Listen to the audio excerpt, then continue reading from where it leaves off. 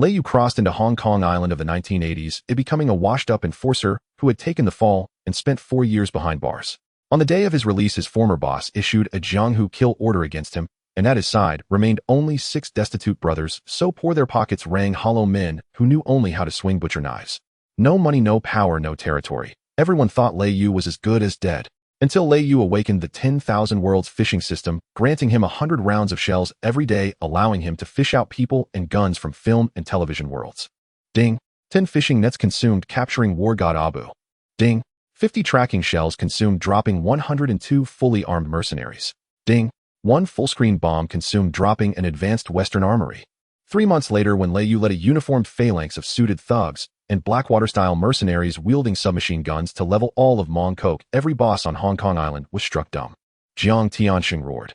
Lei Yu, everyone else is still hacking at each other with watermelon knives. How did you bring in a regular army? A heavy metallic crash harsh enough to set one's teeth on edge suddenly exploded behind him. The iron gate of Stanley Prison, which had devoured the youth of countless men of the Jianghu, slowly closed like the jaws of a giant beast. Outside, a deluge of rain poured down. On Hong Kong Island in the 1980s, the rain always came this suddenly, this unreasonably fat drops hammering down, as if intent on smashing the whole world to pulp. The air was saturated with a blend of cheap cigarette smoke, damp concrete, and rotting grass, a stench that made one irritable with every breath. Lei Yu simply stood there in silence, allowing the icy rain to instantly soak the washed-out blue prison uniform clinging to his body. For years. No more, no less, a full 1,460 days. He lifted his hand and looked at the thick calluses worn into his palm by years of hard labor, a flicker of dazed estrangement glinting in his eyes, out of joint with this era. He was not the Lei Yu of this world. The real Lei Yu, the man hailed within the Hongxing Triad as the fiercest, most formidable double-flower red pole enforcer in 20 years, had been shot through the back of the head in a back-alley gunfight 4 years ago. He himself, a failed web novelist from the 21st century, had been crossing the street while glancing twice too long at his phone, and a red-light-running dump truck had gifted him an all-inclusive package of transmigration, plus taking the blame. When he opened his eyes, he had become the loyal kid who took the murder rap for Triad boss Liang Kuan's sentence straight to 4 years in prison. Loyalty. Lei Yu's lips curled into a self-mocking smile, his voice so soft only he could hear it. In times like these, how much was loyalty worth? He looked around. On the wide road outside the prison gate, aside from the roar of rain, there was not a single sound. Empty, desolate, utterly forlorn. By rights, as a man who had done time for the Triad on the day of his release, there should have been at least a few Mercedes leading the way, dozens of underlings holding black umbrellas, all shouting "Brother You" in unison. Yet now there was not even a ghostly shadow. Human hearts were colder than this autumn storm. Just as he was about to move his feet and leave this accursed place alone, a pair of dim yellow headlights pierced the curtain of rain at the distant corner of the street. A white van so dilapidated it looked ready to fall apart at any moment crawled toward him, coughing and wheezing like an asthmatic old man. The body of the vehicle was mottled with rust and mud, the wipers scraping weakly back and forth, emitting a creaking sound like someone sobbing. At last the antique van screeched to a stop in front of Lei Yu. With a sharp brake, its wheels carved 2 ugly tracks through the standing water. The door was yanked open with a crash. A round, pudgy figure hurriedly jumped out, moving so fast that his left foot buckled on landing, and he almost fell face first into the muddy water. Damn it! He cursed under his breath, ignoring the mud splattered over his trousers as he limped toward Lei Yu, his face quivering with excitement along with his jiggling cheeks. Brother Yu. You're finally out. It was Fatty Chong. As Lei Yu looked at him, images stirred from the depths of his memory. For years ago, he had not been lame and had been the most famous information broker in Mong Kok, running faster than anyone. Right after 5 more figures climbed down from the van, one after another. At their head stood a tall, imposing man with a cold, hard face and an aura that warned strangers away. In his hands, he clutched a long, newspaper-wrapped object with a death grip. This was a guay, once the sharpest blade under Lei Yu's command. Behind him stood a young man, thin as a lamppost. Shigo, his eye sockets sunk in his face, so pale a stiff breeze could have knocked him over. There was also Suan Pan, calculating and shrewd, wearing a cracked pair of glasses, Kwai Dao's eye silent and taciturn, both hands stuffed in his pockets, and the ever-wild Feng Ziming, whose eyes always held a trace of madness. These 6 were the brothers Lei Yu had once trusted most, and also the poorest comrades who had bled with him through life and death battles. Now all of them wore cheap clothes washed to a pallid fade, their bodies covered in scars, their faces marked by the weariness and vicissitudes of lives beaten over and over by reality. Yet the way they looked at Lei Yu was exactly the same. Eyes burning hot, blazing. The slab of ice that had frozen over Lei Yu's heart for 4 long years quietly cracked open. Brother Yu, the rain's heavy out here. Get in the van first. We brothers will give you a proper welcome. Fatty Chong grinned, revealing a mouthful of teeth stained yellow by cigarettes, and yanked the door open with effort. Lei Yu nodded, bent down, and squeezed into the narrow, crowded compartment thick with the smell of sweat. The van let out another pained groan like a dying old ox and lurched back onto the road. Inside, the atmosphere was oppressively strange. The six brothers were crammed together, glancing at one another, but none willing to speak first. Fatty Chong fished out a crumpled pack of Marlboros, shook it for quite a while, before finally producing a single cigarette to offer Lei Yu. "Brother, you have a smoke first." Lei Yu took the cigarette, lit it, and drew in a deep breath. The acrid smoke burned his lungs. He did not look at anyone, just stared at the street scenes racing past the window, his voice unnervingly calm. "Talk. What happened?" Fatty Chong's body went rigid, the smile on his face uglier than a grimace. He stammered, "Nothing, brother, you really. It's just that these past years haven't gone so well for us, and we couldn't pick you up in any business. Don't take it to heart. What happened to a Gue's leg?"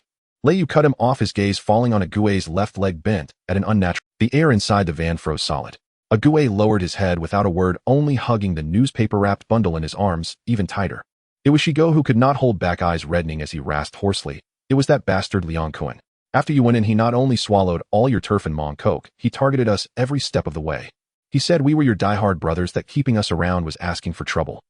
Brother Chong's beef offal stall got smashed up every day. Brother Suan Pan finally found an accounting job, and Liang Kuan ruined that too, a Gue's leg. His leg was broken, snapped in half by that pack of scum under Liang Kuan's command.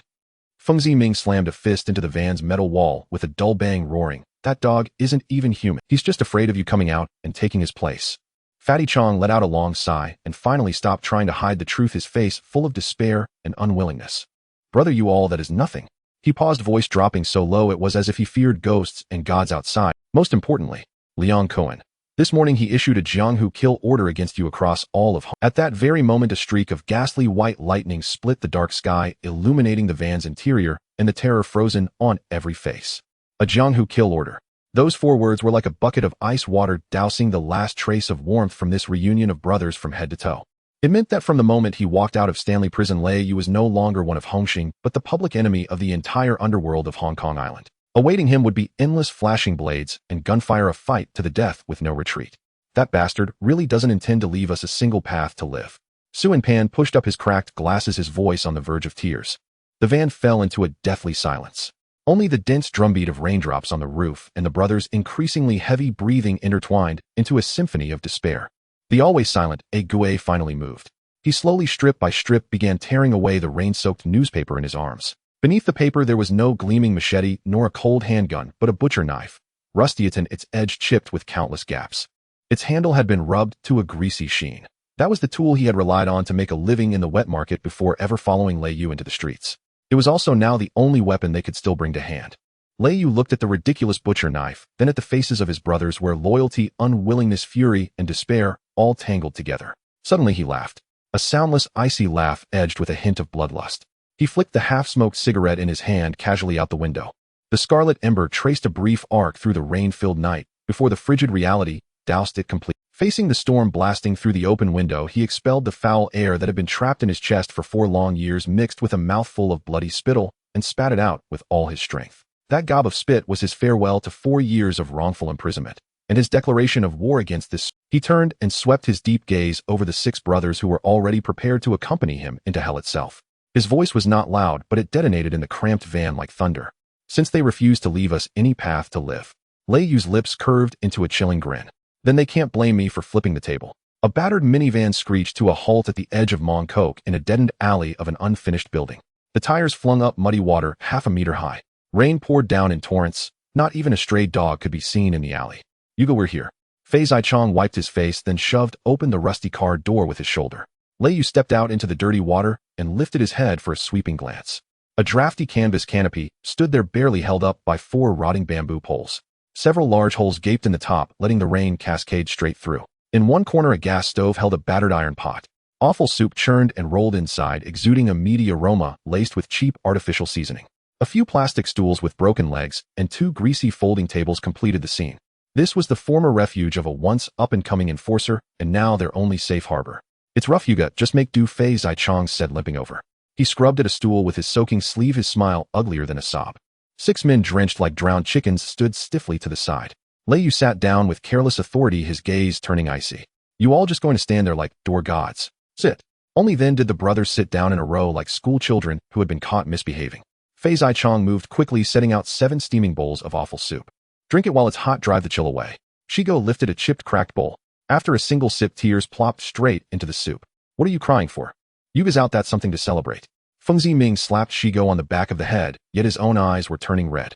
Lei Yu did not touch his bowl. He took out half a crumpled pack of Marlboros, lit one, and drew in a deep drag. Talk, he said, his voice in the rainy night heavy enough to crush. These 4 years, how did you get through them? Suin Pan pushed up his broken glasses, the frame bound with tape. He let out a bitter smile, his voice trembling. Yuga, 2 months after you went in, Big Brother B declared you the traitor of the society. Liang Kuan waved a feather duster like an imperial token and took over all your territories. Ague suddenly clenched his fist on the table, so hard his knuckles turned ghostly white. We refused to accept it and went to look for Big Brother B. We didn't even get past the door before Liang Kuan's men blocked us in a dead-end alley. Ague's voice scraped out like sandpaper carrying the stench of death. Liang Kuan had them use solid iron rods and crush my kneecaps inch by inch. He said there was no bowl of rice in Mong Kok for stray dogs like us. The fingers holding Lei Yu's cigarette paused for a fraction. Ash fell onto the back of his hand, and he acted as though he felt nothing at all. Suddenly Feng Ziming snapped. He yanked open his yellowed shirt. His chest was covered in dense dark red scars, shocking to behold. Last winter, starving, I went to scavenge slop from a restaurant. Liang Kuan forced me to eat every scrap. With every bite, he pressed a lit cigarette into my chest. Feng Ziming stared, eyes bulging like a desperate cornered beast. Yuga, I can't swallow this humiliation. Lei Yu's gaze grew more and more vacant, cold as a slab of ice. Fei Zichong's hands shook as he fumbled a plastic packet from the inner pocket of his undershirt.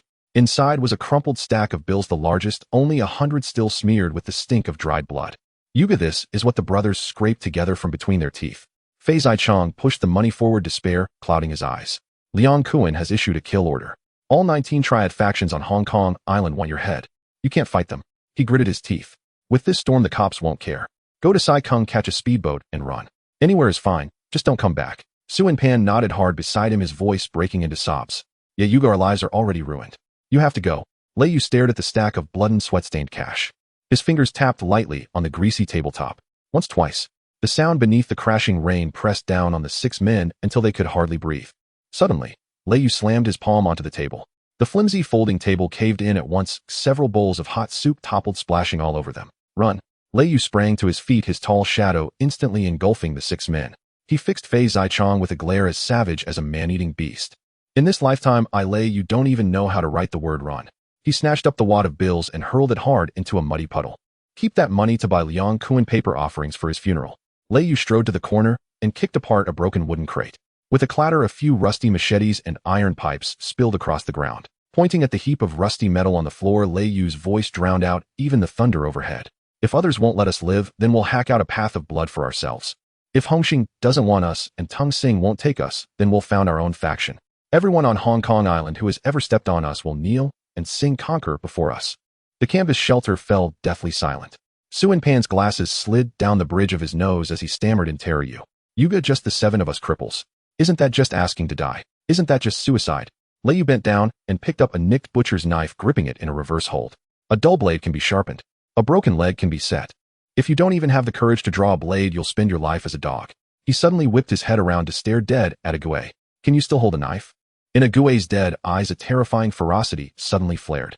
He snatched the knife and brought it down savagely on a wooden stool. With a crack, the stool split clean in two. As long as Yuga gives the word, I'll leave my life here in Mong Kok tonight. Ague roared. Fuck it. If we die, we die. Feng Ziming kicked an empty bowl flying. Shigo grabbed a rusty machete, gritting his teeth. I run fast. I'll block the first bullet for you all. Fei Zichong's eyes reddened. He slapped himself hard across the face. Useless bastard, I really let them beat the blood and backbone out of me. He turned and ladled the last bit of clean, awful soup from the bottom of the pot into 7 battered plastic cups. No good liquor, so we'll use this soup instead. Fei Zichong raised his cup, high veins bulging on the back of his hand. Lei Yu lifted his cup. Ague, Suinpan, and the others all followed suit. 7 injured hands clinked together tightly beneath the dim yellow bulb. Die with Yuga. Found our own faction. The 6 shouted in unison. Lei Yu tilted his head back and drained the scalding, awful soup in one gulp. The heat burned down into his stomach, igniting the madness long suppressed in his bones. At that blood-boiling instant, a cold, emotionless electronic chime rang abruptly in the depths of Lei Yu's mind. Ding. Host faction detected. Activation conditions fulfilled. 10,000 realms fishing system initializing binding. Lei Yu's hand, still clutching the empty cup, froze rigid. His vision warped and a ghostly blue virtual interface suddenly popped into being before him.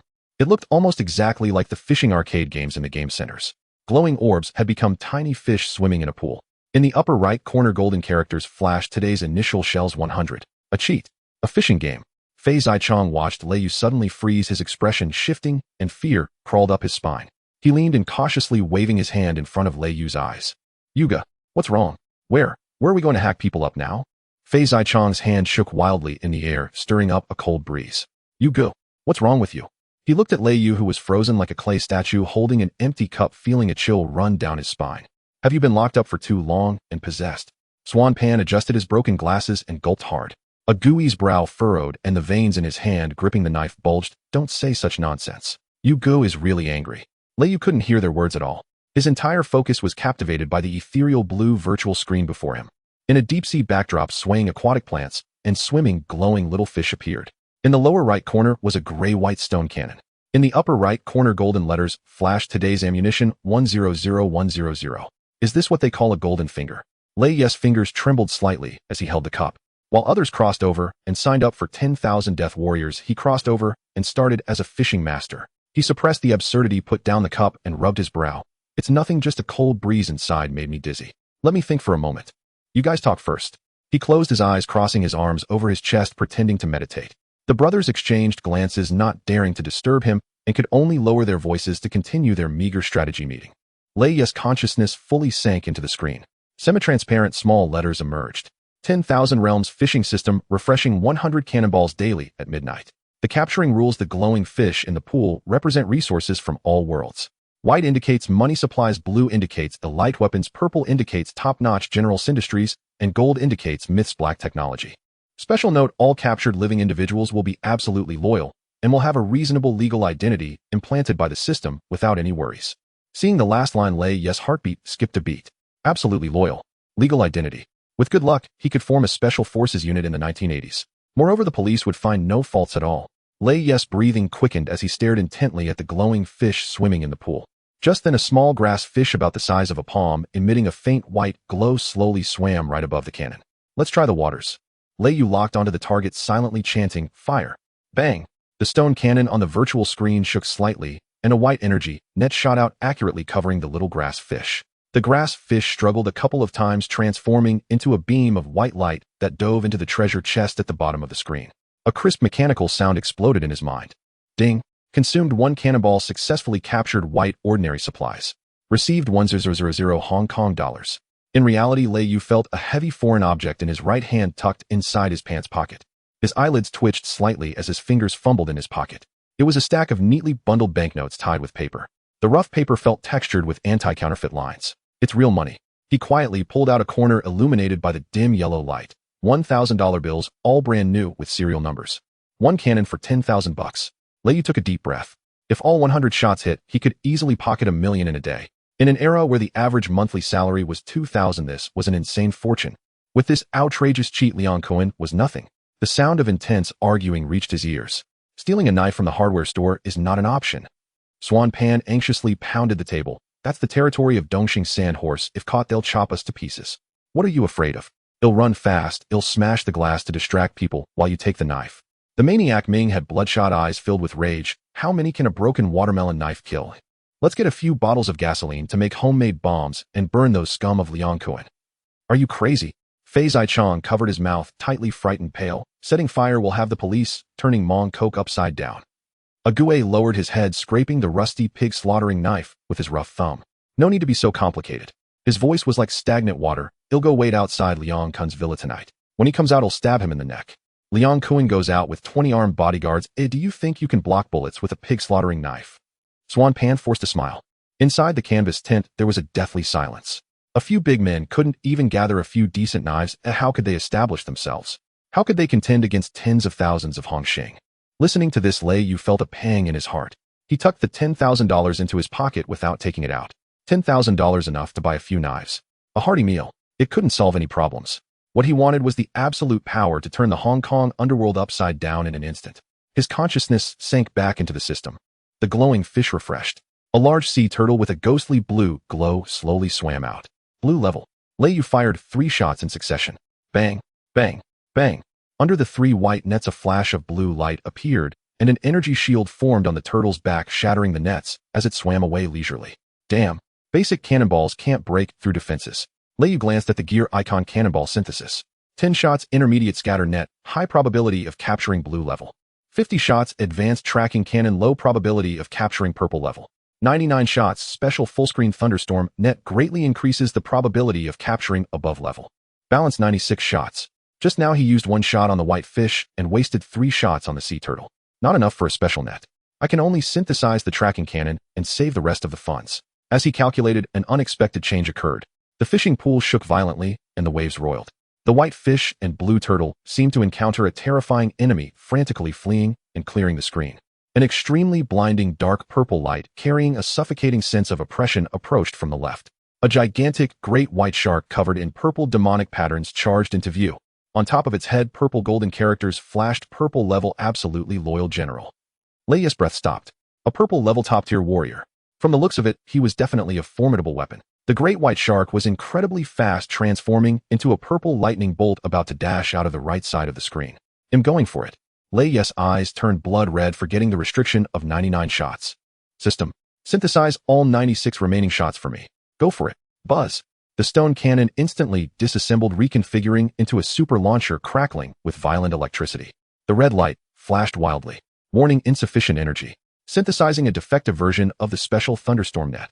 Success rate of capture significantly reduced. The great white shark's tail fin had already entered the edge of the screen, about to escape.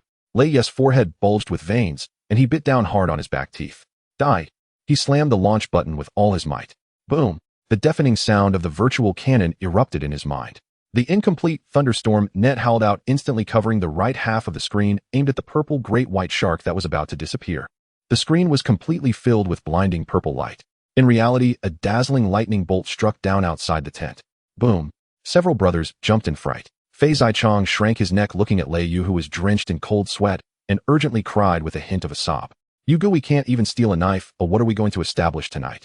Fatty Chong's cries, tinged with despair, sounded especially desolate amidst the thunder. Lei Yu ignored him. In his mind's eye, a fierce battle for survival unfolded in the fishing pond. The tattered thunderstorm net tightly ensnared the purple-toothed shark. The giant shark thrashed wildly, purple light and lightning intertwining chaotically, producing a tooth-grating zzz sound. The torn net's holes were expanding larger and larger, and it seemed on the verge of breaking. Damn it! Hold it! Lei Yu roared frantically in his mind. Ding! The system emitted a crisp explosion.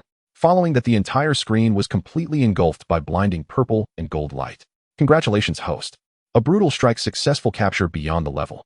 Acquired purple level loyal warrior, War God Abu. Character has loaded a reasonable background, underground boxing champion from Southeast Asia, top mercenary, vowed to follow the host to the death due to past favors. Legal Hong Kong Island documents have been issued. Lei Yu suddenly opened his eyes, gasping for breath, his heart racing wildly. Abu. The one from the movies who single-handedly took down hundreds of elite fighters with just a knife. This was akin to pulling out a nuclear weapon. Before Lei Yu could fully process his overwhelming joy, outside the shed, deep within a deadened alley that even lacked streetlights, the air suddenly rippled like water. This bizarre scene was witnessed by Suen Pan, who had just turned to smoke a cigarette. He pushed up his broken glasses and rubbed his eyes vigorously. "What the hell is that, a ghost?" Suen Pan stammered, pointing towards the alley entrance.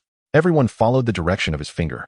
In the torrential rain, an imposing black figure had appeared at some point. The man was wearing a dirty gray trench coat, a hooded cap on his head, and was carrying a heavy old canvas bag.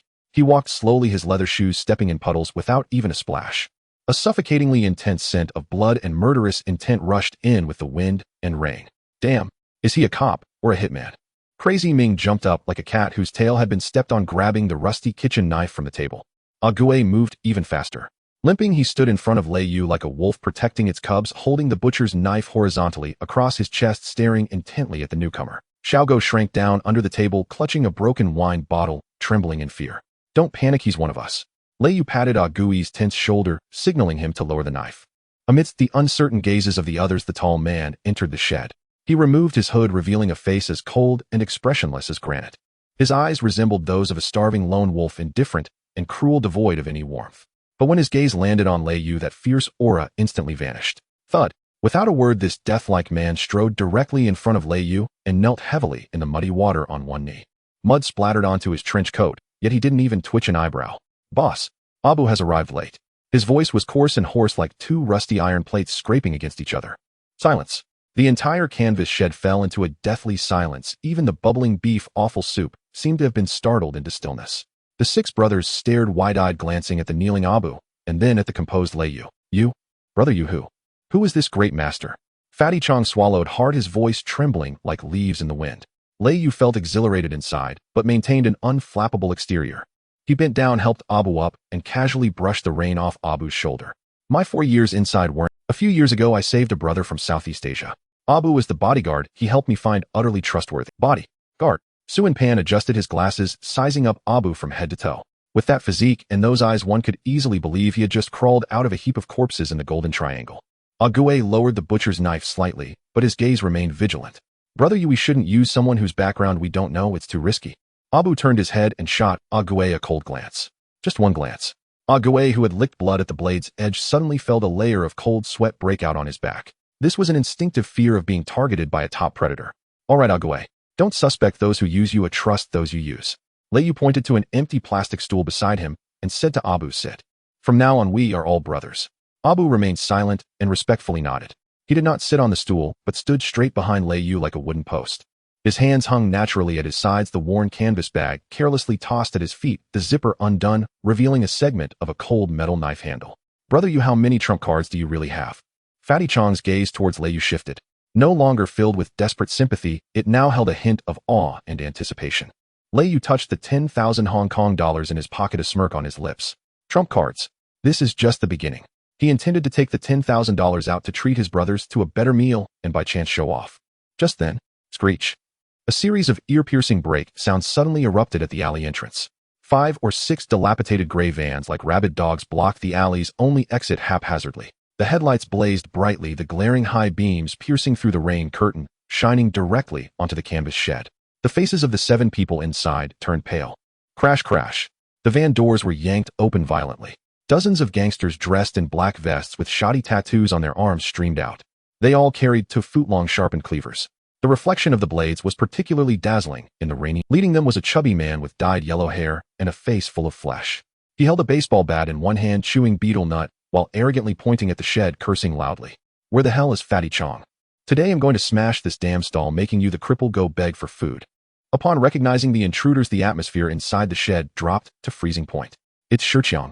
Suin Pan's voice trembled as he took a step back, the #1 lackey of Liang Kuan. Xiaogo peeked out from under the table, scared to the point of crying.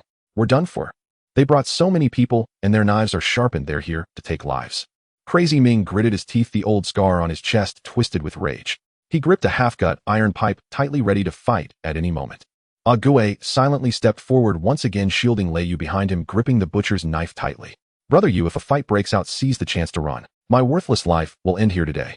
Ague turned his back to Lei Yu, his voice low, as if arranging his last affairs. Lei Yu looked at his brothers, who were as tense as if facing a formidable enemy, then glanced at the dozens of brash ruffians at the alley's entrance. He didn't dodge, nor did he run. He leisurely pulled out a lighter from his pocket and with a flick lit a cigarette for him. The flame cast a red glow on his cold profile. He took a deep drag and exhaled a smoke ring, then turned his head to look at Abu, who had been standing like a wooden post behind him. Abu. Lei Yu's voice was light, yet carried a chilling nonchalance. Some people find our place too cramped and want to help clear it out. What do you think we should do about it? Abu slowly raised his head. A cruel smile, the kind that could only be described as extremely sinister, finally stretched across his granite-like face. He did not bend down to pick up the canvas bag containing the military knife by his feet. Instead, he casually loosened the collar of his gray trench coat, twisting his neck, producing a series of crackling bone sounds. Boss. Abu's voice rang unusually clear amidst the wind and rain. Just a bunch of useless trash with iron scraps. He pointed at the dozens of dark figures at the alley's entrance, his gaze contemptuous, as if looking at a pile of corpses. Give me 30 seconds, and I'll have them all lying down to report back to you. Where the hell did Fat Guy Chong go? Sha Chong's grating voice echoed painfully through the torrential rain. He stormed into the dilapidated alley, dragging a baseball bat through the water, leaving a murky trail behind. The door of the van swung open with a clang. Over 40 gangsters in black vests quickly surrounded the canvas tent, like a pack of hyenas catching a whiff of prey. The gleaming watermelon knife reflected a pale, chilling light under the high beams. This setup clearly indicated that they had no intention of leaving any survivors. Fat Guy Chong stepped back in fear, tripping over a plastic stool and nearly falling flat on his face. Chong. Brother Chong, didn't we just pay this month's protection fee? He forced a smile that was uglier than crying. Screw you. Without another word, Sha Chong swung his baseball bat. Bang. The big iron pot, which had been simmering all night, was knocked over with a heavy crash. Scalding beef offal soup splattered everywhere, and thick white steam hissed up. A few chunks of rotten beef lung hit Fat Guy Chong's foot, burning him and causing him to gasp, yet he gritted his teeth and remained silent. Sha Chong spat out the beetle nut residue in his mouth and poked Fat Guy Chong's bald head with his bat. Brother Kowloon said, "No more beef offal stalls in Mong Kok. I find it annoying." As soon as he finished speaking, Sha Chong's gaze shifted past Fat Guy Chong. He immediately spotted the man seated at the table dressed in a blue and white prison uniform. Sha Chong was momentarily taken aback, then exaggeratedly widened his eyes, his lips twisting into a grin reaching his ears. "Oh, isn't this our once mighty Shuanghua Hongkouan brother you?" He deliberately dragged out the last syllable, his tone dripping with sarcasm. The dozens of younger brothers behind him erupted into a raucous laughter, the sound sharp and grating. "What's up? Just back from Chai Wan for training." Sha Chong tapped his baseball bat on the table, causing the plastic cup to bounce wildly. "Can't even afford a change of clothes." Sha Chong bent down, his face full of mockery. "Should I ask the brothers to gather some money to buy you a pair of underwear?" Agui's eyes instantly turned bloodshot red like a furious bull. He stepped forward, suddenly pointing the slaughter knife directly at Sha Chong's nose. "Sha Chong, you dare to talk back again? I'll chop you up." Agui's voice rasped like sandpaper, carrying a deadly ferocity. "With you? A dead cripple?" Sha Chong didn't take Agui seriously at all, casually pushing the slaughter knife aside with his bat. "For years ago you had a knife, I might have been a bit afraid of you." Sha Chong scoffed. "Now you can't even stand straight, what are you going to use to chop me?" The madman Ming trembled with rage, the scar on his chest made more grotesque by the rain. He picked up a half section of iron pipe and roared as he charged forward. "I'll fuck your grandma. Today it's either you die or I die." The madman Ming looked like a true madman, his eyes nearly popping out. Xiaogo also got anxious, grabbing an empty wine bottle and smashing it against the corner of the table. Crack! The sharp glass shards targeted the crowd outside. Swan Pan and Kwai Dao also showed no signs of retreat, each grabbing their weapons. 6 scarred men stood firmly in front of Lei Yu, with not one of them taking a step back. "You really have some loyalty." Sha Chong's jowls shook as his gaze turned ferocious. He took a step back and raised the baseball bat in his hand. "Listen up. Brother Kowloon has ordered that Lei Yu is a traitor to the gang, and today we need to clean house in Mong Kok." Sha Chong arrogantly pointed at Lei Yu's nose. "Lei Yu, don't say I don't have any feelings for the past.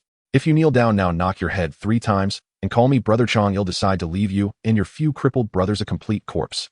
The gangsters outside immediately echoed the call. "Kneel. Knock your head. Knock louder. If you miss one, we'll chop off a finger today." Thunder rolled. The canvas tent swayed precariously in the wind and rain, as if it would be devoured by this gang of thugs at any moment. Agui ground his teeth, turning to stare at Lei Yu, his voice piercing. "Brother Yu, you go. Well, hold them off." "Yes. Brother Yu, hurry up and leave, there's still a chance." Fat Guy Chong also shouted with red eyes. They were already prepared to be hacked to death by countless knives. Facing dozens of glinting blades, facing Sha Chong's arrogant taunts, Lei Yu didn't even flinch. He remained seated on the broken plastic stool, as steady as if he were on a throne in a He didn't even look at Sha Chong. Instead, he leisurely picked up an old teacup that hadn't been splashed by the hot soup. He took the plastic thermos beside him and poured himself a cup of hot water. The water flowed into the teacup with a soft sound. In this tense dead, the sound of pouring water seemed eerily out of place. Lei Yu lifted the teacup, blowing away the steam on the surface, and took a gentle sip. Agui put down the knife. Lei Yu's voice was not loud, but exceptionally clear. Agui was stunned, anxiously stomping his feet. "Brother Yu, am I not making sense?" Lei Yu raised his eyelids and cast him a faint glance.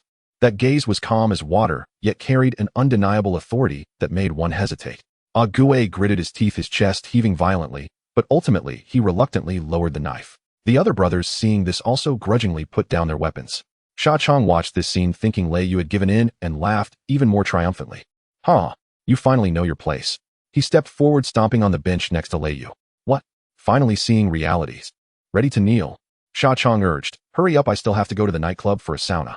Only then did Lei Yu slowly turn his head. He looked at Sha Chong, whose face was bulging and filled with blubber, a cold smile creeping across his lips, as if looking at an idiot. "Sha Chong, after so many years you're still just a low-level thug. Do you know why?" "What do you mean?" Sha Chong's face changed, angrily retorting. "What the hell do you mean?" "Because you're not only stupid but also blind, and..."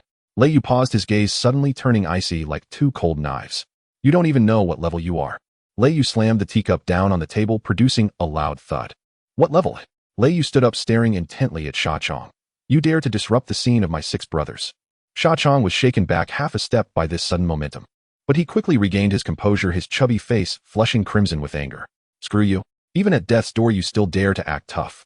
He raised the baseball bat and swung it down hard at Lei Yu's head. "Chop him to death."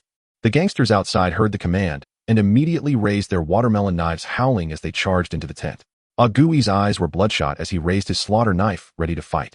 In that critical moment, Lei Yu showed no sign of dodging. He didn't even look at the baseball bat that was about to hit him. He slightly tilted his head, looking at the shadow standing right behind him. There stood a tall man in a gray old Since Sha Chong and his men had appeared, this man had not even changed his breathing rhythm. "Can you handle this?" Lei Yu asked softly. As soon as he finished speaking, bang. Sha Chong's baseball bat, which had been descending with a whistling sound, stopped just 5 centimeters from Lei Yu's head. It stopped abruptly, defying all physical laws. Sha Chong's eyes widened as he tried to push down harder. His face turned red, putting all his strength into it, yet the baseball bat didn't budge. A large, rough hand, its knuckles calloused, firmly gripped the other end of the baseball bat. It was Abu. He had emerged from the shadows and caught this thunderous blow with one hand. His gaze remained as indifferent, as if he were looking at a pile of useless trash. Who the hell are you?" Sha Chong felt an inexplicable chill rising in his heart and instinctively tried to withdraw the baseball bat. But he couldn't pull it back. That hand was like a vice welded to the wooden stick. Abu didn't answer him. He expressionlessly released his grip, allowing the heavy old canvas bag to drop into the mud. Plop. The canvas bag splashed up a puddle of black water. Then Abu raised both hands slowly and methodically, unbuttoning the cuff of his shirt beneath the trench coat. He rolled up his sleeves neatly to above his elbows, revealing 2 arms as solid as if they were intertwined steel rods covered in knife scars and bullet holes. The gangsters outside had already rushed to the edge of the tent. The first 2 with yellow hair raised their watermelon knives and swung down toward Abu's shoulders from either side. Abu didn't even glance at them. He simply lowered his head slightly and twisted his neck left and right. Crack, crack, crack. A series of excruciatingly crisp bone sounds came from his cervical spine, clear against the wind and rain. Lei Yu picked up the teacup again and took a sip of warm water. He knew that the show was about to begin. Abu finished cracking his neck and slowly raised his head. In those eyes, reminiscent of a lone wolf, a bloodthirsty ferocity erupted in an instant. He didn't take a knife. Just barehanded, he stepped out of the tent facing those dozens of glinting watermelon knives. The heavy rain instantly soaked through his trench coat. Abu stared at the gangsters surging toward him like a tidal wave. His thin lips moved slightly, uttering 3 words that were chilling to the bone. 30 seconds. And hardly had the words left his lips when Abu moved. In no earth-shaking roar, no flamboyant opening stance. Nay launched himself forward like a leopard, long coiled in darkness, striking with lethal suddenness. His leather shoes slammed into the muddy water, erupting in a muffled explosion. And before the spray could even fall, his towering frame had already blurred into a gray afterimage, and plowing headlong into the crowd. First in his path were the 2 blonde thugs, swinging cleavers downward. And cut him down, and their faces twisted in savage fury as the heavy blades whistled through the air. Abu did not retreat. He surged forward. In ducking low, he let the cleavers slice mere millimeters above his scalp, shearing off several strands of black hair. The next breath, his hands shot out like venomous serpents, locking unyieldingly onto their wrists. And guided by the momentum of their downward strike, he wrenched them sharply downward. Simultaneously, he raised his knee and drove it upward with brutal force. And thud, thud, and 2 sickening, bone-crunching impacts echoed. And the 2 blondes didn't even have time to scream. Their sternums collapsed inward, and they crumpled to the ground like sacks of rotten grain, while spilled from their mouths. And Abu didn't spare them a glance. And as he released his grip, he seized the cleaver from the right-hand thug's limp hand. At that very moment, a sharp gust of wind slashed across his back. Red-haired Triad enforcer had circled behind him and swung his blade without warning. "And watch your back!" Fat Brother Chong screamed in terror from beneath the tarpaulin shelter. And Abu didn't turn. And stepping back half a pace with his left foot, he pivoted at the waist, and with the cleaver in hand delivered a sweeping, unstoppable horizontal / reverse grip, and thunderously powerful. Clang! And sparks erupted in a blinding shower. At the instant the blades collided, and the red-haired thug's cleaver was violently knocked from his grasp. His palms split, open, blood gushing forth. Abu's motion never faltered, and the blade spun back on its arc, and its heavy steel back crashed across the thug's cheekbone with a sharp, sickening crack. The thug's jaw dislocated with a sickening pop, several bloody molars sprayed from his mouth alongside the rainwater, and he flew backward like a discarded sack of rags. Too fast, too ruthless. And from the moment Abu charged forward, barely 3 seconds had elapsed, and yet 3 men already lay broken and incapacitated. And Sha Chong, still standing beneath the tarp, still held his baseball bat aloft. The arrogance hadn't yet faded from his face, but his eyes bulged outward like those of a freshly caught fish. And what kind of monster is this? Sha Chong swallowed hard, his knees trembling uncontrollably. And the Triad enforcers in the alley froze mid-advance, stunned into hesitation by the sheer ferocity of his assault. "What are we afraid of? He's just one man." And someone shouted from the crowd, "All together, cut him down." And dozens rallied their courage once more and surged forward, knives raised, howling like rabid dogs. Abu's gaze remained ice-cold, a cruel predatory curve lifted the corner of his mouth. In he casually discarded the cleaver, its edge now hopelessly nicked and bent from the immense force of his earlier strike. Catch! As Abu released the blade, Ngui, whose eyes had been locked on the fight, let out a guttural roar. And with all his strength, he hurled his rusted pig-slaughtering knife straight toward Abu. Without turning, Abu snatched the hilt from midair with flawless precision. And the weight was substantial, the handle slick with grease, the blade pitted and corroded, yet far thicker, far deadlier than any cleaver. It was a weapon forged for slaughter. And with the pig-slaughtering knife in hand, Abu's presence transformed once more. And if before he'd been a wild beast, now he stood as a true god of carnage. Kill him. And 7 or 8 enforcers rushed him in a semicircular formation, hacking wildly from all sides. And there was no room left to dodge. Abu drew a deep breath, and every muscle in his body tensed like coiled steel. Knee's trench coat billowed violently, stretched taut by the surge of power beneath. Clang, clatter, clink. And the metallic din rang out in rapid succession like rain hammering against bamboo leaves. In swinging the pig-slaughtering knife, Abu moved with surgical economy. Each parry, each strike calibrated with the cold precision of a machine. This was no street brawl. It was battlefield lethality, honed in the charnel pits of war, stripped of all artifice, distilled to pure fatal efficiency. None deft parry shattered a three-pronged cleaver assault, the knife's blunt edge then smashed a collarbone in the same fluid motion. Then, a vicious side kick sent another thug flying 3 meters backward, slamming into the men behind him and toppling them like dominoes. And my hand. My legs broken. And screams and wails rose in waves throughout the deadened alley, mingling with the coppery tang of blood and the damp stench of rain, nauseating, suffocating. Abu moved through the mob like an unrelenting meat grinder. In his hands, the pig-slaughtering knife was more terrifying than any machine. Colder, sharper, infinitely more precise. Chop, thrust, pierce, parry. In each technique targeted vital weak points, joints, wrists, knees, throats. And thus he spared their lives using only the flat of the blade. He hadn't killed a single soul, yet the devastation he wrought surpassed murder and horror. And the ground was littered with broken limbs, writhing figures clutching shattered bones. Holy! Inshigo crouched beneath a table, his hands shaking so badly he could no longer grip the broken wine bottle. Enfeng Ziming's iron pipe clattered to the ground, and he forgot to pick it up. His eyes remained fixed wide with awe on that gray figure moving through the chaos, as if walking through empty air. Suinpan's glasses had slid completely down to his chin. His mouth hung open, the intricate mental abacus inside his skull had utterly crashed. N1 versus 48. Is this a real fight, or a scene from a movie? Suinpan murmured to himself. Ngui clenched his fists until his knuckles turned white, his entire body trembling not with fear, but with overwhelming ecstatic exhilaration. And now he understood why Abu's earlier glance had chilled him to the marrow, because it was the gaze of death itself. Enlei remained seated, pouring himself another cup of warm water. And gazing at the alley outside, its stagnant puddles now stained crimson, he smiled satisfied. The fishing system had not deceived him. Not a single battered thunderweb net had reeled in a true killing machine. And this haul was beyond profitable. 30 seconds, not a second more, not a second less. And when Abu finally stilled in, 48 Triad enforcers who moments earlier had swaggered with arrogant menace, now lay sprawled in the mud, groaning and writhing.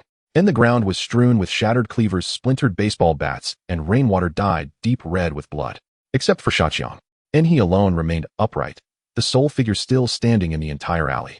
And not because of courage, but because terror had paralyzed him utterly. His legs shook like reeds in a storm, frozen in place. Clatter! And Shaqiang's baseball bat slipped from his numb fingers and struck the ground. And staring at Abu's slow, deliberate advance, he saw not a man, but a demon risen from hell. Don't come near me. And Shaqiang stumbled backward in panic, then slipped crashing down onto his backside in the filthy sludge. Foul muck splattered over him, yet he felt nothing, only the frantic animal urge to crawl away. I'm Brother Liang Quan's man. If you touch me, the Hung Hing will never let you live. In desperate, he invoked his most powerful patron in a final futile plea. And Abu halted before him. He looked down, rainwater dripping steadily from his chiseled jawline. And slowly, deliberately, he raised the pig-slaughtering knife, its blade slick with fresh blood. No, don't kill me. And Shaqiang shrieked, his bowels loosening in sheer terror. Na foul, acrid stench spreading between his legs as he urinated uncontrollably. A flicker of disgust crossed Abu's eyes, and he did not swing the blade. And instead, he lifted his heavy military boot and brought it down with crushing force upon Shaqiang's face. Thud! And Shaqiang's skull slammed backward into the mud, thick slurry flooding his mouth and choking him into violent coughs. Abu's boot pressed down like a mountain, immovable, suffocating. And the boss didn't tell me to kill anyone. Ni's voice was colder than glacial ice. He flicked the blood from the knife's blade, didn't glance at Shaqiang beneath his foot, and turned instead toward Lei Yu beneath the tarp. And boss, 30 seconds. Cleanup complete. In beneath the canvas shelter, the six brothers' gazes upon Lei Yu had irrevocably changed. And if before they'd followed him out of despair, now they beheld him with the reverence due a deity. To command such a monster's unwavering loyalty, what exactly had Brother Yu endured during those 4 years behind bars? And Lei Yu set down his teacup and rose. With unhurried grace, he smoothed the creases from his navy blue prison uniform and strode out from beneath the tarp. Ngwe and the others hurried to follow. And Lei Yu stopped beside Abu and gave his shoulder a firm, approving pat. Well done. And then he lowered his gaze to Shaqiang, still pinned beneath Abu's boots, squirming like a dying dog. And Lei Yu slowly knelt. He reached out and gently tapped Shaqiang's mud-smeared, petrified face, knees touch light, almost mocking. Shaqiang, and Lei Yu sighed. And weren't you just demanding I kneel and kowtow? And Shaqiang shook his head frantically, tears mixing with mud as they streamed into his mouth. Brother Yu, I was wrong. I'm blind as a dog. And please, just let me go. Treat me like a fart and release me. And let you go. Lei Yu smiled, a chilling rain-soaked grin. And what was it you said just now? And oh yes. You asked me, do I know my own standing? Lei Yu rose, kicked aside a broken cleaver lying on the ground, and looked down upon Shaqiang, his voice ringing with authority down the length of the deadened alley. And let me tell you now, go back and tell Brother Liang Quan to wash his neck clean, and I, Lei Yu, have returned. And from tomorrow onward, Wong Chuk Street answers to me. Shaqiang scrambled to his feet as if granted divine reprieve, abandoning his dozens of fallen underlings without a second thought. Nan staggered, stumbling toward the bread van parked at the alley's entrance. Run, deliver the message, Ngwe roared after his retreating back, hurling the pig-slaughtering knife to the ground with a resonant clang. And Lei Yu inhaled deeply, a cold iron-laced breath thick with the scent of blood. Exhilarating. In 4 years of pent-up fury, finally vented just the first breath of it. But it wasn't enough. And to rise as a dragon head wasn't about winning one fight. It required men, money, and guns. And he turned to his brothers and barked in, Fat Brother Chong, pack up the stall. We're relocating. Relocating. Fat Brother Chong blinked, startled. Brother Yu, where to? Lei Yu fingered the $10,000 in his pocket and flashed a fierce, burning smile. First get the brothers cleaned up, shower change into fresh clothes. And he glanced at Abu. Then find a secure location and prepare to collect payment. Collect payment. Suan Pan adjusted his glasses. What payment? Lei Yu lit a cigarette and lifted his gaze toward the unbroken blackness of the rain-soaked night. In his mind's eye, the fishing system interface flared to life once more. The munitions vault glowing with 96 fully loaded shells ready to unleash their devastating might. Payment sufficient to upgrade our weapons and buy our way into power. In Causeway Bay, at the upscale bathing center of the Golden Dynasty, outside the rain poured heavily, yet inside the supreme VIP suite on the top floor, it felt as warm as spring. The air was thick with the pungent aroma of high-end cigars mixed with expensive essential oils. Ouch, harder. Haven't you eaten? Liang Kuan lay on the luxurious massage bed, comfortably humming. His signature, messy, dull yellow hair sprawled across the pillow. His voice, raspy like that of a duck, was particularly jarring in the quiet suite. 2 scantily clad voluptuous attendants were nervously kneading his shoulders, not daring to breathe loudly. In the corner of the room, a few of his loyal underlings sat on the sofa. On the table, several bottles of opened Ace of Spades champagne stood, ice clinking in the glasses. Brother Kuan, it's really pouring heavily tonight. A loyal underling nicknamed Thin Eyes leaned in, holding a glass of wine, his face full of flattery. With this weather, do you think anything might go wrong? Wrong? What could possibly go wrong? Liang Kuan turned over, pushing the attendant away and sitting up. He took the wine glass, tilted his head back, and took a sip, letting out a long, satisfied sigh. Silly Chong brought over more than 40 people, all armed with sharpened watermelon knives. Liang Kuan pointed at the ceiling, rubbing his thumb and index finger together. Going to chop a few disabled folks plus a washed-up loser just released from prison. You tell me what the hell could go wrong. Thin Eyes quickly laughed, bending forward in agreement. Yes, Brother Kuan is right. That kid Lei Yu was locked up for 4 years. His bones must have rusted by now. He was tough back then, but now he's just a toothless, sick cat. Silly Chong has always been efficient in his work. Calculating the time, they should already have fed those losers to the fish at the bottom of the sea, right? Liang Kuan laughed proudly. Lei Yu, you should take a good look at yourself in the mirror. He took a cigar from a nearby underling, lit it, and took a deep drag. In this day and age, it's all about power and money. Do you think it's still the time when you could wield a broken knife and clear the streets? The dumbest thing you ever did was take the rap for me. Even dumber was that you dared to come out alive. Liang Kuan exhaled a smoke ring, a flash of severity crossing his eyes. In Causeway Bay in Mong Kok, I am the king. Bang. Just as Liang Kuan finished speaking, the solid wooden door with golden edges suddenly burst open violently from the outside. The 2 door panels slammed against the wall, producing a deafening crash. Who the hell is looking for death? Liang Kuan jumped in shock, nearly burning his hand with the cigar, his anger erupting. The underlings in the suite instantly drew their Black Star pistols, pointing them at the door. Outside stood a figure, soaked through, covered in mud and blood, emanating a nauseating stench. The person wobbled on weak legs, barely holding onto the door frame. It was none other than Silly Chong, who had just escaped from a dead end. Kowloon, brother Kowloon. Silly Chong's voice trembled like leaves in a cold wind. He had barely shouted 2 words when with a thud his knees buckled, and he dropped directly onto the suite's expensive carpet. Silly Chong. Thin eyes froze for a moment, then hurried forward. What happened to you? Did you take care of Lei Yu? Hearing the name, Silly Chong shivered violently, as if electrocuted, his eyes bursting with extreme fear. No, it's all over. Brother Kowloon, it's all over. Silly Chong rolled and crawled to the massage bed, clutching Liang Kun's thigh, wailing. All more than 40 brothers we brought are dead in the dead-end alley. Not a single knife remained intact. The room fell silent instantly. Only Silly Chong's cries echoed. Liang Kun was stunned for a few seconds, the flesh on his face twitching violently. What the hell are you talking about? Liang Kun grabbed Silly Chong by the collar, lifting him off the ground, saliva spraying his face. More than 40 people taking on 6 disabled folks, and 1 Lei Yu, and you're telling me they all died? Did you go to chop people, or line up to jump off a building? Really? Brother Kowloon, I'm not lying to you. Silly Chong cried, snot and tears streaming down his face. It wasn't even a fight. Lei Yu? He brought back a monster. A monster? What kind of monster? Thin eyes frowned at the side, thinking Silly Chong was scared out of his mind, losing his sanity. Just a man in a gray trench coat, Lei Yu called him Abu. Silly Chong recalled the 30 seconds of slaughter, his eyes vacant, his body trembling uncontrollably. He didn't even bring a knife. He rushed into the crowd, empty-handed, snatched the slaughter knife from a guay. 30 seconds.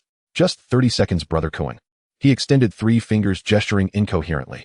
He took one down with every blow. Hand bones, leg bones, jaws. All smashed to pieces. Our watermelon knives couldn't even touch the hem of his clothes. He was simply a god of slaughter. My brothers all went down, blood everywhere. Liang Kun's face turned darker as he listened. He suddenly pushed Silly Chong away, kicking the nearby massage bed hard. With a loud bang, the expensive massage bed was directly overturned. The 2 frightened attendants screamed and huddled in the corner. Damn you, you're just a loop joke.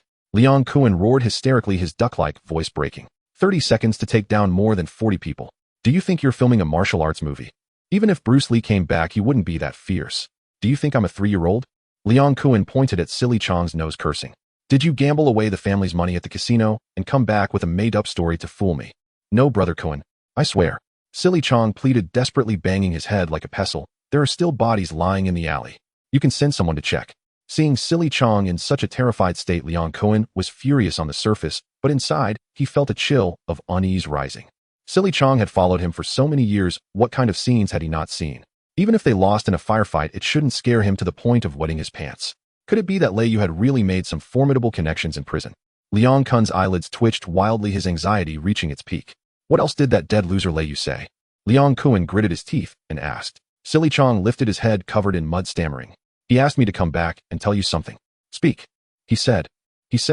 Silly Chong swallowed hard, mimicking Lei Yu's tone from earlier. Though his imitation was poor, it still carried a chilling aura. He said to wash your neck clean. Lei Yu is back. Starting tomorrow, he says that street in Mong Kok is under. Damn. Liang Kun grabbed the half-finished bottle of Ace of Spades champagne on the table and smashed it against the suite's wall. Smash. Glass shards and golden liquid splattered everywhere. Arrogant. So damn arrogant. Liang Kun laughed in anger, his laughter sounding like a night owl. A freshly released death row inmate accompanied by a few disabled folks dares to compete for territory with me. And he dares to say Mong Kok is under his control. Does he think he's Jiang Tianxing? Liang Kun paced irritably in the suite. He would never allow an outdated knife wielder whom he once trampled underfoot to rise again. Thin eyes. Liang Kun suddenly stopped, his eyes cold. Here, Brother Kowloon. Thin eyes stepped forward quickly. Go spread the word on the street. Liang Kun sneered, double the bounty. 5 million. I want Lei Yu and that Abu's heads on a platter. And gather all our brothers on duty in Mong Kok tomorrow. Give each one a short firearm pistol. Liang Kun's eyes glimmered with a mad, killing intent. A martial arts movie, huh? 30 seconds to take down 40 people. I want to see whether his slaughter knife is faster or my bullets are faster. At the same time, in a cheap rental unit in Mong Kok, Lei Yu was lounging on a yellowed sofa, propping up his legs.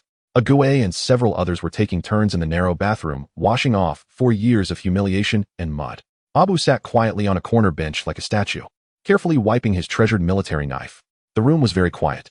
Only the sound of water from the bathroom and the faint sound of Lei Yu's fingers tapping on the sofa. Suddenly, a crisp, mechanical, yet melodious electronic voice exploded in Lei Yu's mind. Ding! Detected that the host has successfully crushed the enemy's first wave of encirclement. System determination, counterattack from a desperate situation, a great victory. Calculating rewards. Congratulations to the host.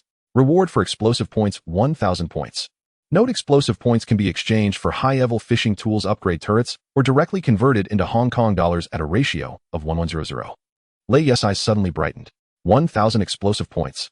If converted to cash, that would be 100,000 Hong Kong dollars. In this era, that's a sum of money that would make any low-level thug envious. But that wasn't even the most thrilling part. Following that, the system's prompt sounded again, the pitch seemingly raised by an octave. Ding. Given that the host has activated the system for the first time and completed a level-up capture, triggering hidden system benefits. Congratulations to the host for receiving a beginner's gold coin gift pack.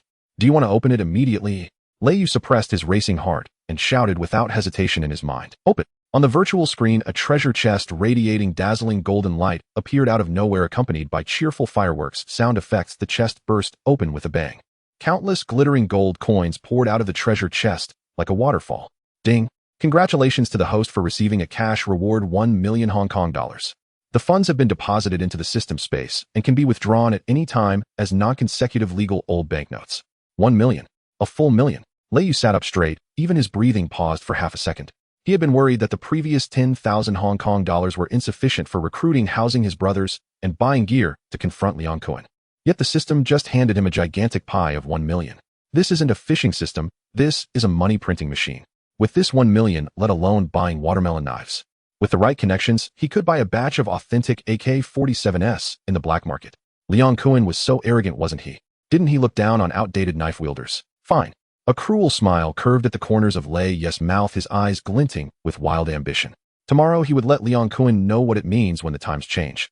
At this moment, the bathroom door creaked open. Fat Boy Chong walked out wearing an old t-shirt that was clearly 2 sizes too small, drying his hair.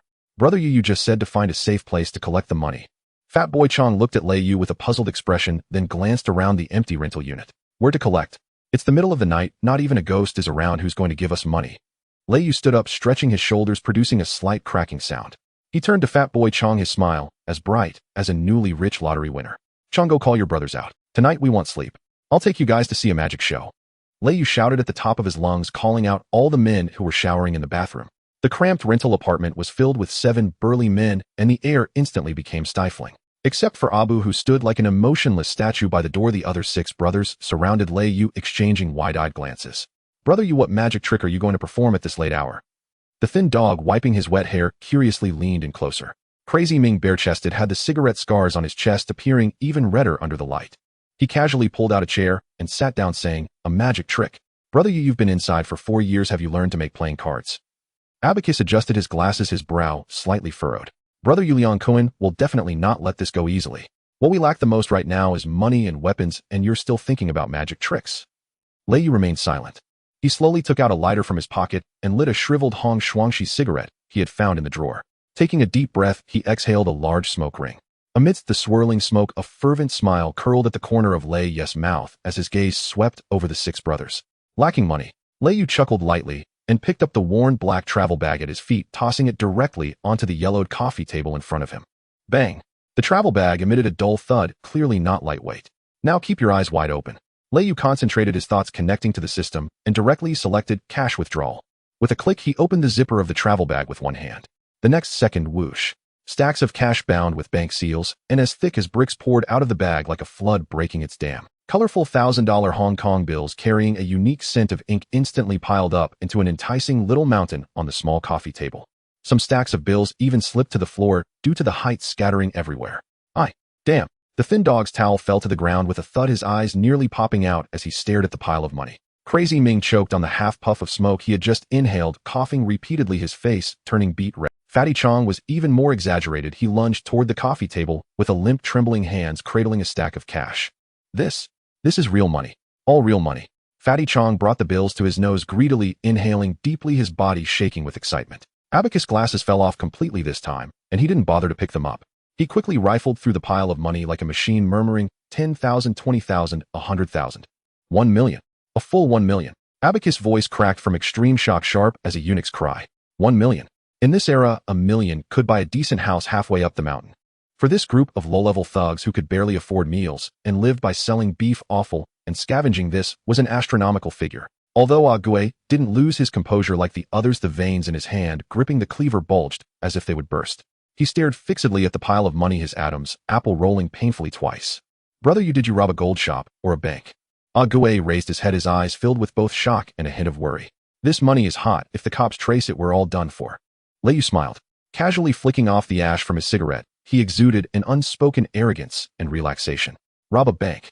Do I still need to do that kind of disgraceful thing? He casually fabricated, I met a big shot in the underworld inside. This is his investment for us to establish. Clean old bills, not consecutive numbers, can't be traced to anyone. Spend freely. Lei patted the mountain of money, exuding a sense of grandeur. Hearing it was clean money, the brothers' breaths became heavier. Lei wasted no time. He grabbed a thick stack of cash from the pile, estimating there was about 100,000, and casually tossed it into Agui's arms. Agui, this 100,000 is yours. Agui was stunned, holding the 100,000 like it was a red-hot iron, feeling at a loss. Without pausing, Lei grabbed another stack and threw it to Fatty Chong. Fatty, this 100,000 is yours. Tomorrow smash your broken beef, awful stall, and follow me to enjoy the good life from now on. Thin Dog, Abacus, Crazy Ming, and Quick Blade, each of you gets 100,000. Lei distributed stacks of 100,000 bills to his brothers, as if handing out flyers. This money is for settling down. Lei looked over the 6 brothers, his expression gradually turning serious. In these 4 years you've borne too many burdens for me and suffered too much hardship. I am not an ungrateful person. Since I said I would establish a footing, I will never let my brothers live that kind of life again, worse than dogs. Holding 100,000 in his hands, feeling its heavy weight, the 6 iron-boned men who had rolled through blood and tears in the shadows instantly had red eyes. The Thin Dog couldn't hold back any longer. He cried out, kneeling on the ground, clutching the 100,000 tightly, crying like a child.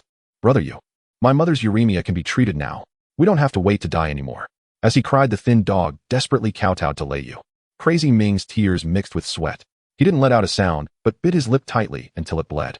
He pressed the money against the cigarette scars on his chest, as if the money could heal all his wounds and humiliations. Fatty Chong wiped his tears and limped in front of Lei, bowing deeply. Brother, my life from now on belongs. You tell me to go east, I will never go west. Abacus adjusted his glasses, silently tucking the money into his pocket, taking a deep breath. Brother, my life also belongs to you. Wherever you point, I will strike. If I miscalculate even a single account, I will chop off my head to use as your chamber pot. Agui looked at Lei, saying nothing. He merely quietly sheathed the cleaver at his back, secured the money, and then stood straight behind Lei like Abu. This was his way of expressing loyalty. Lei looked at his brothers, whose eyes were now red, feeling a wave of emotion. This was the underworld of the 1980s. Brotherhood and money have never conflicted.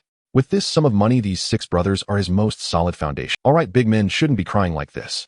Lei threw the remaining half of his low-quality cigarette on the ground and stomped it out with his leather shoe. He took out a high-end cigar he didn't know when he bought it, leisurely cut it open and lit it. The rich aroma of the cigar instantly dispelled the musty smell in the rental apartment. Taking a deep puff and exhaling a thick cloud of smoke, Lei's eyes were sharp as a sword drawn from its sheath, aiming straight at the dark, rainy night outside the window. The money has been distributed. Tomorrow morning, all of you go get yourselves a new outfit. Buy the best suits, the most expensive Rolex watches. Throw away those tattered beggar clothes. Lei turned around, looking at the brothers, who were gradually stopping their tears, the curve of his mouth becoming colder and more fervent. Since we're going to establish a footing, we need to look like a big brother. Tonight, everyone get a good night's sleep. Tomorrow. Lei's finger holding the cigar pointed towards the direction of Causeway Bay. We're going back to Mong Kok. Let Leon Cohen know what it means to be a fierce dragon crossing the river. In the corner, Abu watched the spirited Lei, a peculiar gleam flashing in his eyes. Boss, do you want me to scout the area first? Abu's hoarse voice echoed in the room, carrying an unabashed, no need. Lei held the cigar in his mouth and waved his hand. Tomorrow we will boldly return. The next day, night fell. In Mong Kok on Portland Street, this street is the most chaotic place on the entire island. As night arrives, the neon lights begin to flicker wildly, and the air is filled with the scents of hormones, alcohol, and cheap perfume. On the street, groups of triads dressed in floral shirts with dragon and tiger tattoos on their arms can be seen everywhere. They huddle in groups, either squatting by the roadside smoking or leaning against the entrance of the dance hall, whistling at passing beauties. The order of the entire street is chaotic yet self-contained. At that moment, 7 men in brand new pure black suits entered the bustling yet decadent street, like 7 bolts of black lightning coldly striding forward. Leading them is Lei. Today he is dressed in a well-tailored Italian handmade suit without a tie, with the shirt collar casually unbuttoned. With an expensive Cuban cigar clamped in his mouth and his hair slicked back, he is no longer the down-and-out Blade Runner in prison clothes. Instead, he has transformed back into the war god of Hongxing from 4 years ago, exuding an overwhelming aura and a disdainful gaze. Behind him, 6 brothers are also dressed in suits. Fatty Chong has specifically gone to the barber for a crew cut and is wearing a shiny gold Rolex. Although he limps, he walks with a swagger like a newly wealthy man. Gue has hidden his butcher's knife in the lining of his suit, with only a greasy handle exposed. His expression remains indifferent, but the deadness in his eyes has been replaced by a suppressed battle intent. Xiao Go Swan Pan Kuai Dao Zai and Feng Ziming all seem to have undergone a transformation. The saying clothes make the man is undoubtedly true. Yesterday they were just a few remnants, but today they have become a formidable gang in suits. Following closely is Abu, still wearing that old gray trench coat. He moves like the most loyal shadow, blending into the night, yet exuding the most dangerous aura. This group stands in stark contrast to the Triads in floral shirts around them. Wherever they pass, the originally noisy street becomes eerily quiet. All eyes are drawn to these seven Damn, where did these guys come from? Dressed so well, trying to show off on our Portland street. A yellow-haired guy squatting by the roadside spat disdainfully. His companion quickly nudged him with his elbow, lowering his voice. Watch your mouth. Look closely, that guy in front seems to be Lei Yu from 4 years ago. Lei Yu? That fool who took the blame for Brother Cohen and went in to eat royal rations. The yellow-haired guy was taken aback and then burst into laughter. He just got released yesterday. Where did he get the money to dress so well? It must be rented. A washed-up big shot daring to come back so arrogantly. Doesn't he fear for his life? The discussions grew louder. Lei Yu remained unfazed. His gaze was firmly locked on the most dazzlingly lit and luxuriously decorated nightclub at the end of the street. Dihao Nightclub. For years ago, this nightclub and Portland Street both belonged to the Lei family. Now they belong to the Liang family. Brother Yu, this is the place. Fatty Chong pointed at the huge neon sign, gritting his teeth. We were ambushed. The doorman back then was saying, Biao, that bastard broke 3 of my ribs. Lei Yu took a deep drag on his cigar. Today I will dismantle his bones one by one. He tossed aside the cigar, extinguishing it with the tip of his shiny leather shoe. Let's go, time to collect debts. The 7 in black suits and 1 in gray coat headed straight for the entrance of Dihao Nightclub. At the entrance stood 4 burly men in black vests, each holding a walkie-talkie. Seeing Lei Yu and his group approach, they immediately raised their hands to block them. Stop. Who are you? The leader, a scar-faced man, sized up Lei Yu with a hostile gaze. We're here to spend money. Looking at you guys, you don't seem like customers, but rather like troublemakers. The scar-faced man sneered. Brother Sang Biao is having a party inside today. No outside guests. Scram. Scram. Lei Yu chuckled. He turned his head to look at Abu behind him. Abu, teach him how to speak to the boss. Abu stepped forward. You motherf. The scar-faced man was about to curse when Abu suddenly moved. Extremely fast. All the scar-faced man saw was a gray shadow flash before his eyes. Immediately after, an irresistible force kicked him hard in the stomach. Bang! A dull thud. The scar-faced man's hefty frame of 180 pounds flew backward as if hit by a speeding truck. He flew through the air, tracing an exaggerated parabolic arc. Crash! He crashed through the nightclub's heavy tempered glass door, flew into the hall, and smashed violently into a liquor cabinet filled with expensive foreign wines several meters away. Expensive bottles shattered like dominoes. Red and yellow liquids mixed with shards of glass drenched the scar-faced man. He didn't even let out a grunt and passed out on the spot. The remaining 3 doormen were completely stunned, still holding their blocking poses with mouths agape. Abu retracted his foot and emotionlessly patted the non-existent dust off his trench coat, as if he had just kicked away a stone in the way. Lei Yu stepped forward, stepping on the glass shards, and was the first to enter the nightclub hall. 6 brothers followed. The deafening disco music in the hall abruptly stopped. The men and women in the dance floor, who were wildly shaking their bodies, all halted in their tracks. Dozens of princesses and flunkies who were accompanying drinks stared in horror at this group of unexpected guests, as if they had been enchanted. In the center of the hall, at a VIP booth, a burly man with a tiger tattoo on his chest was drinking with 2 beauties in his arms. He is Sang Biao, the current doorman of this street. Damn it. Which blind fool dares to crash my party? Sang Biao pushed the women in his arms away, grabbed an empty bottle from the table, and stood up angrily. His dozen or so top henchmen also took up their weapons and surrounded him. Sang Biao squinted and finally recognized the intruders. When his gaze fell on Lei Yu, the anger on his face instantly turned to shock, then to extreme disdain. I thought who it was. Turns out it's you, Lei Yu, the washed-up old fool. Sang Biao burst into laughter, doubling over. What? Didn't eat enough royal rations in jail, now you want to come here for a meal? Sang Biao pointed the bottle at Lei Yu's nose arrogantly, saying, considering we went through 1 fight back, then you can crawl through my legs and bark like a dog 3 times, and I might give you a bowl of rice. How about that? Lei Yu ignored his taunts and walked straight to the most luxurious leather sofa in the hall, sitting down with a thud. His demeanor oozed calmness and dominance. Remy Martin. Lei Yu snapped his fingers and said to the trembling waiter beside him, bring me the best bottle. The waiter didn't dare move, terrified while looking at Sang Biao. Get your mother. Kill these fools for me. Sang Biao roared, raising the bottle and charging forward. Seeking death. Feng Ziming had been waiting for this moment. He roared and pulled out a gleaming steel pipe from inside his suit. He was the first one to charge in. Fuck him. Fatty Chong, Xiao Go, and the others also pulled out their weapons. Butcher knives, watermelon knives, iron chains. The humiliation and anger from 4 years erupted at this moment. A chaotic fight instantly broke out in the center of the hall. Gui had a clear target. Limping, he charged straight at Sang Biao like a fierce tiger. Feng Ziming went wild like a madman, swinging the steel pipe and smashing anyone in his path. Though Fatty Chong had difficulty moving, he was hefty and strong. He picked up a chair and swung it like a windmill, sweeping across a wide area. Swan Pan and Kwai Dao Zai coordinated, one using an iron chain to choke, the other using a short knife to finish off. Xiao Go utilized his speed advantage, darting through the crowd and targeting the enemy's lower regions. Lei Yes' 6 brothers, though injured, were all tough fighters who had survived in the underworld. For years in prison didn't dull their bloodlust, rather it filled them with pent-up rage.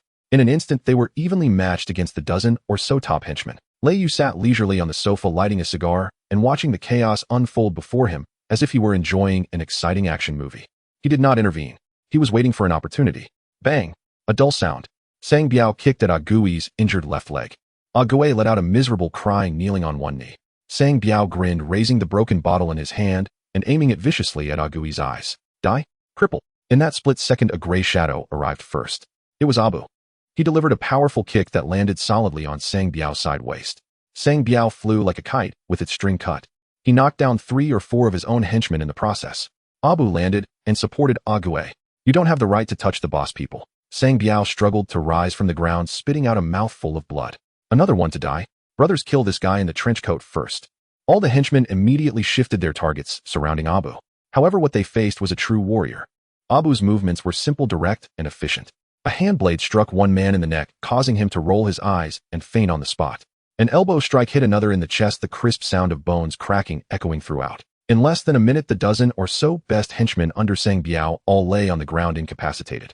The entire nightclub fell into an eerie silence. Only heavy breathing could be heard. Sang Biao stared at the scene, completely dumbfounded. His hand holding the broken bottle began to tremble uncontrollably. Lei Yu exhaled a puff of smoke. The moment had arrived. He slowly stood up, walking step by step towards Sang Biao. The sound of his leather shoes on the floor echoed crisply. Each step felt like treading on Sang Biao's heart. Sang Biao, 4 years ago you broke 3 of my brother's ribs. Lei Yu stood before him, looking down. Today I will dismantle all of your bones. Fair, isn't it? Sang Biao, terrified, backed away, repeatedly shouting in a threatening tone, Lei Yu, don't get reckless. This is Brother Kun's territory. If you touch me, it means you're against Brother Kun. Brother Kun. Lei Yu laughed, his disdain evident. What is he worth? Lei Yu grabbed Sang Biao by the hair and slammed his head hard against the bar. Bang! Sang Biao's nasal bone broke on the spot, blood gushing out. Fatty Chong. Lei Yu shouted. Here. Fatty Chong hopped over excitedly, leaning on one leg. Lei Yu pointed at Sang Biao. How he treated you back, then return it to him tenfold today. Got it. Fatty Chong's eyes sparkled with the thrill of revenge as he picked up a baseball bat off the ground. Opt! A chilling scream echoed through the entire Dihao nightclub. Those who had once bullied Lei Yes brothers now fled in fear, clutching their heads. The 6 brothers charged into the crowd, dragging them out one by one, settling old and new scores together. The entire nightclub descended into chaos. In a corner under the bar, the manager of the nightclub, a middle-aged man in a suit vest, trembled uncontrollably. He shakily pulled out a giant mobile phone from his pocket. After several attempts, he finally dialed a number. As soon as the call connected, the manager shouted into the receiver in a choked voice. Mr. Jiang. Mr. Jiang. Something big has happened. That Lei Yu is on Hong Kong Island at Repulse Bay. In a heavily guarded white villa halfway up the hill, melodious symphonies flowed gently from a $1 million vinyl record player. The air was filled with a blend of top-notch cigars and freshly brewed coffee. A middle-aged man dressed in a white silk robe and wearing gold-rimmed glasses sat with his eyes closed, leaning against a soft leather sofa. His fingers tapped rhythmically on the sofa's armrest, keeping time with the music, exuding an indescribable elegance and composure. He was Jiang Tianxing, the current leader of the Hong Hing Society, a man who ran organized crime operations with the demeanor of a multinational corporation. Sir, a man in a Zhongshan suit with meticulously combed hair hurriedly walked in from outside. He approached the record player and pressed the pause button. The melodious music came to an abrupt halt. Jiang Tianxing slowly opened his eyes, his brow slightly furrowing. He disliked being disturbed while enjoying music. Yao Go, what's so urgent? Jiang Tianxing's voice was gentle, revealing no hint of anger or joy. The visitor was Chun Yao, the head steward of the Hong Hing Society, known as White Paper Fan. He managed all the society's accounts and intelligence. Chun Yao adjusted his glasses, his expression grave. Sir, something happened in Mong Kok. Mong Kok. Jiang Tianxing picked up the coffee on the table and took a gentle sip. Is it Liang Kun and the Dongxing gang again getting into a turf war? To him, it was only natural for such a chaotic place like Mong Kok to have some disturbances. No. Chun Yao shook his head, lowering his voice. It's Lei Yu. Chen Yao pronounced the name slowly. Jiang Tiansheng paused slightly with the coffee cup in hand. The atmosphere in the villa instantly became somewhat delicate. Lei Yu, that kid who took the blame for Liang Kuan. Jiang Tiansheng set down the coffee cup, leaning slightly forward as a hint of sharpness finally appeared in his gentle gaze. Didn't he just come out of Stanley prison yesterday? How could he cause trouble so soon? It's more than just trouble. Chen Yao sighed bitterly, pulling out a piece of information that had just been faxed. Just half an hour ago, Lei Yu, along with his few injured brothers and a fierce man who seemingly appeared out of nowhere, stormed into Liang Kun's largest venue on Portland Street, the Emperor nightclub. Sang Biao and a dozen of his elite enforcers were all incapacitated. Chen Yao swallowed hard and added, I heard Sang Biao's limbs were smashed inch by inch with a baseball bat. He's still in the hospital, and it's uncertain if he will survive. After hearing this, Jiang Tiansheng fell silent. His long fingers unconsciously stroked the armrest of the sofa. After a moment, he slowly spoke. I have some impression of Sang Biao. He is one of Liang Kun's best fighters. Lei Yu just came out accompanied by a few beaten soldiers. How could he possibly take down over a dozen of Sang Biao's men? The problem lies with that fierce man. Chen Yao's expression grew even graver. According to the nightclub manager, that person is named Abu. A single person unarmed took down all of Sang Biao's men in less than a minute. Chen Yao adjusted his glasses. His skills are quite extraordinary, resembling a professional assassin. Professional assassin. Jiang Tiansheng's brow furrowed even deeper. Just then the side door of the villa was pushed open. Two young men in black suits walked in. The one in the lead had a calm demeanor, sporting a neat crew cut, his eyes revealing a maturity and loyalty. It was none other than Big Brother B. Following him was a handsome young man with long hair who always displayed a rebellious spirit. He was Big Brother B's most trusted confidant and the most promising new double flower enforcer of the Hung Hing Society, Chen Haonan. Mr. Jiang Yaogu. Big Brother B greeted respectfully. Chen Haonan slightly nodded in response, though his gaze seemed a bit distracted, as if he were uninterested in such high-level meetings. Jiang Tiansheng gestured to the sofa across from him. Abi Haonan, you should listen to. Chen Yao briefly recounted the earlier information. Big Brother B slammed the armrest of the sofa, indignantly stating, Mr. Jiang, this matter cannot be let go. We must send someone to bring him back and deal with him according to family law. Any respect for Hung Hing's rule. Big Brother B slammed the armrest of the sofa, indignantly stating, Mr. Jiang, this matter cannot be let go. We must send someone to bring him back and deal with him according to family law. However, Chen Haonan, who had been silent until now, suddenly chuckled. Brother B, why bother catching him? He's just a washed-up 49er. Does he really warrant such a fuss from us? Chen Haonan pulled out a cigarette, placing it between his lips, exuding an air of arrogance. When he was at his peak in Mong Kok, I hadn't even started my career. Now Chen Haonan and the boss in Causeway Bay, what is he even worth? Give me 100 brothers, and I can go there right now, chop him into pieces, and toss him into Victoria Harbor to feed the fish. Chen Haonan's eyes sparkled with a combatant's fervor. To him, Lei Yu was merely a stumbling block, a filthy and hard obstacle blocking his path to becoming Hung Hing's top enforcer. He must be kicked aside as soon as possible. Haonan, don't be impulsive. Big Brother B frowned and admonished. Jiang Tiansheng, however, waved his hand, signaling Big Brother B to remain calm. His gaze fell on Chen Haonan, his eyes deep. Haonan, I know you are a skilled fighter. However, fighting also requires. Jiang Tiansheng analyzed slowly. Lei Yu spent 4 years in prison. Upon his release, instead of hiding away to avoid trouble, he immediately went to smash Liang Kun's territory. What do you think he relied on? Chen Haonan was taken aback, pursing his lips. He relied on his recklessness. What could a washed-up loser possibly rely on? No, Jiang Tiansheng shook his head, akin to a patient teacher. What he relies on is confidence. Where does a broke ex-con get the money to dress himself and his brothers in Italian suits worth tens of thousands? How could an unnamed bodyguard possess the strength to take down over a dozen of Sang Biao's men in a minute? Jiang Tiansheng clasped his fingers on his knees, his eyes sparkling with the cunning of an old fox. There must be something behind this that we do not know. Either Lei Yu has connected with some formidable figure while in prison, or there's another faction trying to use Lei Yu as a knife to disrupt our Hung Hing from the inside. Jiang Tiansheng gazed out the window, his expression deepening. Liang Kuan is greedy and lustful, and he acts without brains. It's only a matter of time before he encounters. Let him first go and fight with Lei Yu. We can sit back and watch the tiger fight, observing what kind of hidden monsters and ghosts Lei Yu is behind him. After hearing this, Big Brother B and Chen Haonan both fell silent.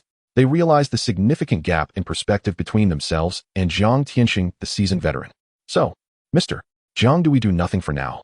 Big Brother B asked somewhat reluctantly. Of course. Jiang Tiansheng smiled slightly. Yao go tell Liang Kuan that the society supports him in cleaning up his territory.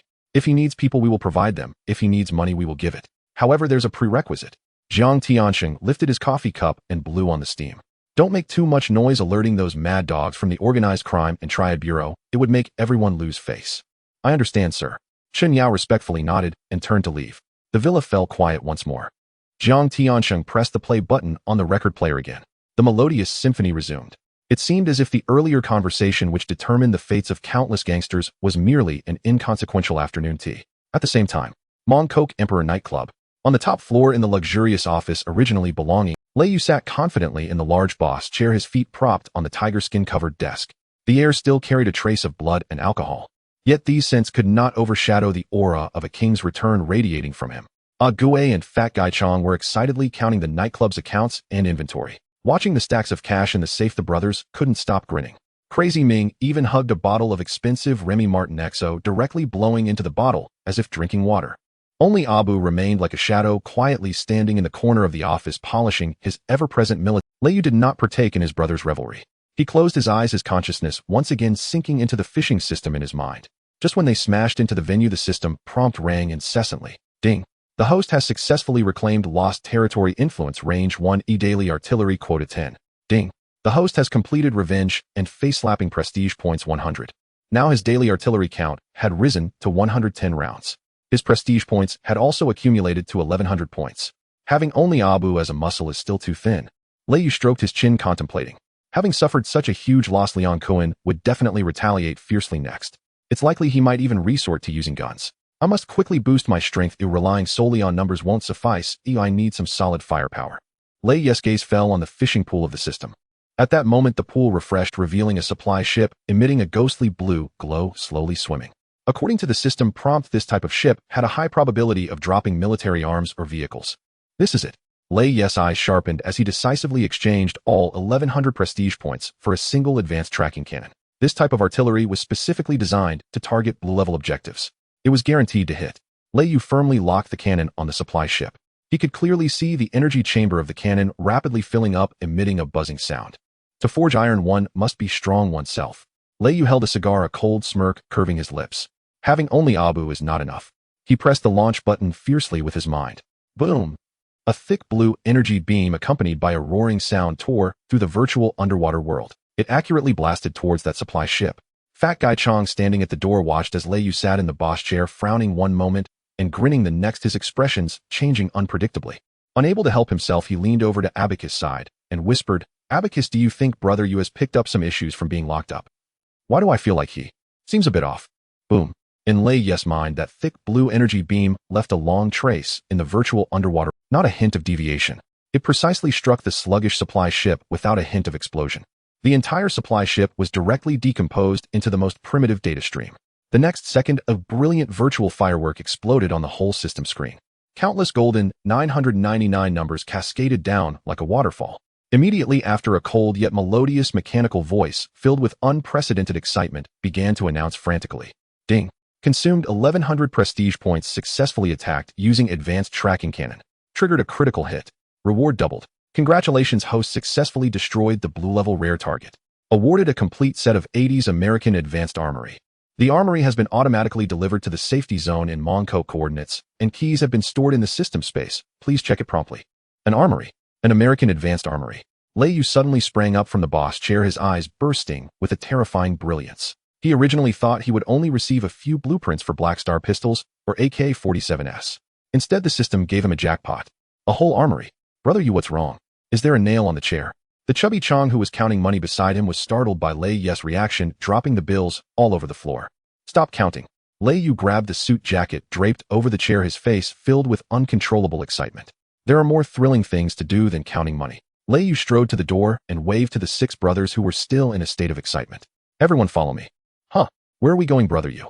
The thin dog with half a chicken leg scavenged from the nightclub's kitchen, still in his mouth, asked in a muffled voice. Didn't you just say we were staying here for the night? What night? Lei Yu kicked open the office door.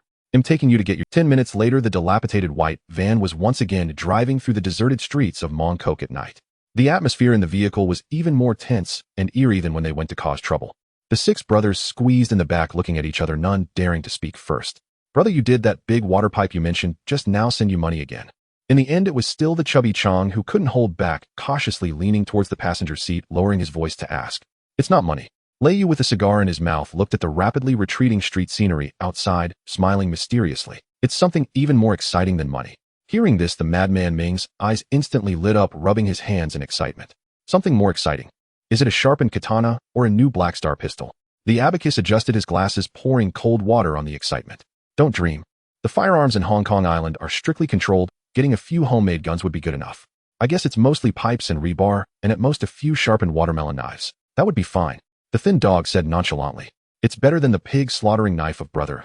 When I was cutting people earlier, I was really afraid it would break halfway. Brother A said nothing, just silently tucked the pig slaughtering knife hidden in his bosom further in.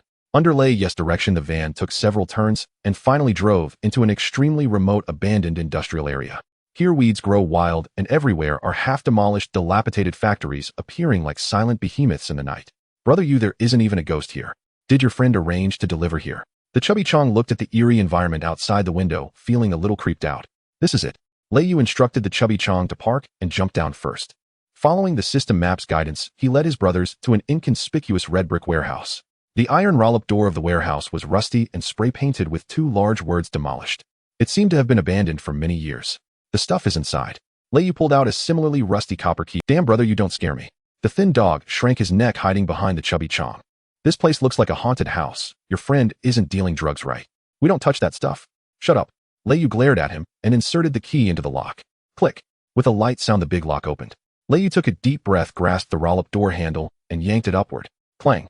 The rusty iron roll-up door emitted a harsh scraping sound as it slowly opened. A strong, cold, and slightly pungent, unique smell instantly wafted from the warehouse. That smell was a mix of gun oil and cold steel. It was the scent of death and violence. The chubby Chong and brother A standing at the front changed color the moment they smelled it. This is... The chubby Chong's words were not finished when Lei Yu had already pulled out a miniature flashlight the size of a phone taken from the nightclub. A not too bright beam of light shone into the pitch-dark warehouse. The next second, the six brothers following Lei Yu all froze in place, as if they had been hit by a spell. Each person's pupils shrank to the size of a needle tip in an instant. Inside the not-so-large warehouse, dozens of military green wooden boxes were neatly stacked. On the wooden boxes, a series of English letters and numbers they couldn't understand were sprayed in white paint. One of the wooden boxes had its lid open. The flashlight's beam shone inside. It was not pipes or rebar nor watermelon knives. Instead, it was rows of brand new AK-47 assault rifles fixed securely with black foam boards gleaming with a cold metallic luster. AK-47 assault rifles. That iconic curved magazine, that classic wooden stock, that black barrel. For any man, it held a deadly allure. My God. The chubby Chong shivered and rubbed his eyes, thinking he was hallucinating. The madman Ming was even more exaggerated. He dashed inside like a child, seeing candy trembling as he touched the rifles in the box. AK. It's the real deal. Just like in the movies. Lei Yu ignored their shock. He walked to another wooden box, and with the pig slaughtering knife drawn from brother, as waist violently pried, opened the lid. Clang. Wood chips flew. This box was filled with M1911 pistols. Each one was wrapped in oil paper, accompanied by 4 spare magazines. Bang. Lei Yu pried open another. This time it was Kevlar bulletproof vests, at least 50 pieces. Bang. Another one. It was boxes of pineapple grenades. American M1911 pistols, Soviet AK-47 rifles, Kevlar bulletproof vests, high-explosive grenades. This was no ordinary gang's arms deal. This was a regular army's armory. The abacus glasses were complete. He leaned against the wall, feeling his worldview shaken like never before. Brother Yu, what exactly does your friend... The abacus voice was drifting. Did he bring over the Delta Force's armory? Brother A said nothing. He silently put down the pig slaughtering knife in his hand and walked to the box filled with AKs. He picked up a rifle, feeling its cold, heavy, yet reassuring touch. For the first time, a flame named Hope ignited in his dead eyes. They used to fight in the Underworld just to grab a homemade gun, risking their lives. Now a regular army's armory capable of arming a whole battalion lay before them. It felt like a beggar who eats scraps every day suddenly being told he inherited an emperor's full banquet. It was too unreal. Brother Yu, with these guys, don't even mention just one Leon Cohen. The madman Ming shouldered an AK, his face flushed with excitement. Even if we bring out the whole Hongxing, we would dare to confront him. Confront. Lei Yu scoffed, picking up an AK-47 from the box. He held the gun with one hand, moving smoothly, as if he had been handling guns for a lifetime. He checked the magazine, pulled back the bolt, and engaged the safety. Click. A crisp, pleasant metallic collision echoed in the silent warehouse. This sound was more beautiful than any music in the world. Lei Yu angled the gun towards the ceiling, turning to look at the group of brothers behind him, who were completely dumbfounded. He held a cigar in his mouth, his gaze intimidating, exuding a powerful aura. Confront. A cruel smile curved at the corner of Lei Yu's mouth. From today on, throw away all your pig slaughtering knives. We're not playing gangsters anymore. I want to teach all the gangs of Hong Kong Island what the hell is dimensionality reduction strike. The chubby Chong looked at Lei Yu's incredibly domineering face under the dim light, then glanced at the rusty watermelon knife in his hand. He suddenly felt that when Brother Yu said he wanted to establish a gang, he seemed not to be joking. Brother Yu then, what's our next step? The chubby Chong swallowed hard, nervously asking. Lei Yu exhaled a smoke ring, the smoke obscuring the madness and killing intent in his eyes. Next step. First take the brothers to practice shooting, and wait for Liang Kuan, that mad dog, to deliver him. With a splash, Gui was the first to shed his brand new designer suit, casually tossing it onto a dusty wooden crate. He picked up a heavy Kevlar bulletproof vest and deftly put it on, fastening each buckle with precision. The crisp sounds echoed pleasantly in the silent warehouse. Crazy Ming imitated him, even removing his white shirt to directly don the bulletproof vest. The cold touch made his fiercely combative heart race even faster. Fat Guy Chong's Skinny Dog, Abacus, and Quick Knife also took off their jackets. These outfits, worth tens of thousands, which allowed them to show off in front of ordinary people, suddenly became worthless in the presence of these real killing machines. The six brothers all donned tactical bulletproof vests. Then they each picked an M1911 large caliber pistol from the crates. Damn, this thing is really heavy. Skinny Dog tucked the pistol into his waistband, feeling his pants sagging down. He excitedly weighed it in his hand, a sickly flush replacing his pale face. Finally, it was time to choose their main weapons. Crazy Ming and Gui, being the tough guys they were, unhesitatingly chose the AK-47, the weapon with the most recoil and power. Fat Guy Chong and Abacus were more cautious, opting for the relatively lightweight and easy-to-handle Uzi submachine gun. Quick Knife and Skinny Dog chose the M16 assault rifle, suitable for mid-range bursts. As the six brothers stood in a row, fully armed, the atmosphere of the entire warehouse changed. If before they were gangsters in suits, now they were a group of mercenaries crawling out from hell. Each of them exuded a cold, bloodthirsty aura mingled with the smell of gunpowder. Completely different from the earlier group of thugs who only dared to intimidate with watermelon knives. How does it feel? Lei Yu, leaning against a wooden crate filled with grenades, asked with a smile. Awesome. Crazy Ming hoisted the AK, saliva nearly dripping from his mouth. Brother Yu, I feel like I could take down a whole gang on my own. Stop boasting. Abacus adjusted his glasses, calmly analyzing. The gun is great, but we've never handled the real thing. We don't even know where the safety is. If it comes to a real fight, it would be no different than using a firewood stick. This statement poured cold water on everyone's excitement. Indeed, during their peak, they had only brandished a few dull watermelon knives. Not to mention the AK, they hadn't even seen a Wuxia pistol. You don't need to worry about that. Lei Yu exhaled a puff of thick smoke and pointed at Abu, who had been standing silently beside them. Let me introduce you to Abu. He is the former chief instructor of the Royal Special Forces of a Southeast Asian country, proficient in the usage and maintenance of all mainstream firearms worldwide. Lei Yu, with a straight face, assigned Abu an impressive identity. After all, these brothers had never been abroad. The more he exaggerated, the more they believed. Sure enough, the looks in the brothers' eyes towards Abu instantly transformed. They went from seeing him as a formidable fighter to viewing him as a living legend of a soldier. Abu wasted no words. He walked up to the group and took the AK-47 from Crazy Ming's hands. With a click, whoosh, clack. In a stunning display of skill, Abu disassembled a complete AK-47 into a pile of parts within 3 seconds and reassembled it within 5. The entire process was fluid, so fast that they couldn't even see the afterimages. The six brothers stared in shock. Is this speed even achievable by a human? AK-47, officially known as the Kalashnikov automatic rifle.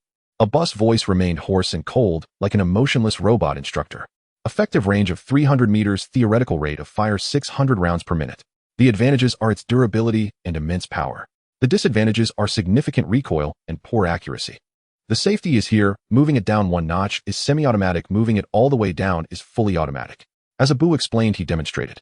M1911, with a caliber of 11.43 millimeters, has a strong stopping power at close range, capable of penetrating a person with a single shot.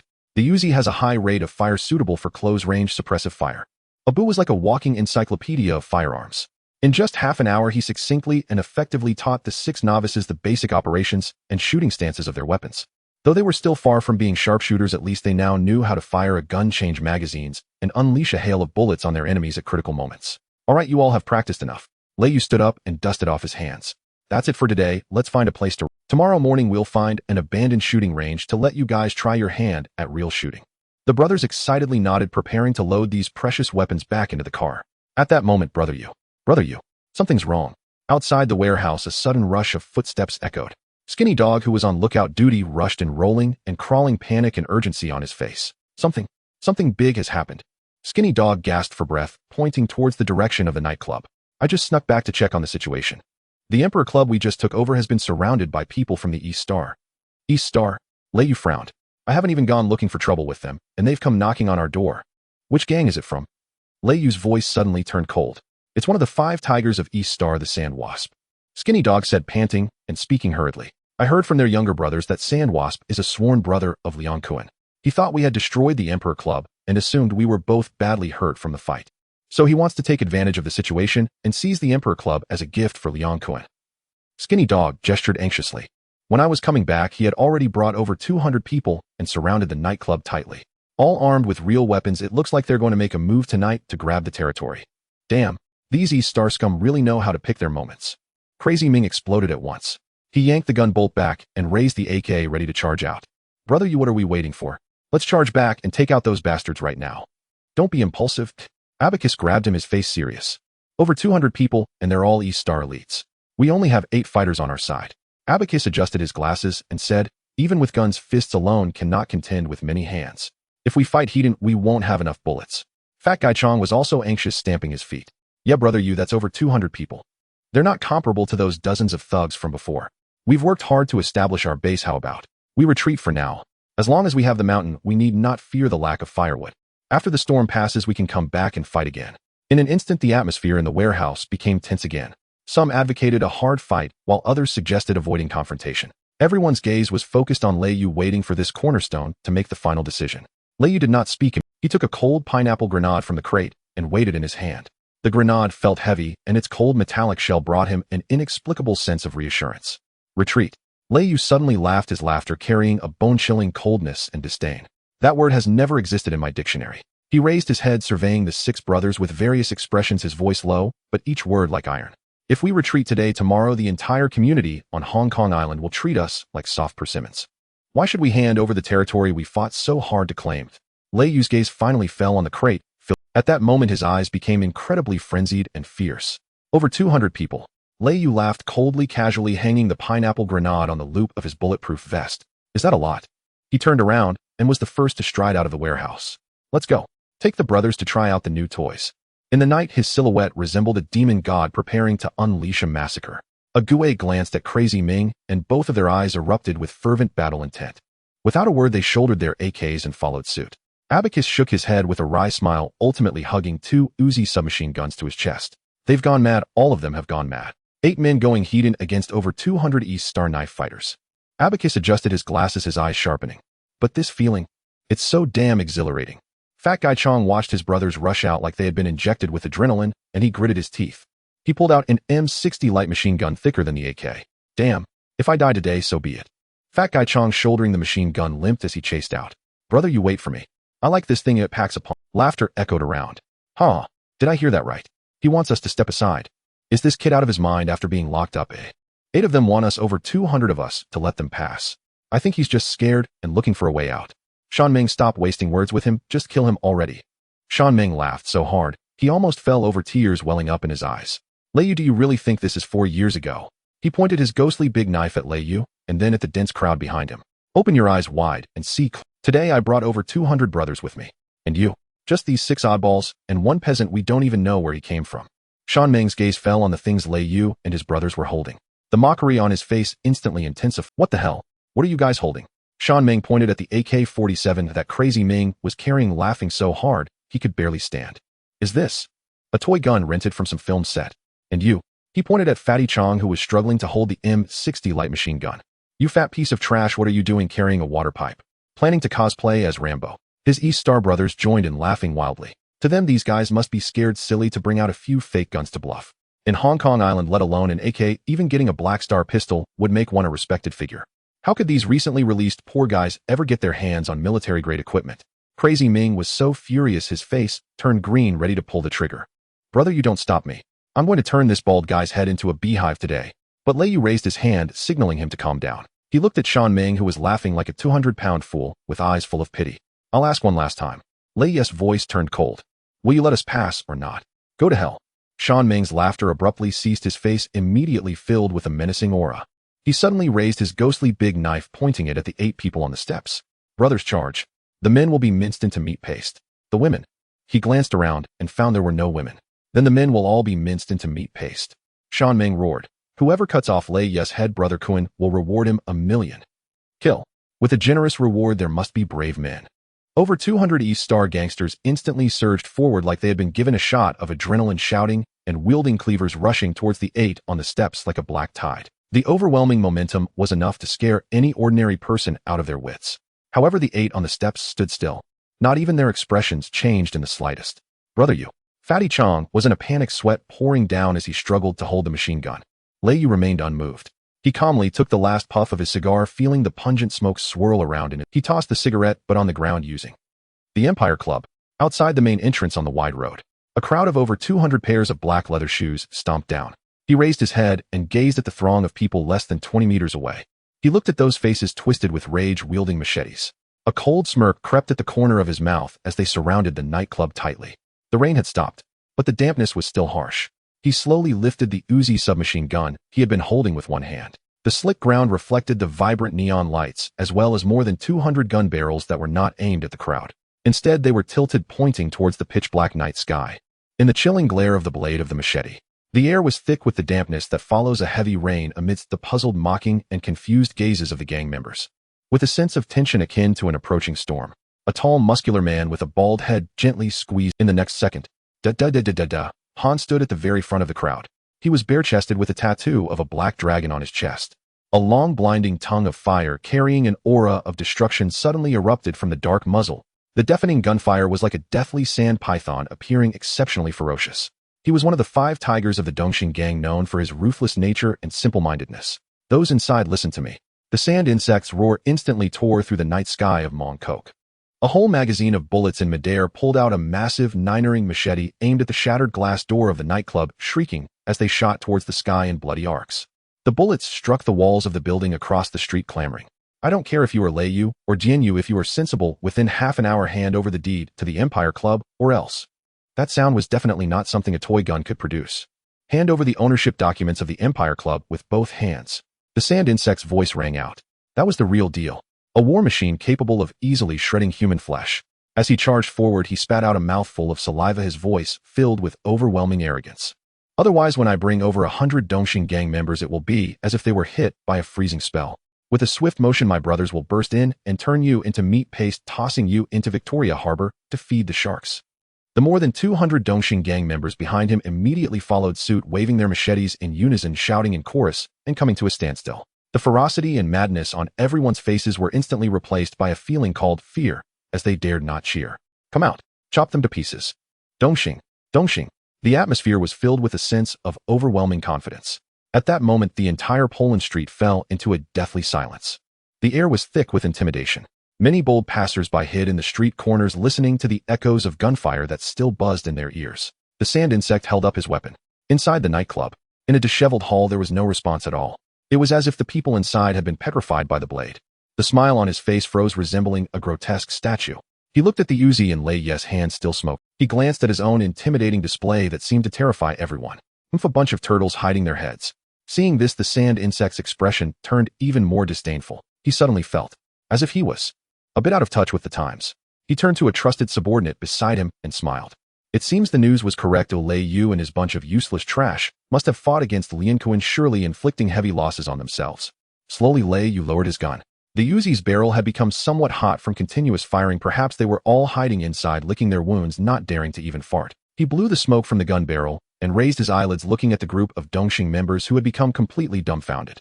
His gaze was like that of a butcher eyeing sheep destined for slaughter. "Now," Lei Ye's voice clearly reached everyone's ears as his subordinates hurriedly flattered him. "That's for sure. In front of more than 200 of your elite, Brother Mang, he may not be much, but his voice clearly resonated in everyone's ears. Who the hell wants to compare numbers with me? What is you worth?" "Ha ha ha." The sand insect was thoroughly pleased by the flattery, laughing heartily. Just then, creak, a sharp screech came from inside the nightclub. The glass door, which had been smashed and was about to fall, was slowly pushed open from the inside. The boisterous clamor suddenly fell silent. More than 200 pairs of eyes turned towards the door. Everyone wanted to see what the legendary god of war from 4 years ago had become. The first thing that caught the eye was a tall and upright figure. The newcomer was dressed in a perfectly tailored black suit, with a cigar glowing in his mouth. With one hand in his pocket and the other casually holding a uniquely shaped black iron lump, it was indeed Lei. Behind him, 7 figures followed in sequence. 6 were dressed in black suits, and 1 wore a gray trench coat. Each one wore a heavy black vest, their faces showing no hint of fear. What replaced the previous atmosphere was a chilling sense of coldness and murder. They quietly stepped down the stairs. 8 people faced the dark mass of over 200 armed men outside. In terms of aura, they did not seem to lose at all, and even appeared to have a trend of counterpressure. The smile on the sand insect's face slightly stiffened. He squinted his eyes, staring intently at the iron lumps in Lei Yu in the other's hands. He silently lifted the Uzi micro submachine gun, which everyone regarded as a plastic toy. The dark muzzle was not aimed at anyone. Instead, it pointed obliquely at the vibrant night sky of Mong Kok, stained in a riot of colors by neon lights. The grin on Sha Meng's face completely froze at that moment. A sudden, inexplicable thud echoed in his heart. An indescribable fear rising from the depths of his soul surged up without warning. What do you want to do? Sha Meng's voice carried a tremor he was unaware of. Lei Yu did not respond. He merely shot Sha Meng a final glance, one filled with a gaze as if looking at a corpse. Then he gently moved his index finger. He pulled the trigger. In the next moment, a deafening metallic roar erupted into the silent night sky of Mong Kok, tearing through eardrums with savage intensity. A flame half a meter long and composed of orange-eared bullet casings crazily surged out from the dark muzzle of the Uzi Micro. The scalding bullet casings poured down like a torrential rain, producing a crisp clink-clink sound. The strong smell of gunpowder instantly filled the entire street. The sound was louder than 100,000 firecrackers set off during the new year. The flames were more blinding than the brightest neon lights in the sky. The scene fell into absolute silence. The more than 200 Dongxing gang members who had been shouting wildly just moments ago were now frozen in place, as if spellbound. The expressions on each of their faces solidified into the same look. Shock, disbelief, and profound fear. Sha Meng's hand gripping the 9-ring broadsword trembled violently. The color drained from his face at a visible rate, turning whiter than a corpse. He was not a fool.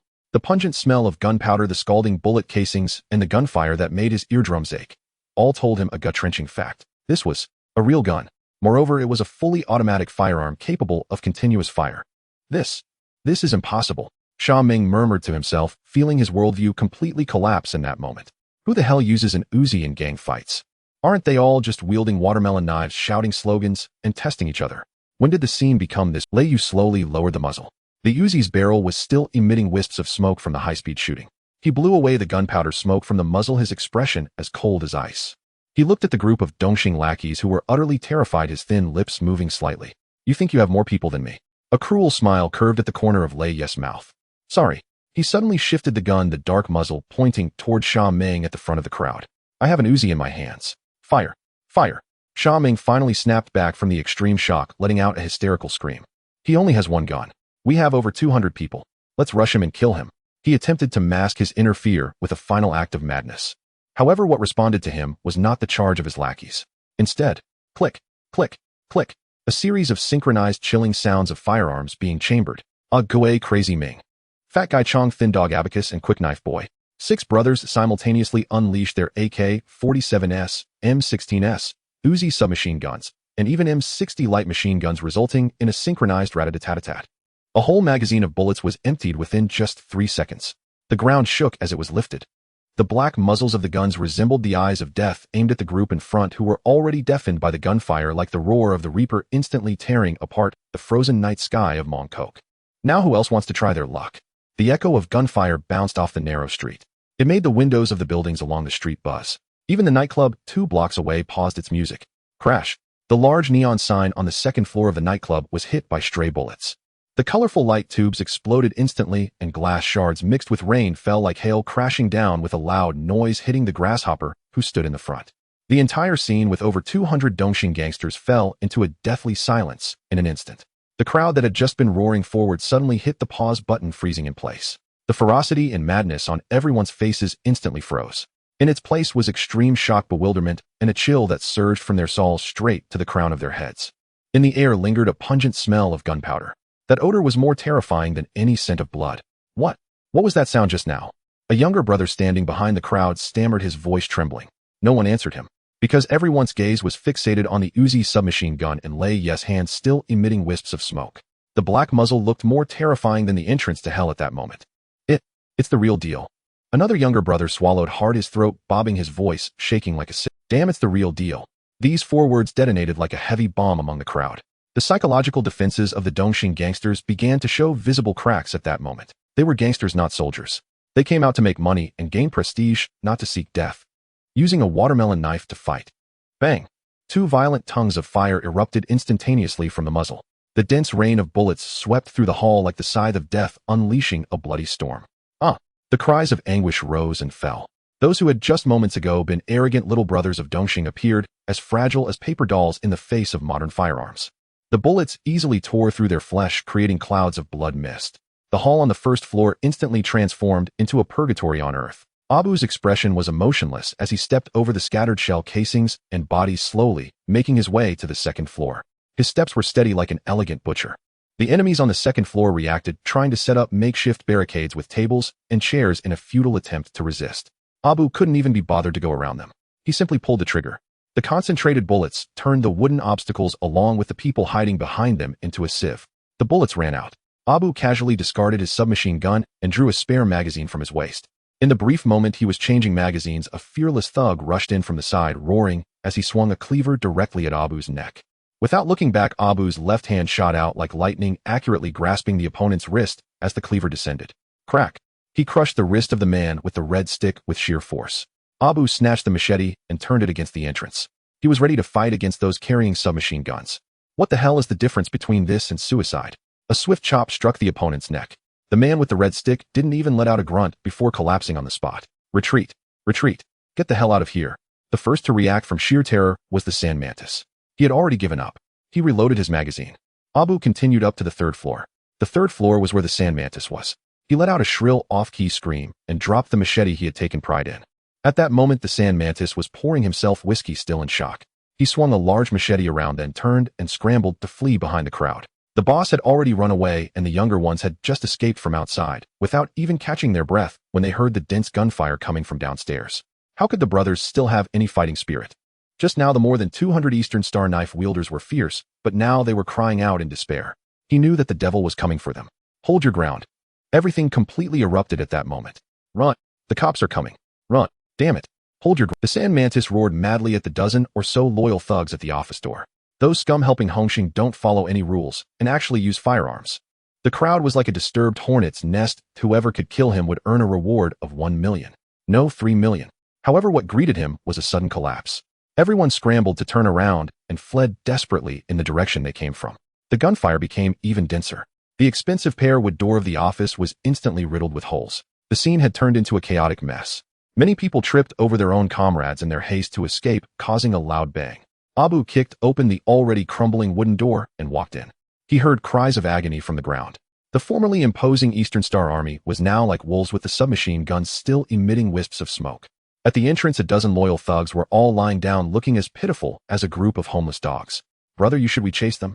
Crazy Ming, carrying an AK, stood in a pool of blood. The sand mantis looked at this man who resembled a demon and was terrified to the core.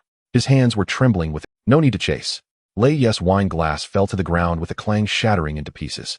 He rolled over and waved his hand, signaling his brothers to put down their guns.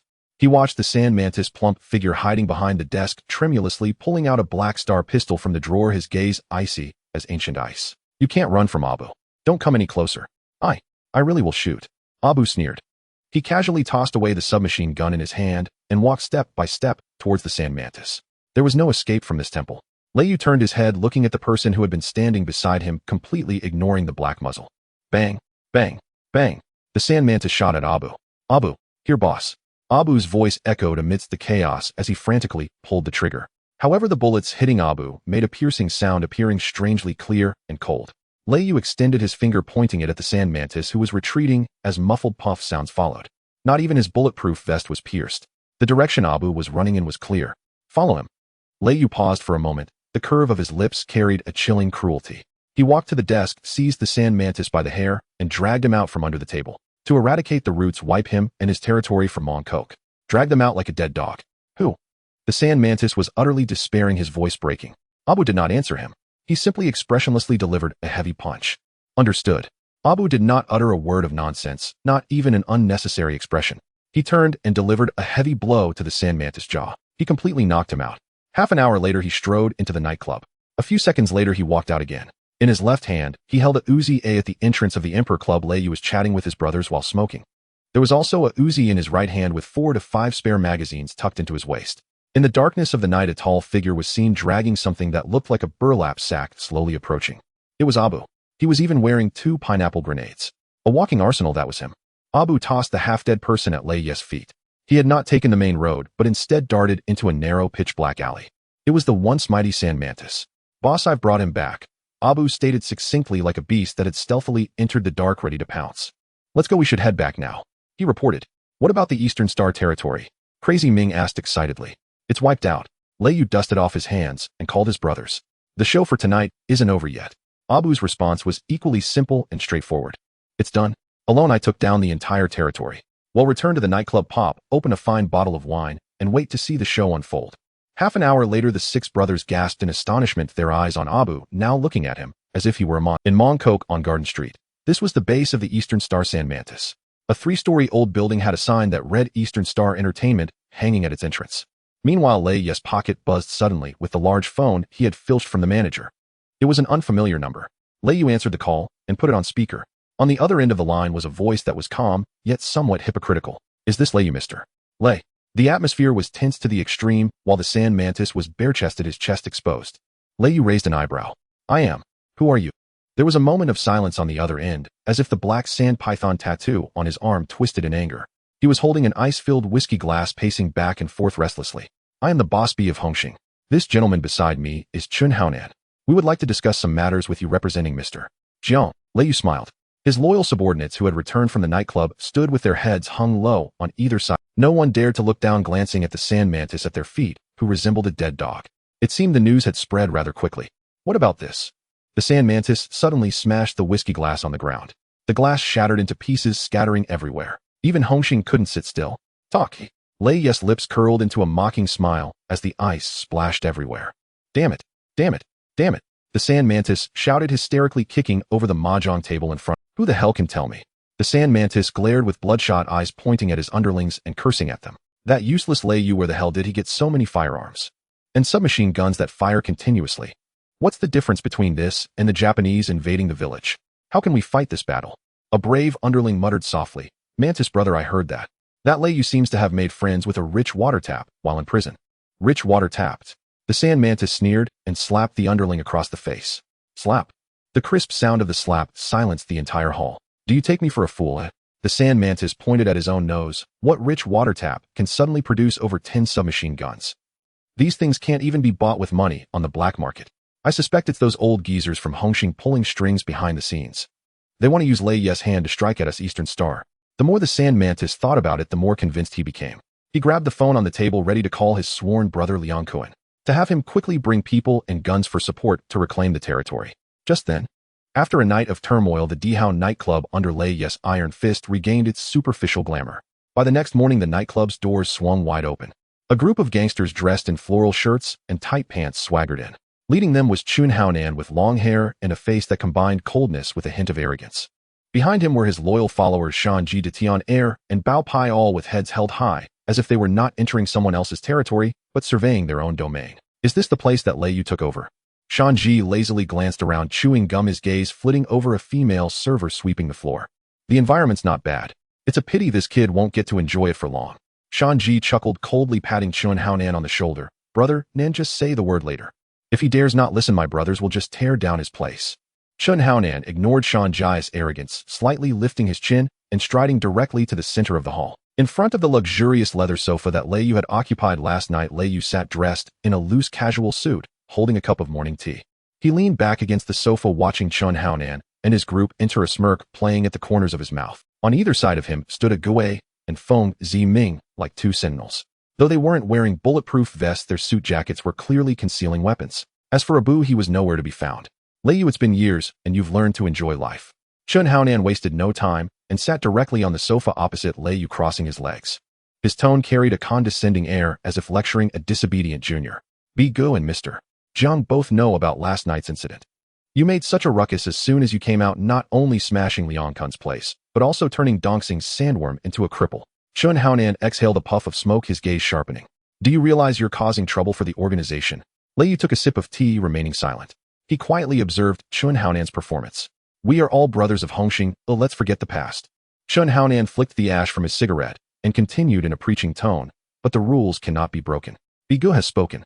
In light of your past sacrifices for the organization, this time the organization will help you bear the burden. Chun Haonan leaned forward, locking eyes with Lei Yu, his words deliberate. However, there are two conditions. First, hand over the sandworm to the main hall for negotiation with Dongxing. Second, the Dihao nightclub, including the 5 streets in Mong Kok, must be returned to the main hall for Mr. Jiang to redistribute. After finishing, Chun Haonan leaned back on the sofa, seemingly feeling that this was only natural. Hand over the sandworm. Hand over the territory. Feng Ziming, who had been standing behind Lei Yu, could no longer hold back. He stepped forward, furious, yet mockingly laughing. Chun Haonan, did you forget to take your meds before leaving this morning? Are you dreaming here? This territory was earned with our lives by Brother Yu and the rest. Why should we hand it over to you? Feng Ziming pointed furiously at Chun Haonan, cursing.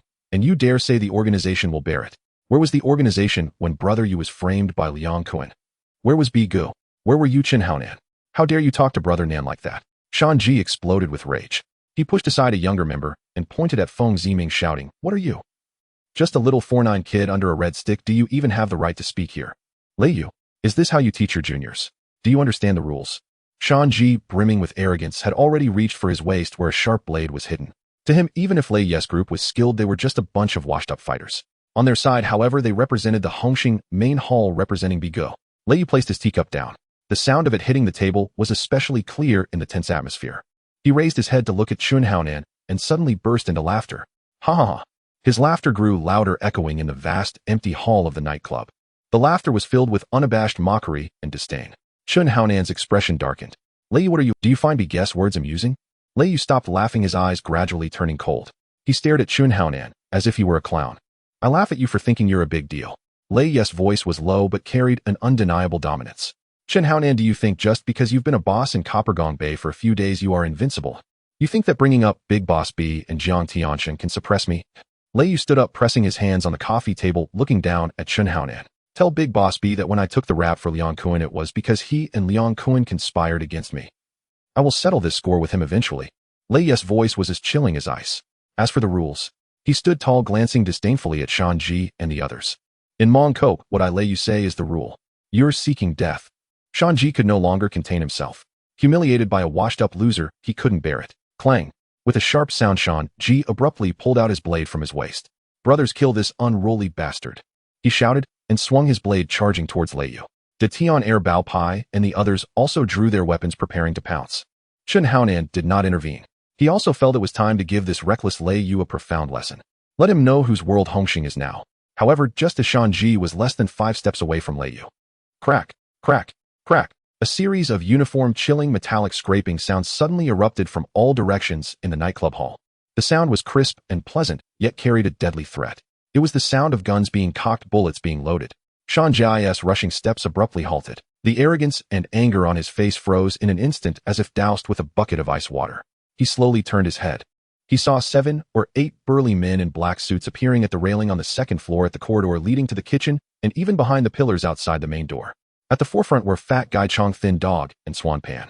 At this moment, each of them was holding a dark submachine gun or automatic rifle. The dark muzzles and cold red laser dots formed a web of death, locking onto Chun Haonan and his group in the center of the hall.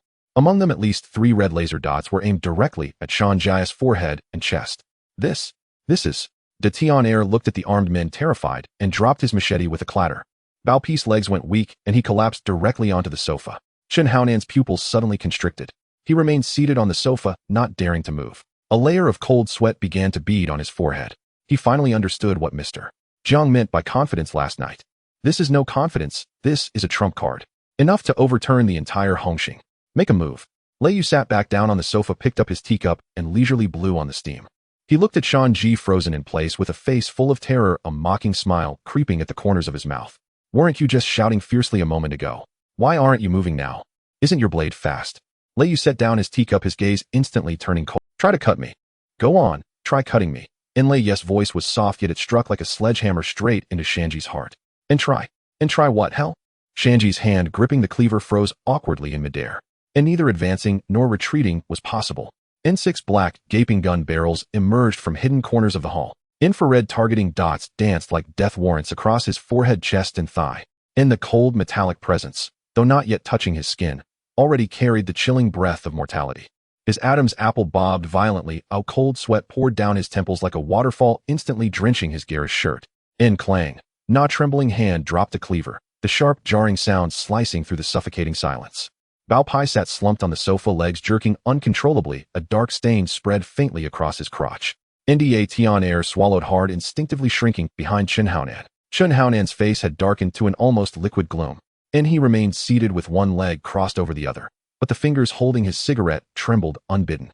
He never imagined Lei Yu, a washed-up blade wielder fresh out of prison, could muster so many real weapons, and even Jiang Tianxing himself rarely traveled with such firepower. Nan Gu. In Shanji's voice quivered as he pleaded toward Chun Haonan. And Chun Haonan drew a deep breath, forcing calm upon himself. He knew if he backed down today, he'd lose all face in Causeway Bay forever. Lei Yu, you're ruthless. Chun Haonan locked eyes with him, voice still steely. But don't forget, you're in Hong Kong. What are a few rusty guns meant to intimidate? Dare you pull the trigger? The Organized Crime and Triad Bureau will surround this place within 10 minutes of the first shot. Then we all burn together. Chun Haonan gambled. Lei Yu wouldn't dare fire. In this world, men fought for profit, not martyrdom against the police. Lei Yu watched Chun Haonan's forced composure and laughed. This kid truly was a dead duck with a stubborn beak. I'm afraid to shoot. Lei Yu rose, circled the coffee table, and strolled deliberately toward Shanji. He reached out, taking the AK-47 from a Gouet, who stood silently behind him. Click-clack. Before Chun Haonan's very eyes, Lei Yu smoothly racked the bolt, chambering around. The crisp metallic snap sent Chun Haonan's heart lurching violently. Lei Yu turned, gaze locking onto Shanji, drenched in sweat. Earlier didn't you say, I don't understand the rules? Shanji staggered backward, paralyzed by the yawning muzzle pointed at his face. You Gu. It's a misunderstanding. All a misunderstanding. Misunderstanding. Lei Yu's eyes turned glacial. In one swift motion, he lunged forward, left hand seizing Shanji's long hair and yanking downward with brutal force. Af! Shanji screamed, head wrenched upward. With his right hand, Lei Yu held the AK, unhesitating, unwavering. He shoved the thick, scorching barrel, still warm from its test-firing moments earlier in the abandoned factory, deep into Shanji's mouth. MMPH. Shanji's scream dissolved into choked, guttural moans. The searing metal instantly blistered and burned his lips. Lei Yu thrust forward. Two sharp, sickening cracks echoed. Shanji's two front teeth shattered under the barrel's pressure. Blood mixed with saliva dripped steadily down the hot steel. Now. Lei Yu gripped the rifle with one hand, pressing the barrel hard against Shanji's throat. He tilted his head slightly, locking eyes with Chun Haonan, whose face had paled, veins bulging with suppressed fury. His voice was frigid, laced with naked, unvarnished malice. Let's see how loudly you speak to me now. Chun Haonan shot upright, fists clenched until his knuckles whitened, eyes blazing with incandescent rage. Lei Yu, let him go, now, go to hell. Feng Ziming roared from the second floor, swinging his M16's barrel squarely onto Chun Haonan's skull. Move again, I'll blow your goddamn head off. Fei Zichong racked the bolt of his M60 light machine gun. The heavy ammunition belt scraped harshly against the receiver, a grating, nerve-shredding sound. Nangu, sit down. Na Gue spoke coldly, his pistol steady on Chun Haonan's heart. Chun Haonan ground his teeth, staring unblinkingly at Lei Yu. In humiliation, fury, defiance, Null raged within his eyes, yet he dared not move. He knew, if he advanced even half a step, that madman upstairs would pull the trigger without hesitation. Slowly defeated, he sank back onto the sofa. Like a vanquished cock, his earlier arrogance utterly extinguished. Lei Yu looked upon Chun Haonan's surrender and sneered with contempt. He twisted the barrel slowly inside Shanji's mouth. Watching Shanji's face contort in agony and terror, Lei Yu spoke at last. Chun Haonan, you love preaching the Hung Hing Code, don't you? Lei Yu's voice resonated through the hall, each word a dagger to the soul. 4 years ago, when Brother B and Liang Quan conspired to frame me, forcing me to take the fall and rot in prison. Where was your precious code then? When my brother had his leg broken by Liang Quan and was forced to eat swill. Where was your code then? Lei Yu wrenched the smoking barrel from Shanji's mouth, dragging a long, gory trail of blood and saliva. Cough, cough, cough. Shanji collapsed to his knees, hands clamped over his mouth, retching violently, spitting up two front teeth streaked with crimson. Lei Yu tossed the AK back to a Gue, then withdrew a pristine white handkerchief, wiping his hands with unhurried precision. Now, I've served 4 years in prison. I've returned with these brothers, starving, desperate, fighting with our lives to reclaim a foothold. Now your Central Hall dares lecture me on rules. He flung the blood-stained handkerchief straight into Chun Haonan's face. You think you can pluck fruit from Lei Yu's tree? Chun Haonan let the cloth fall silently onto his lap, face ashen, silent as stone. He knew he couldn't win this argument, nor could he win this fight. Go tell Brother B and that old fox Jiang Tianxing. Lei Yu stepped before Chun Haonan, towering over him. The Lei Yu of yesterday died in Stanley Prison. What stands before you now is the Thunder Group, and Mong Kok belongs to us alone. Lei Yu kicked the crystal coffee table, shattering it with a deafening crash. I claim not a single inch of Hung Hing's territory. But touch mine, and I'll sever the hand that dares. Lei Yu extended a finger, pointing sharply toward the exit. Leave. Chen Haonan inhaled deeply, then rose. And no threats escaped his lips. And he understood. Before absolute power, every threat rang hollow absurd. He fixed Lei Yu with one final searing glance, as if etching that face into his bones. In Shanji de Tian, we're leaving. Chen Haonan turned, leading his terrified lieutenants, heads bowed, out the main door. They entered with swagger, departed in abject disgrace. Shanji, clutching his bleeding mouth, was half carried away, too terrified even to look back. As Chen Haonan's retreating figures vanished, the nightclub fell into stunned silence. Brother Yu, invincible. Fei Zichong waved his light machine gun from the second floor, roaring with triumph. Unbelievable. Seeing Chen Haonan humiliated feels better than betting Miss Hong Kong. Feng Ziming laughed wildly, eyes alight, with feverish exhilaration. Brothers emerged from their hiding places, converging around Lei Yu. Naviri face gleamed with vindication, the long-awaited release of pent-up pride. For years of shame, washed away utterly in this single night. Enough. Don't celebrate too soon. Lei Yu lit a cigar, his expression far more somber than his men's. Chen Haonan is Brother B's favorite son, and Jiang Tianqing's personal enforcer. In a night we didn't just insult them, we shattered Shanji's teeth. Lei Yu exhaled a thick plume of smoke, his gaze impenetrable. And for the old Hung Hing guard, face is everything. What we've done isn't just defiance, it's a public slap across the entire Central Hall's face. Liang Quan remains unresolved, and now we've fully alienated the Central Hall. Swan Pan adjusted his glasses, brow furrowed. Brother Yu, what comes next will be a storm unlike any we've faced. Afraid of what? Na Gue spoke coldly, running a hand over his AK. We have guns and men. If Hung Hing comes, we'll meet them heathen. Better to die standing than live crawling. Lei Yu clapped a Gue on the shoulder. Die? No, we founded this syndicate to lift our brothers up, to feast and thrive. If they wish to play, then let us play bigger. Lei Yu gazed out the window. The sky had deepened to twilight. Night once again descended upon Hong Kong, and with it came the slaughter and intrigue that belonged only to darkness. Lei Yu turned, settling onto the sofa. Yes. Abu materialized from the shadows like a specter. Track Liang Quan's movements tonight. Lei Yu's eyes were ice. Since he's issued a hit order, we strike first. Tonight, I want Liang Quan's life. Understood. Nabu bowed, then dissolved into the night. Nonce all orders were given. Lei Yu leaned back, closing his eyes, and outwardly resting. Within his consciousness plunged once more into the phishing system embedded in his mind.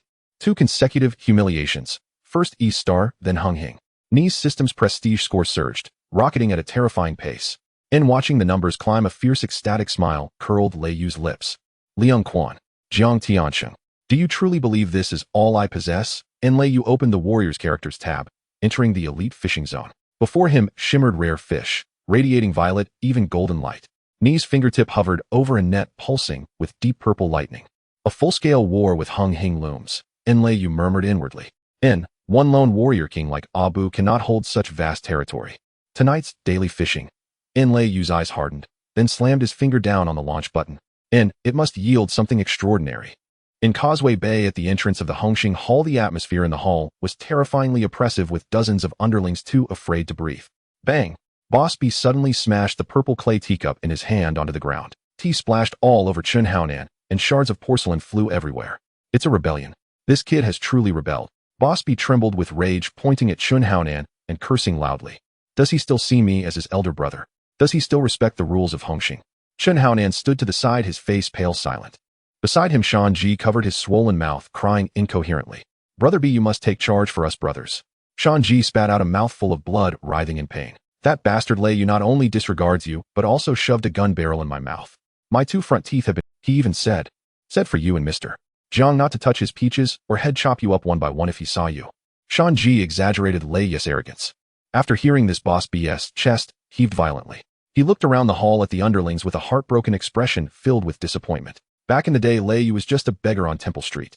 It was I, Boss B, who took pity on him, brought him into Hongxing, and promoted him to a double flower red stick. 4 years ago, when he caused such great trouble, I helped him plead with Mr. Jiang out of brotherly affection, which saved his life. But now, just out of prison, he turns his back on me, bringing along a few unknown ruffians, seizing territory, attacking his own brothers, not even giving me, his elder brother, any face. Boss B slammed his fist on the table, angrily scolding, such an ungrateful white-eyed wolf should be dealt with harshly, 3 knives and 6 holes. The underlings around were filled with righteous indignation. Brother B is right. Kill this traitor.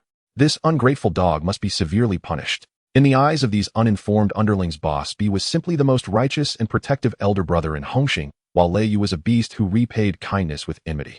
However, in a concealed private room on the second floor of the hall, a lackey in a floral shirt was secretly dialing a... He covered the microphone, lowering his voice, filled with mockery. Brother Cohen, that old fox boss B is down there putting on a sad act again. Yes, he called Lei Yu a white-eyed wolf. Chun Haonan and the others went to Mong Kok today, only to be met with a gun from Lei Yu returning in disgrace. On the other end of the phone, a hoarse and unpleasant cold laugh came from Liang Cohen. That old dog boss B loves to play the good guy. Liang Cohen snorted, his tone venomous. If it weren't for him fearing I'd take his position as the boss of Causeway Bay, he would have never suggested throwing Lei Yu under the bus for me. Would I have taken over Mong Kok so smoothly? Now that Lei Yu is out, he fears Lei Yu will settle the score with him, so he wants to use my hand to deal with Lei Yu. Liang Cohen cursed viciously. Does he really think him a fool?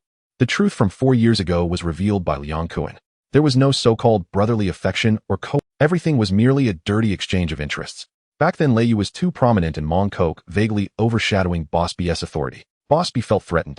Coincidentally, Liang Cohen had just had a murder case in Yao Ma Ti and needed someone with enough weight to take the fall. The two struck a deal. Boss B used Lei Yu's brother's life as leverage, forcing Lei Yu to bear the blame. In exchange, Liang Cohen promised to stay out of Causeway Bay and cooperated with Boss B to swallow all of Lei Yu's properties in Mong Kok.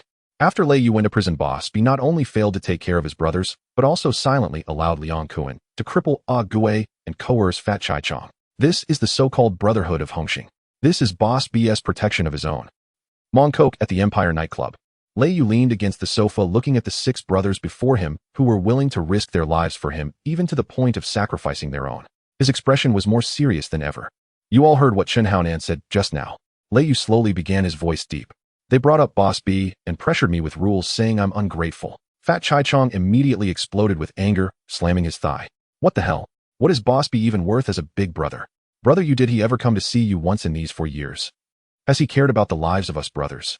Fat Chai Chong grew more aggrieved as he spoke, his eyes turning red again. If it weren't for him. Fat Chai Chong suddenly stopped as if he had something difficult to say. Lei Yu looked at him. Xianzi, I already know everything about what happened back then. The brothers were stunned, all looking at Lei Yu. Lei Yu took a deep breath of his cigar, his eyes becoming extremely cold. 4 years ago, I didn't voluntarily take the blame. It was Boss B. Lei Yu spat out this name, as if it were a piece of rotten meat. He threatened me with your lie. He said that if I didn't take the blame, he would let Liang Cohen fill you all into the sea. Upon hearing this, it was like a bolt from the blue. The 6 brothers were all stunned. They had always thought that Lei Yu took the blame for the sake of the gang's honor, to repay Boss B's kindness. What? It was Boss B who forced you. Crazy Ming suddenly stood up, his eyes bloodshot, the steel pipe in his hand creaking under his grip. That old bastard. It's a shame we once treated him like a god.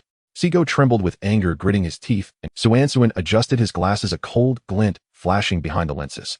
No wonder, brother Yu, as soon as you came out, Liang Cohen recklessly suppressed us. It turns out they were already in cahoots. Ah Gui said nothing.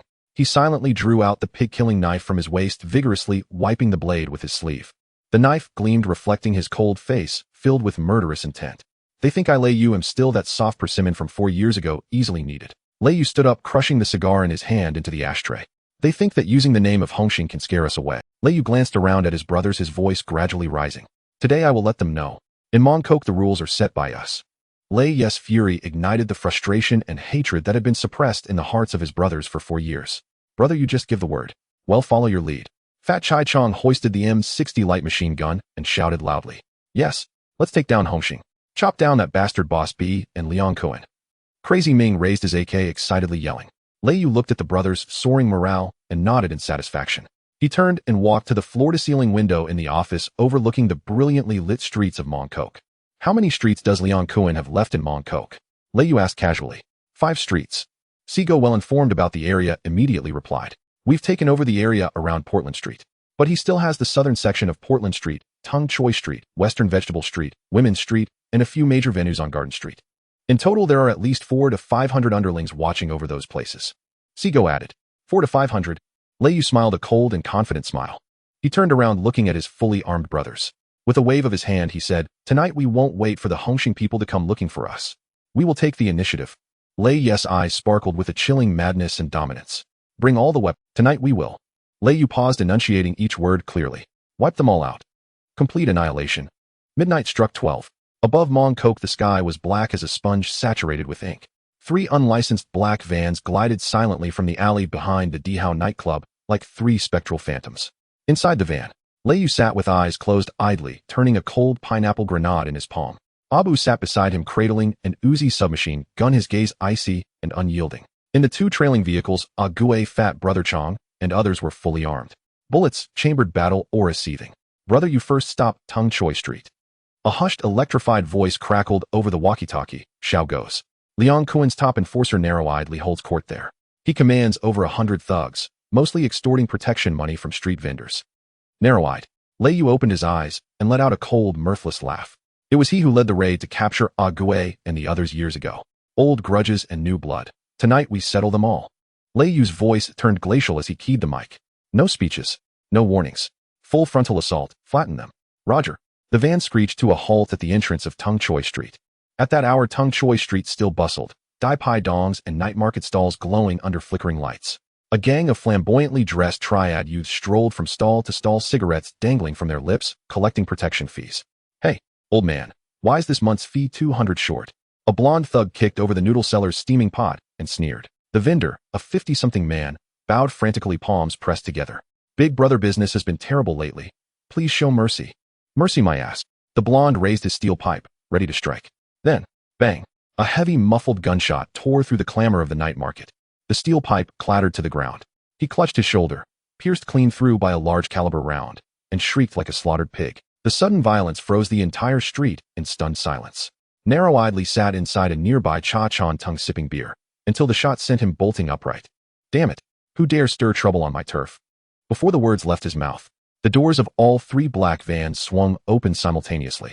Clatter, clatter. 8 men in black suits and bulletproof vests descended like wrathful Azuras from the under. Rat-a-tat. Madman Ming hoisted an AK-47 and fired a full burst into the sky, flame-roaring thunder shaking the pavement. Down on your knees, all of you. His roar echoed down the length of the street. Narrow-eyed Lee and his 100-strong crew stood paralyzed, stunned. They'd fought with knives, collected dues, ruled with fear, not faced real firearms, not faced something like this. Who had ever seen such overwhelming force? So precise, so merciless, so utterly military. A few reckless fools drew blades to resist. Abu vanished, then reappeared among them, a wraith in motion. Thud, crack, a series of sickening impacts. Before those thugs could even register Abu's movement, limbs snapped, bones shattered, and they collapsed screaming, broken beyond resistance. Abu moved with brutal surgical precision. No flourish, no wasted motion. Only lethal efficiency. Narrow-eyed Lee's face paled. He spun, ready to flee. Bang! A bullet struck the stone slab inches before his feet, shrapnel slashing across his cheek. Ague limped forward, pistol steady and hand eyes glacial. Narrow-eyedly, do you remember me? Ague tapped his cheek lightly with the barrel. Narrow-eyedly stared. At Ague, then at Lei Yu standing nearby, cigar smoke curling like incense around him. Recognition crashed over him like ice water. Lei Yu. His knees buckled. He dropped to the pavement trembling. Brother Yu, spare me. Spare me, brother Yu. Take him away. Lei Yu didn't glance at him, just issued the order, dismissive and absolute. What followed, 2 hours of relentless cinematic domination, was nothing short of dimensional annihilation. From Tung Choi Street to Sai Yung Choi Street, then to Ladies Market and Fa Yuen Street. The Lei family army advanced like autumn wind sweeping fallen leaves, under the withering hail of submachine gun fire, and Abu's inhuman close quarters onslaught. Liang Kuan's enforcers, those who once held sway over these streets, had neither the will nor the means to fight back. They cast aside weapons, knelt, and begged for mercy. Even minor gangs sworn to Liang Kuan, witnessing that terrifying firepower, fled overnight, packing up and vanishing into the shadows. Fearing they'd be next to catch a bullet, Lei Yu hardly fired a shot. He merely stood, cigar between his lips, surveying his domain like a sovereign inspecting newly conquered lands, watching his brothers trample beneath their boots those very men who'd once tormented them. What stunned shopkeepers most was that this band of fearsome, battle-hardened warriors, these apparent bandits, left civilian property untouched, even by a fingertip. Brother Yu's orders: we crush triads only. We take nothing from the people, not even a single needle or thread. Fat Brother Chong hefted his machine gun and bellowed toward the cowering shop owners. Whatever Liang Kuan squeezed from you before, we'll demand not 1 cent going forward. Carry on with your trade, freely and without fear. Hearing this, merchants exchanged incredulous glances, disbelief etched deep upon their faces. In Hong Kong, could there truly exist a triad that refused protection money? Yet as they gazed upon the rows of bound, humiliated thugs, a quiet, fragile gratitude stirred in their hearts. At 2 a.m., Abu kicked open the door of the last underground casino on Sai Yung Choi Street in Mong Kok. Dozens of bouncers inside barely registered the intrusion before black muzzles pinned them against the wall. Thus, Liang Kuan's remaining 5 streets in Mong Kok, along with dozens of nightclubs, bars, bathhouses, and clandestine casinos, were seized by Lei Yu bloodlessly and absolutely. The Lei family army now commanded all of Mong Kok. Dawn broke. The first golden ray pierced thick clouds, spilling light onto Mong Kok's bustling avenues. The night's carnage, the blood, the fury, seemed washed clean by that rising sun. Lei Yu stood atop the highest commercial tower in Mong Kok. Morning wind billowed the hem of his trench coat. He gazed down upon the vibrant street below, upon vendors already setting up stalls, upon shops reopening their shutters, life resuming its rhythm. All of it now belonged to him. Brother Yu, the tally's complete. Swan Pan adjusted his glasses, notebook in hand, excitement barely contained. 5 streets, 38 establishments total. Aside from Liang Kuan's men, several minor gangs have also submitted.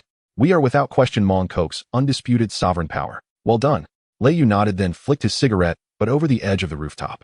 It arced through the air, glowing ember tracing a perfect parabola, before vanishing into the river of traffic far below. At that moment, a long, absent, chilling, yet melodious mechanical chime erupted within Lei Yu's mind. Host territory expansion detected. Core district Mong Kok successfully secured. System evaluation. Congratulations, host. Territory expansion reward activated.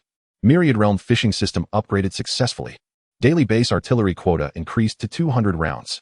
200 rounds. A fierce, feverish light blazed in Lei Yu's eyes. 100 rounds had yielded a high-tier homing shell, capable of detonating an entire arms depot. Now with 200, could he synthesize something beyond homing shells? A supreme raid weapon.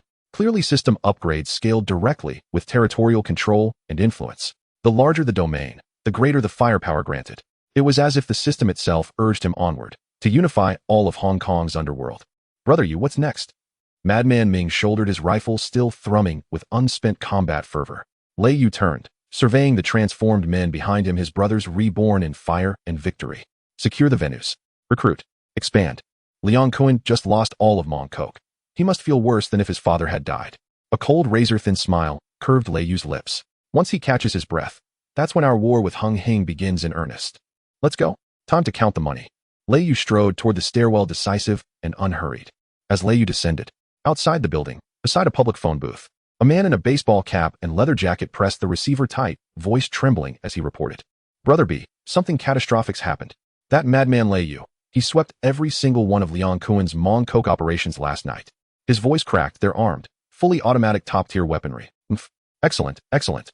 Over the line, Brother B drew a sharp, venomous breath, his tone laced with calculating malice. The more arrogant Lei Yu grows, the faster he falls. Spread this news immediately to the OCU detectives. Tell them Mong Kok has birthed a new, ruthless warlord. Let them probe his depths, test his limits. The cap-wearing man nodded vigorously. Understood, Brother B. I'll handle it at once. He hung up, pulled his cap lower, and melted into the narrow alleyway. A far darker, deeper conspiracy was already coalescing in the shadows. Meanwhile, Lei Yu sat in his office, relaxed in the boss's chair, eagerly launching the upgraded fishing system. Gazing into the shimmering pool where elite luminescent fish darted gracefully. He rubbed his palms together, anticipation gleaming in his eyes. 200 rounds. This time, I'm reeling in someone who wears a suit. Doubling the ammunition means being able to handle bigger jobs. Lei Yu sat in the spacious office on the top floor of the Emperor's nightclub, his legs casually resting on the redwood desk. He comfortably sank into the leather executive chair, lighting a cigar. Outside the door, the faint sounds of a Gue and Mad Ming counting money and organizing their subordinates could be heard. In Mong Kok, 5 streets and 38 venues were all under his control for the night. This was not just territory, but a continuous flow of cash. Lei Yu took a deep puff of his cigar, letting the spicy smoke swirl in his lungs before slowly exhaling. With territory, money, and guns, I still need someone capable to manage things. Abu is indeed fierce, a sharp knife that cannot be broken. But he is too cold, caring for nothing but killing. Now that the Lei family's business has expanded, they can't just collect protection fees or deal with the law. Should Abu be the one to carry the military knife? Xiao Go and Swan Pan have sharp minds, but their experience is too shallow to stabilize the venue. A person is needed who is both capable in combat and intelligent, preferably someone who can wear a suit and tie and engage in witty banter with the genteel scum of high society. Lei Yu closed his eyes, his consciousness sinking into his mind. The fishing system's Azure interface lit up instantly. In the upper right corner, the ammunition balance of 200,200 flashed brightly. Since I've leveled up, I should aim for something big today. Lei Yu's gaze swiftly scanned the fishing pool. He no longer took notice of the white money fish or blue resource fish. He directly opened the synthesis interface. System, what can I synthesize with 200 basic shells? 200 basic shells can be synthesized into super shotgun, net 1 high probability of catching purple level, low probability of dropping building blueprints, or advanced full-screen thunderstorm, 1 screen clearing attack, random blind box drops. Without hesitation, Lei Yu chose the super shotgun net. The full-screen blind box was too reliant on luck. If it cleared the screen and only yielded a pile of white fish, he wouldn't even know where to cry. He urgently needed a talent who could stand alone. Buzz. The cannon in the lower right corner began to morph. The originally single-barreled launcher transformed with a series of clicks into a heavy metal turret with 8 firing ports. Dangerous red light flickered in the barrel as if it were about to unleash destructive energy at any moment. At that moment, the water's edge rippled. A divine fish radiating deep purple light leisurely swam. The fish moved with extreme elegance devoid of any fierce thrashing. It seemed to be taking a stroll in its own backyard, exuding an innate arrogance. However, the deep purple energy waves emanating from it were even more intense than the last battle god's great white shark. A purple-level target. Lei Yu's eyes lit up, instantly forgetting to puff on the cigar in his mouth. It's you. He locked onto the elegant purple divine fish with his thoughts. Fire. Boom. The 8-barreled heavy turret fired simultaneously. 8 electromagnetic nets radiating blinding white light instantly wove into a net that covered the entire area. The purple divine fish seemed to sense danger, flicking its tail and suddenly accelerating to escape. But the range covered by the super shotgun net was too vast. ZZZ. The electromagnetic net tightly ensnared it. The divine fish struggled violently within the net, the purple and white lights clashing, illuminating the entire screen in flashes. Catch it for me. Lei Yu roared in his heart. Bang. With a crisp sound, the electromagnetic net suddenly tightened. That blinding purple light was forcibly dragged into the treasure chest at the bottom of the screen. The system's cold yet melodious mechanical voice resonated like a heavenly sound in Lei Yu's mind. Ding. Consumed 200 basic shells, successfully used the super shotgun net. Congratulations, host, for capturing the purple-level top general, suit-wearing thug warden Gao Jin from Killing Storm. The character has been loaded with a reasonable background, a senior security consultant returning from overseas, fluent in multiple languages, skilled in financial management and Thai boxing assassination. Loyal to the host with 100 absolute fidelity. Legal identity in Hong Kong Island has been activated. Gao Jin. Hearing this name, Lei Yu suddenly opened his eyes, his heart racing uncontrollably. The one from the movie, dressed in a perfectly tailored suit, hair neatly combed. Faced with numerous masters attacking, even his tie remained undisturbed as he elegantly kicked through someone's throat. This is not just catching a fish, this is reeling in an all-around CEO and super enforcer. Before Lei Yu could calm his excited heart, in front of the large floor-to-ceiling windows of the office, the space suddenly warped bizarrely, like a stone thrown into a calm lake. A tall and upright figure quietly appeared in the shadow of the floor-to-ceiling window. Lei Yu extinguished his cigar and narrowed his eyes to look. The newcomer stood nearly 1.9 meters tall. He wore an extremely well-fitted deep blue striped suit with a snow-white shirt and a burgundy tie. On his feet were a pair of shiny black Oxford shoes. His hair was slicked back neatly, without a strand out of place. A pair of gold-rimmed glasses rested on his high nose, concealing his narrow, deep-set eyes that held a hint of inherent cruelty and elegance. If he were walking on Wall Street, everyone would consider him a successful financial prodigy. But Lei Yu knew what kind of bloodthirsty beast lurked beneath that genteel suit. Gao Jin stood there, not speaking immediately. He simply lowered his head slightly, using his gloved hands to elegantly adjust the cufflinks on his right sleeve. As if his recent arrival from across time and space had merely left a trace of non-existent dust on his clothes. After adjusting his cufflinks, he slowly raised his head, his gaze calmly settling on Lei Yu through the gold-rimmed glasses. Unlike a boss intense fervor and ferocity, Gao Jin merely placed his right hand over his left chest, slightly bowed, performing an exceptionally standard gentleman's bow. Mr. Lei. Gao Jin's voice was low and magnetic, carrying an elegance that felt like a gentle spring breeze. It's a pleasure to meet you. I hope to alleviate your burdens. Lei Yu looked at the powerful man before him and smiled with satisfaction. You came at the right time. My business has expanded, and I am in need of someone to help me manage accounts, people, and the venue. He stood up, walked to the bar, and poured 2 glasses of whiskey. He handed one glass to Gao Jin, who gracefully accepted it with a slight nod in thanks. Managing enterprises is my strong suit, whether legal or illegal. He took a sip of whiskey, the curvature of his lips carrying a hint of cruel coldness. However, Lei Yu, holding the glass, walked up to Gao Jin, staring into his eyes. In Hong Kong Island, simply being good with numbers isn't enough. Those thugs from the gangs won't be civilized with you. Gao Jin adjusted his gold-rimmed glasses. Behind the lenses, a chilling glint flickered in his narrow eyes. He said nothing, merely downing the whiskey in one go. Then he unbuttoned one of the buttons on his suit jacket. At that moment, the office door was suddenly pushed open. Brother Yu. Xiaogo rushed in anxiously, not even bothering to knock. There's trouble. Xiaogo panted. Just now they from Hongxing made a statement. Liang Kuan has put out a bounty of 5 million on your and a bus heads. Now all the gangsters in Mong Kok are going crazy searching for us everywhere. And Xiaogo swallowed hard, his face paling. Shanji has brought people here. He borrowed over 100 thugs from Lian Sheng, blocking the entrance of our nightclub. He said he must demolish this place today. Hearing the name Shanji Lei, you hadn't spoken yet. But Gao Jin suddenly turned around. He gently placed the empty glass on the redwood desk, producing a crisp tap sound. Mr. Lei.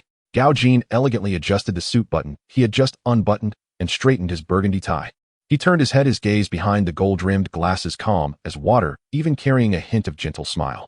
May I ask, which trash would you like me to clear out for you? Lei Yu looked at Gao Jin with satisfaction, his eyes brimming with admiration. This is what professionalism looks like. Abu is a sharp knife that won't return without blood, suitable for doing dirty and exhausting work. Gao Jin, who is proficient in multiple languages and possesses ruthless management skills, is the best candidate to help him manage the legitimate businesses and clean up their territory. Don't rush to clean up the trash outside. Lei Yu waved his hand, stopping Gao Jin, who was about to head downstairs. You just arrived, so let me assign you a serious task first. Lei Yu pointed at the account books of 38 venues that had just been counted by Gue and the others. Starting today, all the legitimate businesses of these venues will be separated out to form a proper company. Lei Yu's eyes were filled with ambition. The name will be Thunder Security, and you will be the general manager. Gao Jin adjusted his glasses and slightly inclined his body. Rest assured, Mr. Lei, leave it to me. In half a day, I will transform this place.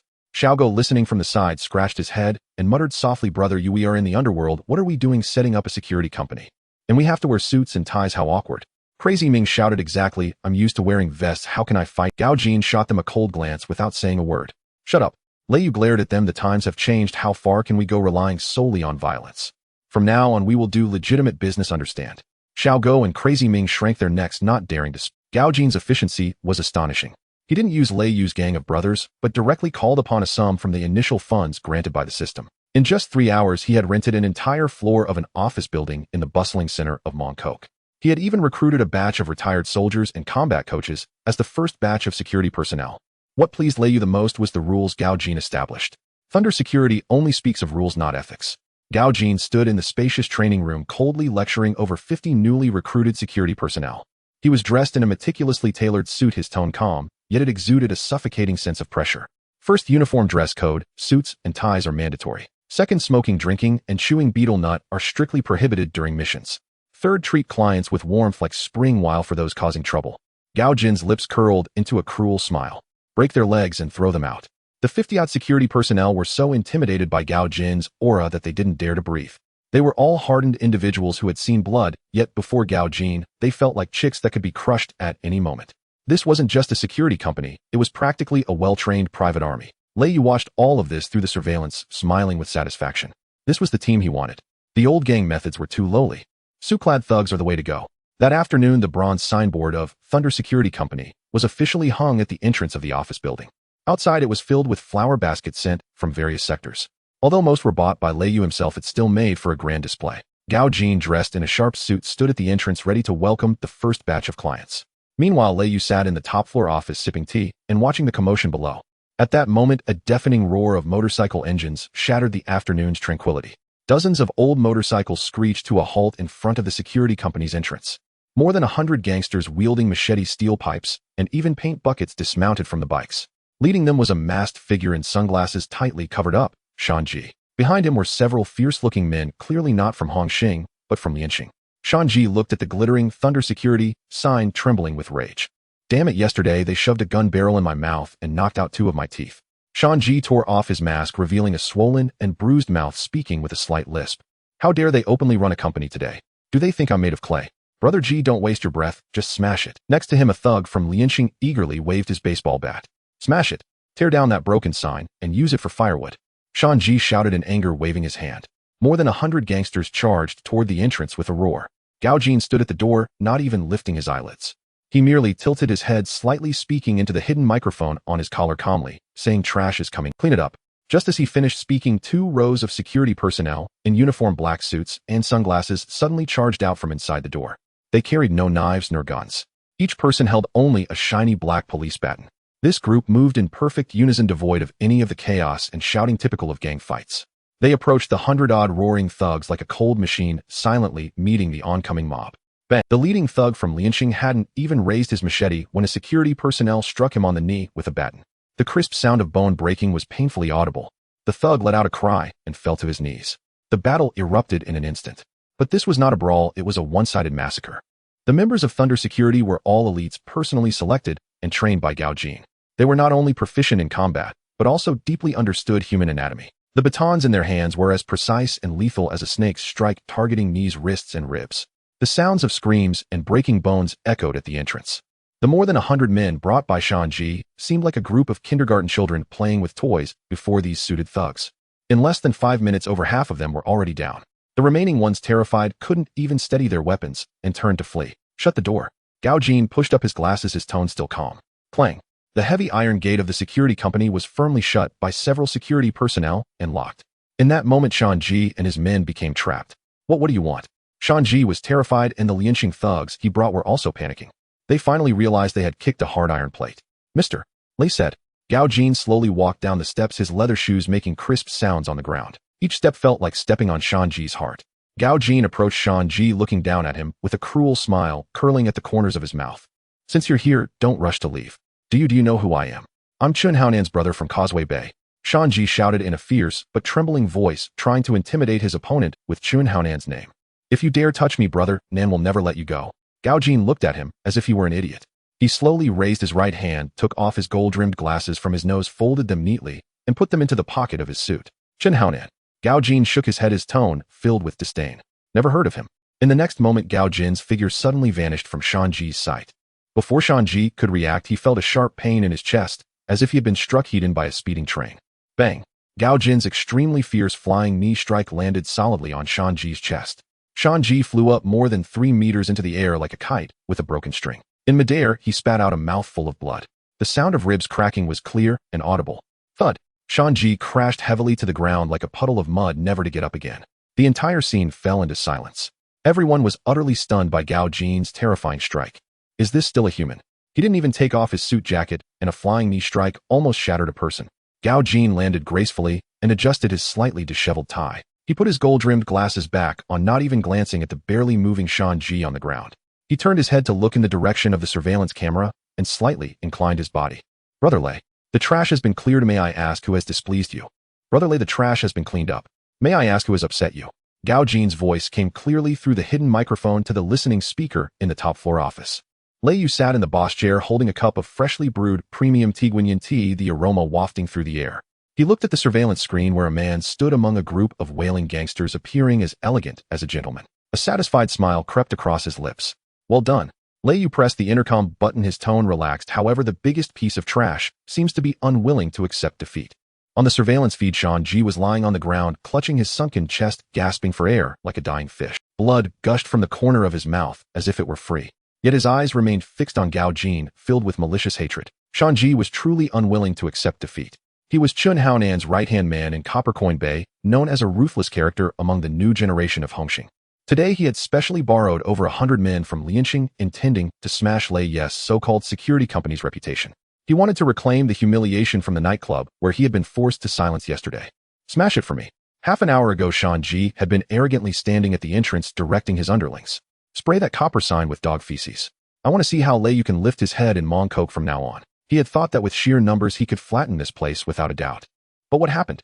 Over 100 men faced with those security guards in suits wielding batons were like papier-mâché. In less than 5 minutes they were all down. What shattered him the most was the man in front of him wearing gold-rimmed glasses, looking cultured and refined. Is this guy really the security manager? A flying knee nearly shattered his heart. Damn it. Shanji gritted his teeth, enduring the excruciating pain, spewing bloodied curses. You're dead.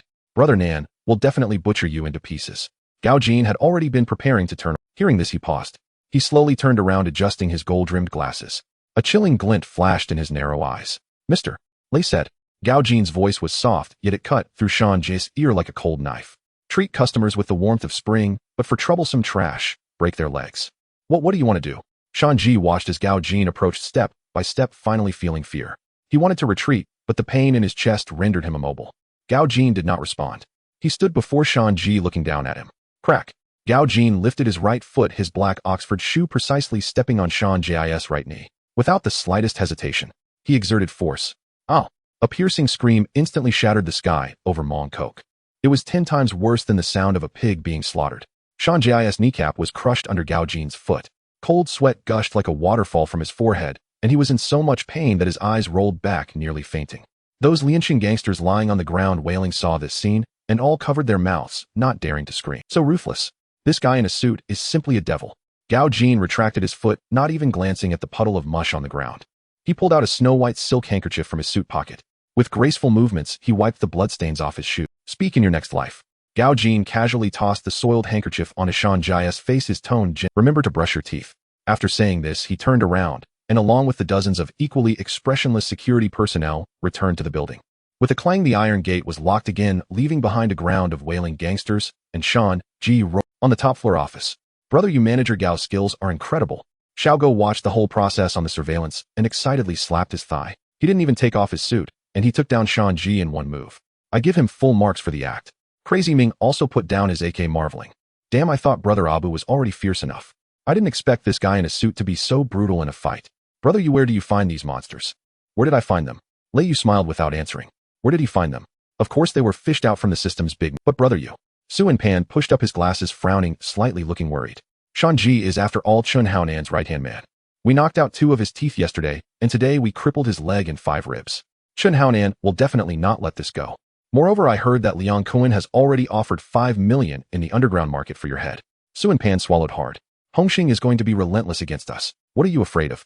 A Gue snorted coldly, reaching for the pig-killing knife at his waist. 1 comes we kill 1, 2 come we kill 2. We have guns and people now, are we afraid of those knife-wielding punks from Hongxing?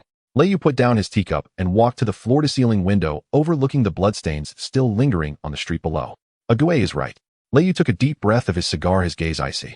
Since we have established ourselves, we cannot. Whoever dares to provoke us, we will make them hurt, make them fear, make them kneel, and call us grandpa. However, Lei Yu turned around, his piercing gaze fixed on the 6 brothers. Relying solely on fighting and killing is the way of gangsters. We are now a legitimate company. We need to use our brains. Su and Pan. Here, Brother Yu. Su and Pan straightened up immediately. How much cash do we have on the books? Su and Pan quickly ran through the accounts in his mind. From yesterday's nightclub raid plus what we had left over, there should be about 150,000. Lei Yu nodded. Take out 100,000 and give it to Gao Jin. Have him buy another batch of equipment from the black market. We need to buy more equipment. Fatty Chong was momentarily stunned. Brother Yu, isn't that pile of stuff in our basement enough? Those are just for self-defense. Lei Yu's lips curled into a fervent smile. Since Liang Kuan has put up 5 million as a bounty, what we might face next won't just be punks with watermelon knives. It's very likely that professional killers or even mercenaries will come looking for trouble. Lei Yu's gaze hardened. So we must have heavy firepower capable of countering them.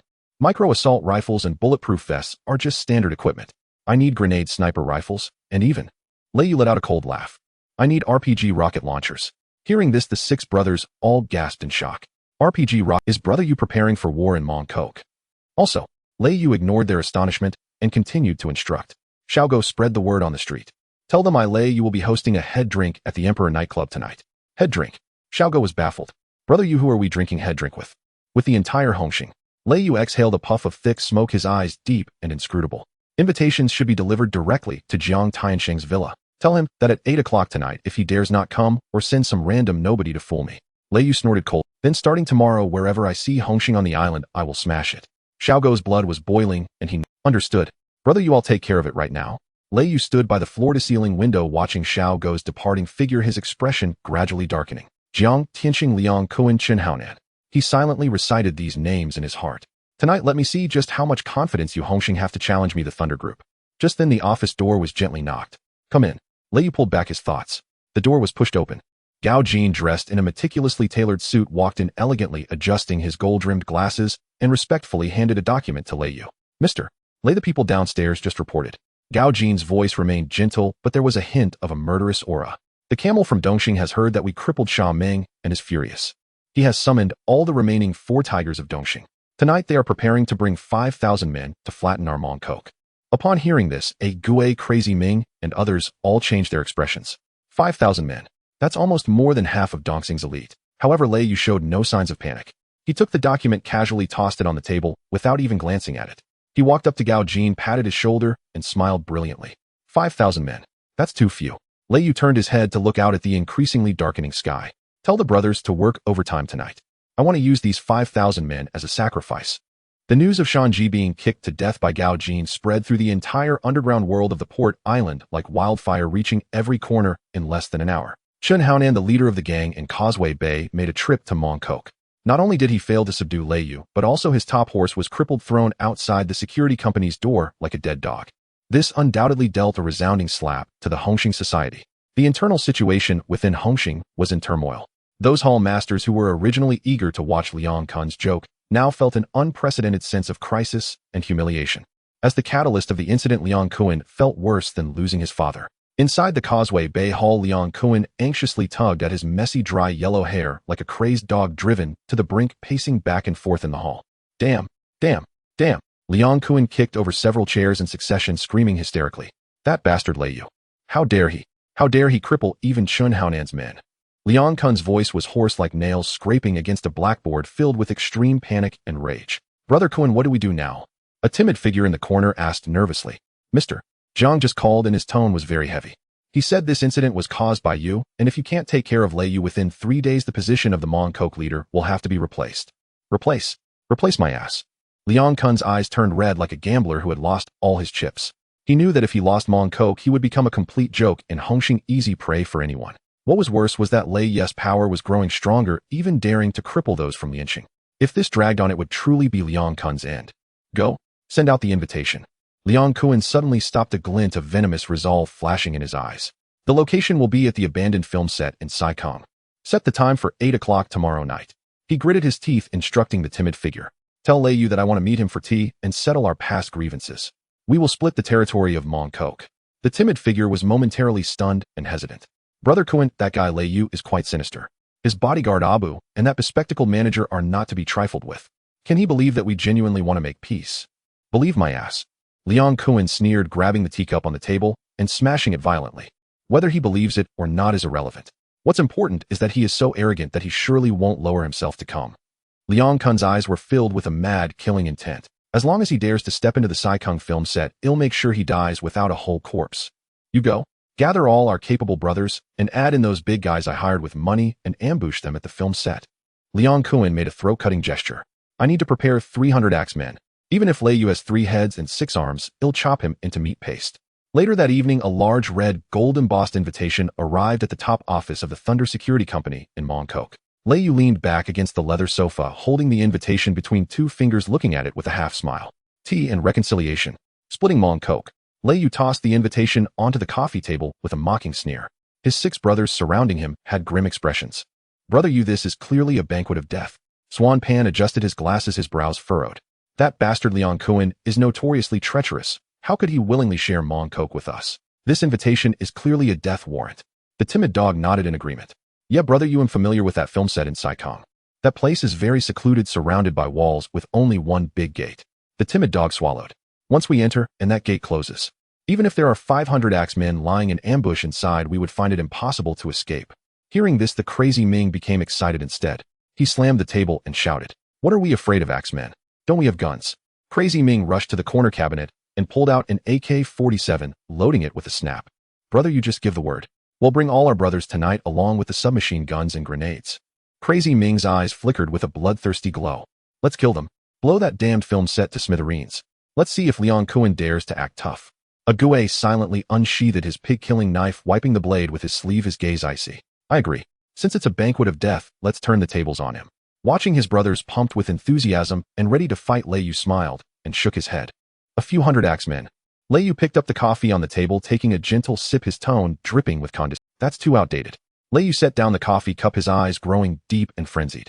It's the 1980s now. Even the gangsters are using mobile phones, and they're still playing the old tricks of cup breaking and axemen ambushes. Liang Kun's brain seems to be stuck in the Qing dynasty. Fat Chong scratched his head, a bit confused. Brother, you, are we going or not?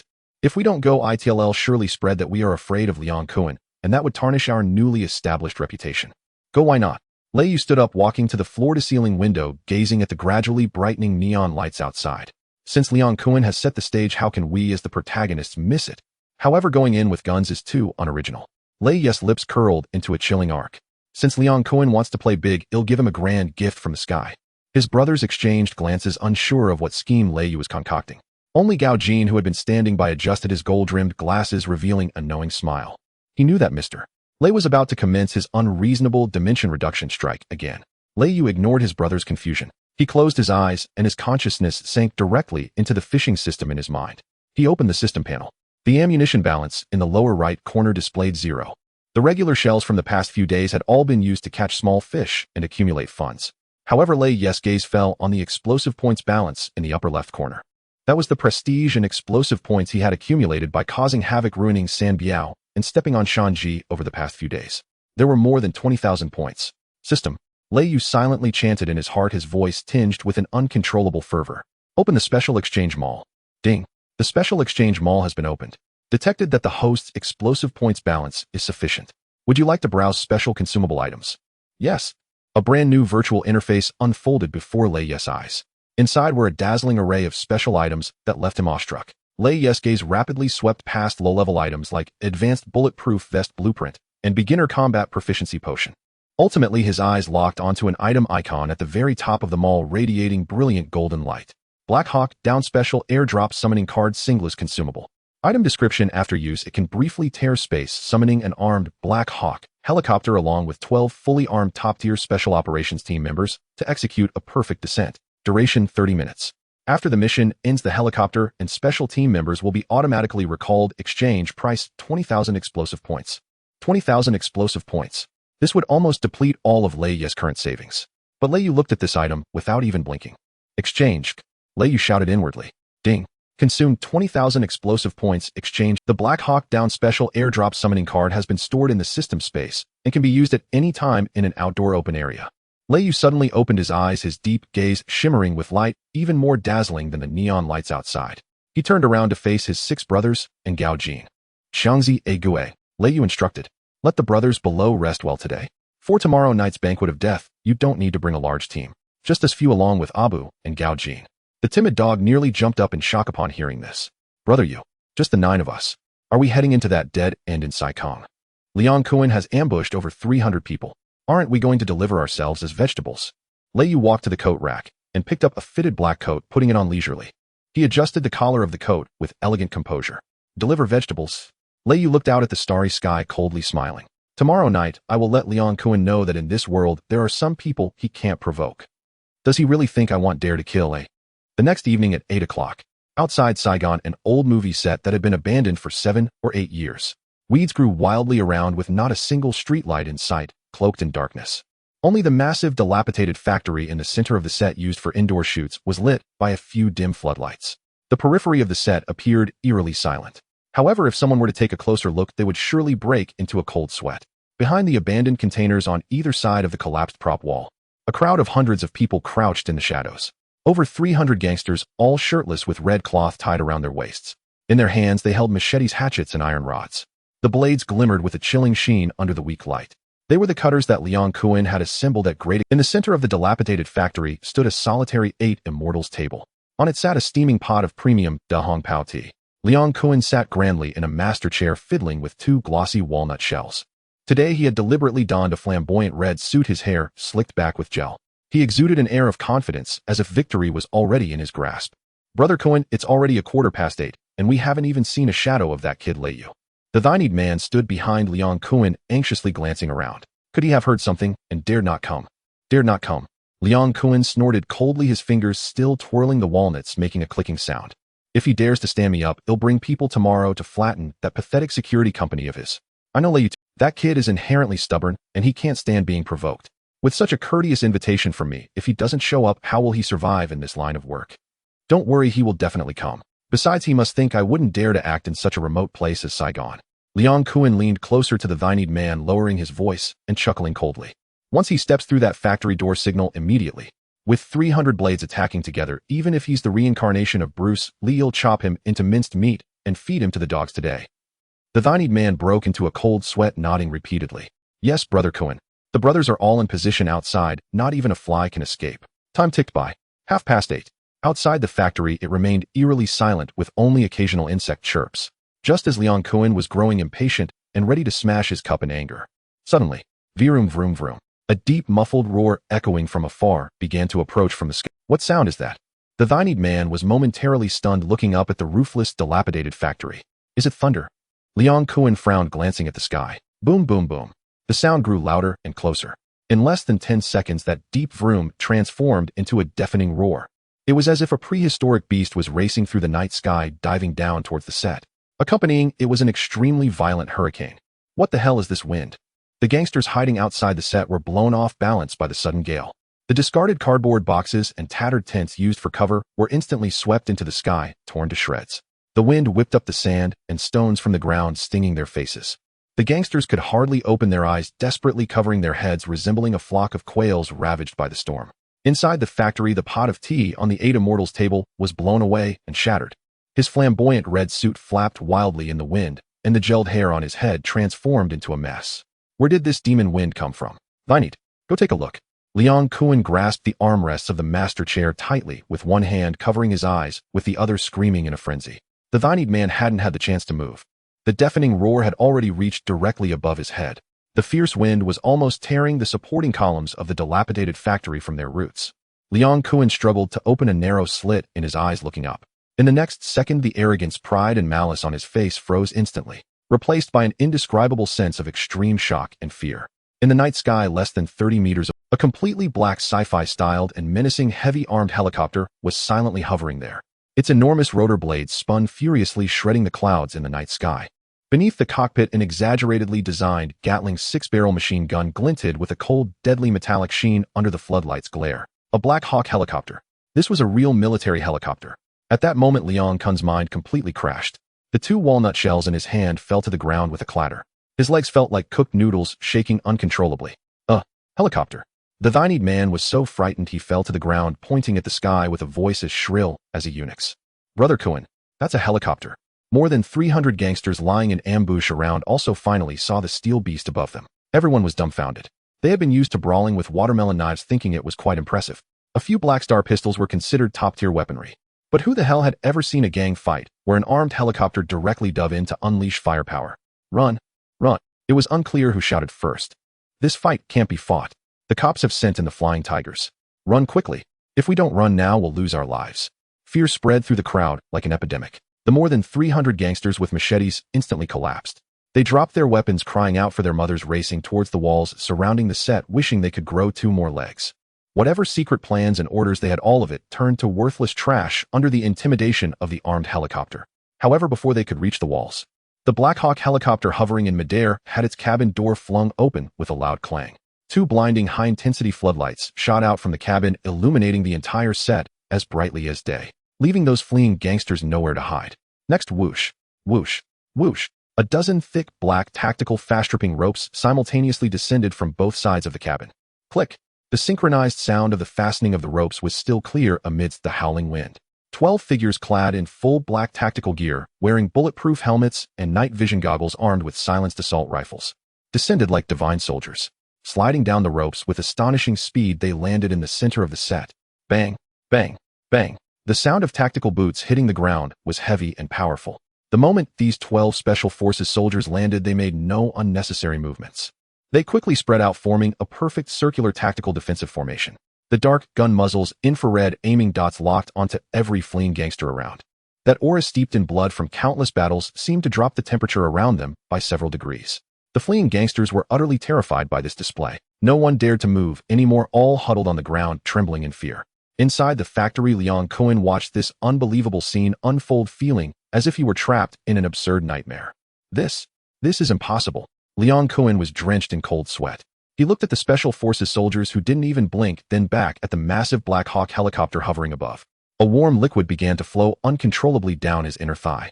It dripped onto the valuable carpet. The master of the Hongxing Triad, who commanded the winds and rains in Mong Kok, was scared, to the point of wetting his pants, just as Leon Kun's mental state was on the brink of collapse. From the helicopter, the last fast-tripping line slid down. A tall and upright figure dressed in a black trench coat landed calmly at the center of the tactical formation. The 12 Special Forces soldiers simultaneously turned around. Their movements were synchronized, producing a crisp sound as they saluted this figure in perfect military fashion. This figure slowly turned around. The floodlight illuminated his sharp-featured face, which bore a cold smile. It was Leiyu. Leiyu did not pay any attention to the terrified gangsters. He stepped over the debris, walking step by step towards Leon Kuan. The soles of his shoes crunched on the shards of glass, producing a sound that was painfully grating. Leiyu looked down at Leon Kuan, who slumped in his chair with a large wet patch in his pants, trembling all over. He leisurely pulled a cigar from his trench coat pocket, bit it, and with a snap lit it. Taking a deep puff, the thick smoke billowed towards Liang Kun's pale face. Brother Kun. Lei Ye's voice was low but echoed in the still set, carrying endless mockery and pressure. Where's the feast for the Hongmin banquet? Is it not ready yet? The fierce wind gradually subsided. The Black Hawk helicopter hovered above the set, its massive roar overwhelming everyone's eardrums. The spotlight's beam resembled a judgment. The moment 12 Special Forces soldiers landed, their tactical formation had already perfectly unfolded. Swish! 12 crimson laser sights intertwined in the night. Like the Grim Reaper opening its red compound eyes, it stared fixedly at the dazed gangsters.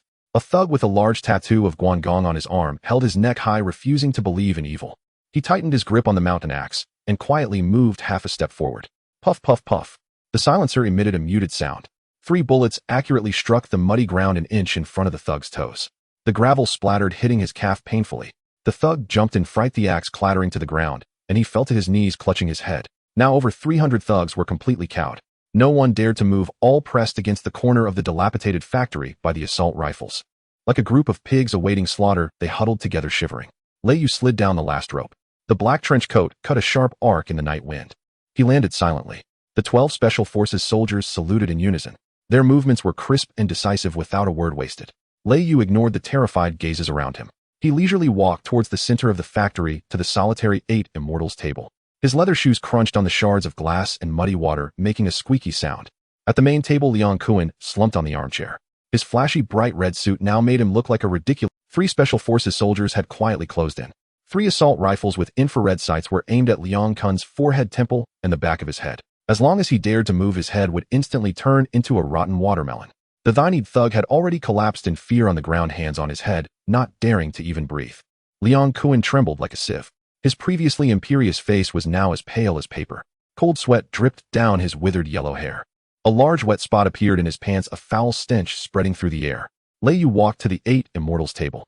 He glanced at the teapot shattered on the ground, and then at the nearby relatively intact teacup. He reached out, picked up the teacup, and poured himself a cup of warm tea. His movements were leisurely, as if he were not at an enemy's banquet, but in his own backyard. Lei Yu raised the teacup, gently blowing at the floating tea leaves. He leaned against the table, lifting his eyes to look at Liang Kun, whose face was pale as dirt. Dozens of infrared beams danced across Liang Kun's chest and face. Brother Kun. Lei Ye's voice was gentle, even carrying a hint of amusement. What a grand occasion to invite me for tea. He took a sip of tea, smacking his lips. Where are the dishes for this banquet? He set down the teacup, looking at Liang Kun with a half smile. Aren't they ready yet? Liang Kun's Adam's apple struggled to move. He wanted to speak, but his teeth were chattering, producing a clattering sound. You? Brother you? Liang Kun's hoarse voice sounded worse than crying at that moment. He forced out a smile that was uglier than death. It's a misunderstanding. It's all a misunderstanding. Misunderstanding. Lei Yu raised an eyebrow, pointing at the 300 thugs squatting on the ground. To invite me for tea, you need to bring 300 knives, eh? Lei Ye's tone gradually turned cold. Brother Kun's hospitality is indeed special. Liang Kun trembled in fear, nearly sliding off the chair. No, it's not like that. He desperately shook his head, incoherently explaining. I invited my brothers to protect you because the security in this area is terrible. Protect me. Lei Yu laughed, the chill in his laughter piercing. He approached Liang Kun. Suddenly, without warning, he kicked Liang Kun in the stomach. Bang! Both man and chair were sent crashing to the ground. The bright red suit was splattered with mud and glass shards. Liang Kun clutched his stomach, writhing in pain like a boiled shrimp curled up on the ground, dry heaving. Lei Yu looked down at him from above. Do you think I'm a 3-year-old child? Lei Ye's voice suddenly rose like thunder. 4 years ago you colluded with Big Brother B to frame me, using my brother's life to force me to take the blame. I spent 4 years inside. Lei Yu pointed at the prostrate Liang Kun, his gaze fierce. You took my territory, smashed my brother's business, broke a Gui's leg. Yesterday you even issued a bounty for my head, wanting to eradicate me. Now you tell me it was a misunderstanding. Lei Yu walked up to Liang Kun and crouched down. He reached out and patted the muddy face of Liang Kun. Brother Kun, dozens of infrared sights are aimed at your head. Do you feel moved? Oi. Lei Ye's lips curled into a cruel arc. No, I dare not move. Liang Kun's face was filled with despair, tears and mucus mixed together. Brother Yu, I was wrong. I was really wrong. He suddenly clung to Lei Ye's leg like he had grasped a lifeline. It was Jiang Tianxing. It was Big Brother B. Liang Kun began frantically shifting the blame. It was Big Brother B who suggested you take the blame because you were too prominent in Mong Kok, threatening him. Today's banquet was also tacitly approved by Jiang Tianxing. Liang Kun swore, pointing to the sky. They wanted to use my hand to eliminate you so they could reap the benefits. Brother Yu. Lei Yu coldly watched his performance. He had already guessed these things. None of the old foxes in Hongxing were clean, but he wasn't here today to listen to Liang Kun's complaints. Lei Yu stood up, shaking off Liang Kun's hands with one kick. I will settle their accounts later. Lei Yu looked down at, but your account must be settled tonight. He pulled out a black pistol from his trenchcoat pocket. The action was practiced, producing a crisp click. Upon seeing the gun, Liang Kun's pupils dilated, and he was terrified to the core. Brother Yu, don't kill me. Don't kill me. He knelt on the ground, frantically kowtowing to Lei Yu. Bang, bang, bang, echoed in the factory. I have money. I have a lot of money. Liang Kun's voice was hoarse. My territory, my savings, I can give you all my women. Just spare my life. I will leave Hong Kong Island immediately and never come back. Lei Yu looked at the foul-smelling puddle on the ground, a hint of disgust flashing in his eyes. This was the master of Hongxing. Bullying the weak and fearing the strong in the face of absolute violence, he was even less than a dog. Money, I will take it myself. Lei Yu aimed the gun at Liang Kun's forehead. But the debt you owe my brothers, even the king of heaven, can't save you. Just as Lei Yu was about to pull the trigger, the Thinid thug who had been lying on the ground suddenly found unexpected courage and lunged at Lei Yu's back with a knife. Brother Kuan, run. The Thinid thug shouted, attempting one last desperate struggle. However, he was too slow. Or rather, in front of these special forces soldiers, he looked like a stumbling infant. Bang! A gunshot rang out. The Thinid thug's body jerked midair, a blood hole appearing in his forehead. He didn't even have time to scream before collapsing to the ground, eyes wide open. The shooter was a special forces soldier. He put away his assault rifle with a swift motion, as if he had casually swatted away a mosquito. The glimmer of hope that had just arisen in Liang Kun was utterly shattered with the fall of the Thinid thug. He stared blankly at the corpse. Then mechanically, he turned his head to face the dark barrel of the gun. In the next life, Lei Yu's voice was like the pronouncement of death. Be a good person. Bang! The Liang Kun's forehead burst open with a spray of blood. His eyes widened, his body leaning back heavily before crashing into the muddy water. This once arrogant and domineering master of Hongxing in Mong Kok. Just like a wild dog, he died in an abandoned film set. The entire set fell into a deathly silence. Only the sound of the helicopter's rotor blades continued to roar. The over 300 gangsters looking at Liang Kun's corpse were all terrified out of their wits. A few timid ones had fainted outright. The rest didn't even dare to breathe, fearing that they would be the next to get shot. Lei Yu put away his gun, not even glancing at Liang Kun's body. He turned around, walking towards the more than 300 gangsters squatting in the corner. Dozens of infrared beams still danced over them. Lei Yu, with a cigar in his mouth, scanned the trembling faces. Lei Yu have always been clear about my grudges and favors. Liang Kun is dead, your accounts I want settled. But from today onwards, there will be no Liang Kun in Mong Kok, only I, Lei Yu. Lei Yu's voice echoed in the wind, exuding an undeniable dominance. Those who want to live, put down your knives and roll out of Mong Kok. Those who want to enjoy the good life with me. Lei Yu paused, his gaze sharp as a knife. Tomorrow morning, report to Thunder Security Company. The gangsters exchanged glances, no one daring to move first. Lei Yu no longer paid them any mind. He made a gesture. The 12 Special Forces soldiers quickly regrouped, skillfully climbing up the descent ropes. Whoosh! Whoosh! In just a few seconds, the Special Forces members were all back on the Black Hawk helicopter. Lei Yu grabbed the last. Before leaving the ground, he turned back to look at the overturned armchair. Hongxing! Lei Yu sneered in his heart. The game has just begun. He quickly ascended the rope and entered the cabin. The helicopter door closed. Vroom, vroom, vroom.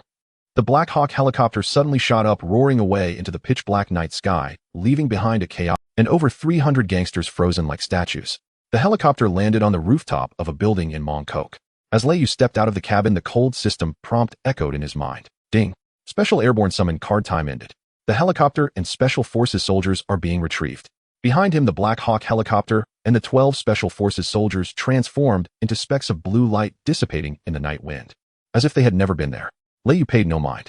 His attention was drawn to the continuously popping system notification. Ding! Host successfully killed the enemy faction leader, Liang Kun, completing the hidden achievement, clearing the portal. Congratulations. Host received a score reward, 5,000 points. Ding! Detected a significant increase in host faction reputation, unlocking new fishing areas. Lei Yu's eyes brightened. The deep sea zone. That's a place where more exquisite treasures can be caught compared to the current shallow water zone. Just as he was about to open the system to examine it properly, the iron door on the rooftop was pushed open. Abu emerged carrying that signature canvas bag, looking like a go. Boss. Lei Yu turned his head. Is everything taken care of? Abu nodded, his voice hoarse. Liang Kun's villa, underground treasury, and several secret bases have all been cleaned out. Here are the accounts and keys. Abu handed Lei Yu a brown paper bag. Moreover, I discovered an interesting thing. Abu's mouth rarely curled into a cold smile. Oh. Lei Yu took the bag. What is it? Abu pointed in the direction of Causeway Bay. While cleaning out Liang Kun's treasury, I caught a guy who was stealing money. Abu paused, his eyes becoming playful. He said his name is Bao Pai.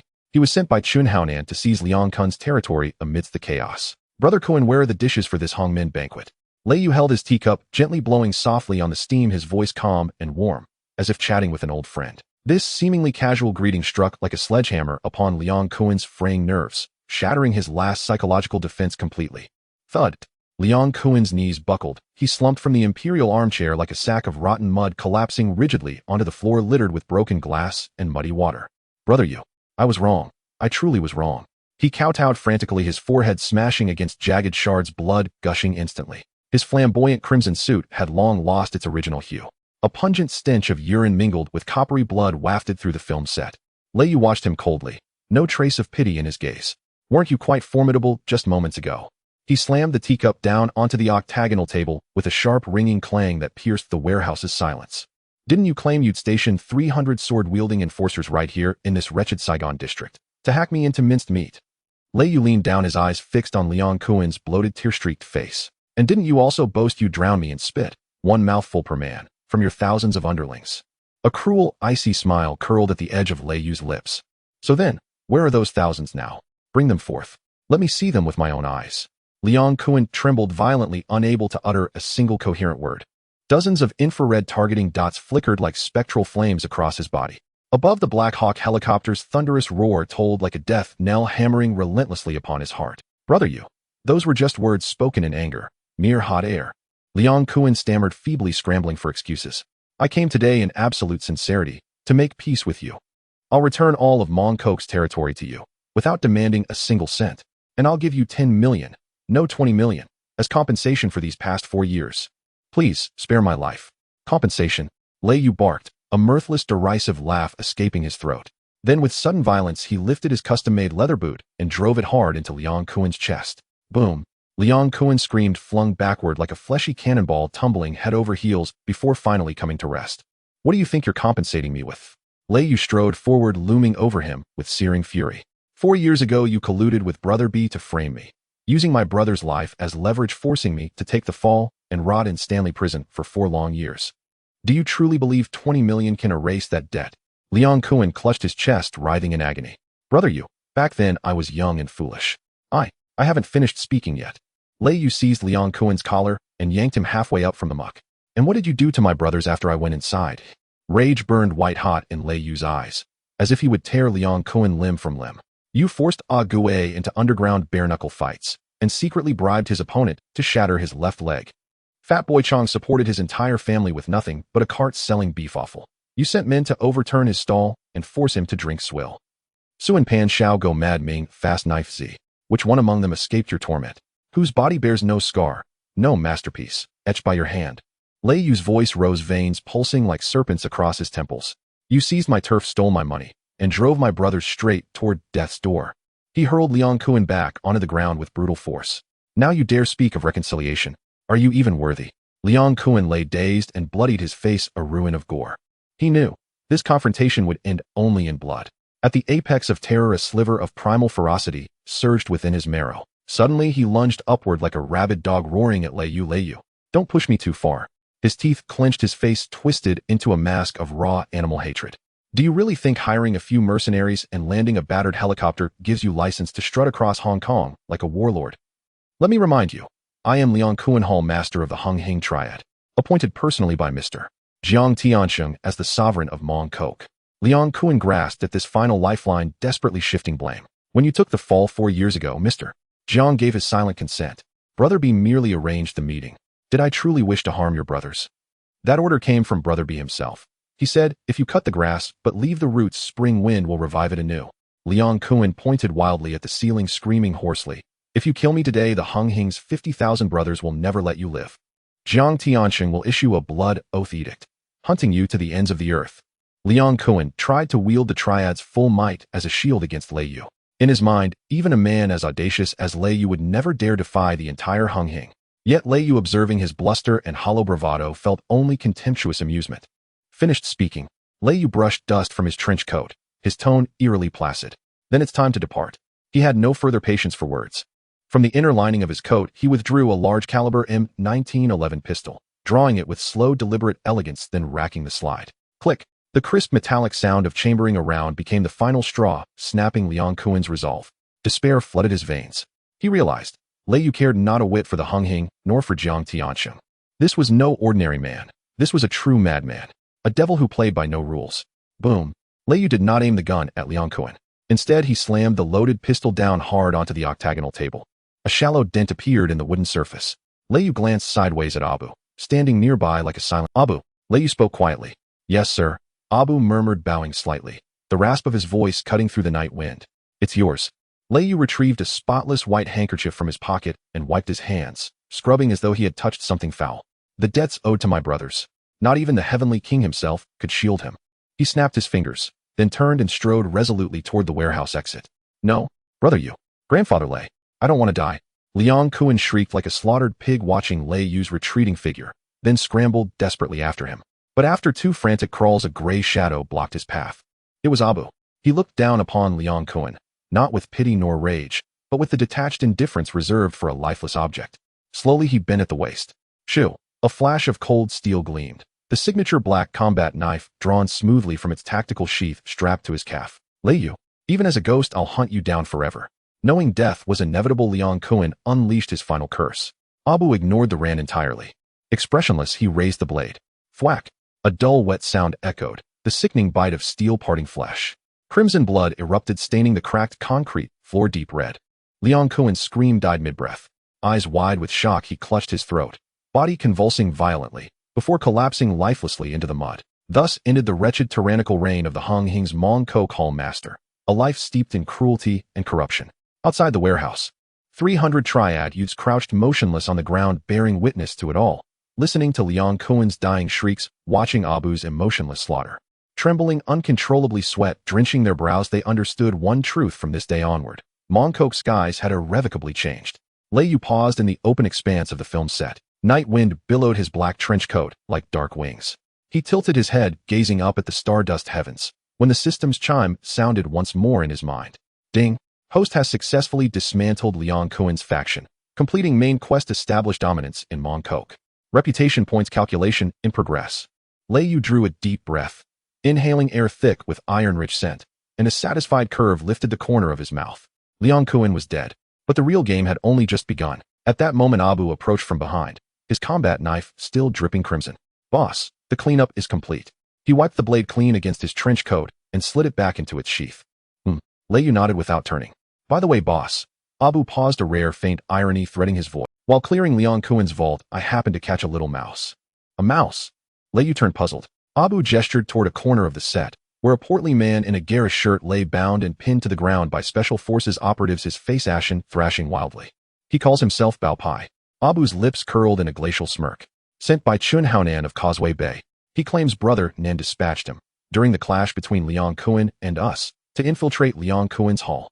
Abu paused, his gaze flickering with quiet mockery. To steal Liang Kuan's ledgers and land deep. In the night, a piercingly sharp scream shattered the deathly silence of the film set in Saigon. Liang Kuan clutched his blood-spurting neck, his bloodshot eyes wide open, his body convulsing violently. His corpulent body thrashed in the mud like a decapitated fat fish for a moment before coming to a complete stop. He died with unclosed eyes. Abo expressionlessly withdrew the bloodied military knife and casually swiped it across the flashy red suit of Liang Kuan, smearing the blood. With a click, the military knife returned to its sheath. The once dominant leader of the Hongxing in Mong Kok fell lightly as a feather dying in an abandoned film set that no one cared about. Bang! Bang! Almost simultaneously as Liang Kuan fell, dull sounds of gunfire muffled by silencers echoed from the corner. The several underlings who had been bullying Liang Kuan and had just attempted to resist were all precisely shot in the head by the special forces team stationed outside. They were given no chance to plead for mercy. As the gunfire rang out, the remaining 300 or so disarmed hoodlums completely collapsed. Help! They're really killing people. Help! I don't want to die. The crowd erupted like a nest of ants, screaming and shoving frantically, fleeing the film set. Lei Yu, with a cigar in his mouth, did not order a pursuit, his eyes filled with disdain. Run, the farther the better. He exhaled a thick cloud of smoke, sneering inwardly. Etch my name into your nightmares for the rest of your lives. He turned and made a gesture to the 12 Special Forces members. Clean up the scene. The team members swiftly dragged Liang Kuan and several other leaders' bodies to an abandoned pool nearby and poured the prepared corpse disintegrating liquid over them. Sizzle! A pungent white smoke rose up, completely erasing these corpses along with their last traces in this. Boss, how should we handle this fatso? Abo pointed at the corner where the bound and terrified Bao Pai had already wet his pants. Lei Yu walked over and pulled the rag from Bao Pai's mouth. Brother Yu. Brother, you spare my life. Bao Pai, disregarding his disgust, frantically kowtowed to Lei Yu. I was forced. It was Brother Nan. It was Chun Hao Nan who sent me. Chun Hao Nan has quite the scheme, doesn't he? Lei Yu chuckled, but his gaze was as cold as ice. He wants to take my spoils to gain merit. Does he think I'm doing charity? Lei Yu patted Bao Pai's chubby cheek. You go back and tell Chun Hao Nan and that hypocritical big shot B. In Mong Kok, everything belongs to Lei. Anyone who dares to reach out, I'll chop off their hands. Get lost. Lei Yu shouted sternly. Bao Pai, as if granted amnesty, scrambled away from the film set. Lei Yu turned and walked towards the hoodlums who were crouching on the ground. Listen closely. Liang Kuan is dead. From today there is no Liang Kuan in Mong Kok, only my Thunder Group. He paused, his tone overwhelmingly domineering. I give you two options. First, get out of Mong Kok now. Second, report to Thunder Security Company first thing tomorrow morning. Follow me, Lei Yu, and I promise you'll live a life of luxury. After saying this, Lei Yu did not glance at them again. Withdraw. He snapped his fingers, and the 12 Special Forces members quickly regrouped, following Lei Yu into the night. At 3 in the morning, Mong Kok, on the top floor of Thunder Security Company. The office was brightly lit. The table was piled high with cash account books and land deeds seized from Liang Kun's territory. Brother Yu, I did a rough calculation. Swan Pan, pushing up his glasses, trembled while holding the calculator. There's over 8 million in cash alone. Adding the land deeds and properties, the total value is at least over 30 million. We're rich. This time we've really struck it big. Crazy Ming grabbed a handful of gold bullion and excitedly scattered it into the air. Lei Yu, smoking a cigar, looked at these spoils, but his gaze was not as excited as his brother's. Is this little money enough? This is just the beginning. He turned to Gao Jin. Gao Jin, how is the handover of Mong Kok's territories going? Gao Jin slightly bowed, his tone calm and elegant. Mr. Lei, rest assured, everything is going smoothly. All 38 of Liang Kun's establishments have been switched to our Thunder security signs tonight.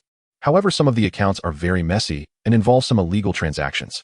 I took the liberty to handle all the projects related to drugs. Well done. Lei Yu nodded in appreciation. I Lei Yu stand firm in my principles and do not engage in gambling or drugs. Anyone who dares to deal with dirty money behind my back should not blame me for forgetting our brotherly bond. Don't worry, Brother Yu. Agoué was the first to pledge, his eyes resolute. Good. Lei Yu extinguished his cigarette, and stood up. You all worked hard tonight, let's distribute some money and go home to get a good night's sleep. Tomorrow it might not be so easy. This night was a terrifying one that triggered a massive earthquake in the underground world of Hong Kong. Liang Kuan was dead. The once arrogant leader of the Hongxing in Mong Kok was shot into a beehive at the banquet he set up himself. And the one who did all this was actually a washed-up knife wielder who had just been released from prison. Rumor has it that Lei Yu somehow acquired a fully armed special mercenary team, even using a military helicopter to crash the venue. This news spread like wildfire, reaching all 19 factions of various sizes across Hong Kong in less than Hongxing, Dongxing, and Helianxing. All the bosses of the associations were awakened from their beds at midnight, and upon hearing this news, they were all left speechless. That night, no one in the entire underworld could sleep. Everyone was frantically inquiring about who that man named Lei Yu really was. And at the center of the storm, Lei Yu was lying in the office's lounge. He opened the panel of the fishing system. Looking at the newly unlocked deep-sea zone, at the mysterious giant beasts radiating purple and even golden light inside, Lei Yu's lips curled into an extremely fervent arc. System, open the deep-sea zone. Give me 10 draws of the high-level tracking cannon. The next dawn, the first ray of sunlight pierced the gloom that had shrouded the island overnight, spilling onto the bustling streets of Wangjiao. Even the air seemed to have lost some of its usual restlessness and rancor. Hey, Aunt Zhang, why haven't I seen those thugs collecting protection money today? The morning tea stall owner asked briskly as he wrapped char siu buns, chatting with a regular. The woman called Aunt Zhang ran the fruit stall on the corner. She glanced around warily, lowered her voice, and spoke with conspiratorial relish. You haven't heard. Last night, Wangjiao changed hands. Changed hands? What happened? Liang Kuan of Hongxing was taken out. Aunt Zhang's voice brimmed with barely contained excitement and gossip. They say they couldn't even find the body. He was dissolved with chemicals. Along with his hundreds of men, they were wiped out overnight. No way. That explosive. The morning tea owner was so startled, he dropped his tongs. Who will control Wangjiao now? Who else? Aunt Zhang nodded toward the tallest commercial building not far. They say it's Lei Yu, the one who took the fall for Liang Kuan 4 years ago. He's come back. Last night, he and his men cleared out all of Liang Kun's venues in Wangjiao. Even Dongxing's grasshoppers were taken down. Now the whole of Wangjiao answers to Lei Yu. Similar conversations played out in every corner of Wangjiao. Every merchant and neighbor spoke with a curious mixture of fear and fascination about this mysterious new lord who had risen overnight. They worried that Lei Yu might be fiercer and greedier than Liang Kuan. Yet a full day passed, and the expected burning, looting, and pillaging never came. Instead, at dawn, hundreds of burly men in identical black suits and white gloves appeared on Wangjiao Street. They were not there to collect protection money. They carried brooms and hoses sweeping away trash and bloodstains, even repairing broken streetlights. Their leaders were two men of utterly different auras, one in a gray coat, his face cold and Lupin. The other was impeccably suited, wearing gold-rimmed glasses, genteel as a university professor. They were Abu and Gao Jin. Under their command, the 300-odd gangsters Lei Yu had absorbed the day before were fitted into brand-new Leitang security uniforms. They were divided into patrol teams, cleaning crews, and order maintenance squads. On Wangjiao's 5 main streets, they began their first day as a regular force. By noon, a Leitang security officially hung its plaque and rebranded itself as Leitang Group. Lei Yu took office as the group's inaugural chairman.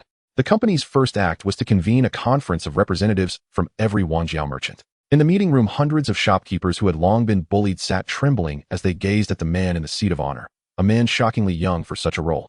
They expected a ceremonial feast at which the new boss would announce increased protection fees.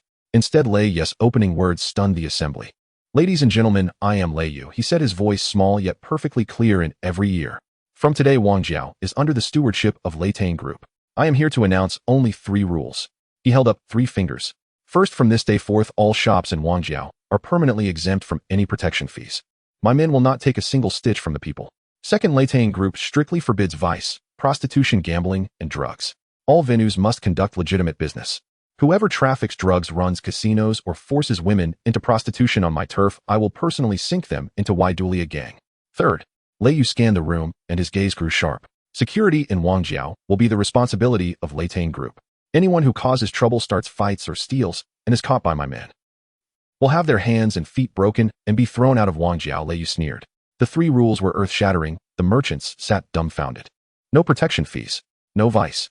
Enforcing order. Is this some kind of mafia? Absurdly, it felt more righteous than the governor's office. Of course, many dismissed it as the bluster of a new boss lighting 3 ceremonial fires. But what happened in the following days utterly overturned their assumptions. Leitang Group's patrols truly began apprehending pickpockets and thieves on the streets. They did not hand them to the police. They broke their hands and displayed them at street corners. Their methods were brutal, but the effect was immediate. In just 3 days, Wangjiao's crime rate plummeted. Aunt Zhang could for the first time leave her stall open at night without fearing theft. Those gangsters absorbed by Lei Yu under Gao Jin's iron discipline were completely remade, no tattoos, no coarse language, and they were instructed to greet the neighbors politely. Wangjiao's atmosphere was renewed. The name, Lei Gu, began to be praised on every lips, though pockets of disbelief remained.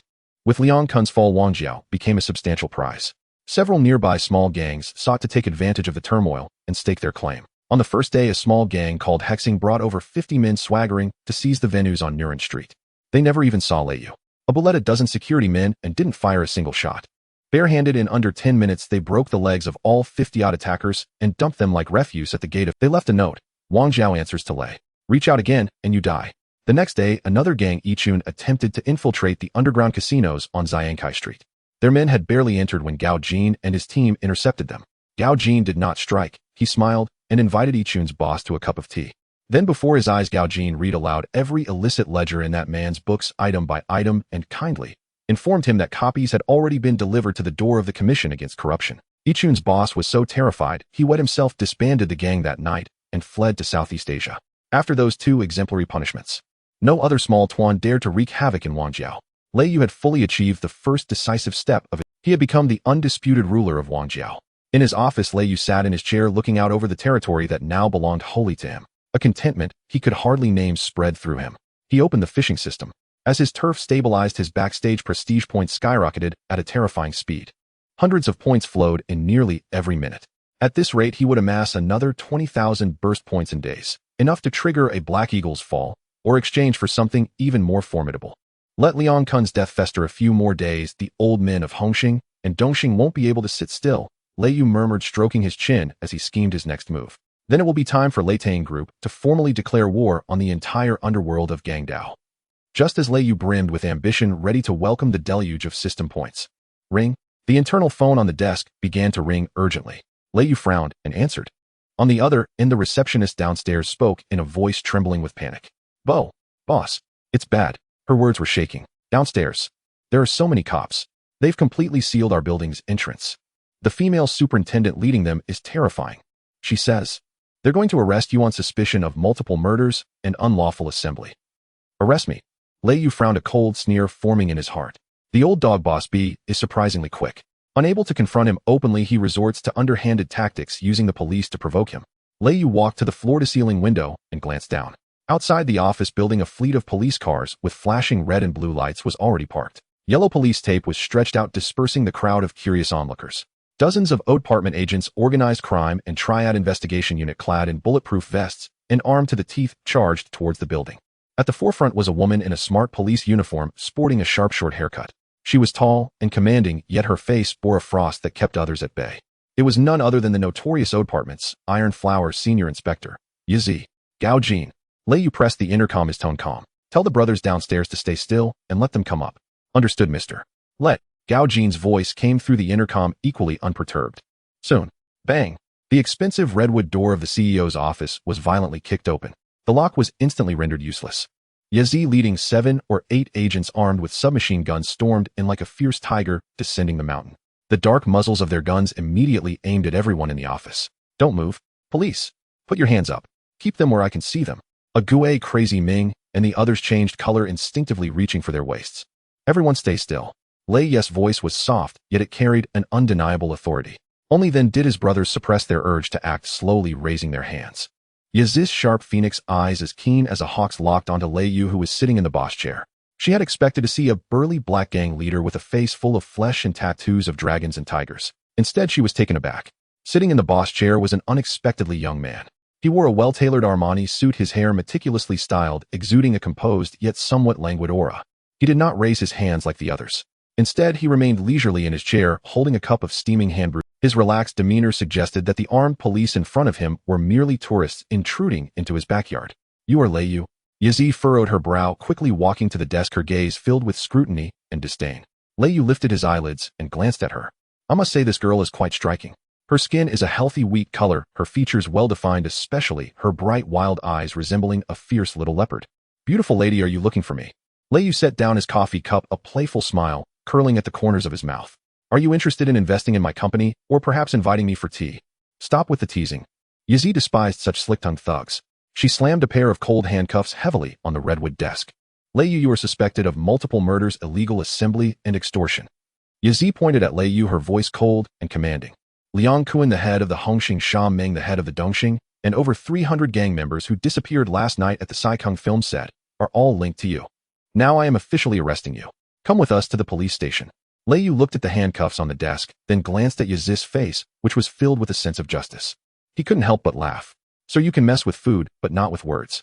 Lei Yu spread his hands, feigning innocent. You say I murdered. Where's the evidence? You say I gathered illegally. This is a legitimate registered security company. Employee gatherings aren't illegal, right? As for extortion, Lei Yu pointed to the business license hanging on the wall of the office. We are legitimate businessmen, emphasizing the importance of harmonious profits. We don't engage in such unskilled extortion. Yizi was furious at Lei Yu's nonchalant attitude. Evidence. Once we return to the police station, I have plenty of time and methods to make you talk. Yizi grabbed the handcuffs from the desk, ready to approach Lei Yu. Yet Lei Yu did not dodge or evade. He leaned slightly forward, coming close to Yizi's face, and gently sniffed. Chanel No. 5. A devilish smile formed at the corner of Lei Yu's mouth. The scent is nice. However, I think it's a bit too strong, quite overwhelming. His warm breath brushed against Yizi's earlobe, causing her body to stiffen and her cheeks instantly flushed with an abnormal hue. Pervert. Yizi, both embarrassed and angry, raised her hand to slap Lei Yu, but her wrist was firmly grasped midair by a powerful hand. It was Lei Yu. Sir, assaulting an officer is a grave offense. Lei Yu held Yizi's hand with a gentle grip, yet it was firm enough that she couldn't break free. But assaulting? Well, that seems to carry a heavier charge, doesn't it? Lei Yu's gaze subtly indicated downward. Yizi looked down and realized that due to her earlier movement, a button from her police uniform had popped open, revealing a glimpse of the snowy white scenery underneath. Odd. Yizi gasped, instinctively pulling her hand back and hurriedly covering her chest, her beautiful face flushed red with embarrassment and anger. Having been a police officer for many years, capturing countless ruthless criminals, she had never been publicly flirted with like this. Lei Yu, you shameless rogue. Yizi trembled with rage, pulling out the gun at her waist, the dark muzzle aimed directly at Lei Yu's forehead. I warn you. Come with me to the police station immediately. Otherwise, I will shoot your head off right now. The atmosphere in the office instantly dropped to freezing point. A Gue and Crazy Ming, seeing Lei Yu being threatened with a gun, were about to explode. Put down the gun. Yet Lei Yu merely calmly stopped his brothers. He looked at the furious female officer before him, his gaze still calm, even carrying a hint of amusement. He extended his finger, gently pushing the gun that was pressed against his forehead a bit to the side. Sir, before you pull the trigger, you should think carefully about the consequences. Lei Yes' voice was soft, but carried a First, you have no search warrant and are illegally intruding into my private space. Second, you have no substantial evidence, but wish to violently arrest me, an outstanding young entrepreneur. Third, Lei Yu sat back in the boss chair, picking up the now somewhat cold coffee. If you shoot me now, I guarantee that within 10 minutes the information of your families and those of your brothers will appear in the inboxes of all the assassins on the island. At that time, who do you think that 5 million in hidden rewards will fall upon? Yaz's hand holding the gun trembled uncontrollably. She stared into Lei Yes' bottomless eyes, feeling fear for the first time. It wasn't the fear of facing a desperate, but rather a sense of helplessness. When facing a being of a higher dimension, as if all her thoughts were laid, yet she was the iron flower of the department, having undergone the strictest training. She quickly regained her composure, her gaze once again resolute. I don't care what kind of entrepreneur you are. I only know that you are a gangster with blood on your hands. Yazi gritted her teeth, aiming the gun at Lei Yu once more. Today, even Jesus couldn't save you. She forcefully pushed the pair of handcuffs on the desk forward. Lei Yu, no matter who is behind you, you're definitely going to the detention center tonight. Facing Yaz's ultimatum, Lei Yu merely chuckled disdainfully, as if looking at a tantrum-throwing child. He no longer wasted words with Yazi. Instead, he extended his finger and leisurely pressed the intercom on the desk. On the other end of the line, a respectful female voice responded. Leaning back in his chair, Lei Yu crossed his legs, his tone as relaxed as if ordering afternoon tea. Notify the legal department. Have them bring the best legal team up for a cup of coffee. Lei Yu's tone was as relaxed as if he were ordering takeout. Yet in Yaz's ears it was filled with unabashed provocation and disdain. Lawyer. Yazi laughed in anger, gripping her gun tighter. Do you think hiring a few lawyers will get you off the hook? Let me tell you, Lei Yu. In Hong Kong, the law is based on evidence. Yazi spoke with righteousness, her gaze resolute.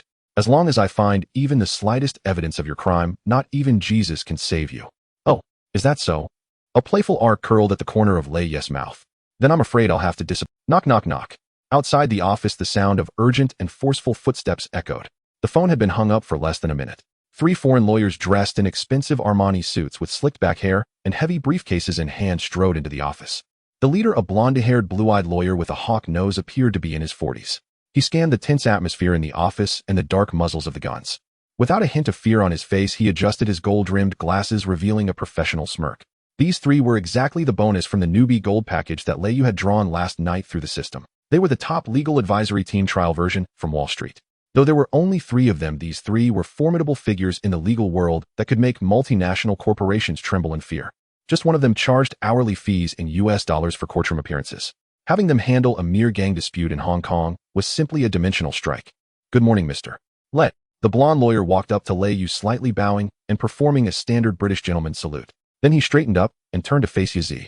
The smile on his face vanished in an instant, replaced by a condescending scrutiny and coldness. Madam, I am Mr. Lei Yu's chief legal advisor, Maxwell Johnson. The blonde lawyer pulled out a business card from his pocket, pinching it between 2 fingers and offering it to Yazi. His Cantonese was fluent, precise, and completely accent-free. Please lower your weapon while my client is present. Maxwell's voice was calm, yet it carried an undeniable authority. Otherwise, I will immediately apply for an injunction against you in the High Court for violent threats and illegal possession of firearms entering private property. Yazi was momentarily stunned by this sudden turn of events. She looked at the imposing foreign lawyer in front of her, then glanced at the golden embossed title on his business card from a top law firm in New York. A strange sense of dread gripped her. You are his lawyer. Yazi frowned, but instinctively lowered her. I am Senior Inspector Yazi from the Organized Crime and Triad Bureau.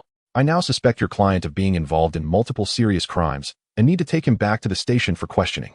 Questioning? Maxwell scoffed, pulling out a thick stack of documents from his briefcase and slamming it onto the desk. Madam, before you speak, I suggest you take a look at these documents. Maxwell pointed at the files, his tone aggressive. First, this is the official registration document and business license of Thunder Group. My client, Mr. Lei Yu, is a legally protected businessman and an outstanding young entrepreneur under the laws of the Hong Kong government. Second, according to Section 50 of the Hong Kong Police Ordinance, you have seriously violated law enforcement procedures by forcibly entering and sealing a lawful business establishment without a search warrant. Third, and most importantly, Maxwell's gaze became as sharp as a knife. You just said you suspect my client of murdering Leon Kuan, Sha Meng, and others. So may I ask, where is the evidence? Maxwell fixed his gaze on Yazi. Do you have eyewitnesses? Is there a murder weapon? Or have you found their bodies? Yazi was left speechless by this series of questions, her face alternating between green and white. Evidence? If she had evidence, would she be wasting time here? Leon Kuan and Sha Meng, they couldn't even find the bodies, let alone conduct a forensic examination. The more than 300 gangsters captured at the Sai Kung filming site all acted like mutes after being brought back to the station, saying they knew nothing and only talked about the spectacular UFO light show they had seen last night. There was absolutely no direct evidence connecting these matters to Lei Yu. She had come today hoping to leverage the police's authority to bring Lei Yu back to the station first and then interrogate him slowly. We have a tip-off.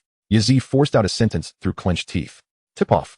Maxwell seemed to have heard the biggest joke in the world and burst into laughter. Madam, are you joking with me? A tip-off is not worth a scrap of paper in court. Maxwell's expression turned extremely stern as he put away his smile. Now I officially notify you. Your actions have severely infringed upon my client's right to reputation and personal freedom. We reserve the right to sue you and the Hong Kong police force behind you. Now take your people and leave immediately. Maxwell pointed to the door, issuing an eviction order. Otherwise, first thing tomorrow morning my lawyer's letter will be on your superior's desk, and even the governor's. We'll see you in court then. You.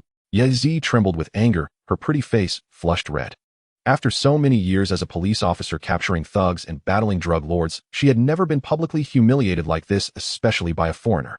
Yet she found herself unable to refute. Every word he said was firmly backed by legal statutes, leaving her no room for flaws. The OCB agents behind her were also dumbfounded. They usually dealt with gangsters by shouting and exerting pressure.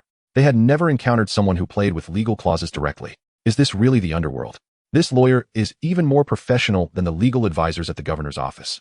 Yazi glared fiercely at Lei Yu. She knew she couldn't take this man away today. Leaning back in his office chair, Lei Yu lifted his coffee cup and raised it at her, wearing a smile of victory. That gaze was full of provocation and amusement. Officer, no need to see you off. By the way, if you have time, let's have tea together. It's on me. In your dreams. Yazi gritted her silver teeth and spat out 3 words through clenched jaws. She suddenly holstered her gun, turned, and walked out without looking back. Her high heels echoed angrily against the floor. Withdraw. With a heart full of humiliation and resentment, Yazi led her subordinates away in defeat. The office once again fell silent. Brother, you awesome. Fatty Chong, having watched the entire process, excitedly slapped his thigh. Those cops were so arrogant just now. Now they're leaving like grandsons. Crazy Ming, still carrying an AK, laughed heartily. Brother, you really knows how to handle things. Calling the lawyer team over is even more effective than us firing guns. The brothers looked at the 3 imposing foreign lawyers, their eyes full of admiration. So this is how you play with culture and brains. It's so damn advanced. Lei Yu waved his hand, signaling his brothers to be quiet. He walked up to Maxwell, extending his hand. Well done, Mr. Johnson. It is my honor to serve you, Mr. Maxwell shook Lei Yu's hand, a professional smile returning to his face. However, that madam will likely not let this. Next, they will surely use all their power to monitor you and your company 24 hours a day. Let them watch. Lei Yu chuckled dismissively. As long as they can't find evidence, they will never be able to do anything to me. Then we'll Maxwell slightly bowed, leading the other 2 lawyers as they turned to leave the office, watching the police cars below drive away in defeat. Lei Yu stood before the massive floor-to-ceiling window overlooking the prosperous, yet sinful city below. He knew he had perfectly defused the test from Boss B. Next, the territory of Mong Kok was temporarily secured. The system interface in his mind shone brightly at that moment. A cold mechanical prompt echoed with a hint of joy from leveling up. Ding! Detected that the host has successfully repelled the interference from the white forces, completely securing the core territory Mong Kok. The first phase main quest Dragon emerges from shallow waters has been perfectly completed. System permissions are upgrading. Congratulations, host. Successfully unlocked level 2 fishing permissions. New function unlocking. Blue level arm. After sending away the troublesome group, the office returned to tranquility once more. Ague and the madman Ming were still immersed in their recent victory, animatedly discussing how impressive those foreign lawyers had been. Lei Yu did not participate in their discussion. He walked alone to the floor-to-ceiling window, watching the traffic below return to its usual hustle and bustle. In his mind, the system's notification sound continued to echo. Ding. Level 2 permissions have been unlocked. Congratulations, host. Version 2.0 of the multi-world fishing system is officially launched. The original underwater background had become even more profound. The light and shadow effects were more realistic. Even the swimming light fish appeared more agile, as if they possessed their own intelligence. But none of this was the main point. The key was that several brand new function icons had appeared at the bottom of the interface. One icon shining with dazzling golden light boldly displayed turret upgrade. Lei Yu's breath quickened instantly. Ever since obtaining this system, what annoyed him the most was that shabby single-barrel stone turret. It provided only 100 basic shells a day, making it difficult to target even a blue-level sea turtle. To hit a purple-level giant shark, he had to rely on overexertion and luck. Now he could finally upgrade. Without hesitation, Lei Yu focused his thoughts and clicked on the turret upgrade icon. A golden progress bar popped up. Level 1 stone turret, Level 2 double-barreled laser turret. Experience points required for upgrade 100,000 points. Note experience points can be exchanged through prestige points or obtained directly through cash recharge with an exchange rate of 100,000 experience points. That meant he needed 100,000 Hong Kong dollars. Lei Yu glanced at his prestige point balance, which was only a pitiful 5,000. The 5,000 points from killing Leon Cohen hadn't even warmed up yet. Looks like he'll have to spend some money. Lei Yu stroked his chin, feeling no remorse in his heart. Ever since he took over all of Leon Cohen's operations in Mong Kok, the revenue of the Thunder Group had surged like an unbridled flood. 38 nightclubs, bars, and saunas. Under Gao Jin's iron-fisted consolidation, all financial loopholes were closed and profitability skyrocketed several times. To describe it as earning a fortune daily would seem a bit conservative. Abacus. Lei Yu turned around and called out to the abacus, who was deeply engrossed in calculations. Yes, brother Yu. The abacus immediately put down the account book and jogged over. In the past few days, how much have we earned in total? Well, the abacus adjusted his new glasses, which Lei Yu had paid for, and his eyes sparkled with excitement. Brother Yu, you really are like the god of wealth descending to earth. The abacus' voice trembled, his face flushed with excitement. In just 3 days, after deducting all expenses for labor, utilities, and security, our net profit has already exceeded 10 million. 10 million. This figure made the madman Ming and the sly dog, who were still bragging, suddenly fall silent. The several of them exchanged glances, seeing extreme shock in each other's eyes. 10 million in 3 days.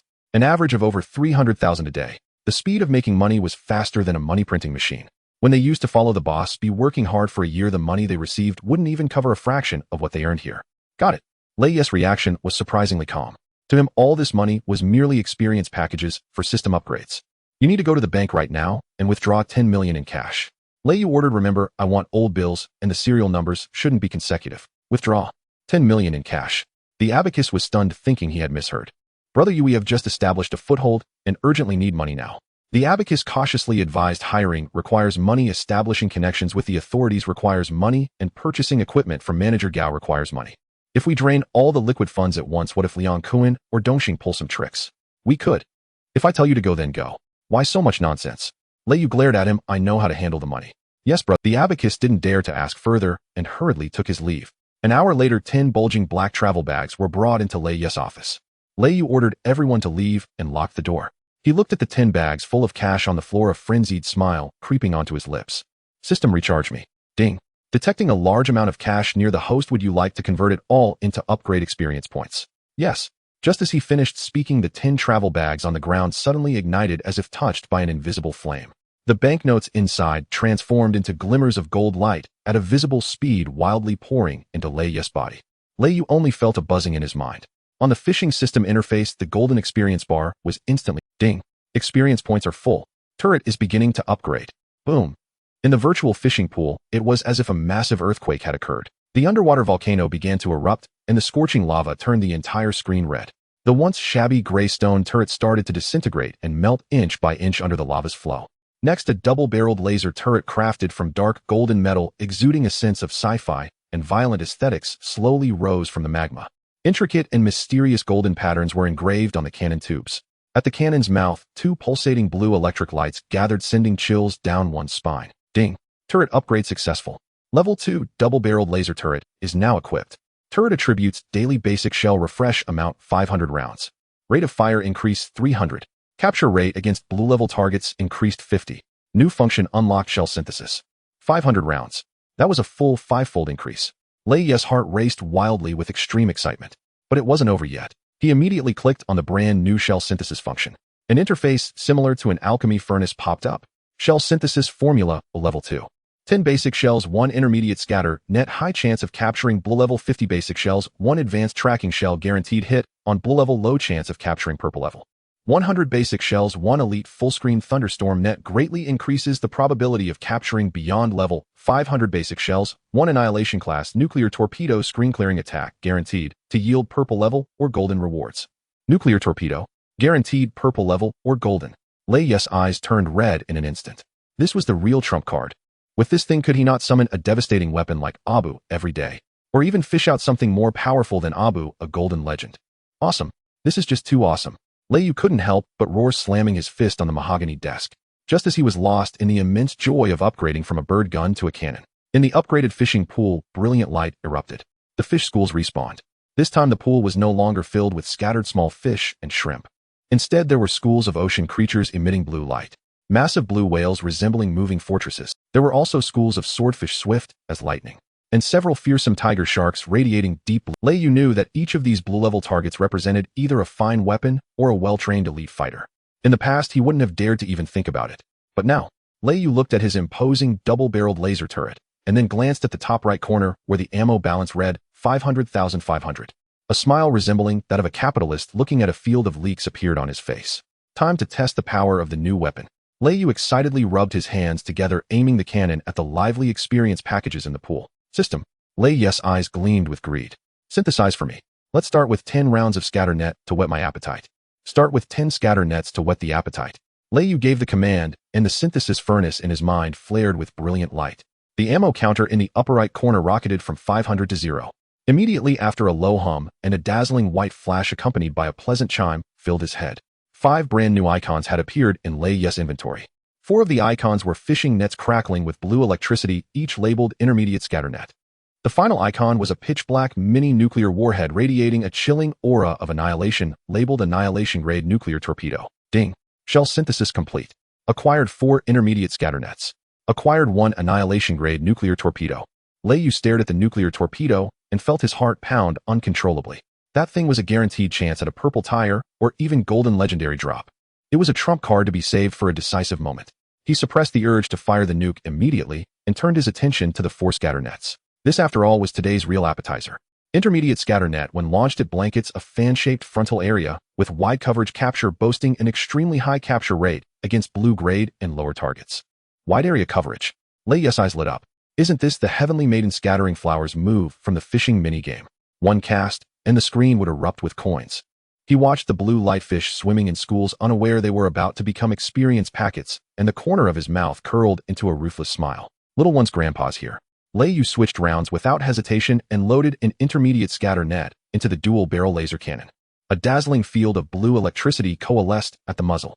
He aimed at the densest patch of fish where at least a dozen blue sailfish and 3 hefty blue whales clustered. Fire! Boom! The dual-barrel laser cannon jolted. A colossal fan-shaped net woven from countless blue arcs of electricity fell like the cloak of death, instantly covering half the screen. The blue light fish never had time to react. They were ensnared by the electric net and emitted a chorus of unwilling cries. Haul the net. A series of crisp, bell-like coin explosion sounds detonated wildly in Lei Yu's head. The screen erupted in a kaleidoscope of colored flashes and numbers. System notifications flooded and ding. Successfully captured blue-grade elite target school of sailfish. Acquired 10 retired Gurkha mercenaries. Ding. Successfully captured blue-grade resource target blue whale. Acquired 3 military Humvees. Ding. Successfully captured white common target small grass fish.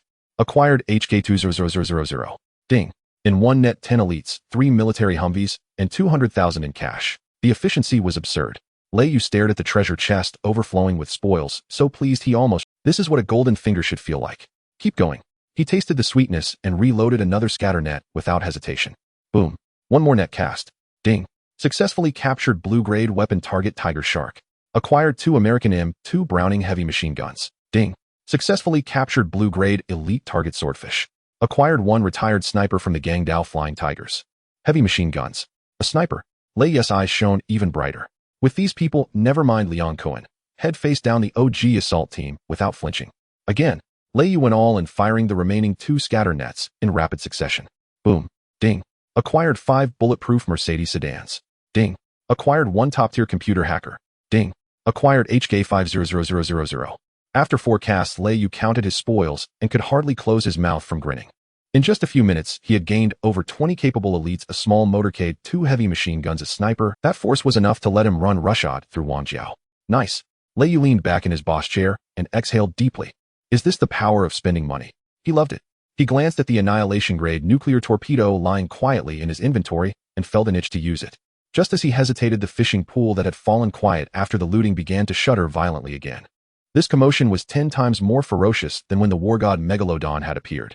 The screen's hue shifted from deep blue to an unsettling dark crimson. It felt as if some peerless sea beast deep below was about to awaken. A sharp system alarm pierced Lei Yu's mind with a high-pitched cry. Warning. An extremely dangerous special target has been detected approaching.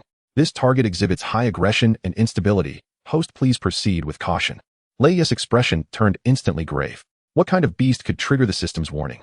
He fixed his gaze on the corner of the screen. From the darkness emerged a long, ghost-like purple electric eel wrapped in blood-red lightning gliding forward with uncanny grace. This eel lacked the crude, killing intent of the megalodon.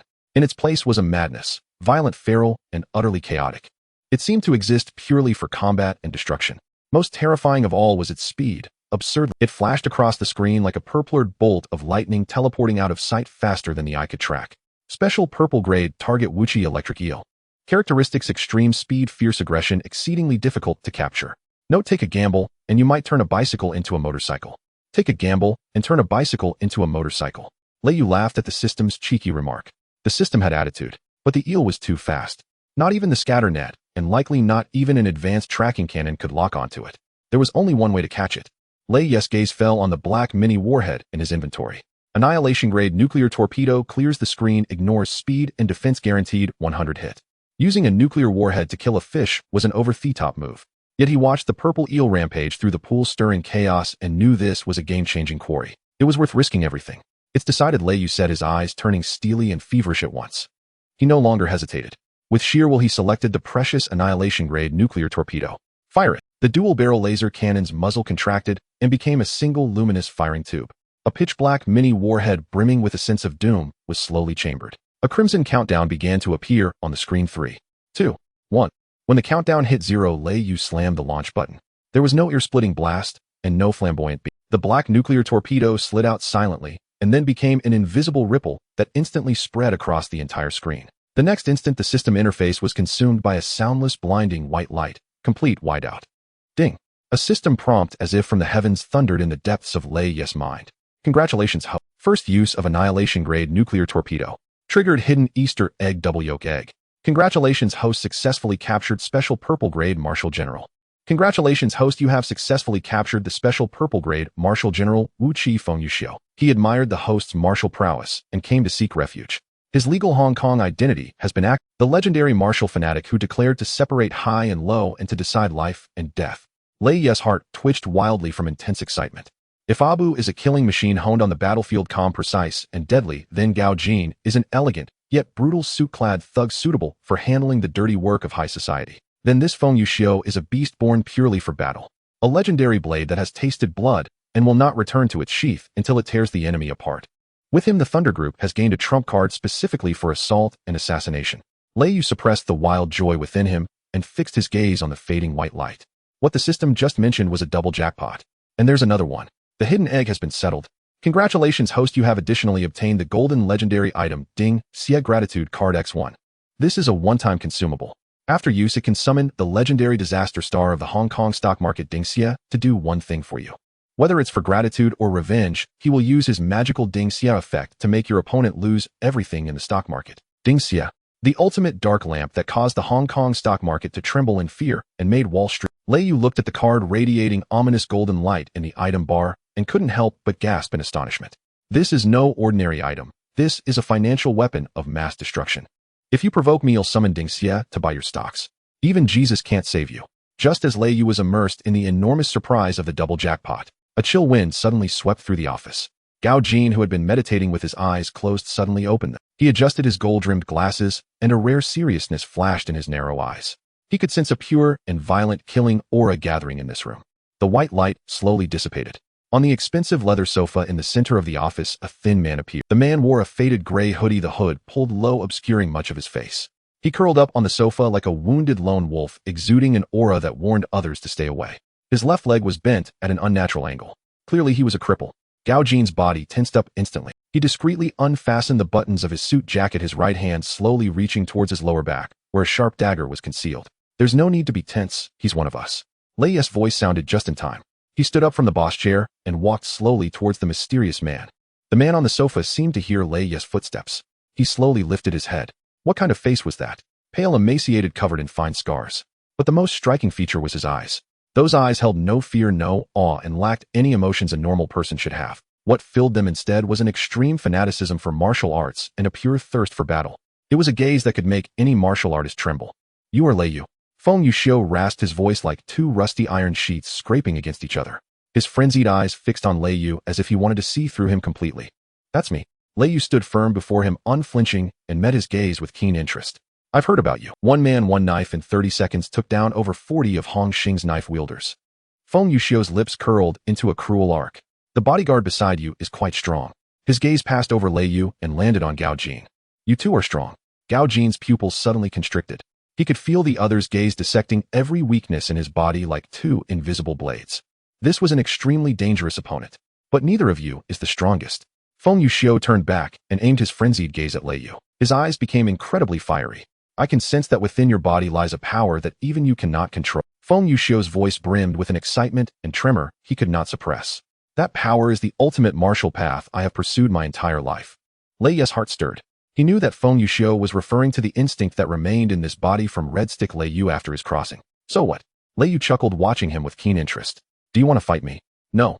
To Lei Yu's surprise, Feng Yuxiu actually shook his head. He suddenly reined in the violent, killing aura around him. Then in front of Lei Yu and Gao Jin, he slowly clasped his fists and knelt on one knee. This action was extremely difficult for him, as if it drained all his strength. Yet he knelt with utmost precision and sincerity. Martial arts are killing techniques. Feng Yuxiu lowered his head, his voice hoarse, yet resonant. To separate high and low and to decide life and death. Until I find an opponent worthy of my full strength, my life can be placed in your hands. Feng Yuxiu slowly raised his head, and for the first time the madness in his eyes revealed an emotion called surrender. I am Feng Yuxiu. I have met you, Mr. Lei. From this day forth, I am willing to go through fire and water for you. Lei Yu looked at Feng Yuxiu, who was kneeling on one knee, and smiled in satisfaction. This was the trump card he desired. A blade that would obey his orders, striking wherever commanded, a legendary knife that would not stop until its enemy was dead. Good. Lei Yu stepped forward and personally helped Feng Yuxiu up. From today on, you are the master of the Assassination Hall of the Thunder Group. Lei Yu patted Feng Yuxiu's shoulder, his gaze sharp as a knife. I don't care how many people you've killed in the past or who you plan to challenge in the future. I will only establish one rule for you. Lei Yu's voice carried an undeniable authority.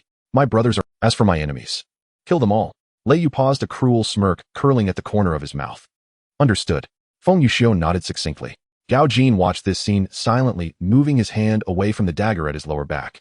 He adjusted his gold-rimmed glasses, a complex light flashing in his eyes. He knew this newly arrived madman was not beneath him in strength and might even be stronger. It seems there would be plenty of fun ahead. Bang! The office door was violently slammed open from the outside. You go. Something bad has happened. Fat Sai Chong rushed in, bloodied and battered, looking utterly disheveled.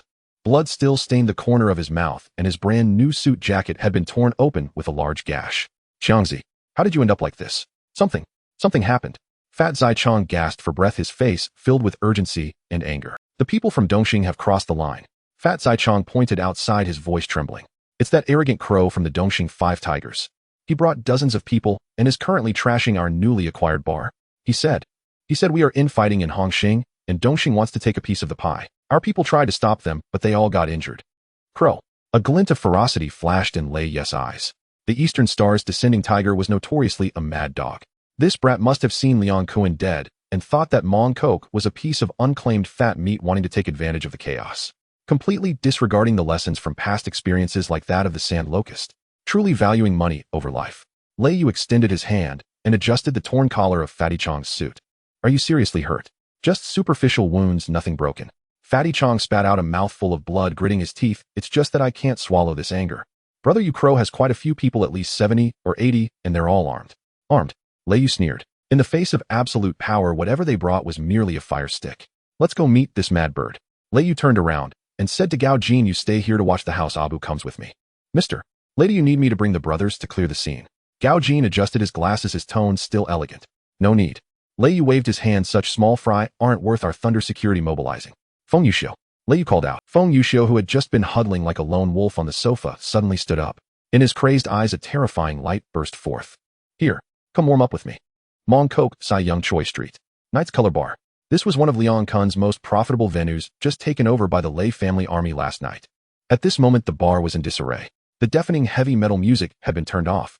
Expensive VIP seats were overturned, and the floor was littered with broken glass and smashed bottles. A dozen or so Thunder security personnel holding their bleeding heads glared angrily at the opposite side. Opposite them stood a crowd of 70 or 80 gangsters in flower shirts. At the forefront was a lean man with long hair and a rebellious demeanor. He wore a flashy shirt with 3 buttons undone, revealing an exaggerated tattoo across his chest. It was none other than the Eastern Star Crow. Crow held a half-smoked Marlboro in his hand, one foot resting on the overturned VIP seat. He arrogantly exhaled a puff of smoke, looking at the injured security guards with disdain. Damn, what the hell is Thunder Security thinking that a suit makes them gentlemen? Crow laughed recklessly. Let me tell you, in Mong Kok, aside from me, Eastern Star, Crow, no one else can take control. Next to him, the head horse, Smiling Tiger, a chubby man, wearing glasses, pushed up his spectacles and added ominously, tell Lei Yu that this bar, along with those nightclubs on Tong Choi Street, have been taken over by us, Eastern Star. He better be sensible and not overestimate himself. Damn, Crow, you dare take advantage of the chaos. One security guard holding his bleeding forehead shouted furiously, wait until Brother Yu arrives, you'll be in for a surprise. Brother Yu. Crow burst into exaggerated laughter, clutching his stomach as if he had heard the greatest joke. What is Lei Yu even worth? Crow suddenly stood upright, his gaze turning ferociously fierce. Isn't he just relying on a few guns, taking advantage of Liang Kun's unpreparedness and hitting below the belt? Crow pointed at his own nose, as arrogant as could be. I brought dozens of brothers today, all armed with guns. If Lei Yu dares to come, I'll take him out too. Bang. Just as Crow finished speaking, the tightly shut door of the bar was suddenly kicked open violently from the outside. The heavy wooden door let out a screech that could make one's teeth ache, and both door panels flew out, crashing heavily on. The entire venue fell into instant silence. All eyes turned towards the door. Under the glaring streetlights, 3 figures stood side by side at the entrance. The man in the middle wore a pure black trench coat, a cigar dangling from his mouth unlit. His aura was imposing. It was Lei Yu. On the left was the cold Abu, resembling a wooden stake. On the right stood Feng Yuxiu, wearing a tattered hoodie. Brother Yu. Upon seeing Lei Yu appear, the injured security personnel shouted excitedly, as if they had. Lei Yu ignored them. He walked leisurely, stepping on the shards of glass scattered across the floor into the bar's main hall. The sound of his leather shoes crunching on the glass was sharp. This sound was not loud, but it felt like stepping on the hearts of Crow's little brothers. Are you Lei Yu? Crow squinted, sizing up Lei Yu from head to toe. Although Lei Yu's aura was strong, Crow, relying on his numbers, showed no fear. I thought you had 3 heads and 6 arms. Isn't it just 2 shoulders supporting 1 head? Crow spat disdainfully. Lei Yu did not respond. He walked over to a still decent bar stool and sat down. He pulled out a lighter and with a click lit the cigar. Taking a deep puff, he looked at the arrogant Crow through the curling smoke. It was as if he was looking at a dead man. So you're Crow? Lei Yu spoke softly, yet his voice carried a chilling, and I heard you enjoy flipping tables. Lei Yu flicked the ash from his cigar, a mocking smile curling at the corners of his mouth. Crow froze for a moment, then burst into laughter. What? I flip tables? What's it to you? Not only will I flip tables, but I'll also flip this broken bar of yours. He pointed at Lei Yu, his tone extremely arrogant. Lei Yu, don't think you can dominate Mong Kok just because you killed Liang Kun. Let me tell you, the waters here run deep, and you can't handle it. If you're sensible, take your people and roll out of Mong Kok. These 5 streets we Eastern Star have taken over. Facing Crow's provocations, Lei Yu didn't even lift his eyelids. He didn't even have the interest to draw his gun. Competing firepower with this brainless mad dog was simply beneath him. Lei Yu chuckled lightly, placing the cigar on the bar. Crow, are you brain dead? Lei Yu stood up, his eyes instantly turning cold and ruthless. Do you think you can run wild on my turf with a bunch of scruffy dogs holding rusty iron? Lei Yu walked step by step towards Crow, his imposing aura being unleashed without reserve. You like flipping tables, huh? Lei Yu stopped less than 3 meters away from Crow. He looked at Crow's face, twisted with anger, and spoke slowly. Today I'll make you unable to see the roof. Damn you. You're looking for death. Crow exploded in rage. When was the last time he had someone point at his nose and insult him? Brothers, kill him for me. Crow roared, drawing a machete from his waist, ready to charge forward. The 70 or 80 gangsters behind him also raised their weapons, preparing to gang up. Some even reached into their pockets, ready to draw their guns. However, Lei Yu did not move. He merely tilted his head slightly and made a gesture. Feng Yuxiu, just don't kill him. As soon as he finished speaking, Feng Yuxiu, who had been standing behind Lei Yu, utterly inconspicuous, moved. He slowly took off the tattered gray hoodie and casually tossed it on the ground, revealing a faded black tank top. His body was thin, even appearing somewhat malnourished. Yet his muscles, tightly coiled like steel wires, contained terrifying explosive power. Feng Yuxiu didn't grab any weapon. He limped past Lei Yu, heading towards the group of fierce gangsters opposite. What the hell? Who the hell are you? Lei Yu, do you have no one left, sending a cripple to die? Crow frowned at this beggar-like lame man. Feng Yuxiu ignored Crow's taunts. He stopped 2 steps away from Crow, his eyes born solely for battle locked intensely onto Crow. Like a beast starving for 10 days, eyeing a juicy piece of meat. Suddenly Feng Yuxiu made a move he clasped his hands into fists, right fist against left palm, bowing deeply towards Crow. I am Feng Yu. Feng Yuxiu's voice was hoarse like fingernails scraping across a blackboard, revealing an unmasked killing intent and fervor. Today let's determine our strengths. He slowly raised his head, the curve of his lips stretching to his earlobes, revealing a cruel smile. And decide life and death. Please enlighten me. Huh. Hearing Feng Yuxiu's eloquent, yet menacing words, the Crow was first taken aback, then erupted into exaggerated laughter, almost to the point of tears. He pointed at Feng Yuxiu, laughing uncontrollably. Are you filming a martial arts movie? Both determining rank and deciding life and death. The Crow turned to his little brother from the East Star, behind him his face, full of mockery. Are the disabled this arrogant now? Did you hit your head? The surrounding East Star gangsters joined in the uproar. In their eyes, this limping beggar, let alone fighting, could be blown over by a strong wind. Dajuan Abayo. The Crow waved his hand casually. Go entertain this martial arts master. Don't kill him, just break his other leg, so he can crawl out. Yes, Brother Crow. Two burly men with faces full of muscle stepped out from behind the Crow. They were notorious enforcers in the East Star, usually engaged in dirty work of robbery. Both men held heavy baseball bats, grinning as they walked toward Feng Yuxiu. You're a dead cripple. Oh, it's bad luck. The man called Dajuan twisted his neck, swinging his baseball bat, creating a whistling sound. If you're reincarnated, remember to be more perceptive in your next life. Before his words could finish, Dajuan suddenly lunged forward, swinging his bat down with tremendous force toward Feng Yuxiu's head. If this hit landed, Feng Yuxiu's head would surely burst like a watermelon. Yet facing this mighty strike, Feng Yuxiu showed no intention of dodging at all. A trace of sickly excitement flashed in his eyes. Feng Yuxiu's hoarse voice suddenly sounded beside Dajuan's ear. In the next second, Feng Yuxiu's uninjured right leg suddenly pushed off the ground. He advanced rather than retreating, instantly closing in on Dajuan at an extremely strange angle.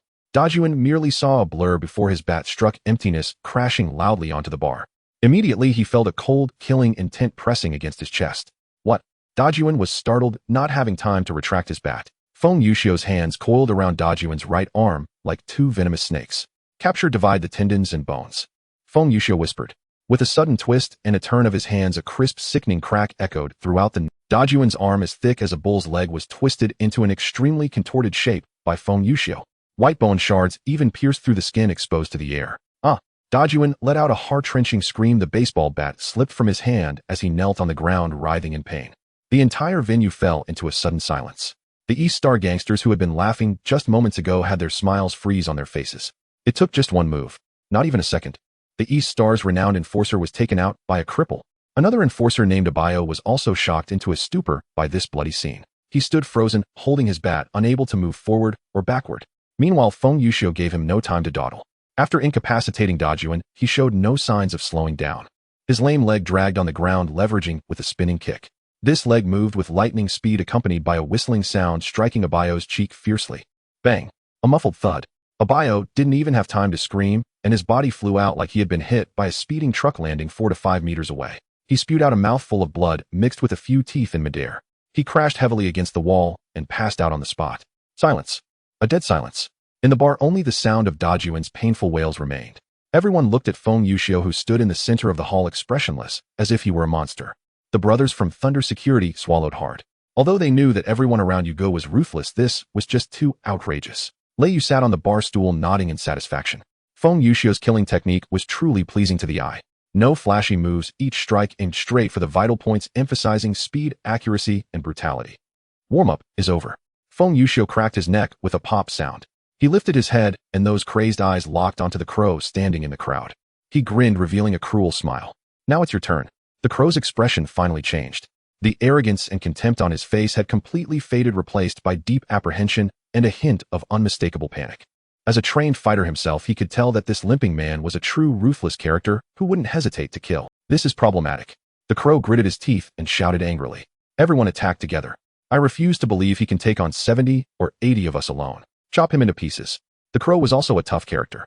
He knew that if he backed down today, he would have no place in. At his command, the 70 or 80 gangsters behind him, though frightened, could only steel their resolve, raising their weapons and surging toward Feng Yuxiu like a tidal wave. Come on. Faced with the dark tide of people rushing in, Feng Yuxiu not only showed no fear, but instead the fervor in his eyes had reached its peak. He charged into the crowd like a fierce tiger, entering a flock of sheep without hesitation.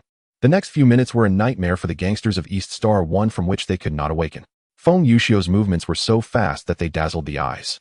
He seemed to glide through the crowd like a ghost, each strike accompanied by chilling sounds of bones cracking and screams. He used neither knife nor bat. His fists, his elbows, even the knee of his lame leg were all the deadliest of weapons. Bang! A heavy punch slammed into the chest of a gangster. The man's ribcage instantly caved in, and he coughed up a mouthful of blood as he flew backward. Crack! A knife hand chop struck another man's carotid artery. That man rolled his eyes back and collapsed onto the ground. Feng Yuxiu became more and more excited, more and more frenzied. The killing intent radiating from him even made the surrounding air feel icy. He seemed to have forgotten the pain.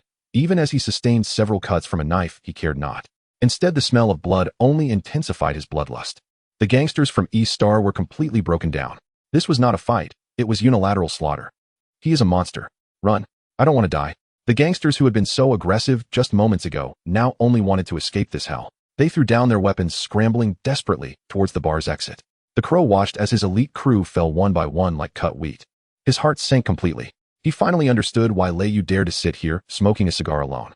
He clearly didn't take him seriously at all. Lei Yu, you wait for me.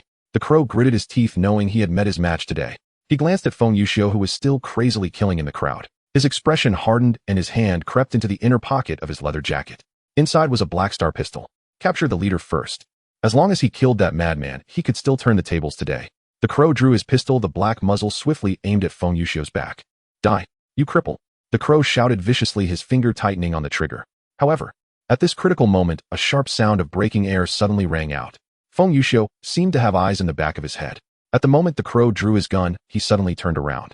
Using his disabled left leg for support, his intact right leg swept through the air like a terrifying scythe, striking down with ferocity. Bang! This powerful kick hit the Crow's wrist, holding the gun with pinpoint accuracy. Crack! Accompanied by a spine-chilling sound. The Crow's wrist instantly bent at a bizarre angle. The pistol clattered to the ground, sliding far away. Ah, my hand. The Crow clutched his broken wrist, letting out a scream like a slaughtered pig sweating from the pain. He looked at Feng Yuxiu's bloodthirsty eyes, terrified to the core. He knew if he didn't run, he would really die here. Stop him. Block him for me. The Crow frantically pushed two of his little brothers toward Feng Yuxiu while he turned and rolled toward the broken window of the bar. Wanna run? Feng Yuxiu snorted coldly just as he was about to chase. Feng Yuxiu, don't chase the defeated. Lei Yu's voice rang out timely. Lei Yu sat at the bar, flicking the ash from his cigar, watching the Crow's disheveled, retreating figure, a playful, cold smile appearing on his lips. Keep him, he'll be useful. Feng Yuxiu stopped, though the killing intent in his eyes had not yet dissipated. He respectfully retreated behind Lei Yu. With the desperate cover of a few remaining little brothers, the Crow crashed through the bar's glass window, rolling and crawling out onto the street. Just as he had been arrogant moments ago, now he was equally disheveled. The brothers from Thunder Security erupted in deafening cheers as they watched the East Star crew flee in disarray. Lei Yu stood up, adjusting his suit. He gazed out at the dark night outside. With the Crow gone, East Star won't let this rest. Lei Yu took a puff from his cigar, his gaze deep. Tell Gao Jin to elevate tomorrow's security measures to the highest level. The Crow ran away like a mad dog, with a broken leg smashing through the glass door and rolling away into the night. In the bar hall, only shattered glass and moaning injured remained. Brother Yu, are we just going to let him escape like this? Fatty Chong limped over, holding his injured arm. That bastard will definitely go back to call for help. Shouldn't we hurry and gather people to defend ourselves? The thin dog also chimed in, looking unwilling. Yes, Brother Yu, that Crow has the strongest desire for revenge. Since we didn't kill him just now, we've made an everlasting enemy. Lei Yu gazed in the direction where the Crow had fled, flicking his cigar with a cold and deep gaze. Chase. There's no need for that. He turned and walked to the bar, which had been smashed to pieces. Sweeping away the broken liquor bottles on the counter, he pulled over a relatively intact bar stool and sat down. We don't need to get our own hands dirty to deal with a mad dog like him. Lei Yu pulled out a heavy mobile phone from the inside pocket of his suit. Brother Yu, what are you planning to do? The crazy Ming approached with an iron pipe, looking puzzled. Are you going to call the police to catch him? The cops don't care about our gang fights. Crazy Ming scratched his head. Lei Yu ignored him and directly pressed a series of numbers, dialing out. On the other end of the line, a low, cautious voice quickly came through. Hello, who is this? The voice belonged to the boss of the largest underground bank in Hong Kong, Uncle Gio. He specializes in laundering money for various gangs and handling dark transactions. Uncle Gio, it's me, Lei Yu.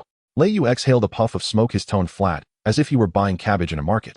Uncle Gio on the other end of the line paused for half a second. The name Lei Yu had been reverberating in the underground world of Hong Kong these past few days. Overnight, he had wiped out Ling Kuan, employing ruthless methods that even the Hongxing main hall did not take seriously. Now he actually took the initiative to call. Oh, boss Lei, what brings you here? Uncle Gio's tone immediately became obsequious. What can I do for you? Just let it be known. Lei Yu toyed with the customized windproof lighter in his hand, flicking it on and off. I want to buy a life. Whose life? Uncle Gio lowered his voice. Boss Lei, with your current status, who can't you buy the life of? Just name the price and I guarantee his head will be on your desk by tomorrow morning. Dongxing the Crow. Lei Yu casually uttered 4 words. Hiss. On the other end of the line, Uncle Gio gasped. The Crow was one of the 5 tigers of Dongxing, a brother of true rank. Buying his life. This would surely spark a gang war. Lei. Boss Lei, that Crow is quite the important figure. Uncle Gio wiped the cold sweat from his forehead. This dark transaction might not go smoothly. Ordinary people wouldn't dare take this job. After all, it would offend the entire Dongxing. 10 million. Lei Yu interrupted him, directly stating a number. Clang. The sound of a teacup shattering on the ground could be heard on the other end of the line. 10 million. Uncle Joe's voice broke, stuttering like a half-paralyzed person. Boss Lei Yu, you aren't joking, are you? In 1980s Hong Kong, 1 million could buy the life of an ordinary gang leader. 10 million was an astronomical figure. At this price, let alone killing a crow, even assassinating the governor, would find someone willing to take the job. Do you think I look like I'm joking? Lei Yu's voice turned cold, exuding an undeniable dominance. Cash, I've already sent it to your bank. Lei Yu glanced at Abu standing beside him, who nodded. Once the money arrives, the dark transaction will take effect immediately. Lei Yu spoke slowly into the phone. Regardless of life or death, as long as they see the crow's head, this 10 million will be his. Uncle Joe swallowed hard. 10 million for a dark transaction. Once this news spreads the entire Hong Kong underworld, no, even those hidden professional killers and fugitives will go insane. The crow is definitely dead. Understood. Boss Lei, I'll get on it right away. Uncle Joe assured repeatedly. In 10 minutes. In 10 minutes, I guarantee that everyone in Hong Kong's underworld will know this news. Lei Yu hung up. He tossed the mobile phone onto the bar, picked up the cigar again, and took a deep puff. Fatty Chong, thin dog, and the others looked on in shock. 10 million. Just like that, it was thrown out. Brother Yu, are you really offering 10 million for the crow? Suin Pan pushed up his glasses, a hint of pain flashing behind the lenses. That's 10 million. We've only just taken over this venue and have had several months of revenue. 10 million for the life of one of Dongxing's 5 tigers. Worth it. Lei Yu's eyes shone with a cold light. What I want is not the crow's life. Lei Yu stood up, gazing at the night outs. What I want is for the entire Hong Kong underworld to see what happens to those who provoke me, Lei Yu. 10 minutes later, this explosive news detonated in the calm underground world of Hong Kong like a deep water bomb. Hello? Have you heard? 10 million for the dark transaction. Lei Yu has put a bounty on the crow of Dongxing. What the hell? 10 million. Is it true? Where did Lei Yu get so much money? The underground bank. Uncle Joe personally confirmed it. Can it be false? I heard the cash is already placed in Uncle Joe's safe. Damn it. 10 million. That's enough for me to live luxuriously for a lifetime. Brothers, grab your weapons. At various gang headquarters, bars, and underground casinos, all the hoodlums, knife wielders, and gunmen, even some professional killers who usually hide deeply, were all readied at this moment. The temptation of 10 million is enough to drive anyone mad. No matter what Dongxing's mountain tiger is in front of that 10 million, the crow is just a walking gold mine. Yuan Long, Dongxing headquarters. The crow covered his broken wrist, pale-faced, and stumbled back with the help of a few loyal subordinates. He kicked open the main door of the headquarters and stumbled inside. Damn it. Lei Yu, I want to kill your whole family. The crow was sweating profusely, roaring hysterically. Where's the doctor? Give me a doctor right now. He turned to the few trembling subordinates behind him. And call the big brothers in each district. Tell them to bring people and weapons, and tonight, I want that damn company Thunder Security to be flattened. However, the subordinates did not move. They stood there glancing at each other. In their eyes, a strange gleam. It wasn't admiration for the boss. It was greed. Are you all deaf? The crow looked at them, suddenly feeling an ominous premonition rising in his heart. At that moment, one of the subordinates, nicknamed Long Mao, slowly pulled out a watermelon knife from his waist. Brother Crow. Long Mao licked his cracked lips, looking at the crow as if he were staring at a gold mountain. Sorry, but what are you planning to do? Are you rebelling? The crow roared angrily, wanting to draw his gun, but found that his right hand was already useless and could not hold it steady. It's not that the brothers want to rebel. Another subordinate also drew his knife, his eyes filled with greed. It's just that Lei Yu is offering too much. 10 million, Brother Crow. Long Mao grinned, stepping forward. With your head, the brothers won't have to lick blood at the knife. You should feel comforted in the heavens. You traitorous bastards. The crow was horrified. He never expected the bounty to spread so quickly to his own headquarters. Even his most trusted subordinates were willing to cut off his head for that 10 million. Get away. The crow used his last bit of strength to grab a nearby chair and smash it at Long Mao. Taking advantage of Long Mao's moment of dodging, the crow smashed through the side door and dashed into the intricate back alleys of Yuan Long like a stray dog. Behind him, the sound of his subordinates' frantic pursuit echoed. Don't let him escape. It's 10 million. Chop him. Whoever cuts off his head gets the money. Sim Sha Sui, Dongxing headquarters villa. Dongxing leader Camel was sitting in a mahogany chair listening to his subordinate Bai Zhishan's report. Camel, nearly 60, had graying hair. Though old, his gaze remained sharp, exuding an imposing presence without anger. Smack. Camel slapped the table hard. The valuable purple clay teacup jumped slightly, splashing tea everywhere. That crow. He's simply a troublemaker. Camel's beard trembled with anger. I've repeatedly instructed not to provoke that Lei Yu during this period. And what does he do? He goes to stir up someone else's territory. Now look, Lei Yu smashed 10 million for his life. Camel pointed at Bai Zhishan's nose, scolding. Now the entire Hong Kong underworld is looking for him. Even our own subordinates in Dongxing have turned against us. How are we going to clean up this mess? Bai Zhishan adjusted his glasses, a wry smile of helplessness appearing on his round face. Boss Luo the Crow has always been impulsive. This time he has indeed caused great trouble. A 10 million bounty, the temptation is too great. If we protect him, it might provoke the wrath of the entire underworld. Moreover, I've heard. Bai Jishan lowered his voice. Lei Yu has a batch of unidentified heavy firepower. Even Ling Kuan was killed by a submachine gun. Upon hearing the words submachine gun, Camel's expression darkened even further.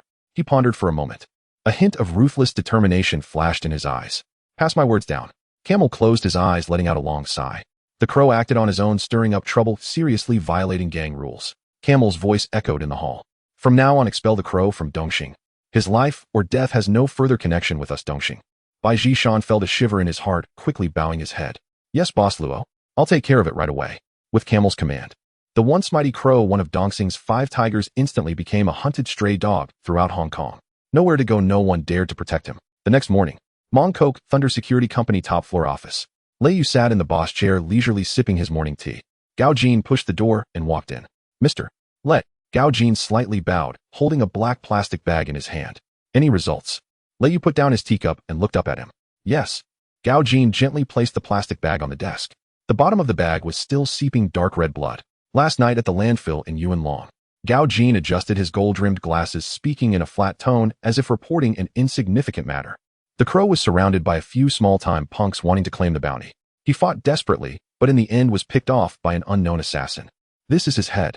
Gao Jin pointed to the plastic bag on the desk. Lei Yu glanced at the bloody bag, but didn't. He lifted his teacup and took a gentle sip. 10 million for a mad dog's life. Lei Yu smiled, his gaze deep. This deal is worth it. Give the bounty to that assassin. Lei Yu instructed. And by the way, send this gift to Camel of Dongxing intact. Let him know what happens to those who disregard the rules. Gao Jin smiled slightly. Understood. He picked up the plastic bag and turned to leave. As he reached the door, Gao Jin suddenly stopped, turning back to look at Lei Yu. Mr. Lei, there's one more thing. I've received news. It seems there's a big movement from Lian Sheng's side. Lian Sheng. Lei Yu raised an eyebrow. Is it that smiling guy who likes to wear a helmet and fish aloe?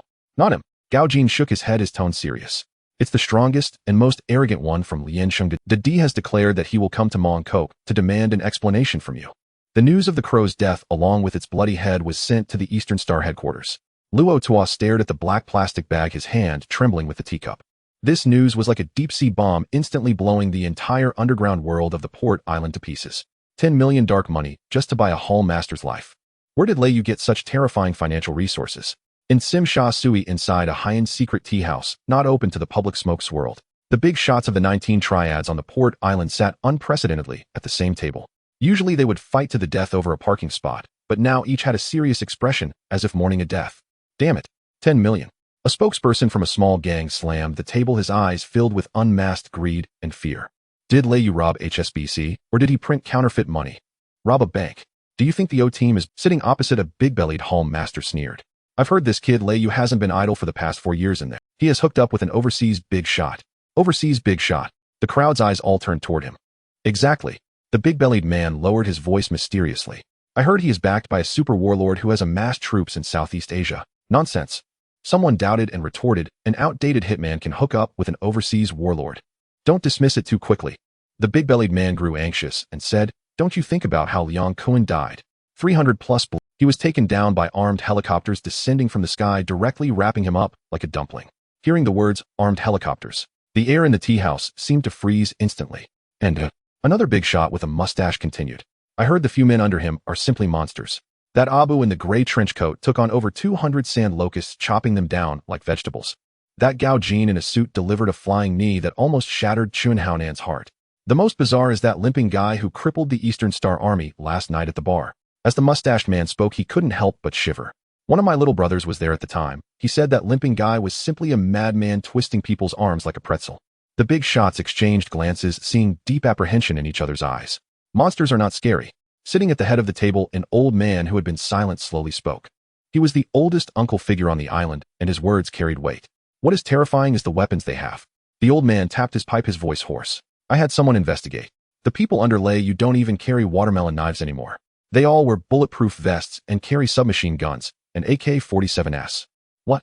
AK-47? Someone exclaimed, isn't that thing banned long ago? Where did he get it? You ask me, who should I ask? The old man glared at him.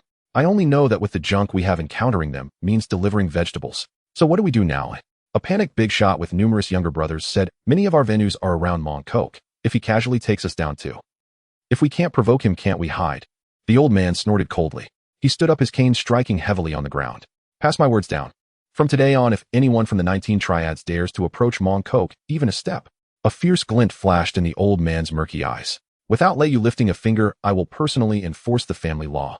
This secret meeting concluded with the big shots of the 19 Triads reaching a consensus of collectively conceding. No one wanted to provoke a madman with money, guns, and even helicopters. Mong Kok had completely become a forbidden zone in the underground world of the port island. At this moment in the villa of the Hongxing headquarters, Jiang Tianxing sat on a large sofa, the highball glass in his hand creaking under pressure. The precious red wine spilled on the carpet, and he was oblivious. Chen Yao stood beside him, holding a classified piece of information, looking as pale as if he had eaten a fly. Mr. Jiang, this is insider information from the O team. Chen Yao pushed up his glasses, his voice slightly dry. The night before last, the gate of Lei Yu's company was sealed by the O team's Inspector Yu. As a result, with a single phone call, Lei Yu directly summoned 3 top lawyers from Wall Street. Lawyers? Jiang Tianxing frowned. Yes, a top legal team. Chen Yao swallowed. Those 3 lawyers not only cited precedents, but also rendered Inspector Yu speechless. They even warned the police that if they dared to harass the Thunder Group without cause again, they would sue them to bankruptcy. Inspector Yu had no choice but to retreat in disgrace. Looking at Jiang Tianxing's increasingly grim expression, Chen Yao cautiously said, Mr. Jiang, this Lei Yu is well connected in both the underworld and the legitimate world. The forces behind him are definitely not simple. Jiang Tianxing slammed the highball glass heavily on the coffee table. Bang! The crystal glass shattered into pieces. What a Lei Yu! Jiang Tianxing gritted his teeth, and the elegant mask finally showed a crack. Rich, armed with top assassins, and now he can even hire a Wall Street legal team. Is he trying to challenge me?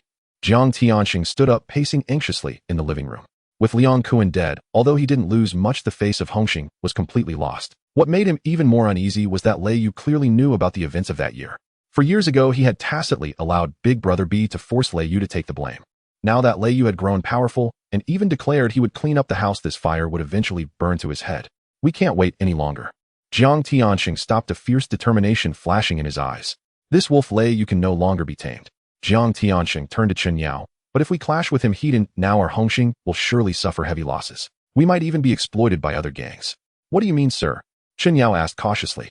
First stable. Jiang Tianxing took a deep breath, suppressing the anger and fear rising in his heart. Bring money, bring venues, and shut him up. Yao go. Jiang Tianxing walked up to Chen Yao, patted his shoulder, his tone serious. You personally go to Mong Kok. Bring 10 million in bearer bonds along with the land deeds for the 2 streets near Causeway Bay and Mong Kok. Go and seek peace with Lei Yu. Chen Yao was taken aback. 10 million. And 2 streets of territory. Is Mr. Jiang planning to make a big sacrifice?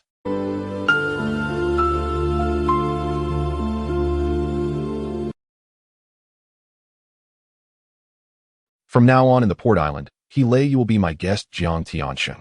Chen Yao knew this task wouldn't be easy, but since the boss had spoken, he could only grit his teeth and accept it. Yes, Mr. Jiang. I will prepare right away. Chen Yao turned and left. Jiang Tianxing watched his back, his hands clenched into fists, nails digging deep into his flesh. Lei Yu. Jiang Tianxing silently recited this name in his heart, his eyes filled with killing intent. Once I find out the details behind you, I will make you pay back everything with interest. At the same time, in Mong Kok, Thunder Security Company. In the office on the top floor, Lei Yu sat in the boss chair playing with a silver M1911 pistol he had just extracted from the system's armory. The metallic texture was cold and heavy. The office door was knocked. Shigo pushed the door and walked in wearing a strange expression. Brother Yu. Shigo scratched his head and walked to the desk. What's up? Did D from Lianxing come over with people? Lei Yu didn't even raise his head, asking indifferently. Gao Jin had reported yesterday that D was threatening to cause trouble. It's not D. It's someone from Hongxing. Shigo swallowed hard, his expression growing even stranger.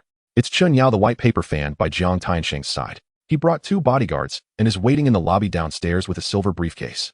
A glimmer of amusement flashed in Lei Yu's eyes. Chen Yao? This old fox Jiang Tianxing, is he getting anxious? And? Shigo leaned in, a bit closer, excitement bubbling in his voice. I heard he brought some heavy gifts. The people below say that Chen Yao is here to seek peace with you. Seeking peace. Lei Yu casually tossed the M1911 pistol onto the spacious mahogany desk, producing a dull metallic thud. He leaned back in his chair, a mocking smile tugging at the corners of his mouth. Let him come up.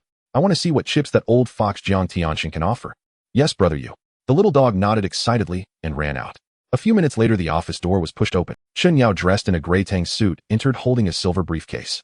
2 bodyguards followed him, but as they were about to step inside, they were coldly blocked by Abu, who stood by the door. Abu said nothing. His emotionless wolf-like eyes swept over the necks of the 2 bodyguards. These 2 were seasoned veterans in the underworld. Under Abu's stare, the bodyguards felt a chill run down their spines, losing even the courage to draw their guns, and obediently retreated outside. Chen Yao walked into the office alone, adjusting his gold-rimmed glasses. His facial expression was impeccably managed. There was no haughty arrogance, nor was there the awkwardness of being snubbed. Instead, he wore a broad smile, as if he were an old neighbor visiting. "Are you long time no see?" Chen Yao approached the desk, placing the briefcase on it, speaking in a familiar tone. "It's been 4 years you've suffered. Mr. Jiang has always cared about you." Chen Yao sighed, displaying superb acting skills. He was also deceived by Liang Kuan back then. If he had known the truth, he would never have let you take the blame. "Oh, is that so?" Lei Yu lit a cigar and took a deep puff. The spicy smoke unapologetically wafted into Chen Yao's face. Chen Yao coughed a couple of times, but the smile on his face remained unchanged. Of course, Chen Yao continued suppressing his discomfort. "Mr. Jiang knows you've been wronged. That's why he specially sent me to welcome you back." He pressed the clasp of the briefcase. With a click, it popped open. Inside was a cash draft from HSBC and a thick stack of documents. "This is a 10 million cash draft redeemable at any time." Chen Yao pointed at the draft, a hint of pride in his tone. In the 1980s, 10 million was enough to buy half a street. And this, he picked up the stack of documents and pushed them in front of Lei Yu. "This is the land deed and transfer documents for the 2 streets near Causeway Bay and Mong Kok. Mr. Jiang said that as long as you sign your name, these 2 streets will belong to you from now on." Chen Yao looked at Lei Yu, throwing out his final trump card. "Mr. Jiang also said that as long as you are willing to return to Hongxing, everything that happened in the past will be forgiven. You can take over as the spokesperson of Mong Kok. Moreover, he will promote you to be the vice leader of Hongxing. The vice leader, second only to the leader, is the pinnacle that countless gangsters dream of." Chen Yao thought that upon hearing this condition, even if Lei Yu was not moved to tears, he would at least be interested. However, Lei Yu didn't even glance at the 10 million cash draft, let alone the land transfer documents. He leaned back in his boss chair, fingers holding the cigar, lightly tapping on the desk. Tap, tap, tap. Each tap felt like a hammer striking Chen Yao's heart, causing his smile to gradually stiffen. "Are you done talking?" Lei Yu spoke in a bland tone, his gaze filled with mockery and coldness. "Are you Mr. Jiang is being very sincere." Chen Yao swallowed hard, feeling a hint of unease in his heart. "You? Sincerity?" Lei Yu scoffed, interrupting Chen Yao.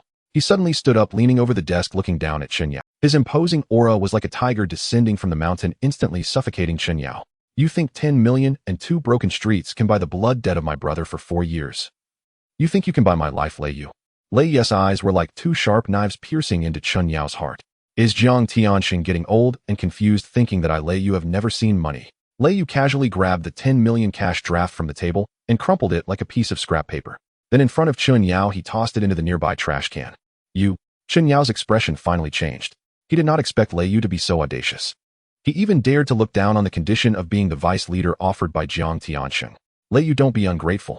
Chen Yao retracted his feigned smile, his voice turning grim. "Do you think you can run rampant in Hong Kong just because you brought a few mercenaries and took down Liang Kun's territory?" Chen Yao pushed up his glasses, attempting to use Hongxing's background to suppress Lei Yu. Hongxing has 50,000 members, spanning across Hong Kong, Kowloon, and the new territories. Chen Yao coldly snorted, his tone laced with threat. "Mr. Jiang is being sentimental and doesn't want to harm his own people. That's why he sent me to give you a way out. If you refuse to drink the wine of friendship, you will have to drink the wine of punishment.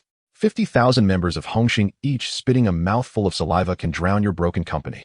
Upon hearing this, Lei Yu not only showed no fear, but instead burst into laughter. "Ha ha ha." Lei Yu's laughter echoed in the office, filled with unrestrained mockery. He seemed to have heard the funniest joke in the world. 50,000 members. Lei Yu stopped laughing, his eyes suddenly turning extremely cold and arrogant. He reached out and patted the M1911 pistol that lay on the desk. 50,000 worthless fools wielding watermelon knives. Are they worthy to negotiate terms with me? Lei Yu's voice was overwhelmingly domineering. "Go back and tell that old fox Jiang Tianxing." Lei Yu stared at Chen Yao's already ashen face, speaking each word with emphasis. "Vice leader, I'm not interested. If I'm to take a position, I will only be the leader." Lei Yu declared, "What I want is for your Hongxing to be completely erased from Hong Kong."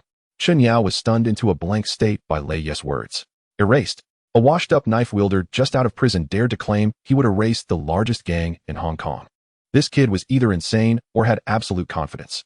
As he thought of the terrifying firepower under Lei Yu's command and the rumors of armed helicopters circulating outside, a chilling sensation suddenly surged in Chen Yao's heart. He knew the negotiation had broken down, and it was an irretrievable kind. Good. Very good. Chen Yao gritted his teeth, his chest heaving violently. He did not reach for the transfer documents on the desk, but suddenly turned around and walked towards the door. "Lei Yu, take care of yourself." He left behind a harsh remark. Chen Yao with the two bodyguards left the Thunder Group with a face as pale as a defeated dog leaving in disgrace. Watching Chen Yao's disheveled figure leave, Lei Yu let out a cold laugh and extinguished the cigar in the ashtray. Jiang Tianqing, your death is not far off. The air in the office felt rather heavy after the confrontation. Lei Yu tugged at the collar of his suit, feeling a bit hot. Abu, keep an eye on things here. Lei Yu stood up, grabbing the car keys from the desk. I'm going down for some fresh air. Do you need me to follow you, boss? Abu asked in a deep voice. No need. Lei Yu waved his hand. On my own turf, do I really need a bodyguard? Lei Yu took the elevator down to the underground parking lot. The underground garage was quiet, dimly lit. Only a few cars were parked in the corners. Lei Yu pressed the car key. Not far away, a brand new black Mercedes-Benz flashed its headlights twice. This was the vehicle he had just picked. As Lei Yu approached the car, just as he was about to open the door, suddenly he froze. In the spacious and quiet, a faint, extremely discordant metallic scraping sound reached Lei Yu's ears. Creak. Click.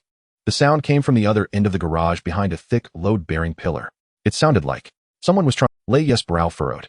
This was the internal garage of Thunder Security, guarded by dedicated personnel outside. Who the hell had the audacity to steal a car here? Lei Yu remained silent. He lightened his footsteps, moving like a hunting black panther towards the load-bearing pillar. As he got closer, the sound of lock-picking grew clearer. Lei Yu peered around the pillar and saw a red Ferrari parked near. Squatting beside it was a little girl in a leather jacket with a head of yellow frizzy hair. She held a wire and was sweating profusely as she fiddled with the door lock of the Ferrari. She was muttering to herself quietly, "Damn rich people, why is this lock so hard to pick?" The girl's voice was pleasant, carrying a stubbornness that refused to concede. But what caught attention the most was her stuttering speech. Wait till I get this open. I'll definitely sell your broken car for milk powder." Lei Yu looked at this little girl squatting on the ground, struggling to pick the lock, a strange smile flickering in his eyes. A little stutterer. How did she end up here, trying to steal a car? Lei Yu did not interrupt her. He leaned against the nearby pillar, arms crossed, watching her clumsy movements with great interest. Click. Just then the wire in the little girl's hand slipped, seemingly poking into a critical position of the lock cylinder. Her eyes lit up and she jumped up excitedly. I got it open. However, before she could pull open the car door, a sudden burst of applause rang out behind. The little girl was startled, her body shivering as the wire fell from her hand onto the ground. She turned around abruptly, only to see a tall, handsome man in a black casual suit leaning against the pillar. He had a smile that was neither here nor there. Not bad with the skills, Lei Yu remarked, looking at the little girl's panicked, yet pure and lovely face, a playful curve forming at the corner of his mouth. However, Lei Yu pointed at the red Ferrari. The car you are trying to pick seems to be mine. Why your car? The little stutterer took 2 steps back and fried her back, hitting the door of the Ferrari with a thud. She widened her eyes, looking up and down at the man in the expensive suit before her. Why, you must be joking. This car clearly belongs to my older brother. The little stutterer stubbornly tried to fit. Your brother? Lei Yu crossed his arms, amused by her guilty demeanor. What is your brother's name? Does he know you're poking at the lock of his beloved car with a wire? My brother is named. The little stutterer's eyes darted around, beads of sweat forming on her forehead as she struggled to fabricate a name. She was just a little delinquent scraping by at the bottom of society. Usually she hung around with a few petty thugs, stealing and scrounging, and had no connections with anyone who could afford a Ferrari. Seeing her awkwardness, Lei Yu couldn't be bothered to expose her lie. All right, stop making things up. He pulled out the car key from his pocket and pressed a button. Beep beep. The Ferrari's lights blinked twice, emitting a crisp, unlocking sound. The little stutterer looked at the key in Lei Yu's hand, her face falling instantly. Is it really your car? She deflated like a punctured ball, all the bravado of a little delinquent. Then call the police to arrest me. The little stutterer lowered her head, resigned, extending her hands in a gesture that implied she would accept whatever punishment. Lei Yu looked at her pitiful expression and found it somewhat amusing. In the original story, this little stutterer was someone who loved fiercely and had a fiery personality. Now in this state, she seemed to be pushed to the brink. Arrest you? Lei Yu tucked the car key back into his pocket and walked up to her. I hate trouble the most. Reporting it would mean writing a statement and wasting time. Then, what do you plan? The little stutterer watched Lei Yu warily, crossing her arms defensively. I tell you, I sell my skills not. Lei Yu almost burst out laughing at her words. With her small stature, how could she even sell herself? Don't worry, I'm not interested in you. Lei Yu waved his hand. Just go and don't get involved in such petty theft again. The little stutterer felt as if a great weight had been lifted from her. Thank you, boss. She bowed and turned to run towards the garage exit. However, she had hardly taken a few. Clatter, clatter. A flurry of hurried footsteps echoed from the entrance of the underground garage. 5 thugs wielding steel pipes and baseball bats blocked the little stutterer's path. Run, you little brat, keep running. The leader, a yellow-haired thug, tapped his baseball bat against his palm, grinning maliciously at the little stutterer. You owe our boss Fei a loan shark's debt, and you think hiding in the underground garage will help you escape. The little stutterer turned pale at the sight of the thugs retreating in panic. I don't owe you any money. That money was borrowed by my deadbeat dad. The little stutterer protested in a trembling voice. A father's debt must be repaid by the child, that's only right. The yellow-haired thug spat, leering at the little stutterer. No money to pay back. No problem. Faye said to take you back and put you in the brothel of Kowloon walled city. You can be released only when you repay the 500,000 debt. The yellow-haired thug waved his hand. Boys, take her away. Several thugs lunged at the little stutterer like wolves. Let me go. Help. The little stutterer struggled desperately, biting down hard on one thug's arm. Oh, you filthy bitch, how dare you bite me? The thug cried out in pain and retaliated with a slap across the little stutterer's face. Smack. The little stutterer fell to the ground, a trickle of blood oozing from the corner of her mouth, her face swelling instantly. She looked despairingly at the approaching thugs, tears welling in her eyes. Was she really going to be ruined at the hands of these beasts for the rest of her life? Hey! Just when the little stutterer felt hopeless, a languid voice came from beside the Ferrari. The thugs turned their heads. Only then did they see a man in a black suit standing in the shadows. I will handle this woman's trouble. You will handle it. Lei Yu leaned against the car, a cigar unlit in his mouth, looking indifferently at the uninvited. Who the hell are you? The yellow-haired thug sized up Lei Yu, eyeing his expensive suit. Dressed like a fine gentleman, trying to be a hero and save the damsel in distress. The yellow-haired thug hefted the baseball bat in his hand, arrogantly pointing at Lei Yu. You better scram. This is between us and Boss Lian Sheng. Boss Lian Sheng. Lei Yu searched his mind, but had never heard of this person before. Probably just another ignorant little underboss. I'll count to 3. Lei Yu ignored the yellow-haired thug's threats and held up 3 fingers. You have 3 seconds to disappear from my sight. Otherwise you will spend the rest of your life in a wheelchair. Who the hell do you think you're scaring? The yellow-haired thug was enraged by Lei Yu's attitude. Boys, let's teach this cop. The 5 thugs immediately abandoned the little stutterer, brandishing their weapons and charging towards Lei Yu with a roar. The little stutterer covered her eyes in fright, not daring to look at the impending bloody scene. Why you should run, she cried out with a shaky voice. However, the expected screams did not come. Bang! A loud thud echoed. The little stutterer peeked through her fingers. She saw the thug at the front, who didn't even touch the hem of Lei Yu's clothes. He was sent flying 4 to 5 meters away by a clean kick from Lei Yu, crashing heavily into a concrete pillar and passing out on the spot. Lei Yu's movements did not falter at all. He sidestepped the baseball bat swung by the yellow-haired thug and swiftly seized the thug's wrist. Crack! The sound of bone snapping echoed. The yellow-haired thug's wrist was brutally broken, the baseball bat falling from his grasp. Lei Yu caught the bat and swung it down on another thug's head. Bang! The thug rolled his eyes, collapsing to the ground like a limp piece of wood. The entire process took less than 10 seconds. Lei Yu didn't even drop the cigar from his mouth. All 5 aggressive thugs were now lying on the ground, moaning and writhing in pain. Lei Yu twirled the baseball bat in his hand and walked up to the yellow-haired thug. The yellow-haired thug clutched his broken wrist, writhing in agony on the ground, his eyes filled with extreme fear as he looked at Lei Yu. Who the hell are you? The yellow-haired thug's voice trembled. Didn't you just say you'd take me on too? Lei Yu squatted down and tapped the yellow-haired thug's face with the baseball bat. Tell that boss Faye of yours Lei Yu have cleared this woman's debt. Lei Yu stood up and casually tossed the baseball bat onto the ground, producing a crisp sound. If he wants money, let him come personally to the Lei Ting Security Company to collect it. Scram. Upon hearing the names, Lei Yu and Lei Ting Security, the yellow-haired thug's face turned as pale as paper. Now who in Mong Kok didn't know Lei Yu's name? He was the kind of person who could even dare to kill Liang Cohen. Why wise? Brother Yu, we didn't recognize the mountain we were standing on. The yellow-haired thug ignored the intense pain in his broken wrist and crawled away with his thugs, running out of the underground garage in a panic. The garage fell silent once more. Lei Yu turned to look at the little stutterer still slumped on the ground. The little stutterer stared wide-eyed at Lei Yu, who looked like a god of war. Her heart, which had been racing already, now pounded like a drum, accelerating wildly. So handsome. This was a real man. Compared to those petty thugs who only bullied the weak, this man before her was simply radiating brilliance. Lei Yu approached her, extending a hand. Can you still walk? The little stutterer stared dazedly at the broad palm, instinctively placing her hand in his. Lei Yu pulled her up. Next time you encounter something like this, don't resist. Women should be smarter. The little stutterer blushed, looking down at her toes like a child who had done something wrong. Thank you. I am Su Axie, they all call me Little Stutterer. Lei Yu nodded and turned towards W. Where are you going? The little stutterer instinctively asked. Going up to handle some matters. Lei Yu opened the car door, took out a document, and turned to look at the little stutterer. What about you? Are you planning to pry into someone else's car again? The little stutterer shook her head repeatedly. And no, I wouldn't dare. After a moment's hesitation, she bit her lip and mustered the courage to say, Brother Yu, you saved me. I want to repay you. Repay. Lei Yu looked her up and down. Dressed like a little delinquent, although her face was pretty, her figure was thin like an underdeveloped bean sprout. How do you plan to repay me? By offering yourself. Lei Yu teased her. The little stutterer's face turned even redder all the way down to her neck. I don't have money. But I can drive. The little stutterer puffed out her chest, stuttering as she promoted herself. I am very good at driving. I can be your driver. Seeing her earnest and stubborn demeanor, Lei Yu couldn't help but chuckle. In the original story, the little stutterer indeed had excellent driving skills and once stole Chen Haonan's MR2. Be my driver. Lei Yu stroked his chin, pretending to ponder. This is a life-threatening job. Following me, you might get hacked to death any time. Aren't you afraid? And no. The little stutterer replied loudly, her gaze firm. Staying with you is definitely better than getting caught by those loan sharks. All right. Lei Yu readily agreed. He took out the Ferrari's key from his pocket and tossed it casually to the little stutterer. Want to drive? This Ferrari will be yours from now on.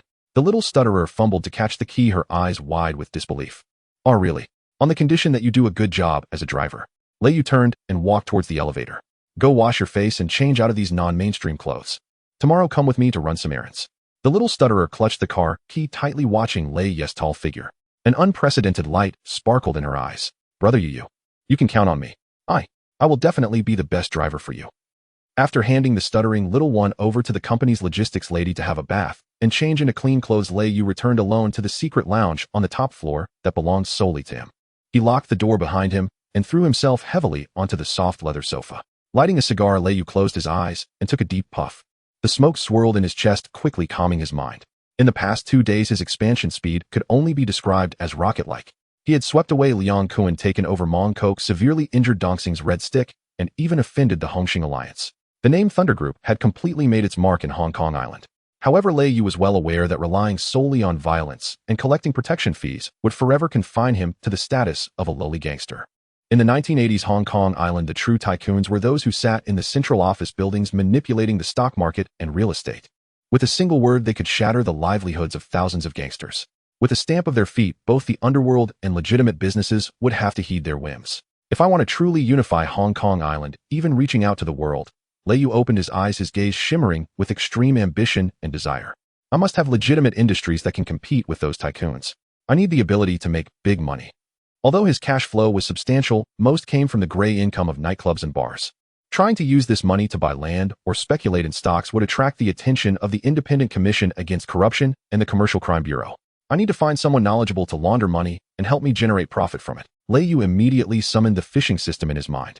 With the consolidation of his territory in Mong Kok, his prestige points were rising rapidly every day.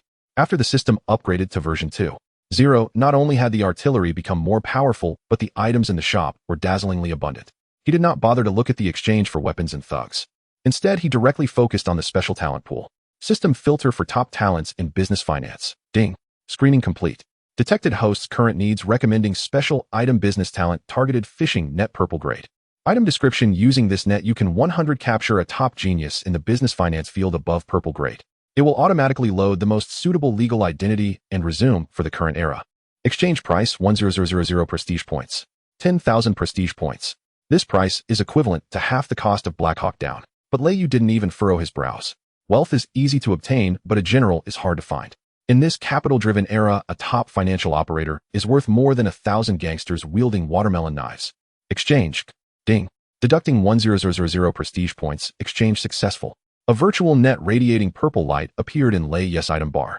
He took a deep breath and focused his gaze on the fishing pool. At that moment, various glowing fish swam around. Suddenly, a peculiar fish that was entirely golden, exuding a pungent coppery smell, and whose scales resembled shiny gold coins, leisurely swam out from the right side of the screen. On this fish's head it bore a sparkling symbol. Fortune fish. This is it. Lei Yu focused his thoughts. Launch. The purple targeted fishing net shot out from the artillery in an instant, opening perfectly in midair like a heavenly net, trapping the shimmering golden fortune fish within it. The fortune fish didn't even have time to struggle before the purple net constricted, rapidly transforming into a brilliant light and being forcefully dragged into the treasure chest. Ding.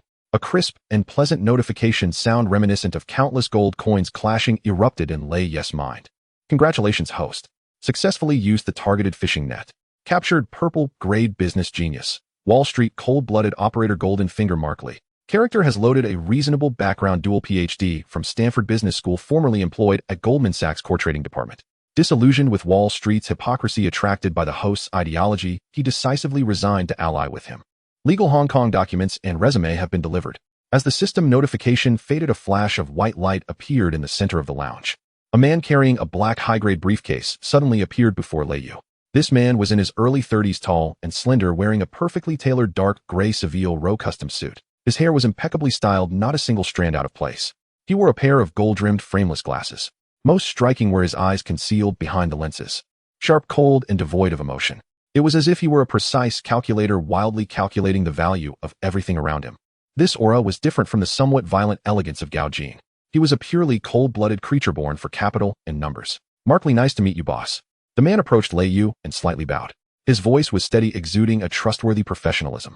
Lei Yu scrutinized him with satisfaction and pointed to the sofa opposite. "Have a seat." Mark did not hesitate, placing his briefcase beside him and sitting down straight. His sitting posture was flawless, even the creases of his suit were meticulously arranged. "Your resume is impressive." Lei Yu stubbed out his cigar in the ashtray, leaning slightly forward, his gaze revealing some scrutiny. "The supervisor of Goldman Sachs' core trading department, and you come to work for a gangster boss. Don't you feel wronged?" Mark adjusted his gold-rimmed glasses, a cold glint flashing across the lenses. "Boss Capital knows no hierarchy, only the speed of efficiency. Those people on Wall Street, wearing the most expensive suits, are engaged in robbery that is dirtier than gangsters. Their so-called rules are merely to protect their own interests." Mark's tone carried an unabashed sarcasm. "I prefer your kind of efficiency, the one that directly overturns the table." Hearing this, Lei Yu couldn't help but burst into laughter. This kid's temperament was very much to his liking. "Good. I like straightforward people like you." Lei Yu took out a thick ledger from the drawer and tossed it on the coffee table. "This is the financial flow of Thunder Group over the past few days, as well as all the cash flow we currently have." Lei Yu leaned back on the sofa, arms crossed over his abdomen. Although Gao Jin understands management, he is not a professional financial person. "Can you take a look at these accounts and see how they are being handled?" Mark picked up the ledger and opened it. His fingers were long and slender, flipping through the pages at a rapid pace. He read 10 lines at a time, as though he were scanning. In less than 3 minutes, Mark snapped the ledger shut with a bang and tossed it back onto the coffee table. His action carried a hint of barely perceptible disdain. "Boss." Mark raised his head, his emotionless eyes locking onto Lei Yu. "Pardon my frankness. Manager Gao's accounts are very clean, leaving no trace of misconduct. As a security company, this is quite acceptable. However," Mark's tone suddenly turned cold, carrying the arrogance unique to Wall Street elites. "As a group company that wants to grow and strengthen, your speed of making money is too slow." Just then, Gao Jin and Swan Pan, who had just entered to report on work, stopped in their tracks. Upon hearing these words, their footsteps came to a sudden halt. Swan Pan's eyes nearly popped out. "Too slow. 10 million in pure profit in 3 days. Is this guy out of his mind?" Gao Jin's eyes narrowed slightly as he assessed this unexpected guest who had Lei Yu, however, was not angry. He looked at Mark with great interest. "Slow? Then tell me what would be considered fast." Mark stood up and walked to the whiteboard in Lei Yu's office. He picked up a marker and swiftly wrote down a name. "Hua Group. This is currently one of the largest real estate and hotel groups on Hong Kong Island, valued at over 10 billion. Mark pointed at the name with his pen and turned to look at Lei Yu. "Boss, the tens of millions in cash you currently hold, if used only to buy land and collect rent, that makes you a nouveau riche. True capital operation is about leveraging, making small investments for great returns." Mark adjusted his glasses, his eyes flashing with a crazed light like a starving wolf eyeing its prey. "Boss, give me 30 million. Mark's tone exuded an undeniable absolute confidence. "In 3 days, I'll help you earn back 300 million. Then well, swallow the whole group whole. 3 days to earn 3 billion. And you want to swallow the whole family." The calculator stood at the door, nearly dropping his glasses. He looked at Mark as if he were gazing at a severely mentally ill person. Gao Jin also adjusted his glasses, his gaze slightly cold. "Mr. Mark, you have quite the audacity. Do you know the influence of the whole corporation in Hong Kong Island?" "Influence?" Mark turned his head, the golden-rimmed glasses reflecting a cold white light. "In the face of absolute capital and information disparity, so-called aristocratic influence is merely a pile of pitiful bubbles." Lei Yu looked at Mark's arrogant demeanor, a hint of admiration flashing in his eyes. This was the kind of arrogance a top-notch operator should possess. "Good." Lei Yu slapped the table and stood up. "Trust in your abilities. Calculator, transfer 30 million to him immediately." "Brother, you." Calculator was anxious. "That's half of our fortune. What if he loses?" "If he loses, it's on me." Lei Yu interrupted him, his tone leaving no room for doubt. "Mark, 3 days. I only care about the results." Lei Yu walked up to Mark and patted him on the shoulder. Mark slightly inclined his body. "Don't worry, boss. On Wall Street, I never miss." In the next 2 days, Markley showcased what it truly meant to be a cold-blooded machine on Wall Street. He directly moved into the office of Thunder Security, sitting in front of 6 computer screens. His fingers struck the keyboard at an astonishing speed, complex data and trend graphs wildly jumping on the screens. At the same time, he had Gao Jin mobilize all the informants in Mong Kok. Gue and Fat Dog were dispatched to gather the unnoticed whispers of the streets. "Boss." The next evening, Mark adjusted his glasses and handed a document to Lei Yu. "I found it." Lei Yu took the document and flipped through it. "The Mong Kok Old City Renovation Project."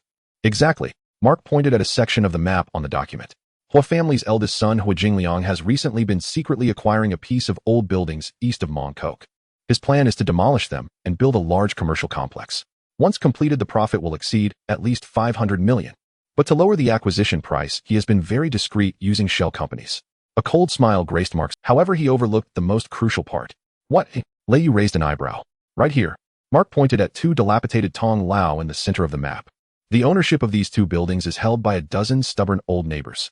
The Hua family has sent people to negotiate several times, but the prices never aligned. This is his Achilles heel. A glimmer of brilliance flashed in Mark's eyes. I found out that tomorrow at 10 in the morning Hua Jingliang will personally meet the owners to sign the final forced acquisition contract. Boss, we need to buy these two buildings before he does. Lei Yu instantly understood Mark's intention. This is going to choke the Hua family's neck.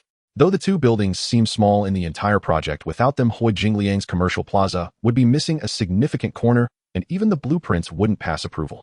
Well done. Lei Yu smiled, tossing the document onto the table. Let's go bring the money and give this young master Hua a surprise.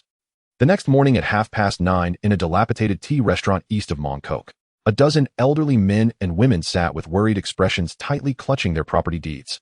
They were all owners of the two Tong Lao. Outside the tea restaurant, several black Mercedes were parked. A dozen bodyguards dressed in black suits and sunglasses fiercely guarded the entrance. The surrounding neighbors were scared and kept their distance, not daring to breathe. Bang! The door of the tea restaurant was violently pushed open. A young man dressed in a flamboyant custom suit with slicked back hair and an arrogant expression walked in. It was Hua family's eldest son, Hua Jingliang. Two lawyers in suits followed him carrying briefcases. Hua Jingliang disdainfully covered his nose with a handkerchief, glancing around the environment of the tea restaurant. What a shabby place, reeks of poverty. He walked up to a table, kicked aside a chair that blocked his way, and sat down. The bodyguards immediately moved forward, surrounding the owners. Ladies and gentlemen, one of Hua Jingliang's lawyers opened the briefcase, took out a stack of contracts, and slammed them onto the table. This is the final acquisition agreement. The price has increased by 5% compared to before. The lawyer coldly stared at the owners. Young Master Hua came in person today to give you face. Those who are sensible should quickly sign and take the money and leave. An elderly man in his 60s trembled and stood up. This price is still too low. We have lived here for decades, and this amount isn't even enough to buy a toilet in the new territories. Old man, don't put... Hua Jingliang slammed the table, pointing at the old man's nose and cursing. You old shacks, aside from our Hua Corporation, who the hell would buy them? Hua Jingliang was at the peak of arrogance. You will sign today whether you want to or not.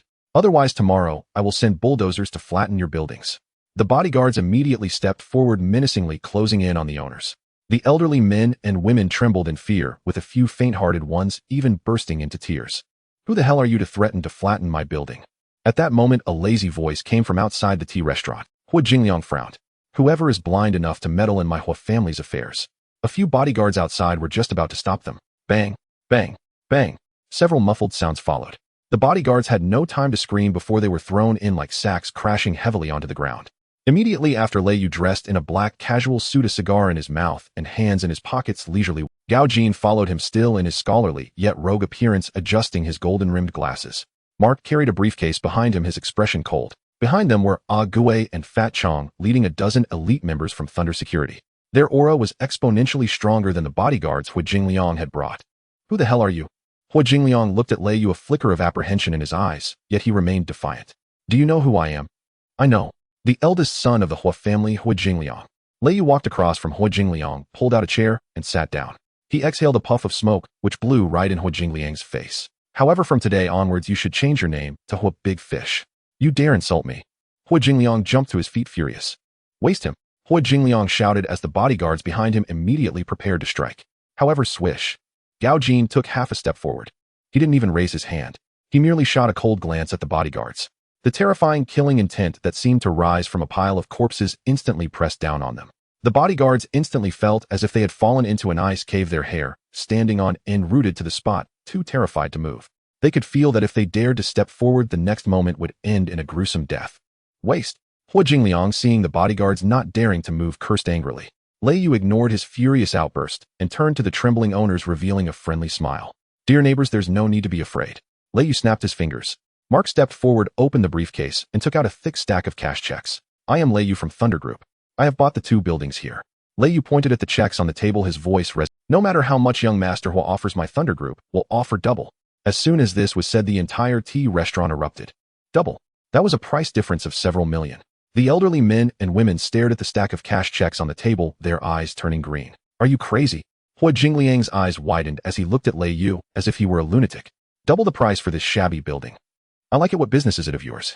Lei Yu leaned back in his chair looking at Hua Jingliang with a smile that wasn't quite as... In less than 10 minutes, under Mark's efficient operation, over a dozen owners joyfully signed, taking their double checks and leaving. The ownership of the two Tong Lao located at the core of the project officially fell into Lei Ye's hands. Hua Jingliang watched the owners leave shaking with rage. He pointed at Lei Yu, his face turning pale. You did this on purpose. Hua Jingliang finally realized. Without these two buildings, his commercial plaza project would be thoroughly crippled. The initial investment of several hundred million would go down the drain. So it's Lei Yu, huh? Hua Jingliang gritted his teeth. You a thug, just released from prison. What do you know about business? Dare to intercept Hua family's business. You must be tired of living. Hua Jingliang grabbed a teacup on the table and smashed it to the ground. Let me tell you. As long as I have these two buildings, you won't earn a dime. I will make you lose everything. Oh really? Lei Yu stood up, adjusting the hem of his suit. He looked at the furious Hua Jingliang, his eyes filled with disdain. Young Master Hua, it seems you truly do not understand what capital is. Lei Yu walked up to Hua Jingliang, patting his face, twisted with anger. I never intended to develop these two buildings. A cold smile crept at the corner of Lei Ye's mouth. I just wanted to ask young Master Hua, in order to prevent your 500 million project from being abandoned, how much are you willing to spend to persuade me to sell these two buildings to you? The name Prince. Gao Jin, standing nearby, slightly narrowed his eyes. Even the madman Ming and the chubby Chong changed their expressions. The Prince. The strongest fighter of Hongxing, truly a god of war. He is not like Chun Haonan, who enjoys showing off, nor is he as cunning as Liang Cohen. He is a pure martial arts enthusiast. Proficient in Muay Thai, Brazilian Jiu-Jitsu, and Sanda, he is unmatched in the underground boxing ring of Hong Kong. 4 years ago, Lei Yu once sparred with the Prince during his peak. They fought for half an hour without a winner. Since then, the Prince has been unable to forget Lei Yu, always wanting a rematch. How many people did he bring? Lei Yu lit a cigar, his tone calm. Just himself. A glint of disbelief flashed in Agui's eyes. He didn't bring any brothers or guns. Just one person blocking the entrance of our Thunder security training base. One person. Lei Yu was taken aback for a moment, then couldn't help but laugh. This kid hasn't changed at all. Still just a muscle. Brother Yu, he left a letter of challenge. Agui took out a crumpled envelope from his pocket and handed it to Lei Yu. It specifically names our best fighters for a duel. He also said. Agui hesitated. What did he say? He said that if we don't dare to fight, we're just a bunch of turtles hiding behind guns. From now on, anyone he sees on Hong Kong Island, he will fight. Damn. The madman Ming exploded upon hearing this. Is this son of a bitch too arrogant? Does he really think he's invincible? Brother, you let me go meet him. He'll smash his head with a steel pipe. You're not his match. Lei Yu waved his hand, stopping the impulsive madman. Lei Yu understood the prince's strength. Without using guns, sending madman Ming in would only be a sacrifice. Lei Yu casually tore the letter of challenge to shreds and tossed it on the ground. He knew what Jiang Tiansheng was scheming. The Thunder Group had been too successful lately. Not only did they clear Liang Kun's territory, but they also made OG suffer, and now they were intercepting the Hua family in the white market. Jiang Tiansheng couldn't sit still. He feared that once Lei Yu cleared his name, Hongxing would have no chance to turn things around. Therefore, he sent out the prince as a trump card. If Lei Yu does not dare to accept the challenge, or if he loses, the hard-earned prestige of the Thunder Group would collapse. People in the martial world would think that Lei Yu only dares to bully others with firearms and lacks real hard strength. This old fox plays the open game rather smoothly. Lei Yu exhaled a puff of smoke, his eyes shimmering with a cold light. Let's go. Lei Yu turned and walked outside. To the base. I want to see how much he has improved in these 4 years. Half an hour later. Mong Kok, Thunder Security Training Base. This was originally an abandoned indoor gym rented by Gao Jin and transformed into a training ground for security personnel. At this moment, outside the base's gate, a crowd of gangsters and locals had gathered, all whispering and pointing at the entrance. In the center of the gate stood a tall man with bulging muscles. He had a neatly cropped haircut, his upper body bare, revealing bronzed skin and well-defined muscles. His eyes were sharp like a hawk's, and his hands were wrapped in white bandages. He stood there like an iron tower, exuding an oppressive aura that was suffocating. It was the god of war of Hongxing, the prince. Why isn't Lei Yu out yet? The prince rolled his neck, producing a series of cracking sounds. Has he really become a turtle that only knows how to play with guns? Creak. At this moment, the heavy iron door of the base slowly opened from the inside. The noisy crowd instantly fell silent. Lei Yu, dressed in a black casual suit, a cigar in his mouth, walked out leisurely with Abu and Gao Jin. Lei Yu. Upon seeing Lei Yu, the prince's eyes instantly ignited with fervent battle intent. He stepped forward, pointing at Lei Yu. It's been 4 years. I've awaited this day for 4 years. Today I challenge you, not in the name of Hongxing, but as the prince clenched his fists, his knuckles turning white. The outcome that was left undecided back then must have a conclusion today. Lei Yu looked at the fervent prince and sighed softly. Oh prince, oh prince. Lei Yu shook his head, his tone laced with a hint of pity. Your greatest flaw in this lifetime is being too pure. So pure that you don't even realize you're being used as a pawn. Stop talking nonsense. The prince could not listen to Lei Yes' words at all. He suddenly struck a Muay Thai stance, his muscles tensing instantly. Are you afraid to fight me, or are you afraid to let your subordinates fight me? The prince's gaze passed over Lei Yu, landing on Gao Jin and Abu. He could sense the dangerous aura emanating from these two, which was no less than his own. This made him even more excited. Fight you. Lei Yu chuckled softly, flicking the half-smoked cigar to the ground and extinguishing it with his toe. He turned his head to look at the silent Abu. Abu, boss. Abu slightly lowered his head. Lei Yu patted Abu's shoulder, his gaze deep, and go. Lei Yes' voice echoed at the empty entrance of the base, carrying a chilling coldness. Teach him what true killing techniques are. Teach him what true killing techniques are. As soon as Lei Yes' words fell, Abu nodded silently and took off his signature gray old trench coat. He casually tossed the trench coat to the side to Gao Jin, revealing a faded black tank top underneath. Unlike the exaggerated muscular physique of the prince's muscles were streamlined and firm, akin to a cheetah. Abu's muscle lines were extremely fluid, resembling a leopard in its tautness. The most striking aspect were the intersecting scars on his arms and neck. There were scars from knives and guns. Each scar seemed to silently narrate the blood-soaked mountains and seas he had once experienced. The prince looked at Abu, his expression turning grave and excited. You are a master. He suddenly assumed the authentic Thai boxing stance with his fists guarding his face, left leg slightly lifted, exuding the aura of a predator ready to pounce. In contrast, Abu did not adopt any fighting stance. His hands hung naturally by his sides, body slightly relaxed, as if he was full of openings. But his cold wolf-like eyes were locked onto the prince's throat. This was the most terrifying posture. Without any set moves, it meant he could launch the most lethal attack from any angle at any moment. Watch the punch. Unable to contain his fervent battle intent, the prince shouted angrily and struck first. He pushed off the ground, his tall figure shooting out like a cannonball. Whooshed! A powerful right straight punch accompanied by a piercing sound of wind cutting through was aimed directly at Abu's face. The speed and force of this punch could knock out a bull on impact.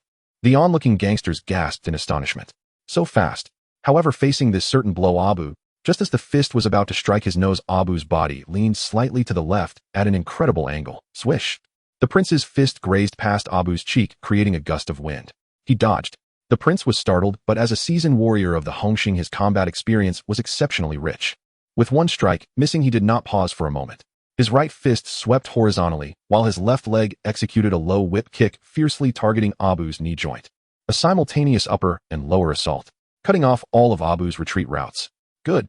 Someone in the crowd couldn't help but shout in admiration. The prince's fighting skills had indeed reached an extraordinary level, but it was merely fighting skills.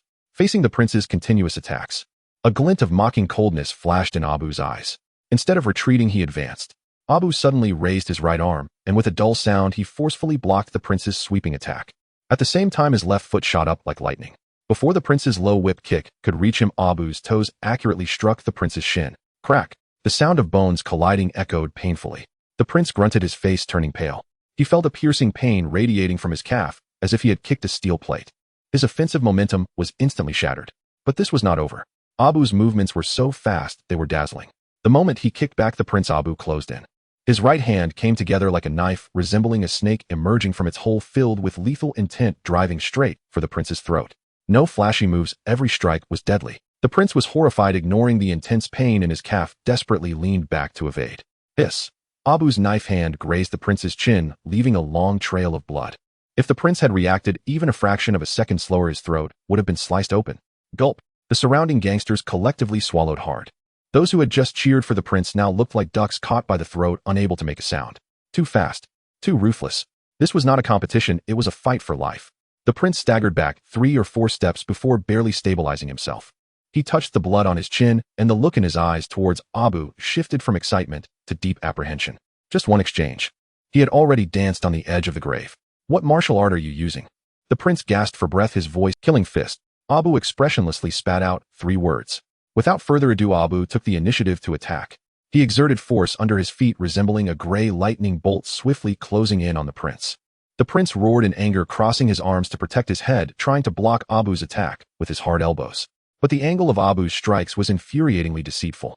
He did not target the chest or face. His fists rained down like a storm, relentlessly striking at the prince's soft ribs, armpits, and vulnerable joints. Bang! Bang! Bang! The dull thuds of impact echoed outside the training base. The prince's proud muscle defense appeared fragile against Abu's military killing techniques, targeting vital points. The intense pain rendered the prince's movements increasingly sluggish. His defenses began to show flaws. In the second round of exchanges, Abu seized the opportunity. A fierce uppercut slammed into the prince's ribs. The prince winced in pain, instinctively lowering his defense. Now's the time. A cold glint flashed in Abu's eyes. He suddenly crouched down, almost pressing his body against the ground. His right leg whipped out like an iron whip, fiercely sweeping towards the prince's legs. This ground sweep kick was executed with extreme speed and an angle that was utterly indefensible. Bang! The prince's proud lower body was instantly shattered. He lost balance and toppled straight back. But Abu's attack was not yet over. The moment he swept the prince down, Abu leveraged the recoil from the sweeping kick, forcefully pushing off the ground with his left foot. He soared into the air like a frenzied tiger, twisting his body midair, concentrating all of his strength onto his right knee. Boom! A deafening sound sent chills down the spine. Abu's knee, as hard as a steel ingot, ruthlessly and mercilessly collided with the prince's chest. Crack, crack, crack. The sharp sound of bones breaking echoed in the night sky. The prince didn't even have time. His body flew back like a cannonball fired from a cannon, skimming the ground, soaring 7 or 8 meters away. Puffed! He spewed a mouthful of blood in midair, causing a rain of blood to fall. Finally, the prince crashed heavily against the stone pillar outside the training base, producing a muffled thud. He lay on the ground like a puddle of mud.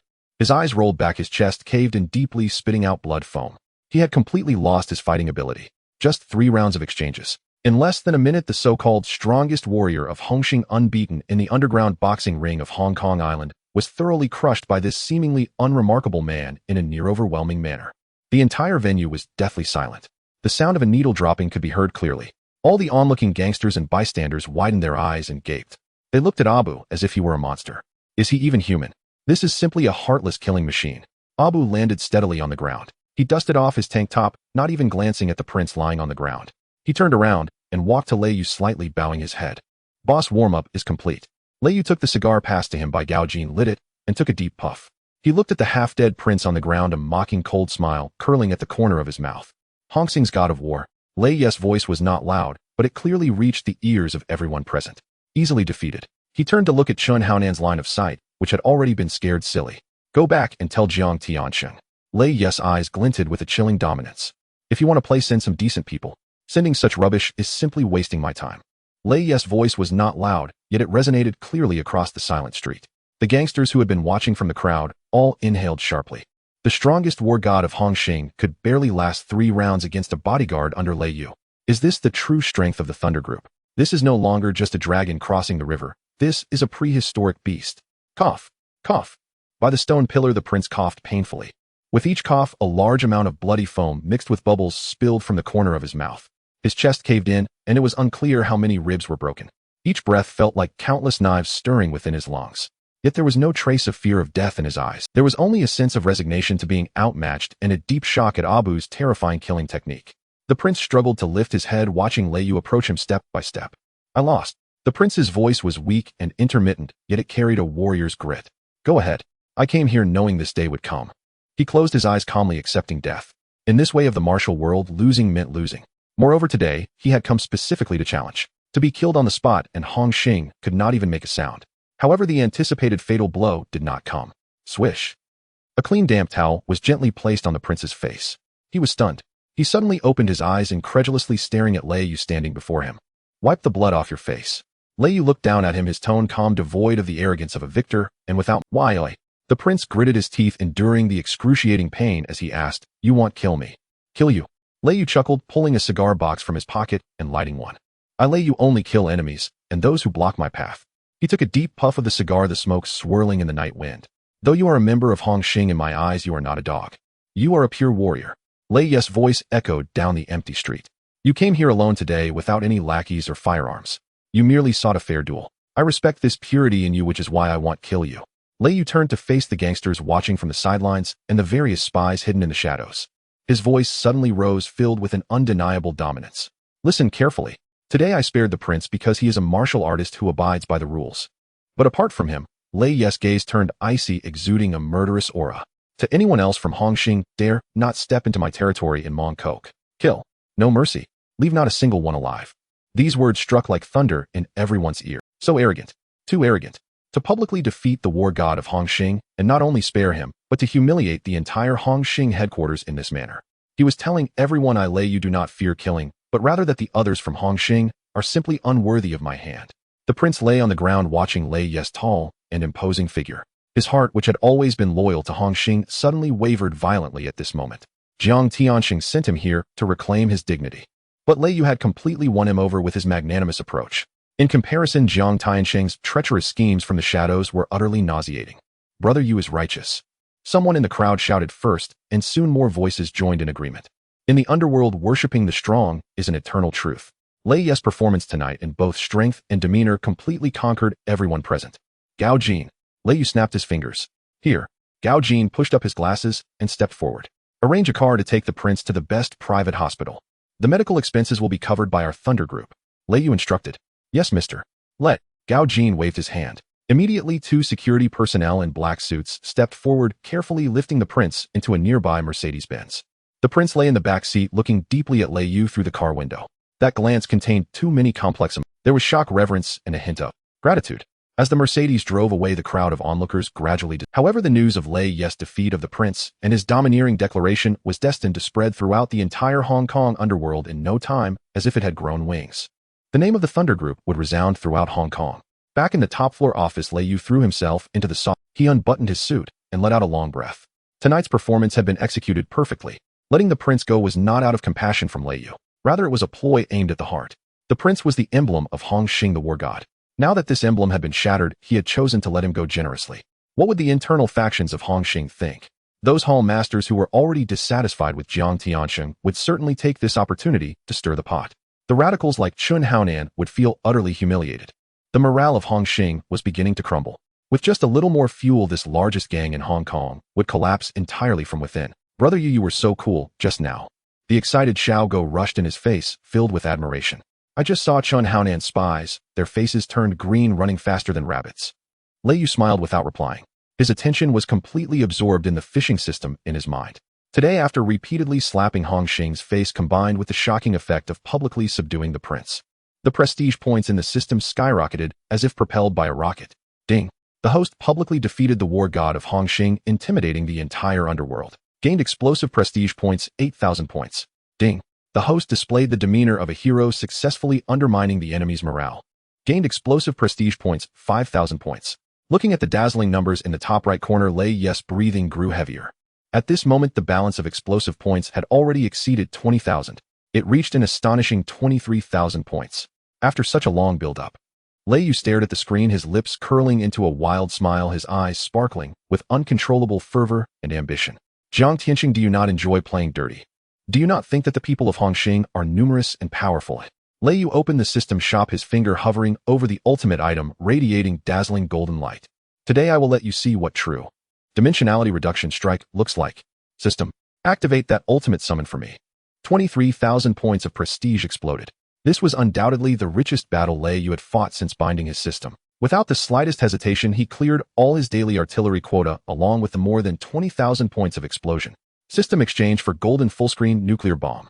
Ding. Sufficient balance detected for the host. Consuming 20,000 points of prestige explosion and all artillery quota exchange successful. As soon as the words fell on the virtual fishing interface, a micro-nuclear warhead made entirely of pure gold radiating dazzling light slowly appeared in the cannon's launch slot.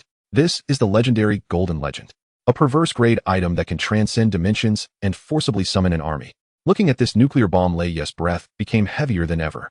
He stared fixedly at the screen, searching for the best moment to launch. In the fishing pool, due to the system upgrade to level 2, a variety of luminous fish were swimming. Some even included divine fish radiating purple light flickering at the bottom of the pool. But none of these were enough for Lei Yu to use this ultimate weapon. Wait a little longer. There must be big fish. Suddenly, the entire virtual deep-sea background trembled violently, without warning. The seawater seemed to be boiling, wildly churning. Those ordinary white fish, blue fish, and even purple-gray divine fish all fled in terror, as if they had seen a ghost, instantly emptying the entire screen. Then a blindingly bright golden sphere resembling a miniature sun slowly rose from the depths of the screen. This sphere was so large that it almost occupied half the screen. Within the radiance, the sound of metallic collisions and synchronized footsteps could be faintly heard. It was like a flood of steel from hell, crossing time and space, crushing towards him. Now's the time. Lei Ye's eyes turned blood red and veins bulged on his forehead. With his mind, he slammed down on the launch button. Boom! In his mind, it felt as if a real nuclear bomb had been detonated. That golden micro-nuclear warhead turned into a blinding golden lightning bolt, instantly diving into the massive golden sphere. There was no explosion, only endless light and heat. The blinding golden light nearly blinded Lei Yu, forcing him to shut his eyes. Deep in his mind, the system's cold and pleasant mechanical voice began to tremble violently, as if it could not withstand this immense energy. Ding! Congratulations, host. Successfully used the golden full-screen nuclear bomb. Alert! Energy threshold exceeded the limit. Triggered a 1 in a billion chance. Critical hit capture. Congratulations, host. Successfully captured a golden legend-level war carrier across dimensions. 102 fully armed Blackwater elite mercenaries. Note, this unit has experienced countless battles in the Middle East, skilled in all-weather all-terrain combat. Equipped with American individual advanced weaponry, tactical night vision, and bulletproof armor. Automatically implanted with a legal foreign security identity for Hong Kong Island. Critical hit. 102 Blackwater mercenaries. They even come with legal identities and a full set of American advanced equipment. Lei Yu suddenly opened his eyes, excitedly punching the solid wood desk. With a crack, the hard surface was actually cracked. These are 102 professional killing machines that crawled out from a sea of corpses. Compared to them, the 50,000 gangsters from Hongqing, who only knew how to slash with watermelon knives, are nothing. Even against fully armed SWAT teams, this unit could hold its own. I've hit the jackpot. This time I've really hit. Lei Yu paced back and forth in the spacious office, so excited that he was somewhat incoherent. With this army, no matter what Jiang, Tiansheng, or Camel, he could easily turn them into a hornet's nest overnight. Brother Yu, what's wrong? A guard outside the door, hearing the commotion inside, worriedly pushed the door open. Nothing. All good. Lei Yu laughed heartily, grabbed the car keys on the desk, and strode out. Call Abu and Gao Jin, and let's head to the new territories. In Lei Yu's eyes, a bloodthirsty glint flickered. They'll take you to receive a big gift. In the early morning hours at 2 o'clock. In a remote abandoned warehouse near Yuan Long in the new territories. This place was rarely visited, surrounded by waist-high weeds, and there wasn't even a streetlight. The night wind blew and the old metal roof made a clanging sound. A black Mercedes-Benz quietly stopped outside the warehouse door. Lei Yu pushed open the car door and stepped out. Behind him, Gao Jin and Abu followed closely. Mr. Lei, this place is too remote. There isn't even a surveillance camera. It's not safe. Gao Jin adjusted his gold-rimmed glasses, scanning the surroundings with a professional eye, his hand already reaching towards the dagger at his waist. Don't worry, this place is now the safest location in all of Hong Kong Island. Gao Jin adjusted his gold-rimmed glasses, scanning the surroundings with a professional eye, his hand already reaching towards the dagger at his waist. Lei Yu raised his chin. Abu said nothing. He stepped forward, drew his combat knife from his tactical boots, and forcefully hacked at the hefty iron lock. Clang! Sparks flew as the lock broke with a loud noise and fell to the ground. Lei Yu took a deep breath. He grasped the edge of the roll-up door and yanked it upwards. Clatter! The harsh sound of metal scraping shattered the silence of the deep night. The warehouse door slowly opened, and an overwhelming smell of gunpowder mixed with the cold scent of steel instantly hit him. Gao Jin and Abu both trembled. They instinctively took a defensive stance. From this scent they detected an extremely dangerous presence. That was pure killing intent. The weak beam of the flashlight pierced into the dark interior of the warehouse. In the next second, Gao Jin's pupils suddenly contracted to the size of a pinprick, and a look of shock appeared on his otherwise unflappable face. Abu gripped his combat knife tighter, like a frenzied lone wolf staring intently ahead. Inside the massive warehouse, there were no discarded goods, no weeds. Instead, 5 formations stood neatly like javelins. In the dim light, it was clear to see. They were all Western men, each over 6 feet tall, with muscles bulging like iron towers. They wore matching black tactical bulletproof vests, Kevlar helmets, and individual night vision goggles. In their hands, they all held M4A1 carbines equipped with infrared scopes, tactical flashlights, and silencers. On the outside of their thighs, tactical knives and M1911 pistols were strapped. The tactical vests at their waist were stuffed with magazines and high-explosive grenades. Silence. Deadly silence. The 102 stood there, not a sound to be heard. Even the frequency of their breathing was eerily synchronized. These were undoubtedly battle-hardened elites, disciplined to an extreme. The moment Lei Yu pulled open the roll, swish! The 102 Blackwater mercenaries turned in unison like a precision war machine.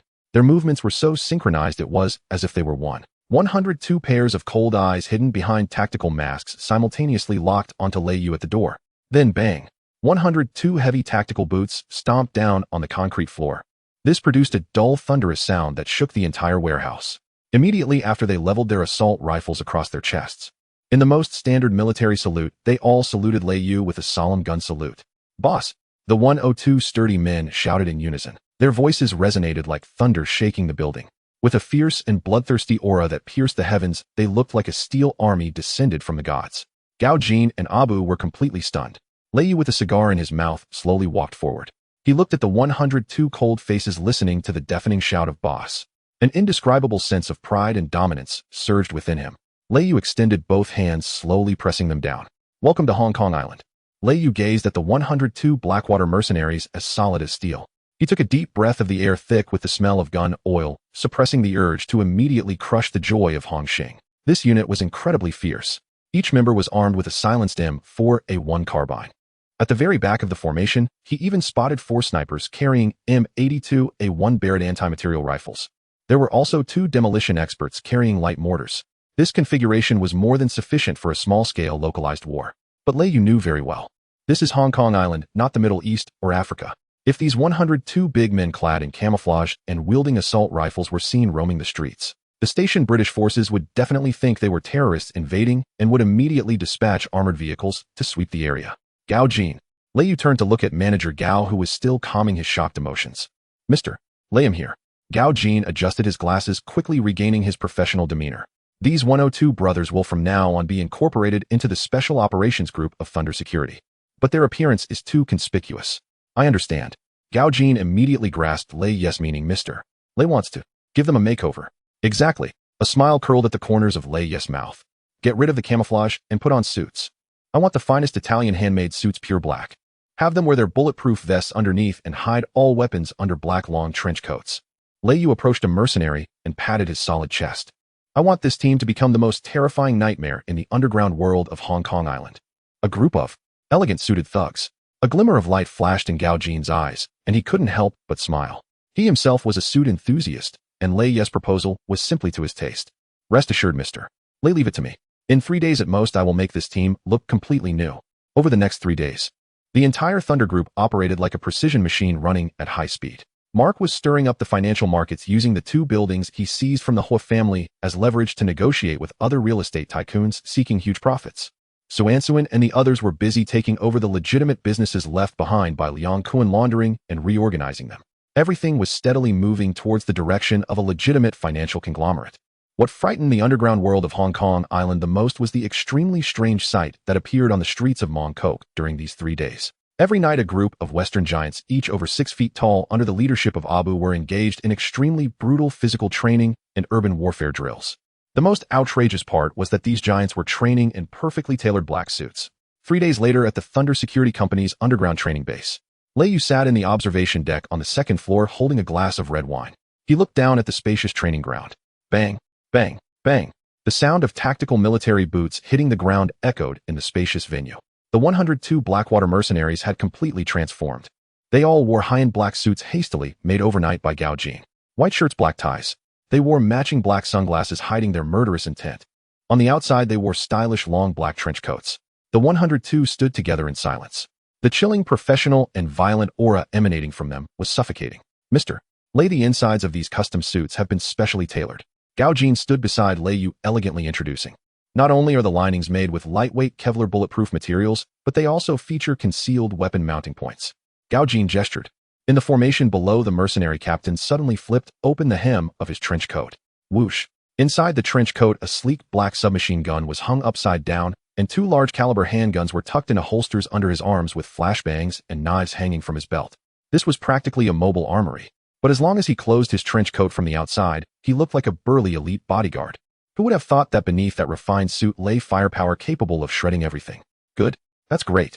Lei Yu couldn't help but slam his hand on the table. Gao Jin, your aesthetics and execution are outstanding. With this suit Thug Legion, the Thunder Group's combat power had officially reached the ceiling of Hong Kong Island's combat capability. What Hong Xing, what Dongxing? In the face of absolute modern firepower, those gangsters wielding watermelon knives were nothing but a group of primitive beings yet to evolve. Bro, these brothers are so damn handsome. Crazy Ming said enviously, wishing he could don such a tyrant. When are we taking them out for a spin? I'm about to go crazy. Lei Yu shook the glass of red wine in his hand, his gaze gradually deepening. No rush. That old fox Jiang Tianxing, since he sent Chen Yao to negotiate and was turned down, he must be brewing something malicious. We're in the light and they're in the dark. Let's not move yet, wait for them to expose themselves, then strike with thunderous force. Lei Yu downed the glass of red wine. In these days, let the brothers keep a low profile. Anyone who dares to cause trouble outside will face family law. However, in this wild and growing Hong Kong Island of the 1980s, many times if you don't seek trouble, trouble will seek you. Just on the afternoon, when Lei Yes Suit Thug Legion had just completed their reorganization and was ready to show their strength. Dingling. Suddenly the phone in Lei Yes' office rang urgently. He frowned and answered the call. On the other end of the line, Fat Guy Chong's frantic voice came through mixed with the sounds of chaos, curses, and shattering glass. Bro, something's happened. Fat Guy Chong's voice was both urgent and angry. Big D, the mad dog from Lianxing, brought people and crossed the line. Lei Yes' eyes narrowed coldly. Big D, what does he want? Although Lianxing was also one of the three major gangs, they usually kept their distance from Liang Kun's territory. Big D was infamous for being arrogant and temperamental, often stuffing people into wooden boxes and rolling them down hills. What was he doing in Mong Kok now? Damn it, that son of a bitch is jealous that we've taken over Liang Kun's electronics factory on Western Cabbage Street. Fat Guy Chong cursed through the phone. He brought over 500 men and surrounded our electronics factory. Just now they smashed 2 of our deliveries. Fat Guy Chong was panting, clearly furious. Big D has declared that the electronics factory is a piece of meat Lianxing has long coveted. He threatened that you must personally go over and hand over 80% of the factory's shares. Otherwise they'll flatten the factory today, leaving us with not even a screw. Upon hearing Fat Guy Chong's words, Lei Yu instead laughed. Not a cold laugh, but a genuinely amused smile, as if someone had voluntarily delivered their head on a platter. He had just formed a 102-man suit thug team and was worried about finding a sharpening stone. And here came Big D the fat pig, bringing 500 knife-wielding gangsters right to his door. Wasn't this just a pillow delivered when he was sleepy? Bro, what do we do now? Fat Guy Chong was so anxious on the other end of the line that he was jumping up and down. There are only 30 or so brothers in the factory, and they can barely hold on. Tell the brothers to retreat back into the factory and lock the doors. Don't confront them directly. Lei Yu instructed leisurely, his tone as relaxed as if he were ordering food. Bro, but that's over 500 people. Fat Guy Chong was anxious. Are we just going to watch them smash our... Lei Yu stood up, walked to the floor-to-ceiling window, and looked down at the bustling streets of Mong Kok. He reached out, loosened his tie, and his eyes shimmered with a chilling madness. Chong, tell Big D. Lei Yes' voice traveled through the phone line to Fat Guy Chong's ears. Shares. I won't give him a single one. He wants the factory. Fine. Lei Yu turned his head, looking at the 102 suit thugs on the training field. Let him clean his neck and wait. I'm going to teach him what a real gang is right now. More than 500 people. Lei Yu let out a cold laugh, extinguishing his half-smoked premium cigar with force in the crystal ashtray. A faint sizzling sound was heard. Is Big D feeling strong and powerful coming to Mong Kok to establish? Lei Yu stood up, adjusting his pure black tailored suit, a glint of extreme danger and excitement flashing in his eyes. He turned to look at the 102 suit-clad thugs in the training field, as solid as iron. This newly reorganized super mercenary group, yet to see blood, needed a vigorous crushing action to declare their existence. Just right. Lei Yu waved his hand, his voice echoing in the hall with an overwhelming dominance. Let's take that fat pig Big D and use him to inaugurate my new troops. Understood. Lei Yu turned to the security manager Gao Jin, who was adjusting his gold-rimmed glasses. Mr. Lei. Gao Jin bowed slightly. Go to the garage and bring out all the new cars we just acquired. Lei Yes' lips curled into a cruel arc. This group of foreign brothers is making their first appearance in Hong Kong, and we can't skimp on the show. Understood. Gao Jin understood the implication and quickly turned to leave. Lei Yu approached the railing of the observation platform, leaning on it and looking down at the 102 pairs of cold, bloodthirsty eyes below. All present. Lei Yu shouted angrily. Whoosh! The 102 thugs moved in perfect unison, their heels crashing together with a deafening thud. Target Western Vegetable Street Electronic Factory. Lei Yes' eyes glinted like knives filled with murderous intent. Let's go. Yes, boss. The sound shook the roof. Outside the entrance of the Thunder Electronic Factory on Western Vegetable Street, chaos engulfed the area. The once wide street was completely blocked by a dense crowd. Over 500 gangsters from Lianxing, shirtless, wielding machetes and iron rods. Shouts and curses intertwined, creating a terrifying atmosphere. Nearby shops had closed their doors in fear, and even stray dogs scurried away with their tails between their legs. The 2 heavy iron gates of the electronic factory had been battered and dented. 2 delivery trucks parked at the entrance had their windows shattered and tires punctured. Fat Chow, leading over 30 brothers from Thunder Security, held the doors firmly against the onslaught. Hearing the thunderous battering outside, many of the brothers turned pale. The disparity in numbers was too great, 500 against 30. If they charged in, each one could turn them into mud. In front of the main gate, a flashy white convertible sports car was parked right in the middle of the road. A burly man with a face full of flesh and slicked back hair was sitting confidently on the car hood.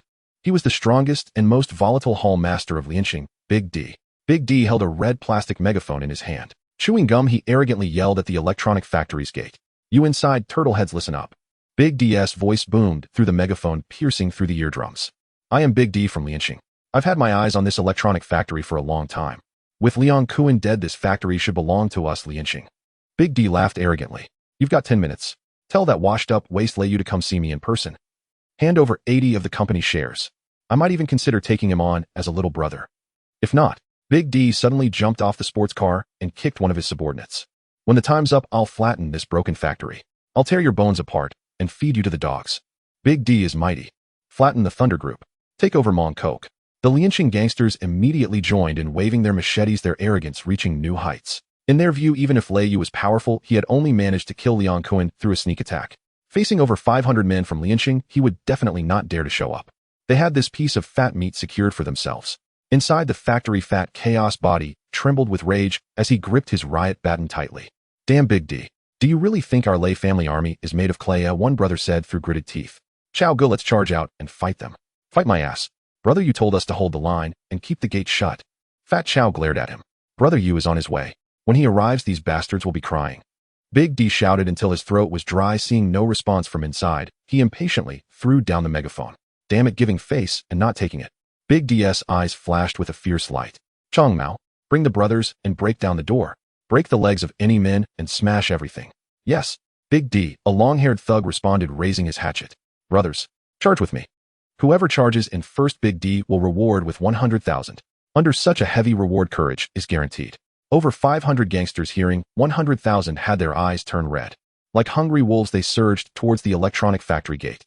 Just as Chong Mao raised his axe, preparing to strike the heavy iron gate, suddenly from the end of the street, a strange sound erupted. Boom, boom, boom. This was not the sound of one or two cars. It was the deep, violent roar of countless high-displacement engines, all revving at once. This sound resembled the collective roar of some ancient behemoth, causing the ground to tremble slightly. What's that noise? Big D paused, turning to look down the street. Chong Mao, who was about to smash the door, and the other gangsters also stopped, looking around in confusion. In the next second, Big D's eyes widened in shock, his chewing gum falling to the ground. The over 500 little brothers behind him stood frozen, as if struck by a paralysis spell. At the end of the narrow western vegetable street, there appeared 1 car, 2 cars, 5 cars, 10 cars, a total of 20 sleek, shiny black Mercedes-Benz cars. Like a black steel dragon, they slowly drove into this street occupied by Lianqing, emanating a suffocating sense of oppression. No honking, no shouting. Only the deep roar of engines echoed in the silent street. The 20 Mercedes-Benz cars moved in perfect unison. 10 meters away from Big D's crowd, they all hit the brakes simultaneously.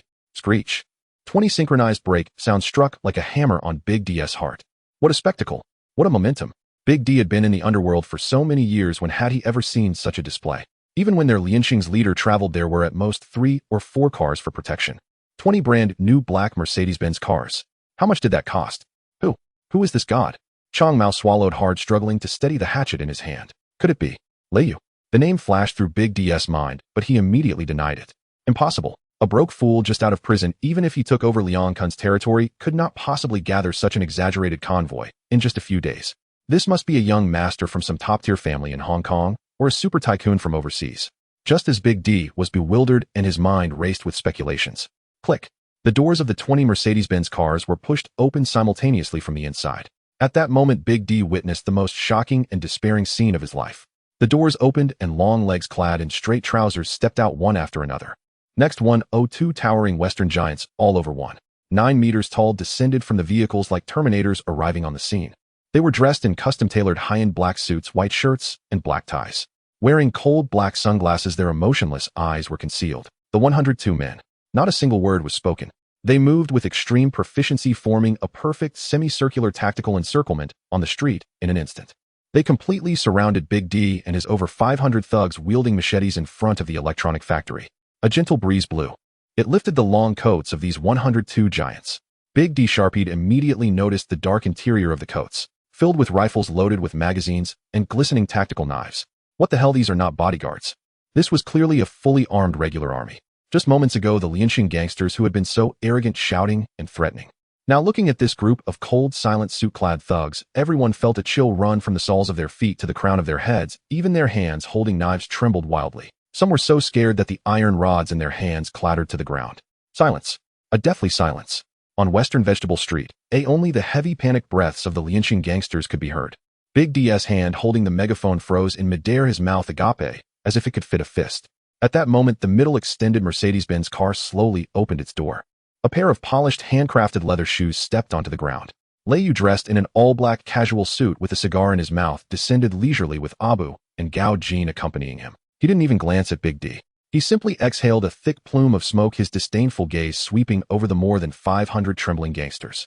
Just now, Lei Yu's voice was not loud, but it resonated clearly in the silent street. He turned his head, looking at the completely dazed Big D, his lips curling into a mocking smile.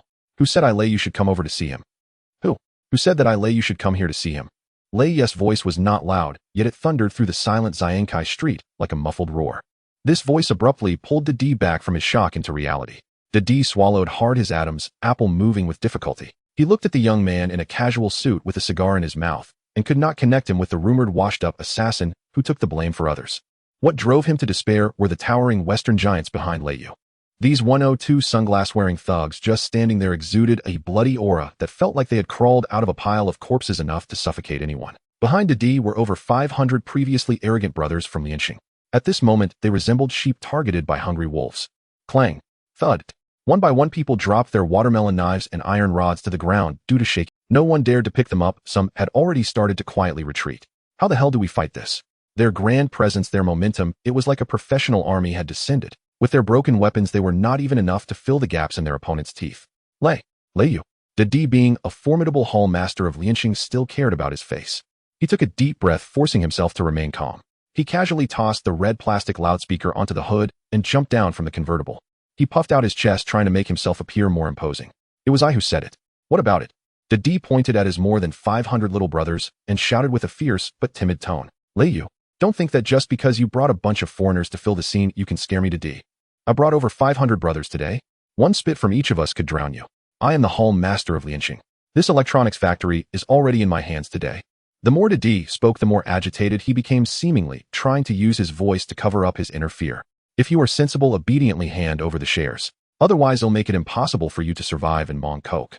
Listening to the DS hollow threats, Gao Jin, who stood behind Lei Yu, adjusted his glasses and revealed a mocking smirk. Mr. Lei, how did such a brainless fool become a hall master? Lei Yu also chuckled. He leisurely took a puff of his cigar and exhaled a thick smoke ring. Brother, Didi, you just said. Lei Yu flicked the ash off his cigar, his eyes suddenly turning exceptionally cold. You have many people. Yes, I have many people. Didi shouted, holding his neck. Chong Mao, let the brothers show this Lei boss what our strength with Lianxing is. Chong Mao gritted his teeth, steeling himself to raise the axe in his hand. Brothers, prepare. However, Chong Mao's words were not finished. Snap!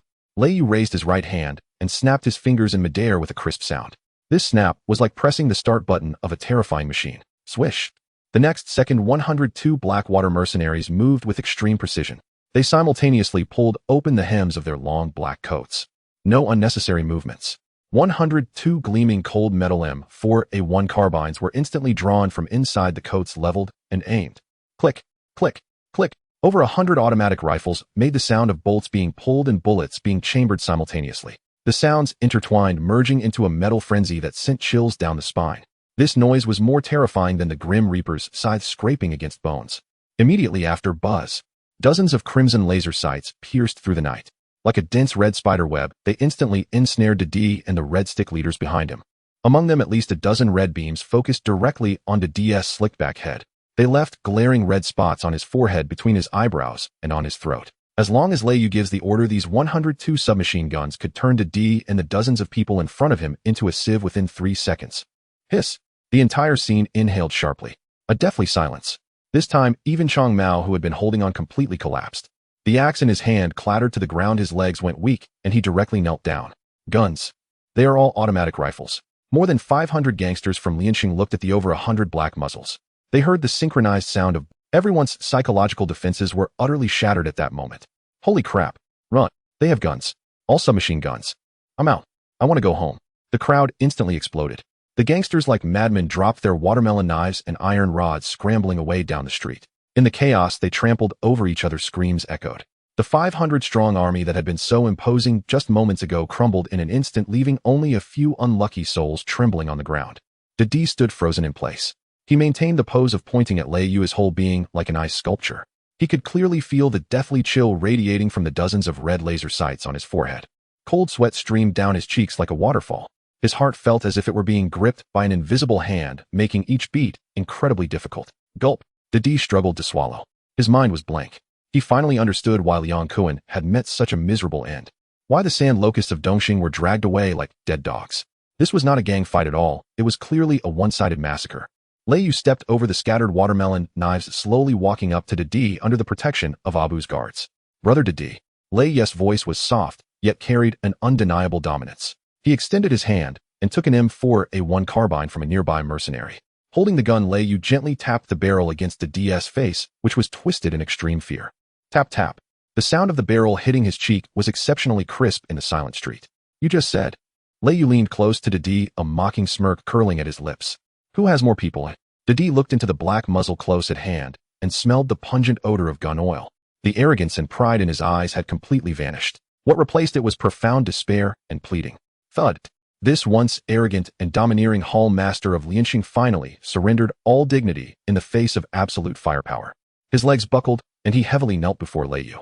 Mud splattered on his expensive white pants, but he no longer cared. You? Brother Yu. Didi cried with a mournful face, his voice trembling uncontrollably. I give up. I really give up. He looked up at Lei Yu as if gazing at a demonic god who held the power of life and death. I don't want the shares anymore. I don't want the electronics factory either. Just spare me this once. Didi frantically kowtowed, as if pounding garlic. From now on in Mong Kok, Didi will see you and take a detour. I'll pay you protection fees. The submission of Big D marked a complete capitulation to the old League of Victory, bowing deeply to Lei Yu. Not a single shot was fired by Lei Yu. With the absolute firepower suppression brought by 102 Blackwater mercenaries, this confrontation was won effortlessly. He cast a cold glance at Big D, who was kneeling in the mud, his face filled with terror. Forget the protection fee. I, Lei Yu, am not short of that little bit of money. Lei Yu tossed the M4A1 carbine in his hand to a nearby mercenary and clapped his hands. Take your men and scram. If you dare step into Mong Kok again, I guarantee you won't even get a chance to kneel. Big D felt as if he had been granted amnesty, scrambling up into a white convertible sports car. Without daring to leave any harsh words, he stepped on the gas and sped away amidst the screeching sound of tires.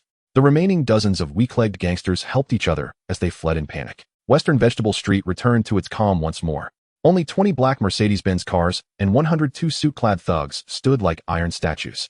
Lei Yu turned around, looking at Fatty Chong and the others hiding behind the electronic factory's gate. Chong opened the door. This factory will be ours from now on. Brother Yu is magnificent. Fatty Chong excitedly pulled open the heavy iron door and charged out with over 30 security brothers. Seeing the scene outside, they were all flushed with excitement. Brother Yu, these foreign brothers are incredible. Just standing there, that fat pig Big D was scared to piss himself. Crazy Ming circled around a mercenary, enviously drooling at their muscles that were about to burst out of their suits. Lei Yu smiled and said no more. All right, let the brothers clean up. Tonight at the Peninsula Hotel, I'll treat in the afternoon at the Thunder Security Company underground parking lot. When Lei Yu arrived here with 6 brothers, 6 brand new shiny black top-tier Mercedes-Benz cars were quietly parked in the spaces. The cars reflected dazzling light, exuding a luxurious aura. Is this for us? Skinny Dog stared wide-eyed at the row of luxury cars in front of him. He couldn't help but step forward, reaching out to touch the smooth paint, as if caressing a rare treasure. In the 1980s of Hong Kong Island, those who could drive a Mercedes were either rich or noble. It was an absolute symbol of status and identity. I told you. Lei Yu leaned against his own extended Mercedes, lighting a cigar. As long as I, Lei Yu, have meat to eat, I will never let my brothers drink soup. Lei Yu tossed 6 keys with the Mercedes emblem to Ah Gui and Fatty Chong. One for each person. Choose for yourselves. From now on, don't go out in that old van and embarrass me.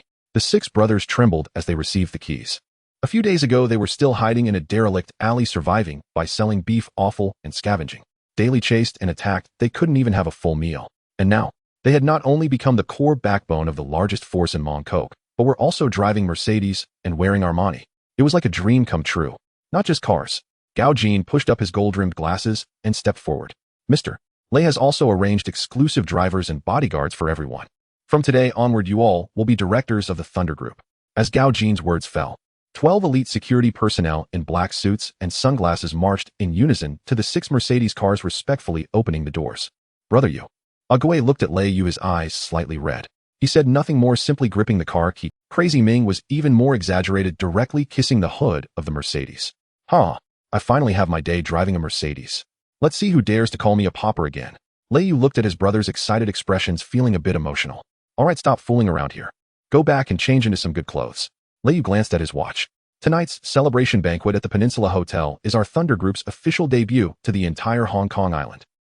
In the evening at 8 o'clock at the Peninsula Hotel, As the top luxury hotel in Hong Kong Island, it has always been a gathering place for dignitaries and wealthy families. But tonight the Peninsula Hotel was completely taken over by the Thunder Group. Outside the hotel, luxury cars gathered. In addition to the Thunder Group's own convoy, many notable figures from Hong Kong Island came uninvited. There were real estate tycoons from the business world and famous directors from the entertainment industry. Even some high-ranking officials from the police department sent representatives. They came not to celebrate, but to see who this Lei Yu was, who had swept through Mong Kok in just a few days, defeated Dongxing, and scared off the League of Victory. In the banquet hall, the lights were brilliant, and the air was fragrant with perfume. As Lei Yu, dressed in an extremely tailored pure black, haute couture suit, slowly walked into the hall, surrounded by Abu Gaojin and 6 brothers. The originally noisy banquet hall instantly fell silent. All eyes were focused on this young man. He wore no exaggerated jewelry and did not deliberately exude any killing intent. Yet just by calmly walking there, he radiated an aura of dominance that commanded deep respect from everyone present. Mr. Lei, congratulations. A portly real estate merchant was the first to approach with a glass in hand, a flattering smile on his face. It's truly commendable that the Thunder Group can establish a foothold in Mong Kok. I hope Mr. Lei will look favorably upon us in the future. Boss Lei, I am Director Wang from Xinhua Film Industry. I wonder if I could have the honor of inviting you to invest in our next film. A well-known director squeezed over and handed a business card. Facing such flattery, Lei Yu merely nodded. He took a glass of champagne from a waiter, calmly surveying the entire venue. He saw those wealthy individuals who had once been high and mighty in the newspapers. He also noticed the spies sent by other organizations hidden among the crowd, trying to glean information. Lei Yu knew, starting tonight, his name would reverberate throughout Hong Kong Island. The king of Mong Kok had officially ascended the throne. As the banquet reached its climax, Lei Yu stood alone holding a glass and walked to the immense floor-to-ceiling window of the banquet hall. Outside the window was the dazzling night view of Victoria Harbor. Neon lights flickered, adorning the city in a dreamlike fashion. Lei Yu gazed down at the bustling scene beneath him. His thoughts involuntarily drifted back 4 years. Back then, he had just crossed over, struggling to survive in this unfamiliar world. For his brothers, he took the blame and ended up in Stanley Prison. He suffered 4 years of hardship, enduring disdain and humiliation. The day he got out, it was pouring rain. With no luxury cars, no subordinates, only 6 starving brothers and a rusty butcher's knife. And now, he held a system in his hands, commanding an army of millions. Half of the underground world of Hong Kong Island trembled beneath his feet. The taste of power is indeed intoxicating. Lei Yu gently swirled the champagne in his glass, a fervent smile curling at the corners of his mouth. But he knew this was just the beginning. The old fox Jiang Tianxing of the Hongxing Society was not dead yet. Dongxing and the League of Victory would not give up easily. More importantly, the lofty governor's office and those super tycoons controlling the economic lifelines were true. Brother Yu. Just then, Gao Jin quietly approached Lei Yu with a glass of red wine. I found out everything. Gao Jin pushed up his gold-rimmed glasses, a glint flashing behind the lenses. There is movement on the... Lei Yu took a sip of champagne, narrowing his eyes slightly. Oh, what tricks does that old fox Jiang Tianxing want to play this time? Dark flowers. Not only has Jiang Tianxing increased his stakes in dark flowers, but he has also secretly contacted a top assassin organization from Southeast Asia. Gao Jin glanced at Lei Yu. I've heard that this organization has professional mercenaries who have retired from the Golden Triangle, and even mutants with special skills. Mutant. In Lei Yu's eyes, there was not a hint of fear. Instead, a more frenzied battle intent flickered.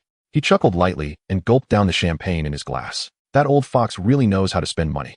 But this makes things interesting. Otherwise, the gangs in Hong Kong Island would be too easy to deal with. Lei Yu patted Gao Jin on the shoulder and turned to leave the banquet hall. He was not intoxicated by the flattery of those wealthy individuals, nor did he linger in the soft embrace of those starlets. Because he knew very well, today's grand occasion was merely a facade propped up by a few guns. The real challenge was just beginning. Peninsula Hotel's secret conference room on the top floor. The heavy soundproof door was tightly closed.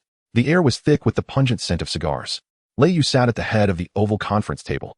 He had taken off his constricting suit jacket, and his tie was loosened, revealing his solid chest. Abu stood behind him like an emotionless shadow. Gao Jin, Mark, and the 6 brothers, including Ague, sat on either side of the conference table. Except for Mark, the newcomer financial genius, everyone still carried the lingering scent of alcohol from the banquet. But their gazes were one sharper and more focused than the other. Lei Yu stood up and walked to the huge whiteboard at the front of the conference room. On the whiteboard hung a detailed distribution map of the forces on Hong Kong Island. He picked up a red marker. Without any hesitation, he drew 3 glaring red circles on the map. The first circle, Hongxing headquarters. Lei Yu's pen tip heavily pointed at the location of Causeway Bay. That old fox Jiang Tianxing on the surface seeks peace with me, but secretly he is looking for assassins. He thinks he is being very discreet, but in reality he is courting death. Lei Yu turned around, looking at everyone with a cold gaze. How can one sleep soundly beside the bed of a tiger?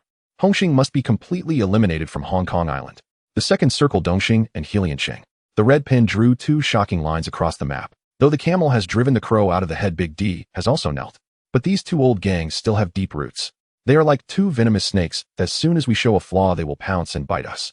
The third circle, Lei Yes pin tip finally landed on the positions representing the governor's office and the four major wealthy families on the map. This circle was drawn the largest and heaviest. The righteous path. The conference room instantly fell silent. The brothers exchanged glances, even their breathing became cautious. Brother Yui are not afraid of fighting Hongxing and Dongxing. Crazy Ming scratched his head and said hesitantly, but those big shots in the righteous path in the governor's office. Can our current strength compete with them? Yes. The accountant adjusted his glasses, his brow furrowed. I heard that the O team has already formed a special task force, keeping a close watch on us. Moreover, one of the four major wealthy families, the Hua family, is preparing to strike at us in the stock market because we intercepted their land in Mong Kok. Once we are suppressed by the righteous path, even if we have more guns, it will all be for naught. Upon hearing this, Lei Yu not only did not get angry, but instead nodded appreciatively. The accountant is right. This is why I called you all here. In Hong Kong Island, relying solely on brute strength can only make you a small-time thug at best. Like Liang Cohen, who was powerful for a few years, but in the end, didn't he die like a dog? Lei Yes gaze swept across each person's face. What I want is not to rule the underground world. What I want is for the Thunder Group to become the true rule maker of this city and even this world. So the next step in our strategy is to take 3 steps. First step. Lei Yu looked at Abu and Ague. Military deterrence. We won't wait for Hongxing to find us. Tomorrow night, the suit-clad thugs of Thunder Security will launch a full-scale attack. I want to wipe out all of Hongxing's peripheral venues on Hong Kong Island overnight. Force them into a turtle retreat. Ague and Crazy Ming stood up excitedly, loudly accepting the order. Second step. Lei Yes gaze legitimization. Gao Jin, you are responsible for making all the venues we robbed operate under legitimate company accounts. I want the police to find no fault. At the same time, using the cash flow we have, we will begin acquiring legitimate security, logistics, and entertainment companies on Hong Kong Island. Expand our operations and make it legitimate. Gao Jin nodded, slightly understood, Mr. Lei. Third step. Lei Yu turned his head to look at Mark, the Wall Street elite, who had been silent all along. Mark, didn't you say you could earn $3 billion in 3 days? I'll give you $500 million as startup capital along with the rights to those 2 buildings I just bought. Lei Yes' eyes flickered with wild ambition. I want you to make the Hua family bleed in the stock market. Let them know that provoking me, Lei Yu, will cost them a piece of flesh, even if they are one of the 4 major wealthy families. Mark adjusted his gold-rimmed glasses, a cold arc curling at the corner of his mouth. Boss, 3 days is too long. Give me 2 days. I'll make the Hua family's stock hit the limit down. Upon hearing Mark's words, the rough men in the conference room gasped in surprise. This guy is ruthless. Lei Yu smiled in satisfaction. This is what I want. With guns, with money, and with brain. This is the true Thunder Group. Brothers.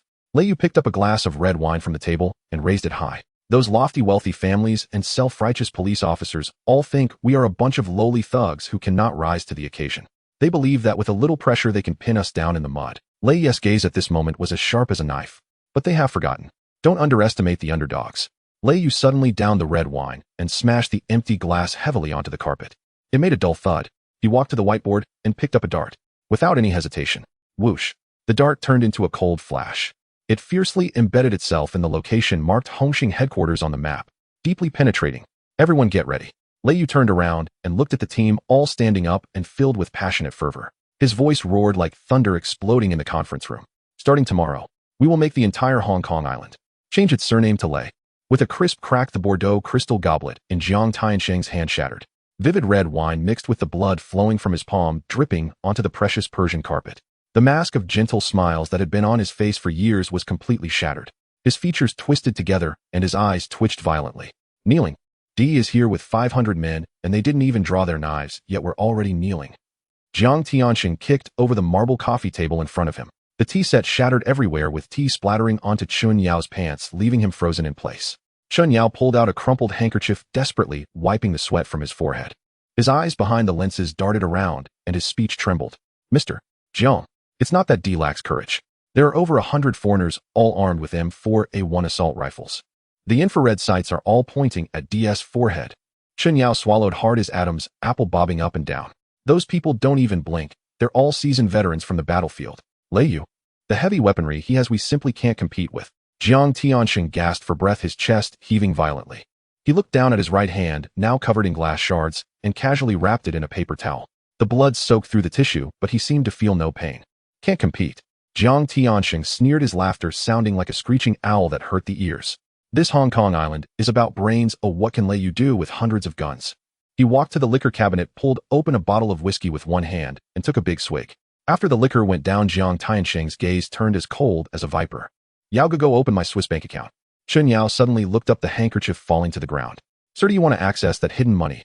Find a middleman on the dark web. Hire me 3 of the world's top professional assassins.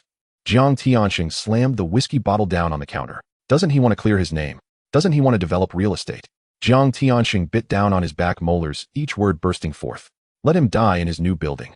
At 2 in the afternoon on Nathan Road in Mong Kok, the asphalt road was soft from the sun, sticky underfoot. The air was filled with the mingled odors of exhaust fumes and street-side curry fish balls. Lei was not wearing a suit, but a loose black shirt with 2 buttons undone at the collar. He held half a cigarette in his hand, strolling leisurely down the street. Next to him was a girl with dyed blonde hair. The little stutterer held 2 skewers of freshly bought curry fish balls, gasping from the heat as she stuffed them into her mouth. Why, you good, did we really acquire that old building you mentioned? In her anxiety, her speech faltered, and one fish ball slid off the skewer, plopping onto her white canvas shoes. Oh no! The little stutterer stomped her feet in anger, quickly rubbing her shoe on the curb. Lei couldn't help but laugh at her comical expression. Slow down when you eat, no one is chasing you. He casually handed her a tissue and pointed to the tall building ahead with green scaffolding. That guy Mark is quick. The whole family hasn't even reacted yet, and the property rights have all been transferred. Next month this place will be renamed Thunder Plaza. The little stutterer wiped her shoes haphazardly, her eyes sparkling. Does that mean I can be a lady boss or something? She stepped closer, the cheap perfume on her overwhelming yes senses.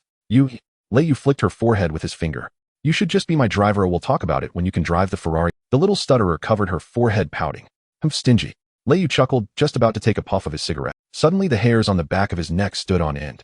A subtle prickling pain like a needle piercing his skin. His instinct, honed from rolling among the dead, told him that someone was watching him.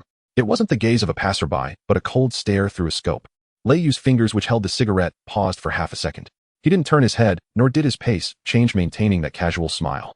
Axie, go get me a pack of 3-5 cigarettes from across the street. He casually pushed the little stutterer toward the shop. Huh, you can't go buy it yourself. The little stutterer muttered, but obediently turned to walk across the street. Lei stood under the blazing sun, tossing the remains of his cigarette onto the ground and slowly crushing it with his shoe. He squinted slightly. Out of the corner of his eye, he caught a glimpse of a glint from the rooftop of a 12th-story old-style Tang building across the street. A subtle reflection flashed next to a rusty water tank. On the rooftop of the Tang building, the scorching asphalt exuded a pungent tar smell. A blond man wearing a gray work vest was crouched in the shadow of the water tank. He chewed gum, his cheeks puffing in and out. A fully assembled Remington sniper rifle was steadily positioned, the stock pressed against his shoulder, the crosshair of the scope firmly locked onto the forehead of the man in the black shirt below. 300 meters wind speed to this job is really easy money. The blonde assassin sneered disdainfully, his fingers slowly tightening on the trigger. In the crosshairs, the man was still bent over, grinding out a cigarette, but completely a sitting duck. Go to hell, nouveau riche. The assassin took a deep breath and held it. His finger was about to press down on the trigger. In that fleeting moment of 0.1 seconds, a strong, pungent wind carrying the scent of rain and cheap tobacco suddenly blew in from behind him.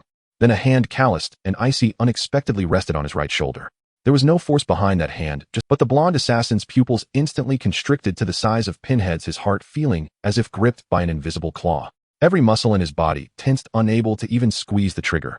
You haven't properly installed the reflection shield on your scope, a voice rasped like rusty metal scraping close to his right. It carried an eerily calm tone. The assassin didn't dare turn his head, cold sweat dripping from his nose onto the scalding rooftop. He swallowed hard. What do you want? The hand on his shoulder slowly tightened. The sound of bones creaking was clearly audible on the rooftop. I just want to borrow your eyes for a moment. Abu stood behind him, tilting his head slightly, his expressionless eyes fixed on the trembling side of the assassin's face. My boss said he doesn't want to see blood today.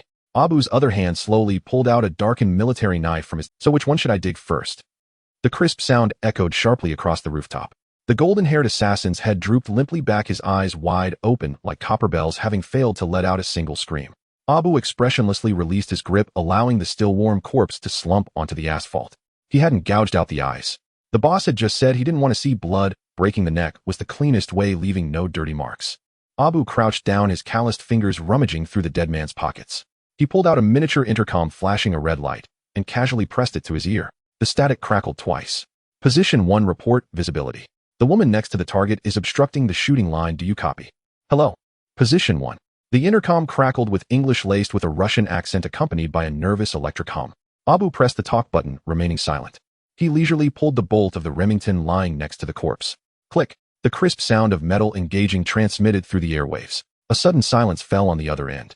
Abu flipped his wrist, smashing the intercom against the wall until it crumbled into a pile of sparking plastic. He stood up, brushed off the dust from his trench coat, and cast a gray-eyed glance at the bustling street below. 2 teams of rats. He murmured softly, his figure blending into the shadows as he leapt down from the edge of the roof. Below, in front of the food stall on Nathan Road, Leyu was focused on pulling out his wallet, still hesitating to hand over the $10 bill. Boss, 2 red bean ones, please. Add more sweet sauce. The stuttering boy tiptoed, craning his neck to peer into the steaming steamer. Beside the stall was a narrow alley filled with several baskets of rotten vegetable leaves, flies buzzing around chaotically. A man wearing an old jacket and a cap was walking out of the alley with his head down. He clutched a black plastic bag the shape of a metallic tube, faintly visible through the opening. The man was less than 5 steps away from Leyu. His thumb pressed hard against the red valve of the plastic bag, the switch for a high-pressure gas canister. Once pressed within a 10-meter radius, not even a stray dog would survive for 3 seconds. The man gritted his teeth and quickened his pace. Excuse me. A gentle and cultured voice suddenly whispered close to his right ear. The man jolted, unable to turn his head in time. A hand clad in pure white silk gloves had gently settled on his wrist, holding the plastic bag. The grip seemed effortless, yet it felt as if iron pincers had welded his bones together. You? The man barely uttered a word. Gao Jin adjusted his gold-rimmed glasses, a professional smile gracing his lips. This thing is leaking, what's bad for your health. The moment the words fell, Gao Jin's right hand turned into a blade, slicing fiercely against the man's throat. Gurgle. The man's eyes rolled up, hands clutching his neck, his throat producing the sound of escaping air. He barely lasted a second before collapsing to his knees. Gao Jin smoothly took the black plastic bag, using the hem of his suit to cover it. He lightly tapped the tip of his shoe against the man's head. Bang! The man face-planted into the basket of rotten vegetables, falling completely silent. Gao Jin disdainfully pulled out a handkerchief to wipe the vegetable juice off his shoe. He lifted his head and slightly nodded towards the newspaper kiosk across the street. Next to the kiosk stood a foreigner in a floral shirt, pretentiously holding a newspaper. He was just about to reach into his jacket, ready to pull out a gun. Don't move. The hoarse, dry voice scraped across the foreigner's eardrum like sandpaper. The foreigner froze. Looking down, he saw a hand, thin and gaunt, wearing a tattered hoodie, pressing down on the grip of the gun in his jacket. Feng Yuxiu, limping beside him, had eyes that glimmered with a manic light beneath his hood. Your draw speed is too. Feng Yuxiu grinned, revealing a mouthful of yellow teeth. His left hand clamped down on the foreigner's gun wrist, while his right hand clawed fiercely at the foreigner's chin and back of the head. With a violent twist. Crack. The sound of a broken cervical vertebra was perfectly masked by the honking of cars on the street. The newspaper fell from the foreigner's hand. Feng Yuxiu casually caught the now limp body, as if supporting a drunken buddy, half dragging and half pulling him into the adjacent alley. The entire process was like flowing water. People came and went on the street, and no one noticed that a man had just died next to the newspaper kiosk. The sunlight remained blinding, and the sweet aroma of the food wafted through the air. Leyu took the 2 plastic bowls handed over by the boss. Here. He passed one bowl to the still swallowing Wow, so hot. The stuttering boy eagerly took a big bite, immediately sticking out his tongue from the heat, waving his hand to cool it down. Leyu took a bite of his own, serving the unadorned red bean cake, which was indeed quite delicious. He didn't even turn his head, but caught a glimpse of Gao Jin and Feng Yuxiu casually retreating back into the shadows of the street corner. 10 minutes. Not even the hem of Lei's clothes was touched. The 3 top international assassins hired by Jiang Tianxing for a hefty sum had been cleaned up as effortlessly as disposing of garbage. Brother, why aren't you eating? Is it not sweet? The stuttering boy, mouth full of sweet sauce, asked indistinctly, his eyes fixed on the piece in Lei's bowl. Leyu smiled, shoving the bowl into her hands. You eat it, I'm afraid of sweetness. He turned around, watching Feng Yuxiu dragging the golden-haired sniper's corpse out from the back door of the nearby building, casually tossing it behind a dumpster. The corpse's arm dangled helplessly outside, and flies immediately swarmed around it. Leyu, with an unlit cigarette in his mouth, slowly widened the cold smile at the corner of his lips. Jiang Tianxing, this old dog, is this all he can do? Leyu scraped his shoe against the road, curb his voice soft, as if chatting with himself. After wasting hundreds of knife wielders, now he's starting to play with foreign assassins. He turned his head to glance towards the rooftop. Leyu reached into his pocket, feeling the lighter there. Along with it, over 20,000 points of prestige just freshly blinked on the system interface. Since he enjoys assassination so much. Leyu looked down at the special summoning option, glowing with golden light on the system panel. System, summon someone of ancestral level for me. His eyes turned icy and the corner of his mouth lifted into a teach him what a real professional killer is. The old-fashioned ceiling fan creaked as it turned, unable to disperse the thick scent of cigar lingering in the room.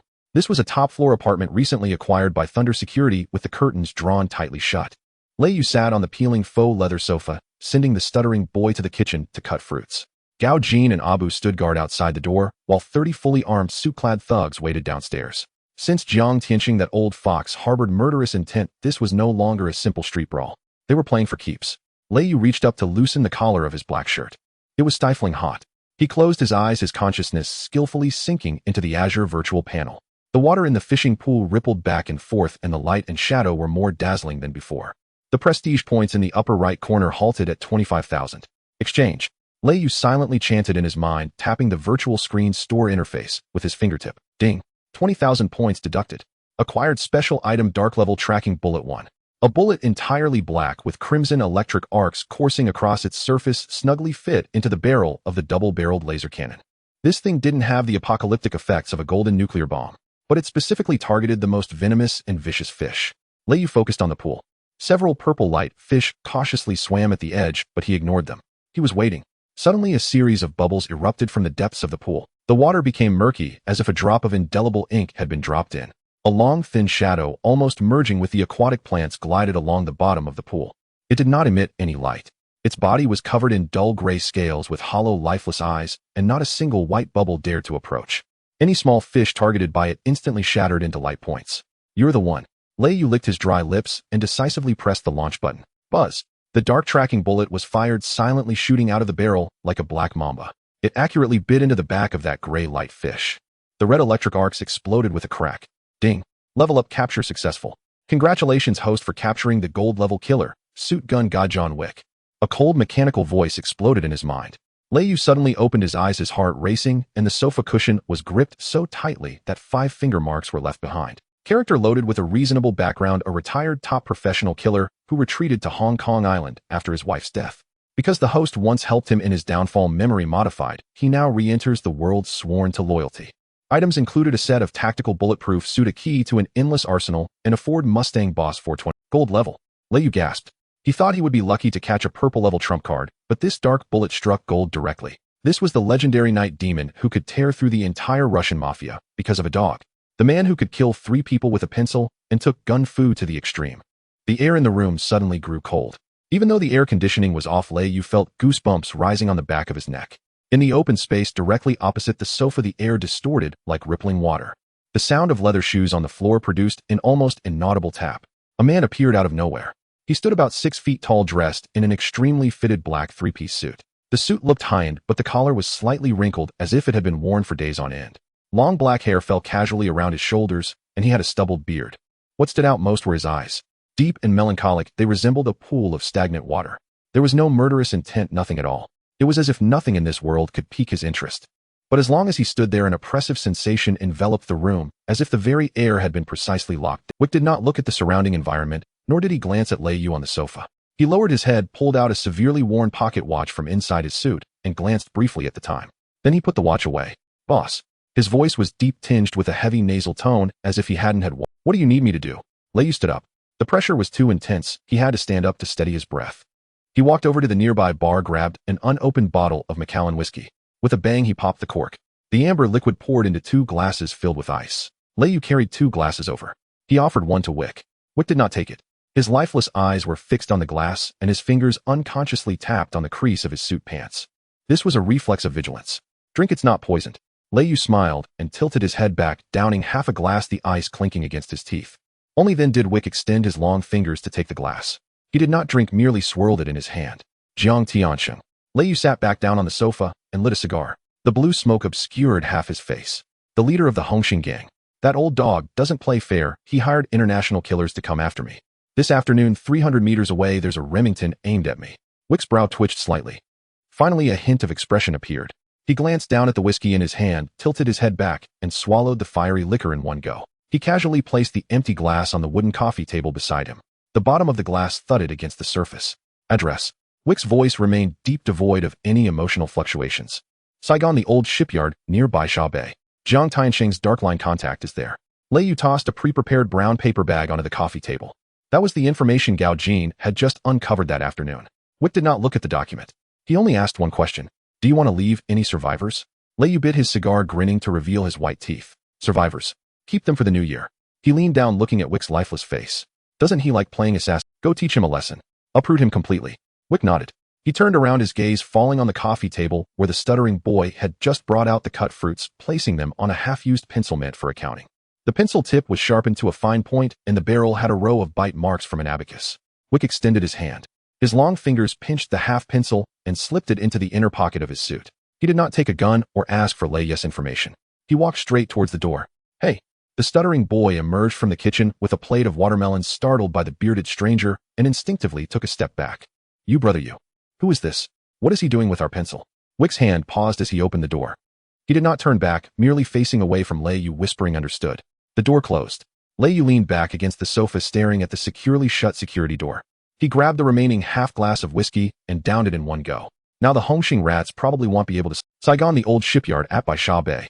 The sea breeze carried the salty stench of dead fish and rust. 2 dim tungsten lamps hanging outside the second-floor office attracted a swarm of moths. The air inside was thick with smoke. 3 gaming tables were clustered together, and over a dozen Hongxing lackeys were bare-chested, sweat trickling down their chests, mingling with tattoos. With a loud slap, the boss at the main seat, dubbed Black Skin, slammed a mahjong tile onto the table. He lifted a half-warm beer from beside him and took a swig, his throat bobbing. "Damn it, are those foreign devils reliable?" Black Skin wiped his mouth with the back of his hand. "After taking so much money from Mr. Zhang, what time is it now?" "Not even a response yet. I'm still waiting to get back to my girl." A younger brother hurriedly handed him a cigarette and flicked a lighter. "Brother Pai, they are well known on the dark web. That Lei Yu, no matter how tough, can he dodge a sniper rifle?" "True enough," Black Skin replied, taking a drag on his cigarette, just as a loud bang echoed. 2 thin iron doors connected to the frame were kicked open with tremendous force. The door slammed onto the mahjong table, scattering tiles like hail. "I'll FCK your mother." Black Skin cursed halfway through, the rest of his words caught in his throat. The tungsten lights swung overhead. A man stood at the entrance. He wasn't holding an umbrella, and a small patch of his black suit was wet. His black hair was slicked back against his scalp, stubble roughening his cheeks, and his gaze resembled 2 dry wells. He held a silenced pistol in his hand. He made no unnecessary movements, not even glancing at how many people were inside. "Fuck. Grab your weapons." Black Skin was the first to react, reaching for his Black Star pistol tucked at his waist. Over a dozen lackeys threw down their cigarettes, and Tile, some grabbing guns, others drawing knives. The sound of chairs toppling echoed in the room. Wick moved. He didn't seek cover or hide. His leather shoes crunched on the shattered glass, producing a dull thud. His right hand lifted. Puff, puff, 2 faint muffled sounds. Before the 2 lackeys who had just drawn their guns could pull the triggers, their foreheads exploded in bursts of blood. The corpses fell straight back, their guns clattering to the floor. "Shoot! Kill that foreigner!" Black Skin screamed frantically from behind the overturned table. In an instant, the room was ablaze with gunfire. The sound of bang, bang, bang made everyone's ears ring. Wick moved as smoothly as if he were dancing the waltz. He slightly turned his body, bullets whizzing past the cuffs of his suit. He didn't fire another shot. His left hand twisted the arm of a knife-wielding attacker who lunged at him. At the same time, the muzzle of his gun passed under the knife-wielder's armpit. Puff! The lackey preparing to aim behind him had his temple pierced.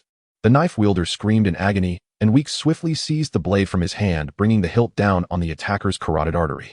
He collapsed unconscious. Wick didn't stop stepping over the fallen body as he advanced. Puff, puff, puff. Each shot seemed programmed. He didn't shoot for the chest or limbs. Every bullet hit the head. 3 lackeys attempting to sneak in from the side barely poked out half their bodies before precise bullets shattered their skulls. Black Skin, hiding behind the table, fired his Black Star pistol 5 times in quick succession.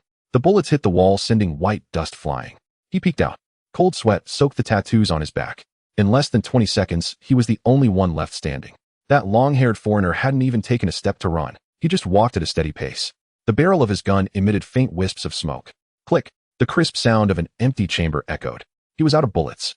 Black Skin's eyes suddenly lit up, a frenzied desperation emerging from his despair. "You're out of bullets." He leaped out from behind the table, gripping his gun tightly, aiming at Wick. "Die? Foreigner." Wick stood 3 steps away. He didn't reach for a spare magazine. Black Skin's fingers frantically pulled the trigger. Click, click, click. The sound of an empty firing pin was especially clear in the deadly quiet office. Black Skin's gun was empty as well. Damn. Black Skin's mind buzzed, his legs growing weak. He suddenly threw away his gun and grabbed a machete from the ground. Like a mad dog, he lunged forward. "I'll fight you to the death." Wick stood still as Black Skin charged at him, his expression betraying not a hint of emotion. He didn't dodge. His right hand's long fingers delved into his suit pocket. He pulled out an object. It was a sharp. The pencil's shaft bore a row of clear bite marks. Black Skin's knife was already descending towards Wick. The wind from the blade lifted Wick's hair slightly. Wick's left hand shot out like lightning, gripping Black Skin's wrist that held the knife and yanked it downwards. Black Skin lost his balance and lunged forward. Wick's right hand thrust the pencil, delivering a pinpoint strike. Puff! The pencil tip pierced through the soft cartilage beneath Black Skin's Adam's apple.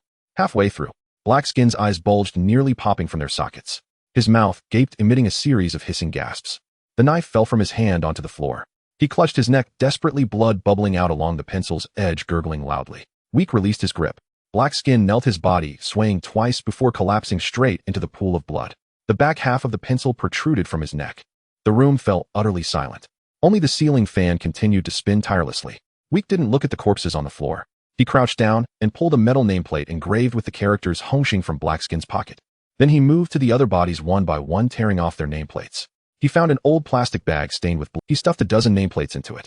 Finally, he walked to Black Skin's corpse, gripping the exposed half of the pen. Puff! He pulled it out, a spray of blood following. Weak took out a handkerchief, slowly wiping the blood from the pencil. He tossed that piece of pencil into the plastic bag as well. He turned and stepped through the pool of blood, exiting the abandoned shipyard. The sea breeze dispersed the lingering smell of gunpowder in the room. The next morning, in a detached villa at Repulse Bay, the morning sun was bright, the lawn in the garden freshly mowed, giving off the scent of grass.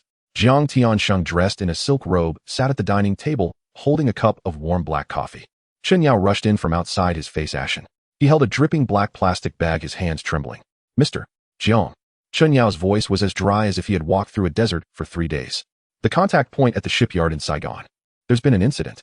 Jiang Tiansheng paused, his hand holding the coffee, suspended in midair. He turned his head, his brows knitting tightly. Did those assassins fail? Not a failure. Chen Yao placed the plastic bag at the edge of the dining table, not daring to get too close. They were all wiped out.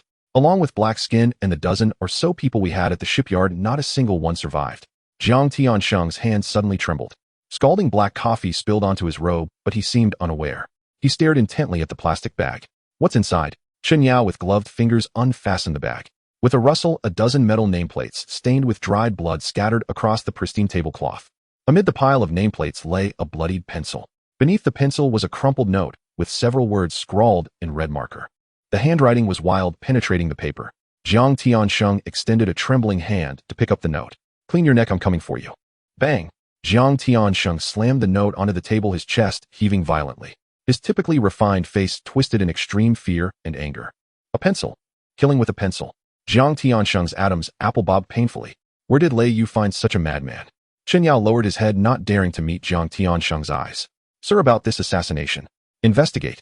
Find out for me. Jiang Tiansheng screamed, hysterically sweeping the coffee cup and plate off the table. I want to see just how many lives Lei Yu has. At that moment, the large cell phone on the table rang suddenly. The shrill ringtone echoed throughout the dining room. Jiang Tiansheng glanced at the screen. It was an unfamiliar number with no notes. He took a deep breath, suppressing the rising panic, and answered the call. Hello, who is this? His voice barely regained its calm. On the other end of the line came a lazy voice tinged with amusement. Mr. Jiang, how's your morning tea? Jiang Tiansheng's pupils dilated instantly. Lei Yu. He gritted his teeth, forcing those two words through clenched jaws. It's me, Lei Yu chuckled softly on the other end. Did you receive that pencil? The kid from the abacus likes to bite pencil tips. This one is his favorite. I'm just lending it to you for a few days, no need to thank me. The more relaxed Lei Yu sounded, the heavier the chill in Jiang Tiansheng's heart became. What do you want? Jiang Tiansheng's fingers gripping the phone turned white from the strain. I don't want anything. The sound of a lighter flicking was heard from Lei Yu's side. Just a reminder. Those overseas accounts of yours, the passwords, are too simple. Lei Yu exhaled a puff of smoke. I've already had Mark help you clear them out. Jiang Tiansheng's mind buzzed, his vision darkening. What did you say? Tonight at 8 o'clock, Causeway Bay. Lei Yu's voice suddenly turned cold, carrying an undeniable commanding tone. I want your life. The phone hung up with a sharp sound. Lei Yu casually tossed the heavy mobile phone onto the sofa. Leaning back, the leather sofa emitted a slight creaking sound. Weka stood by the floor-to-ceiling window, holding a glass that contained only ice cubes.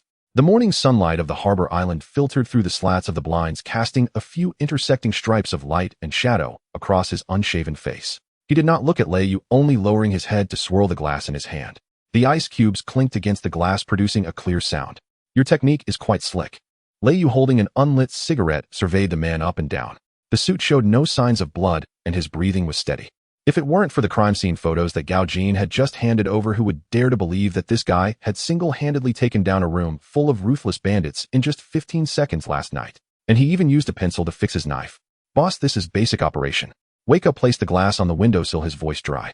He pulled out a piece of velvet cloth for wiping guns from his inner pocket, slowly cleaning his long fingers. Lei Yu smiled and stood up. He walked behind the desk, opened a drawer, and took out a bulging brown paper envelope, tossing it onto the table. This is your payment for last night's work. Buy yourself a new suit. Your current outfit is a bit stale. Weka didn't even glance at the envelope. I don't need the money. He tucked the cloth back into his pocket and lifted his head, his eyes finally meeting Lei Yes, resembling stagnant water. I need a gun. And bullets. That's easy to arrange. Lei Yu pressed the intercom on the desk. Xianzi, have Gao Jin bring 30 sharp Blackwater mercenaries up here. Within 5 minutes, Gao Jin walked in, followed by 30 hulking men in black suits wearing sunglasses. The 30 men stood in the office, and the air instantly became thick, making it hard to breathe. Mr. Lei, Gao Jin slightly inclined his body, adjusting his gold-rimmed glasses. The men are here. These are all elites who have fought in Chechnya and Somalia. Lei Yu nodded, pointing at Weka, who stood by the window. From today on, he bit down on his unlit cigarette, lowering his voice. These 30 men are under your command. Week's gaze swept over the 30 Blackwater mercenaries. His brow furrowed slightly. Too heavy. He walked up to one of the mercenaries and tapped on the M4A1 carbine concealed inside the man's trench coat. A long gun, firepower suppression suitable for field combat. Weka shook his head. In the city and corridors, this thing will get caught on your arms and make you take an extra half a second to turn around. And half a second is enough to die 3 times. Although the 30 mercenaries followed Lei Yes' orders, they were still being criticized face-to-face by a guy who looked like a vagrant. Several of them flared their nostrils, their neck veins bulged. One of the leading black muscular men took half a step forward, his leather shoes echoing on the floor. Sir, the black man spoke in a stiff English. We used this to tear apart our enemies in the Middle East. Weka said nothing. Suddenly he moved. His speed was so quick that even Lei Yu beside him couldn't see clearly. Week's left hand gripped the black man's wrist, holding the gun, and pressed down violently. His right hand formed a knife and struck fiercely at the black man's armpit nerve cluster. Ugh! The black man grunted, half of his body instantly numb, and the M4A1 slipped from his hand with a clang. Weka flicked his foot, and the rifle jumped up. He caught it with one hand, pulled the bolt, and chambered a round in one smooth motion. A yellow bullet leaped out of the chamber, suspended in midair. Week's left hand had already caught the bullet. Then he turned the empty gun upside down and slammed the stock forcefully against the black man's knee joint. The muscular man buckled, kneeling on one knee. Weka stood in front of him, holding the bullet in his left hand against the man's temple. The entire process took less than 2 seconds. The other 29 mercenaries didn't even have time to reach for their guns. You are already dead now. Weka casually tossed the bullet to the ground, producing a crisp sound. He looked down at the kneeling muscular man. In a confined space, your long gun is your burden. The black muscular man clasped his numb arm, drenched in sweat, his pride utterly shattered, leaving only deep reverence in his gaze. He struggled to rise, keeping his head down as he retreated back into the line. Clap, clap, clap. Lei Yu leaned against the table, slow to applaud. Did you see that, eh? Lei Yu looked at the group of stunned mercenaries, spitting out the unlit cigarette from his mouth. From now on, he is your chief instructor. Lei Yu walked up to Weka. I need a team that can kill like a ghost in the alleys, elevators, rooftops, and sewers of the He'll leave heavy firepower to the main force. Lei Yu tapped the table. I want these 30 men to become a needle that can silently pierce the heart of Hongxing. Codename Night God. Weka looked at Lei Yu, and a glimmer of light finally flickered in his abyss-like, dead fish eyes. How long will it take, he asked. 3 days. Lei Yu extended 3 fingers. I want to see results in 3 days. 1 day is enough. Weka turned around to face the 30 suited thugs. Take off the trench coats. Remove all long guns and heavy body armor. He pulled out a worn pocket watch from his pocket and glanced at it. Take me to the basement. I want 2 Glock 19s, 100 magazines, 50 tactical flashlights. And Weka paused for a moment. 2 boxes of pencils. The next 24 hours, the Thunder Security's basement training room echoed with gunfire. No live ammunition was used, only the piercing sound of rubber blanks. Gao Jin stood in front of the surveillance screen, his finger adjusting his glasses, trembling slightly. On the screen, Weka was demonstrating the ultimate tactics of CQB, close quarters battle. He moved like a killing machine that knew neither fatigue nor fear. In the simulated narrow corridor and cluttered rooms, he taught the mercenaries how to cut into blind spots using how to blind the opponent in a split second with the flashlight's strong beam. How to use knees, elbows, and even empty magazines to crush the enemy's throat when the handgun runs out of bullets. This guy is an artist. Gao Jin watched as Weka fluidly shot 3 simulated dummies, gasping in astonishment. A killer artist. The next evening in Mong Kok on Western Vegetable Street. The sky was just darkening and the streetlights had not yet turned on. In the back alley of a mahjong parlor on the corner, a few stinking garbage bins were piled up. 2 Hongxing gangsters in floral shirts squatted beside a trash can smoking. They were undercover agents sent by Jiang Tianxing to keep watch here. Hey, why haven't we heard any news from Pai Gu and the others in Saikong? A yellow-haired man exhaled a smoke ring, kicking at the rotten vegetable leaves on the ground. The phone can't get through, it's really strange. What does it matter? We're just here to get paid, keeping an eye on Lei Yes' turf. The other fat man flicked off the ash, glancing warily at the alley entrance. Mong Kok isn't safe right now, let's finish up and report back. The fat man's words were cut off. A streetlight at the alley entrance flickered twice and then went out with a crackle. The entire alley plunged into darkness. What's going on? Did the bulb burn out? The yellow-haired man mumbled, reaching for a flashlight in his pocket. A barely audible muffled sound. It sounded like something had punctured a water bag. The yellow-haired man froze for a moment and turned to look at the fat man. Fatty you. The fat man leaned against the trash can, his eyes fixed ahead. His mouth opened, but no sound came out. A black tactical dagger pierced through his chin directly through his brain, with the tip of the knife emerging from the top of his head. The yellow-haired man was so frightened that his scalp went numb just as he was about to scream. A large hand in a leather glove reached out from the darkness and firmly covered his mouth. At the same time, a cold gun barrel pressed against the back of his head. The yellow-haired man struggled wildly. Click. The faint sound of the gun chambering echoed close to his ear. The gun didn't fire. The stock slammed hard against his nape. The yellow-haired man's eyes rolled back, and he collapsed. Two men in tight black tactical outfits emerged like shadows seeping from the wall, quickly dragging the two corpses into deeper darkness. Not a single drop of blood splattered on the ground. The entire process took less than 3 seconds. Outside, the street remained bustling with traffic and noise. The same scene played out simultaneously in several corners around Mong Kok. The dishwashers in the back of tea restaurants, the little brothers collecting parking fees, and even the beggars squatting under the overpass. As long as they were Hong Xing's eyes planted in Mong Kok, they vanished into thin air in just a few hours, as if erased by an eraser. No gunfights. No gunshots. Not even a body was found. This is the night god. A ghost of the night trained by Weka.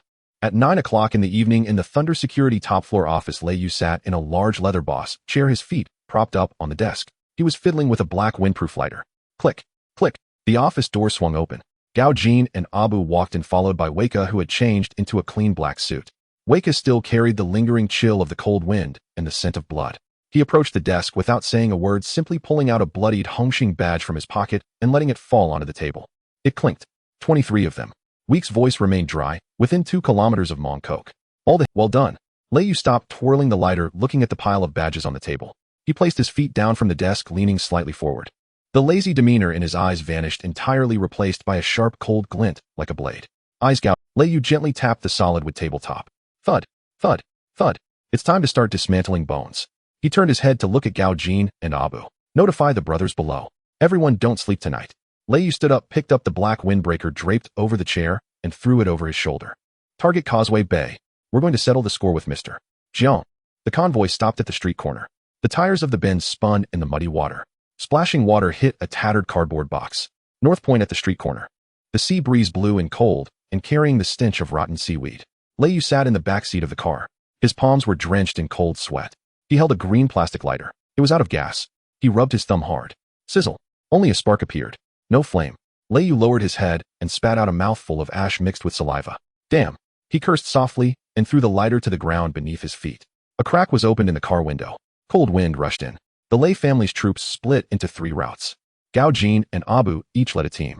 Like 3 sharpened watermelon knives, they were poised to stab into Hong Xing's belly. Lei Yu personally led this route. Target North Point. This territory is currently guarded by Defei. Across the street, next to a rundown stall, Defei was squatting on the curb. The white vest he wore had already turned yellow from washing. There were 2 dark sweat stains in his armpits. Defei reached into his collar and scratched, revealing a layer of white skin flakes. He brought his hand to his nose and sniffed. Smells sour. Defei mumbled indistinctly. He wore a pair of broken slippers, and his toenails were full of black mud. In his hand, he held a machete wrapped in newspaper. The blade peeked out from the paper, rusty and dark red. Behind him stood more than 20 younger brothers. Each of them hunched their necks. As the wind blew, several of them began to shiver. Dita Fei Go, one younger brother, holding a half-eaten cold bun in his hand. That convoy of Lei Yu looks ominous. All Benzes. Defei spat out a mouthful of saliva. The spit landed on the ground, still containing bits of last night's unchewed chives. What are you afraid of? Is Hong Xing feeding you for free? What's wrong with Benzes? Even if they crash into a wall, they should still be fine. But I heard someone say that Liang Kuan was left with nothing last night. Another younger brother shrank his neck, the steel pipe in his hand trembling slightly, making faint clinking sounds. I heard. Did you hear what your mother said? Defei kicked the younger brother in the butt. If Liang Kuan is dead, then so be it. As long as I'm here tonight, the Hong Xing sign cannot be smashed. He ran his hand through his messy chicken nest-like long hair. Dandruff fell down. Defei stood up. His slippers made a pat-pat sound on the concrete floor. He raised the rusty machete in his hand, pointing at the convoy that had just stopped in front of him. Come out. He shouted in a voice that sounded like a broken gong. Lei Yu, if you have the guts, get out and talk. Hiding in the car like a turtle, the car door pushed open. Lei Yu got out of the car. The hem of his black windbreaker was splattered with mud. He stepped into a puddle. Floating in the water was a crushed can and a leftover chicken bone, emitting a foul smell. Lei Yu looked at Defei. Defei looked back at him. Defei, go. Lei Yu spoke first. His voice was very soft, carried away by the cold wind. Defei was stunned for a moment. He rested the machete on his shoulder. You've really grown. Dressed so well, that suit must be expensive, right? Street vendor goods. Lei Yu adjusted his collar. Defei, your vest really needs washing. It smells. What does it have to do with you? Defei snorted. Tonight you brought so many people to North Point, what do you want to do? Clean up the place. Lei Yu pointed to the neighborhood behind Defei. I want all of Jiang Tianxing's territory. North Point is my turf. Defei spat out the cigarette, but in his mouth. If you want to take it first, ask about the knife in my hand. He waved the machete. The rusty metal made a dull whistling sound in the air. Lei Yu looked at him and sighed. For years ago, the Hongxing headquarters held a meeting. Boss B and Liang Kuan performed a double act, forcing Lei Yu to take the blame. Jiang Tianxing sat in the main seat, pretentiously sipping tea. The room was filled with hall masters and red sticks, all of whom lowered their heads, not daring to make a sound. Only Defei. At that time, Defei was picking his toes and spat a toothpick onto Boss B's face. Defei said, Boss B, you really are a good big brother. Hiding away while letting the younger brothers eat the royal grain. I see you is innocent, it's that scoundrel Liang Kuan who is untrustworthy. Boss B was so angry that he flipped the table, pointing his finger at Defei's nose and cursing. But Defei didn't care at all. Lei Yu remembered this clearly. In that cold-blooded Hongxing, only this rough man said a word of honesty. Lei Yu turned around and gestured to the Blackwater mercenaries behind him. Put down your guns. 30 suit-clad thugs moved in unison. They lowered their AK-47s, pointing them downward. But their fingers still rested on the trigger guard. The younger brothers behind Defei let out a collective sigh of relief. Just now those dark muzzles had been directed at them, and several people had already wet their pants with water dripping down their legs, soaking a large area on the ground. Defei, you should leave. Lei Yu looked at Defei, his voice very low. Leave? Defei thrust the machete in. I am a hall master of Hongxing. If you tell me to leave, where should I put my face? Hongxing is beyond saving. Lei Yu patted the moisture off his windbreaker. Jiang Tianxing sent 3 teams of foreign devils to assassinate me last night. They all died. The people from Black Skin are now turning into water in the pond in Saigon. Defei's eyelids twitched fiercely. His hand gripping the knife handle tightened. Jiang Tianxing has moved against you. Yes. Lei Yu nodded. He wants my life. So tonight I want his. Defei, if you stay here, you'll only serve as a scapegoat for Jiang Tianxing. Lei Yu walked step by step forward. Is it worth it? Defei said nothing. He turned to look back at the more than 20 younger brothers who had just stood behind him. Now only Chong Mao and the stutterer remained. The others had already quietly slipped into the nearby alley under the cover of darkness. Damn it. These cowards. Defei cursed. He kicked a stone on the ground. Chong Mao trembled beside him. Defei, how about we? Go have some tea first. Tea my ass. Defei kicked Chong Mao in the thigh. Useless stuff. He turned around to look at Lei Yu. You am not afraid of death, but am not a fool either. That old bastard Jiang Tianxing is indeed untrustworthy. But when I came out to mix, I talked about loyalty and righteousness. If I back off today, who would look up to Defei and Hong Kong Island in the future? Lei Yu pulled out a brown paper envelope from the inside pocket of his windbreaker. The wind was strong, causing the paper. He held the envelope in his hand and patted it in his palm. Defei, that bit of loyalty you have is worth less than a plate of dog meat in Jiang Tianxing's eyes. He casually threw the envelope into the muddy water at Defei's feet.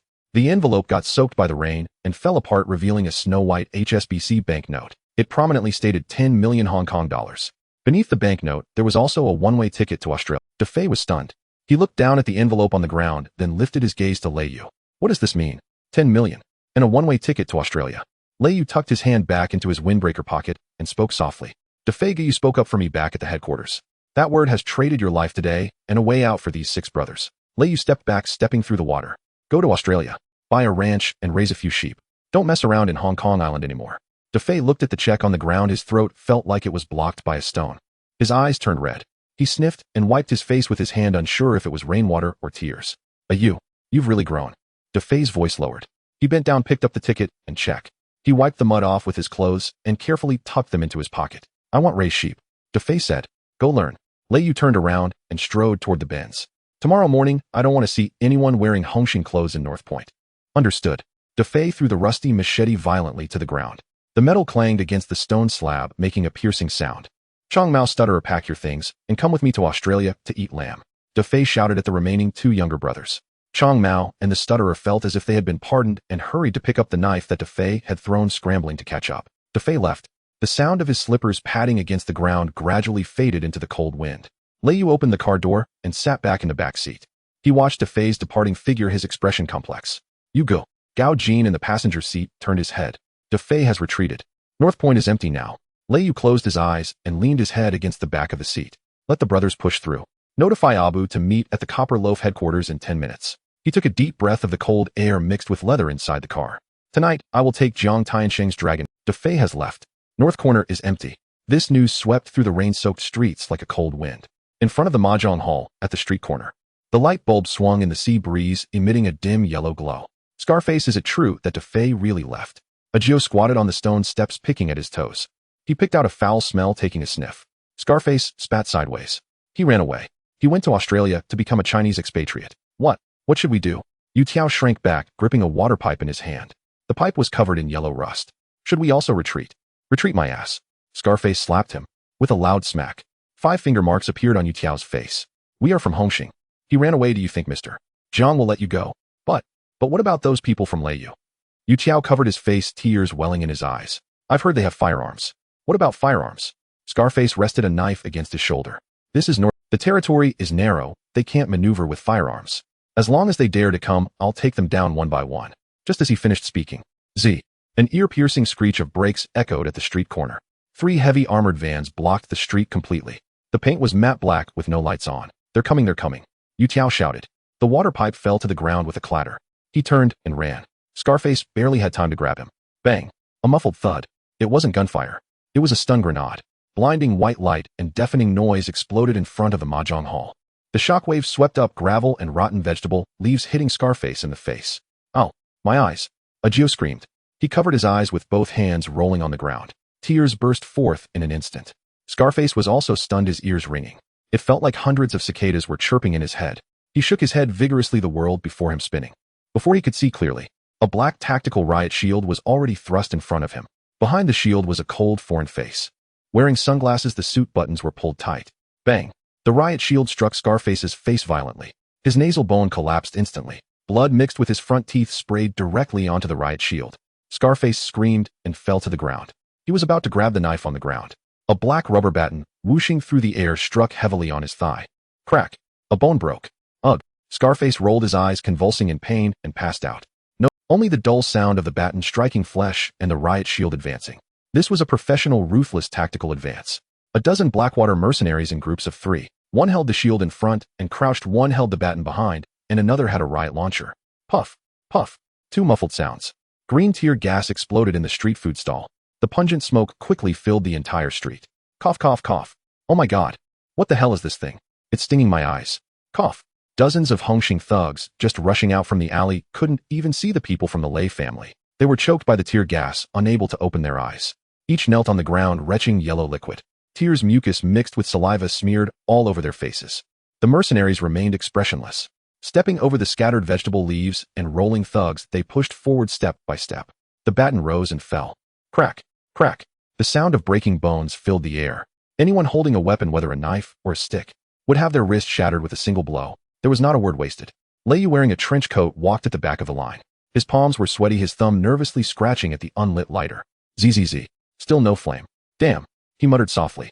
The sea breeze mixed with the pungent smell of tear gas made his throat feel dry. Fat Boy Chong leaned on a crutch, following beside him. Brother, this is too quick, right? Fat Boy Chong looked at the scene ahead, like cutting wheat, his eyes nearly popping out. We didn't even use a single bullet. Aren't bullets free? Lei Yu glanced at him, spitting out a mouthful of smoke. Dealing with these guys with metal scraps, even rubber sticks, seem wasteful. Got it. Fat Boy Chong grinned. These foreigners fight like they're in a textbook, so steady. Stop talking nonsense. Lei Yu wiped the blood off the... How's Gao Jin doing? Manager Gao has already taken people into the 2 largest nightclubs in North Corner. Fat Boy Chong said. I heard from the brothers over there that the people inside didn't even draw their knives, they just knelt down. How many venues does Jiang Tiansheng have in North Corner? 12 large nightclubs, 5 saunas, and 3 parking lots. Suansuan ran up from behind. He had some white powder on his clothes and was patting it off with his hands. Brother Yu, it's all under control. I've locked the financial ledger in the car. Good job. Lei Yu stopped in his tracks. Ahead, the largest building of the North Corner faction, the sign reading Hongxing North Corner Branch, was already wrapped with a rope by a mercenary. Pull. Lei Yu said indifferently. Boom. The heavy sign was pulled down by the Benz car and crashed to the ground, shattering into a pile of scrap wood. Next stop. Lei Yu turned around and got into the back seat of the Benz. Causeway Bay. Causeway Bay Hongxing headquarters. In the conference room on the top floor, Jiang Tiansheng stood by the window. His silk robe was wide open, soaked in cold sweat sticking to his body. He tightly gripped the black Big Brother phone. His palms were slick with sweat, nearly slipping from his grasp. Mr. Jiang. Chen Yao pushed the door and entered. His glasses were fogged up, sweat dripping from his chin onto his chest. North corner. Is lost. Jiang Tianqing's body shook slightly. He reached out to steady himself on the desk, pressing his palm down on a stack of documents, crumpling them. Where is Defei? Where has Defei gone? Doesn't he have 300 men under him? Defei sold. Chen Yao's voice trembled. Lei Yu gave him 10 million along with a ticket to Australia. Defei left with Chang Mao and Stutter this morning. They've already flown away. Hit the ground. Jiang Tianqing shouted angrily. He kicked the nearby mahogany chair away. The society raised him for so many years. Mr. Jiang, this is not the time to scold Defei. Chen Yao stepped forward, handing over a waterlogged ledger. Lei Yu's men have already passed through Yao Ma Ti. 17 venues in North Corner, all smashed in less than 2 hours. How could it be so fast? Jiang Tianqing didn't believe it. There are still over 200 brothers in North Corner. Even if they used knives, they could hold out until dawn. WWE can't fight. Chen Yao swallowed hard, his voice full of fear. They don't even need knives. Lei Yu's people are all foreigners armed with riot shields and batons. They used smoke grenades to disorient the people, then went in directly to break their limbs. Our brothers didn't even touch the hem of their clothes before being battered. Chen Yao pushed up his glasses, cold sweat dripping onto the lenses. Mr. Jiang, our brothers are like paper toys. Jiang Tianqing slumped into the boss chair. He stared blankly at the ceiling. For years ago, he was the head of Hongxing, calling the shots. Lei Yu was just a card in his hand. He could squeeze it however he wanted. But now, this team brought back by Lei Yu was like an emotionless heavy roller grinding his gang empire into powder inch by inch. Where is Hao Nan? Jiang Tianqing suddenly seemed to grasp at a lifeline, sitting up straight. Where is Chun Hao Nan? He has 1,000 brothers in Causeway Bay. Nonggu. Chen Yao lowered his head, not daring to meet Jiang Tianqing's eyes. Nonggu is guarding at the base. But the Dongxing and Lianxing people have been retreating since this morning. They're afraid. Chen Yao's voice was very low. Lei Yu's 10 million is still hanging outside. No one dares to move. Mr. Jiang, should we avoid this for now? Avoid. Jiang Tianqing looked at the big brother phone in his hand. This thing had once been a symbol of his power to issue orders. Now it felt like a bomb that could explode at any moment. Where do we avoid to? Jiang Tianqing gritted his teeth, his eyes twitching violently with anger. I am the head of Hongxing. If I leave, Hongxing will really fall apart. But, shut up. Jiang Tianqing slammed his palm on the desk. Go and bring out all the guns from the distribute them to Hao Nan and the others. I don't believe Lei Yu really dares to take me out in Causeway Bay. Chen Yao sighed just as he was about to turn around. Ring, ring, ring. The big brother phone on the desk rang sharply again. Jiang Tianqing's body tensed up. He looked at the screen, showing a familiar but unfamiliar number that felt like a death notice. His palms were slick with cold sweat. He hesitated for a full 5 seconds. Then, trembling, he pressed the answer button. Mr. Jiang, how's the scenery in North Corner? Lei Yu's lazy yet chilling voice slowly came through the receiver. Jiang Tianqing gripped the big brother phone tightly, his teeth clattering. Lei Yu, don't get too cocky. Causeway Bay is not North Corner. I know. Lei Yu chuckled lightly on the other end, accompanied by the sound of a gun chamber clicking. That's why this time I brought some heavy stuff. 8 o'clock tonight. Lei Yu's voice suddenly turned icy cold. See you at the headquarters. Hennessy Road. At the street corner. 3,000 people, a sea of black. The entire street is blocked tightly. The wind is blowing. The air is filled with the smell of exhaust fumes and rotting garbage. By the roadside, the diehard leader Hua Bao is squatting on the curb. He holds a plastic cup in his hand. The cup was used yesterday. There is a ring of dark tea stains on the rim of the cup. His palms are sweaty, making it slippery. Ha! Hua Bao spat a thick phlegm onto the ground. The phlegm contains bits of last night's chives that he failed to clear out. He wiped the cup with the greasy corner of his shirt, sniffed it, and detected a musty odor. That Lei Yu is something else. He dares to come to Causeway Bay with just a few people. Next to him, another leader, Fei Go, is scratching his thigh. There is a patch of eczema on his thigh, red and inflamed. He dug at it with his nails, drawing blood with black dirt under his fingernails. Brother Hua, Mr. Jiang said Hao Nan is guarding the main hall, and we just need to block them here. What nonsense. Hua Bao gritted his teeth. 3,000 people. We could drown Lei Yu and his few cars with just spit. What are you afraid of? A younger brother interrupted. He is nicknamed Duan Mao. But I heard that Lei Yu's foreign gang has firearms. Hua Bao slapped him. Heard what? Heard what? Did you hear it from your mother? I've got Black Star in hand. Really? Duan Mao covered his face, muttering. Brother Defei has run away. Is it worth it for us to risk our lives here? Shut up. Fei Go glared at him. Defei went abroad to get treatment for his illness. Don't talk nonsense. What treatment? Duan Mao wiped his hands on his clothes. North Point is empty.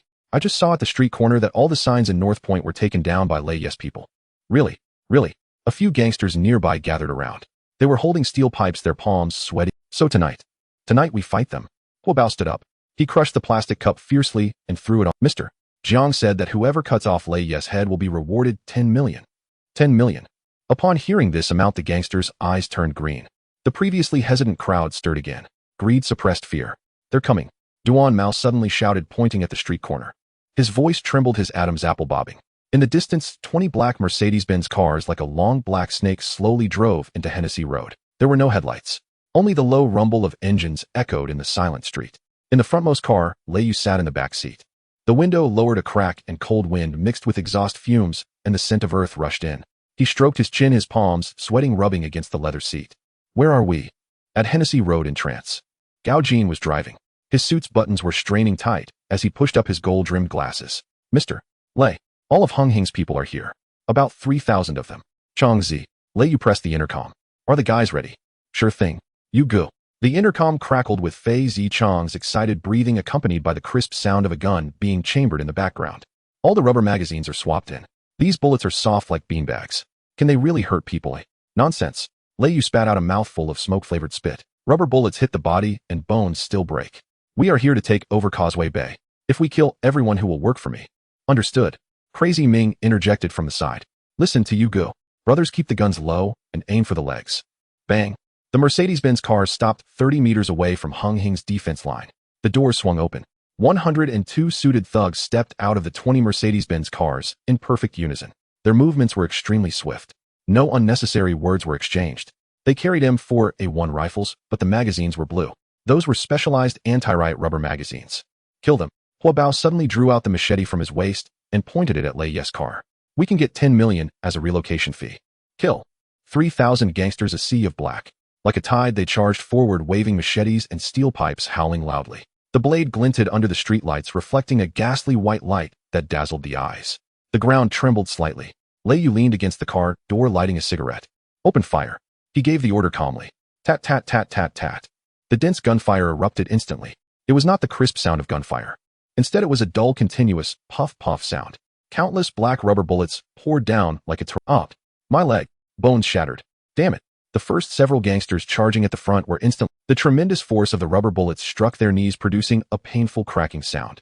They clutched their legs, rolling on the ground, sweating profusely and screaming like slaughtered pigs.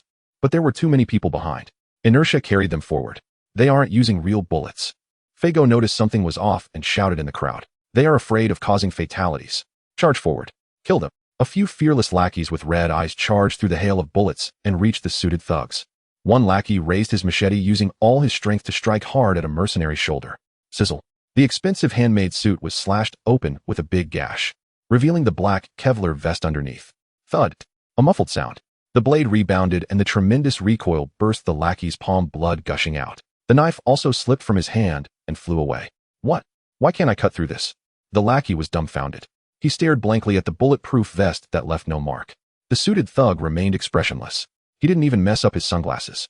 His right hand formed a fist, landing a solid blow on the lackey's chin. Crack. The jawbone shattered. The lackey flew back like a broken piece of wood, retching on the ground, even spitting out 2 bloodied molars. The suited thugs advanced in tactical formation, 3 at a time. Some used riot shields to protect the front. The ones in the back aimed their assault rifles for precise shots. Anyone armed, whether with a knife or a stick, would inevitably receive a rubber bullet to the knee or wrist. Screams and the sound of bones breaking echoed down the street. Mixed with the muddy water from the rain and the sour smell of sweat from the gangsters, it was incredibly pungent. Panic began to spread among the 3,000 people. "It's hopeless. We can't fight back at all. Attacking feels like hitting steel plates. They can make you lame with one shot. Run." A gangster who dropped his knife turned and fled. This action spread like a contagion, igniting a stampede in Hung Hing's defense line. "Retreat. Fall back." Fago shouted in the crowd, but he was already knocked around by the escaping tide of people, losing one of his flip-flops. The great defense line of 3,000 people, in front of 102 bulletproof, suited thugs. In less than 10 minutes, it completely collapsed. The streets were littered with discarded machetes, steel pipes, and torn flip-flops, along with injured men rolling on the ground, clutching their legs and wailing. The air was filled with a foul stench. Lei Yu stepped on a fallen knife, producing a creaking sound. He walked up to Hua Bao, who was kneeling on the ground, loudly screaming while clutching his swollen knee.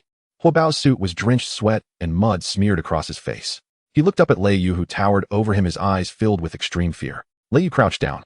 He tapped Hua Bao's face with the cell phone in his hand. "Brother Hua." Lei Yu's voice carried lightly in the wind. "Can that 10 million check still be cashed?" You go, I give up." Hua Bao gritted his teeth against the excruciating pain in his broken leg, desperately knocking his head in the mud. "I was blind. While hand over the shares and territory, oh please spare me a way out. DeFay has already gone to Australia. Lei Yu stood up. He adjusted the collar of his trench coat. You diehard loyalists should also be on your way out. He ignored Hua Bao's pleas for mercy. He turned his head to look at Abu, who was standing beside him. Abu. Yes, boss. Abu stepped forward holding the distinctive military knife. Anyone involved in the scheme back, then not a single one will be left alive. Lei Yu's voice echoed in the cold night sky of Hennessy Road. Understood. Abu spun the military knife in his palm. The cold glint in his eyes flashed with the light. Lei Yu turned and walked toward the Hung Hing headquarters building not far away. Behind him the first shrill scream sounded. Mr. Lei. Chun Hao Nan's people have set up defenses at the main hall in trance. Lei Yu smiled, lightly flicking the lighter with his thumb. Click. This time it finally sparked. He lit a cigar. Let's go. Let's have a good chat with our dear Nan Gu from The wheels skidded in the wet mud. A muffled thud echoed from the chassis of the Mercedes-Benz as it rolled over a rusted sheet of iron. Causeway Bay, the heart of the Hung Hing Society. Lei Yu sat in the rear seat, tilting his head slightly, while scratching his neck with his fingers. Blackened grime clung beneath his fingernails. He brought his hand to his nose and inhaled, sharp sour sweat. Gao Jin. Lei Yu's voice was hoarse. Hand me a cigarette. Gao Jin gripped the steering wheel, his palms slick with clammy sweat. He rubbed his hands across the wheel. Here, mister. Lei. The lighter's out. I dropped it into the seat crevice just now. Shit. Lei Yu muttered under his breath. Zhen Cheng. From the shadowed corner of the back seat, Wick leaned against the headrest. He drew a matchstick and struck it sharply against his thumbnail. FSSSD. A sapphire flame flared. A pungent whiff of sulfur curled through the cabin air. Lei Yu leaned forward and lit his cigar. He exhaled a plume of white smoke, harsh acrid. The interior reeked of dried leather and stale sweat. We're approaching the base. Gao Jin glanced into the rearview mirror. Chan Ho Nam is inside, with his men. Lei Yu said nothing. His hand drifted to the cold steel pistol holstered at his lower back. The barrel felt icy. The car did not slow. Bang! It smashed straight through the nightclub's glass entrance, shards raining down like hail upon the hood with a deafening rattle. The vehicle surged into the main hall and screeched to a halt inches from the bar. Its tires scorched a black streak across the wooden floor, trailing acrid smoke. The hall lay steeped in gloom. A sour fermented stench of yesterday's spilled beer hung thick in the air. Chan Ho Nam stood beside a billiard table, his signature long hair tangled and plastered to his face. Oily sweat traced paths down his neck, staining the collar of his leather jacket jet black. A coil of crimson detonation cord wrapped tightly around his chest. Homemade explosives. A single red copper wire lay pinched beneath his right thumb. Lei Yu. Chan Ho Nam's gaze locked onto the car, door unblinking. His eyes were bloodshot, his throat cracked and raw as if scorched from within. You finally showed up, you bastard. De Tion Air and several underlings huddled behind him, pale-faced, trembling, their cleavers quivering in sweaty palms. Lei Yu remained seated. He lowered the window just a sliver, and a tendril of cigar smoke curled out into the night. Brother Nam. Lei Yu met his stare. Waiting for me. Lei Yu, don't push me. Chan Ho Nam roared, pressing his thumb down hard on the crude detonator. You've wiped out North Point. You crippled Fo Bao. But I, Chan Ho Nam, won't back down. See this? He yanked at the detonation cord strapped across his chest. The flesh along his jawline twitched violently. High-yield explosive. One press, and everyone in this room dies. Including you. Chan Ho Nam took his leather shoe crunched sharply over scattered glass. Through the narrow window slit, Lei Yu exhaled a perfect smoke ring. A toy.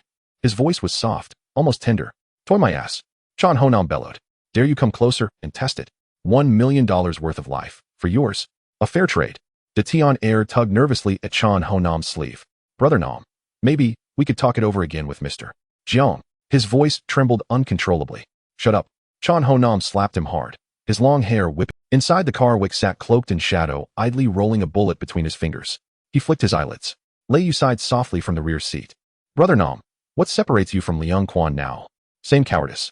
Same desperate threat of death. He spat, a crimson fleck landing on the floor. Don't compare me to that lowlife Liang Quan. I'm the Jia Fit Yin of Hung Hing. The Jia Fit Yin.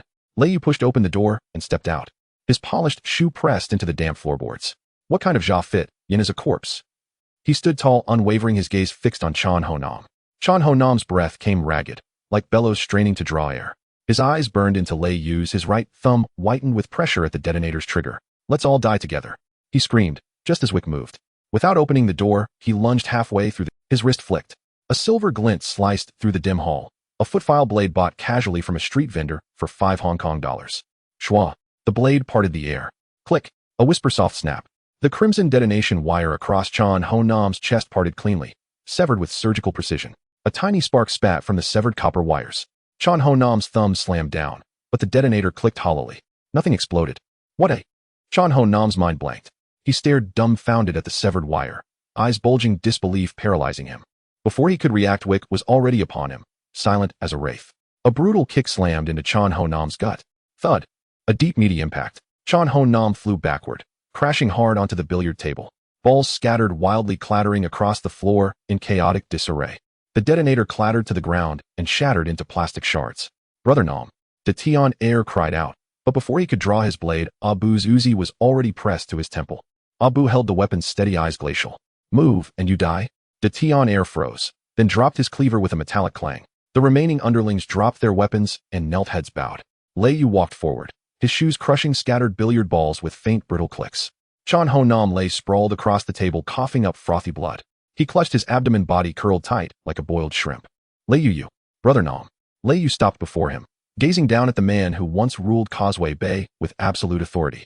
Lei Yu lifted his foot and planted it squarely on Chan Ho Nam's handsome face. Pressed down hard, his soul ground into the skin, embedding grit and mud deep into the flesh. Ugh, ugh. Chan Ho Nam thrashed helplessly, but Lei Yu's boot weighed like a mountain, pinning him utterly. How does it feel to be beneath me, eh? Lei Yu bent low, exhaling thick smoke directly onto Chan Ho Nam's bleeding nose. 4 years ago, you and Brother Dai Bi sent me to Stanley Prison. His voice was colder than ice. You told me it was the Triads code. He stomped down, once. Crack. Chan Ho Nam's nasal bone snapped. Blood streamed down the edge of Lei Yu's polished shoe. Now I tell you. Lei Yu crushed his cigar into Chan Ho Nam's shoulder, sizzling flesh and acrid smoke rising in a thin, bitter curl. In Causeway Bay, I am the code. Kill me. Kill me, you son of a bitch. Chan Ho Nam choked out the words, mouth full of blood. Shoot me. Lei Yu smiled faintly, then withdrew his foot and scraped its sole across the green felt of the billiard table, wiping away blood. My shoes are expensive. Your blood stains them permanently. He turned toward the doorway. Beyond it stretched Causeway Bay's most vibrant thoroughfare. At the street corner, a public restroom exuded a rank, nauseating stench. Chan Ho Nam. Lei Yu calmly withdrew a handkerchief and began wiping his hands. You love being the top dog? He tossed the soiled cloth onto Chan Ho Nam's face. From today onward, you'll oversee Causeway Bay's public restrooms. Chun Haonan lay sprawled across the pool table, writhing like a dead dog, his mouth filled with bloody spittle. His eyes were bloodshot as he slurred a stream of foul curses, cursing Lei Yu's ancestors through generations. Abu walked over with a blank expression and slapped Chun Haonan's handsome face with a loud crack. Amidst the crisp sound of the slap, 2 yellowed teeth flew out of Chun Haonan's mouth. Chun Haonan's body convulsed violently, twice his head rolling to the edge of the pool table, completely drained of Abu dragged him by the hair like a chick, pulling him out onto the waterlogged and oil-stained street, the rotten scraps of paper and shards of glass leaving long scratches on his tattered leather jacket. The little stutterer huddled behind a dark load-bearing column, gripping the faded corners of her old leather jacket tightly. Her palms were slick with cold sweat, her nails digging into the leather seams, crumpling the corners into tight folds. She stared blankly at Lei Yu. For 4 years, the name Chun Haonan had been like a mountain in Causeway Bay, suffocating her to the point where even a glance at his sports car would make her feel like disaster was imminent. But now this once lofty figure was being trampled underfoot by Lei Yu like a cockroach crushed under a dirty shoe. She felt her throat go dry, her heart racing as if it would leap out of her chest. The fear that had entwined her for years dissipated in that moment, leaving only absolute submission. Lei Yu walked to the center of the hall and sat in the large leather chair that originally belonged to Chun Haonan. The chair reeked of cheap perfume mixed with the odor of rotten tobacco leaves. He scrunched his nose in disgust, spitting out a mouthful of saliva that carried the scent of red Double Happiness cigarettes. The little stutterer limped over, holding a plastic cup stained with red tea, her hands trembling like a sieve. She offered the cup to Lei Yu, stuttering as she spoke. Why you go? DDO, you want some water? To wash this cup. It's clean. Lei Yu took the cup, and as the little stutterer trembled, half a cup of warm water splashed onto his black trousers. The little stutterer gasped in horror, her face turning bright red, and she hurriedly tried to wipe Lei Yu's trousers with her sleeve, which was smeared with curry sauce. Lei Yu swatted her hand away, indifferent, and wiped the dampness off his thigh with the hem of his clothing. That's enough, Axie, stop wiping it. If you keep it up, you'll ruin my pants. Go and fetch Gao Jin and Swan Pan. The rain outside has stopped, right? The little stutterer nodded repeatedly like a puppet, turning to rush outside, nearly tripping over a broken pool cue at the door. Gao Jin pushed the door open, holding a ledger drenched in sweat, his gold-rimmed glasses fogged up. Fatty Chong followed behind, his white tank top reeking of sweat and the sulfur smell of explosives rubbing his nose. You go, we've cleaned up all the venues in Causeway Bay. Chun Haonan's subordinates are all kneeling in the hall, each one as obedient as a grandson truly. Lei Yu leaned back in his chair, tapping his fingertips on the mahogany table, producing a dull thud. Gao Jin stepped forward and handed over the ledger, the corners soaked with sweat.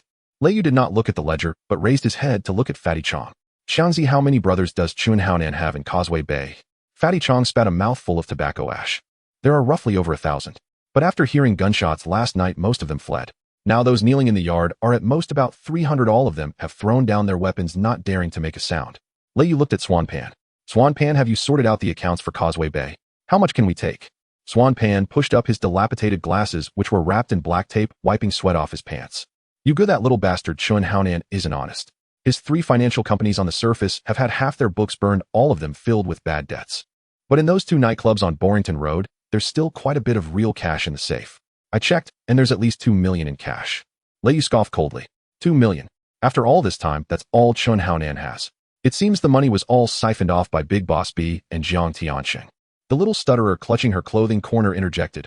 Why you go? I heard Chong Mao say that Nan Ge. No, Chun Haonan has all his money stored in the Atlantic Bank. If not, I can take Swan Pan Ge there. Lei Yu shot her a glance. The Atlantic Bank.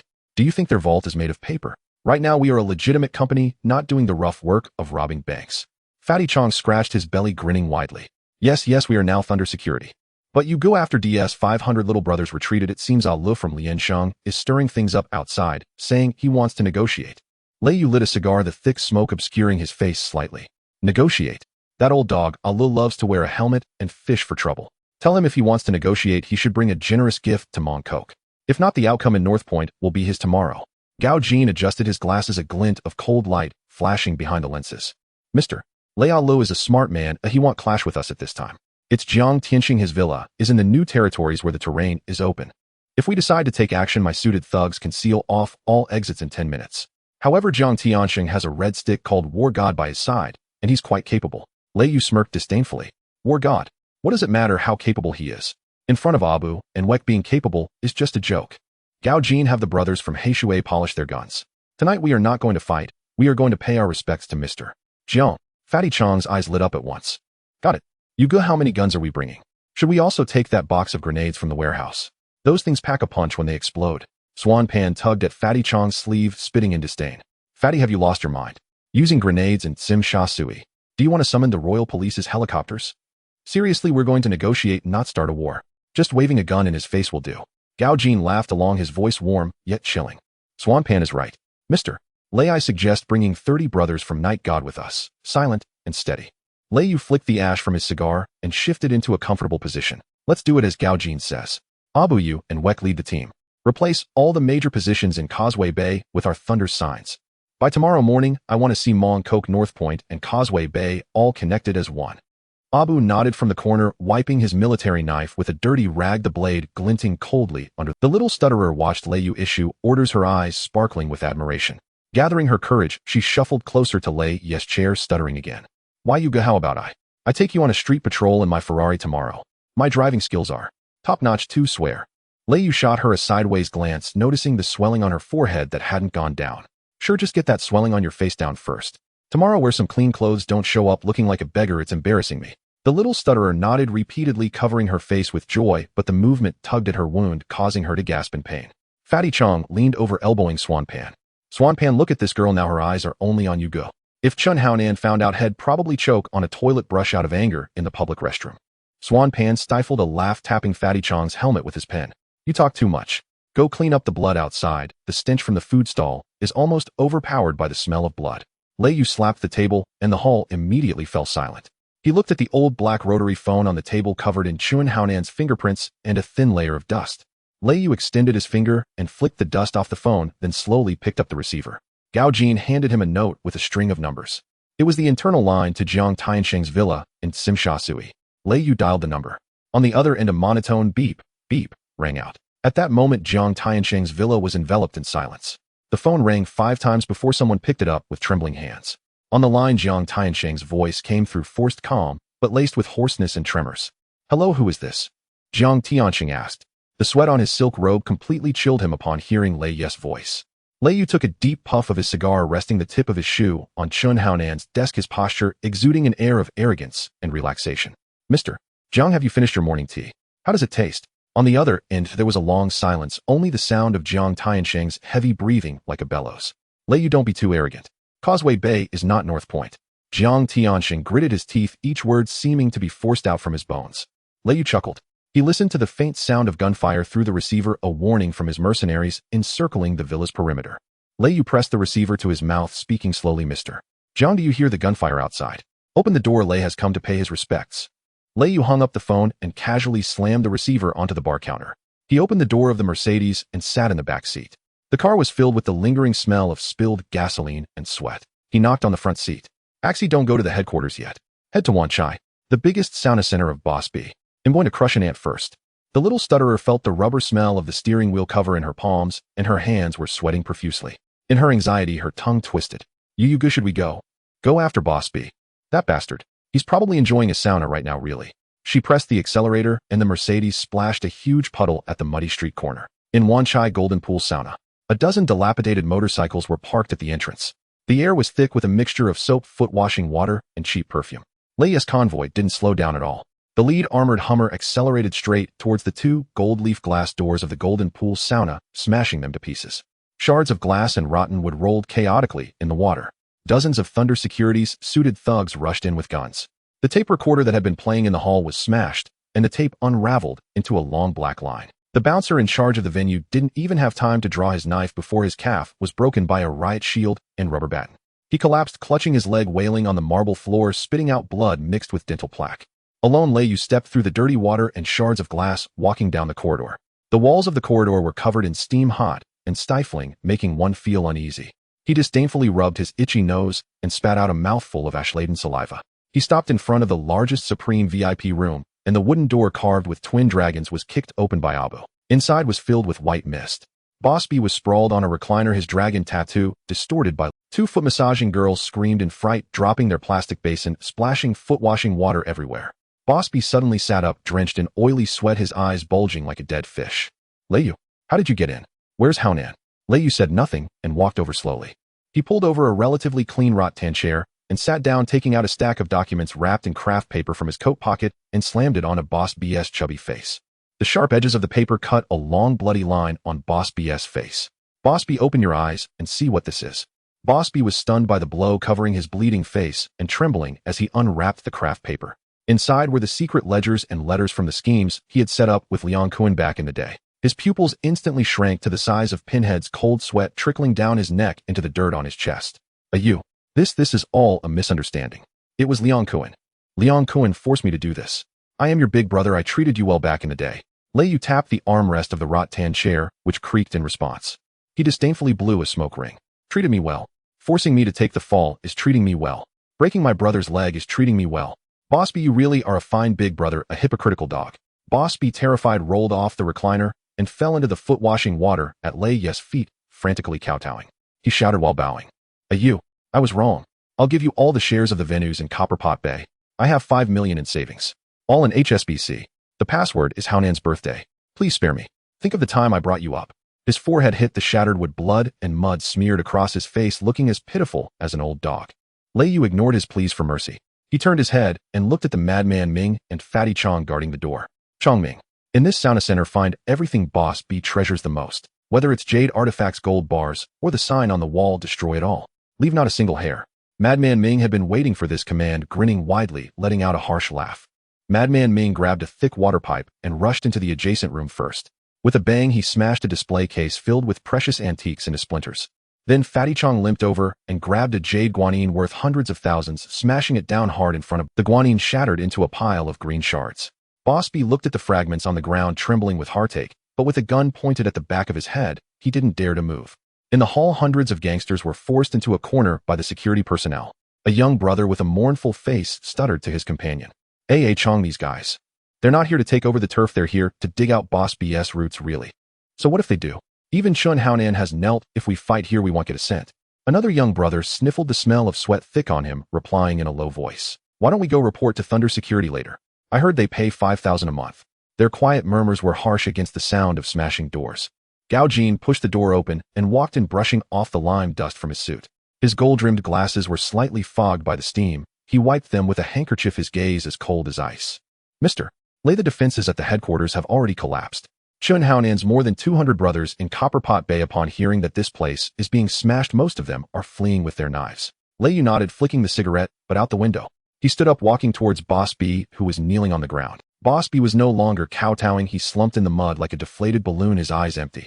He knew that after 20 years in Copperpot Bay, all his assets and reputation had been completely destroyed today by Lei Yu with just a few rubber batons and worthless papers. Lei Yu lifted his leather shoe and placed it on Boss B's muddy and bloodied face. He didn't apply force like he did with Chun Haonan, just a gentle touch. That extreme disdain felt worse than a slap. Boss B shook violently, tears mixed with blood streaming down his face, leaving 2 clean streaks. Lei Yu wiped the sole of his shoe on the rattan chair. He leaned down, and in a very soft, cold voice slowly said near Boss B's oily ear, "Boss B, I won't kill you today. I want you to witness with your own eyes how everything you've worked for your entire life is taken away from you inch by me, Lei Yu." After saying that, Lei Yu turned around, not even looking back, and strode out of the dilapidated VIP room. Behind him, the only sound left was Boss B's desperate cries. Lei Yu climbed into the back seat of the Mercedes and coldly tapped the front seat. Taxi drive. Destination Hongqing headquarters. Tonight we give Jiang Tianxing his end. 20 black Mercedes-Benz cars formed an ironclad convoy, slowly coming to a halt outside the heavily guarded Hongqing headquarters villa on the hillside. The exhaust pipe spewed black smoke mixing with the strange scent of gasoline and post-drain mud. The stuttering driver gripped the steering wheel tightly, his palms drenched in sweat, the leather cover twisted into a deep imprint. As soon as the convoy stopped, Gao Jin pushed open the car door and stepped out. The suit he wore clung tightly to his body in the wind with mud splatters on the cuffs. He adjusted his gold-rimmed glasses and spoke in a low voice. "Mr. Lei, all the undercover sentinels in the headquarters have been dealt with by Yi Shun. Inside, only Jiang Tianxing and a few old-timers remain." The large iron gate of the villa remained tightly shut, the carved twin dragons playing with a pearl pattern showing signs of chipped paint. Inside, in the study on the second floor, Jiang Tianxing was leaning back in a mahogany chair holding a double-barreled shotgun.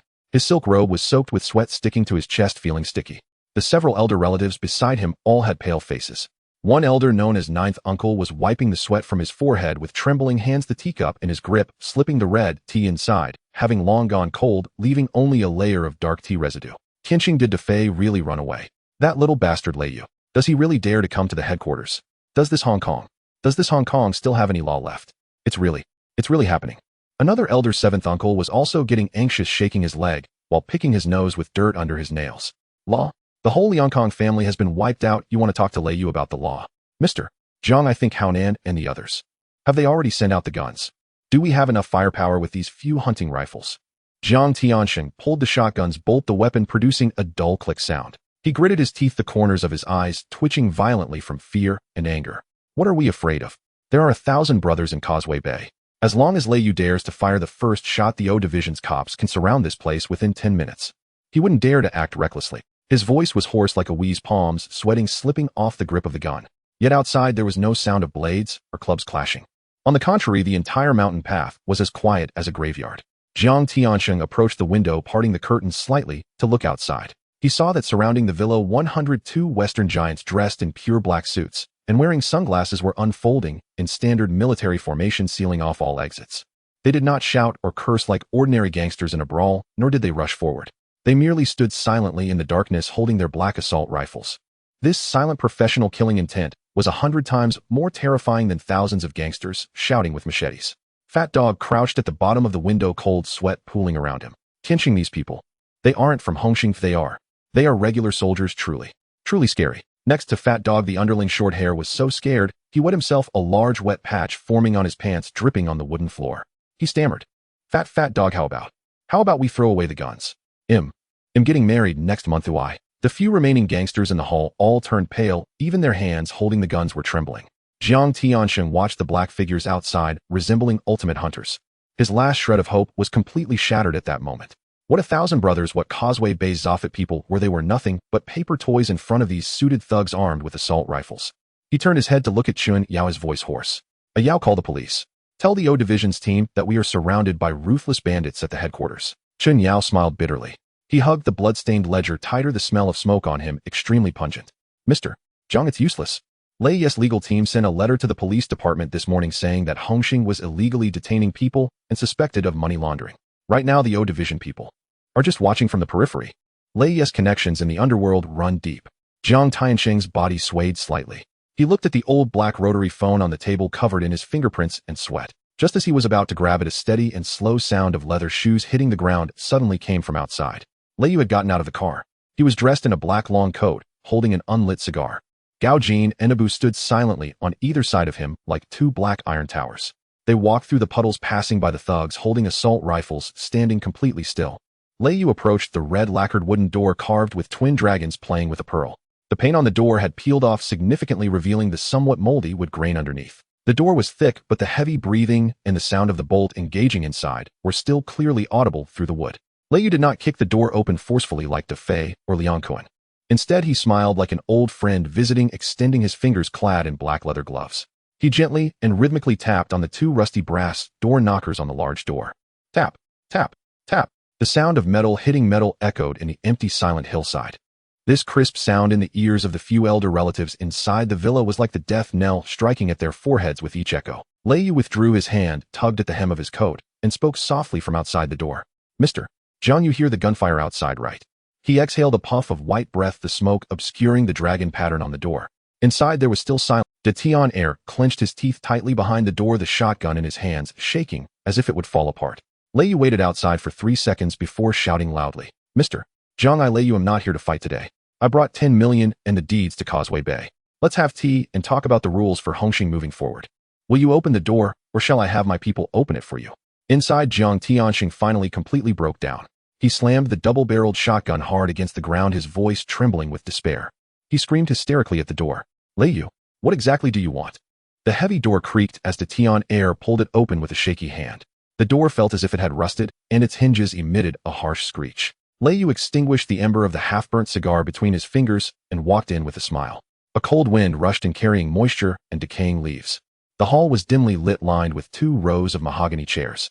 A dozen elders of the Hongxing society sat on either side, each with a pale face, yet they held their necks stiff. An elder called Jioshu had a dry pipe clenched between his teeth, and the sweat in his palm made the pipe slippery. He saw Lei Yu enter and slammed his hand down on the table. Jioshu spat a mouthful of tar-flavored saliva and pointed at Lei Yu's nose. Lei Yu, do you even understand the rules? This is the main hall of Hongxing. You barged in here with a bunch of foreigners without even offering incense. Do you really think Mr. Jiang is just a decoration? You are disrespecting him. He spoke too hastily, causing 2 yellowed false teeth to fly out of his mouth. Another elder, Qi Shu, also pounded on the table. His eczema flared up again as he scratched vigorously while shouting. Exactly. You were just a lackey under Boss B back in the day. Taking the blame for the gang was your duty. Today you storm into the main hall with a gun. Do you intend to betray your own roots? The 50,000 brothers of Hongxing could drown you with their spit. Chen Yao stood behind Jiang Tianxing, clutching an old ledger tightly. Cold sweat had already soaked his tang suit, sticking it to his back. He pushed up his glasses and cautiously tugged at Jioshu's sleeve. Jioshu, maybe you should say less. The foreigners under Lei Yu. Their firearms are not to be taken lightly. Please do not provoke him. Lei Yu ignored the elder's scolding. He strode confidently between the rows of mahogany chairs, his leather shoes clicking sharply against the smooth marble floor. He walked straight to the deepest part of the hall, where a dragon head throne draped with a full tiger skin, symbolizing the highest authority of Hongxing, awaited him. Then he sat down heavily. Leaning back in the throne, he crossed his hands over his abdomen. The tiger skin of the chair had seen better days, exuding a strange odor of camphor balls and dead skin. Displeased, Lei Yu frowned and poured himself a cup of tea from the pot on the table. The spout was covered in tea stains, and the poured water was yellowish, floating with 2 leaves of overnight tea. The elders erupted in outrage. Jioshu was so furious that he threw his dry pipe onto the floor, shattering it. You dare to sit in the dragon head position? That is Mr. Jiang's seat. This is outrageous. De Tian, where are you? Drag this guy down and chop him up for the dogs. His tuft of goat beard trembled like a feather in the wind. De Tian shrank in the corner, his hands trembling so much with the shotgun that it nearly slipped from his grasp. He swallowed hard and spoke softly. Jioshu, there are 100 soldiers outside. Even De Di and Dongxing's Shaling are kneeling. How can we drag him out? How about we wait for Mr. Jiang to speak? I don't want to die. Qi Shu also sank into despair. His worn-out slippers scraped against the marble as he spoke in a low voice. Yes, Tianxing, say something. The gun Lei Yu holds might go off at any moment. We old bones cannot bear this. Jiang Tianxing walked out from within, his face pale. His silk robe was wide open, drenched in cold sweat. He looked at Lei Yu, who was seated in his position, his jaw twitching violently. Lei Yu, don't be too arrogant. This Hong Kong island is not just yours. You sit in this position today, and tomorrow the underworld of all Hong Kong will be hunting you down. Lei Yu held the tea-stained cup and took a gentle sip. The water was cold with a moldy bitterness. He spat out the tea leaves and slammed the cup down on the mahogany table. Hunting me down? Mr. Jiang, have you lost your mind? Just now when De Fei was retreating from Beikong, why didn't you let them hunt him down? The atmosphere in the hall plunged to a freezing point. The elders gazed at Lei Yu's half-smiling face. Lei Yu did not waste words. He slowly extended his right hand into the air. Snap! The sound of his fingers snapping had not yet faded. At that moment, all the colored stained glass windows on the second and first floors of the hall were violently shattered by heavy objects. The sky was filled with colorful glass shards raining down on the mahogany chairs and carpet, making a crisp sound. 30 mercenaries clad in black long coats and wearing sunglasses descended like 30 pitch-black specters on armed rappel lines, landing steadily around the hall. They landed silently. At the moment of descent, they uniformly opened their coats. 30 black M4A1 carbines with cold infrared sights instantly formed a scarlet web of death across the faces and foreheads of every elder and Jiang Tiansheng. The half-pick of the dry pipe that Jiu had just picked up fell to the ground once more with a clink as the guns pointed at him. His goat beard stopped trembling, his hand pressed against his pants, seemed cold sweat streaming from the corner of his eyes into his mouth, making him grimace. Shu also stopped scratching his eczema, both hands clutching his head, obediently shrinking back into his chair. Jiang Tiansheng stood frozen in place, a red and green laser firmly locked onto his brow. The cold light of death made every inch of his skin tremble. He finally understood why the Fae retreated, and in front of these fully armed soldiers they truly were nothing but paper toys. Lei Yu sat on the dragon head throne, slowly crossing his legs. He brushed off a few specks of glass dust from his coat's shoulder. He gazed at the elders and Jiang Tiansheng, who were trembling like chaff before the soldiers, a wild smile creeping across his lips as he spoke again. "Gentlemen, may I now take this main seat?" Jiang Tiansheng's face was pale as he slowly emerged from behind the screen. His silk nightgown hung open, drenched in sticky cold sweat that dripped down. His right hand was wrapped haphazardly in a piece of white paper, soaked through with blood, exuding a strange salty odor under the light. The hall was eerily silent. Dozens of veterans from the Hongxing gang huddled on 2 rows of mahogany chairs, their foreheads marked by probing red laser beams. The broken pipe in Uncle Gio's hand rolled on the ground, bumping against the leg of the armchair. He lowered his head, gasping heavily, not daring to breathe too loudly. Jiang Tiansheng leaned on the mahogany table, his palm pressed down, leaving a small wet spot from his sweat. He fixed his gaze on Lei Yu, who sat in his rightful place, his eyelids twitching violently. "Lei Yu, you brought so many people here. Do you intend to completely destroy Hongxing?" Lei Yu sat in the master chair with his legs crossed. Disgusted, he scratched his ear and casually flicked a bit of light yellow earwax onto the floor. "Mr. Jiang, 4 years ago when you conspired with Big Boss B, did you ever consider Hongxing's survival?" He poured himself a glass of cool tea, the teapot's spout covered in dark tea stains. Chen Yao stood behind Jiang Tiansheng, clutching an old ledger tightly, the smell of his sweat extremely pungent. He adjusted his glasses and cautiously interjected. "Lei Yu, that matter back then was a misunderstanding. It was Liang Kuan. Liang Kuan acted on his own, Mr. Jiang only found out later. Please don't take action." Lei Yu spat out a mouthful of cold tea onto the ground. The tea dregs mixed with saliva falling onto the precious carpet. "Misunderstanding? Chen Yao, do you think I'm a 3-year-old child? Liang Kuan annexed my territory." Jiang Tiansheng nodded. "My brother Agui's leg was broken and Big Boss B was clapping on the side. You think a mere misunderstanding can settle this?" Jiang Tiansheng's hand pressed on the table began to tremble, his palm sticky, leaving several sweat marks on the wooden surface. "Lei Yu, I admit that what happened in the past was wrong. But now Liang Kuan is dead, the Fae is gone, and you hold all the territory in Beijiao and Tongluan. You are already the king of Mong Kok. What more do you want?" Lei Yu pulled out a bright red real estate transfer agreement from his coat pocket and casually tossed it onto the table. The paper rustled in the sea breeze with some falling ash landing on it. "There are 2 options. First, you transfer all of Hongxing's venues and funds in Wanchai and Simsha Sui to the Thunder Group. Then take your money and roll off the island." Uncle Gio, listening from the side, shouted loudly. He pushed up his, "Mr. Jiang, you can't sign that. That's the retirement money for tens of thousands of our Hongxing brothers. If you sign, we will become beggars on the island, really. You can't let this kid benefit." Lei Yu shot him a cold glance, tapping his fingers on the table. A beam of red laser light instantly shifted to the tip of Uncle Gio's nose, startling him into silence as he clutched his pipe tightly. Lei Yu turned to Jiang Tiansheng. "The second option. I'll help you maintain your dignity. I'll make sure you accidentally fall off the roof of this villa tonight, falling from a height very dignified." Jiang Tiansheng took a deep breath of the cold air mixed with the smell of gunpowder. He knew Lei Yu was not joking. The 100 mercenaries outside holding submachine guns could flatten this villa at any moment. He rubbed his hands, attempting to regain some initiative at the negotiation table. "Lei Yu, we can cooperate. I can exchange shares of Thunder Security with several listed companies under Hongxing's name."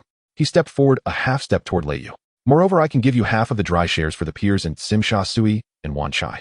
If you want to wash white and do business, you need us Hongxing to support you on the street. Let's cooperate for a win-win situation. If you put down the gun now, we're still brothers." Chen Yao quietly tugged at Jiang Tiansheng's sleeve from behind, lowering his voice. "Mr. Jiang, don't wait any longer. Haonan was blocked by Lei soldiers on the way injured and can't make it here at all. The O Division's informants have also withdrawn the cordon, saying tonight is a gathering of our sect, and they won't interfere. His words shattered Jiang Tiansheng's last hope completely. Jiang Tiansheng's body swayed for a moment, his complexion ashen. He looked at the old black rotary phone on the table covered in his cold sweat and fingerprints. Just as he reached for it, Lei Yu laughed. Lei Yu stubbed out his cigar on the armrest of the master chair. The expensive tiger skin was burned into a dark scar, emitting a foul odor of charred flesh. Win-win. Lei Yu looked at Jiang Tiansheng exhaling a puff of smoke, mixed with ash. Lei Yu's movements were slow. He reached out and leisurely picked up an apple peeler from the plate on the table. The blade was slightly rusty and the handle was still smeared with bits of dried apple skin. Jiang Tiansheng, do you really think I came here today to sit down and negotiate business with you? Jiang Tiansheng clenched his fists tightly, blood seeping out from his palm through the torn paper. His silk nightgown was completely soaked, trembling in the cold wind. Lei Yu Hongxing has 50,000 men. Even if you kill me today, you won't get out of Tongluan. Lei Yu stood up, suddenly swinging his hand. Huh. The rusty fruit knife slammed into the table right in front of Jiang Tiansheng. The tip of the knife sank 3 inches into the wood, the handle vibrating violently in the air. Lei Yu leaned on the table with both hands, staring coldly into Jiang Tiansheng's bloodshot eyes, and spoke coldly. My patience is limited. Mr. Jiang, choose. Jiang Tiansheng's fingers tightly gripped the pen, his knuckles turning pale from the effort. The plastic ballpoint pen emitted a harsh scratching sound against the paper, and black ink leaked from the tip, staining his hand with sticky marks. He exhaled heavily, finally signing his name on the last page. Jiang Tiansheng tossed the pen onto the desk, closed his eyes, and the elegant facade he wore all year crumbled completely, with his eyelids twitching violently. Mr. Jiang, the signature is done. Lei Yu sat in the dragon-head armchair, his palms sweaty as he wiped them on the redwood armrests. He turned his head aside and spat a mouthful of saliva that carried the scent of double happiness cigarettes. Gao Jin, collect the papers. Don't dirty my desk. Gao Jin stepped forward, both hands clad in snow white. The gloves picked up a few specks of dirt, which he casually brushed off neatly, placing the transfer agreements into his briefcase. Chen Yao stood behind, his face as pale as paper. The account book in his hand rustled in the strong wind, the ashes and bloodstains on it still fresh, emanating a strange odor. He pushed up his glasses and cautiously spoke. Are you Mr. Jiang has signed. Chen Yao's voice was a bit hoarse. The foundation of Hongxing is all yours. Can you withdraw your troops now? After all, we are all from the same sect. Same sect. Lei Yu didn't even lift his eyelids as he lit himself a cigar. The lighter clicked and the blue flame flickered. Chen Yao, are you out of your mind? Jiang Tiansheng signed. That's him being sensible. But those unruly little brothers outside haven't signed yet. You want to exterminate them. Jiang Tiansheng suddenly opened his eyes wide, glaring at Lei Yu, the veins on his forehead writhing like worms. Extermination is not on the agenda. Lei Yu casually exhaled. I merely want to help you clear the way. Gao Jin, take people to Causeway Bay, Wan Chai, and Simsha Sui. Every rebellious faction, see one, take one out. Gao Jin adjusted his gold-rimmed glasses, which had sweat marks, and the lenses were somewhat dirty. He elegantly inclined his body slightly. Mr. Lei, you can trust me. In half an hour, those mutts outside will throw their knives into the gutter. Outside the hall, a cold wind rushed in, carrying moisture and decaying leaves. 30 Blackwater mercenaries held submachine guns, fingers resting on the triggers, their cold gazes fixed on the few Hongxing elders huddled in the redwood chairs. Uncle Joe slammed his dry tobacco pipe on the table, spilling tea and soaking his sleeve. Tiansheng, did you really give him that Sim Sha Sui docs? That's our foundation. If this continues, where will the brothers go to beg for food? Shut up, Uncle Joe. Lei Yu shot him a sideways glance. If you're reluctant, you can go fishing in Saikang with Mr.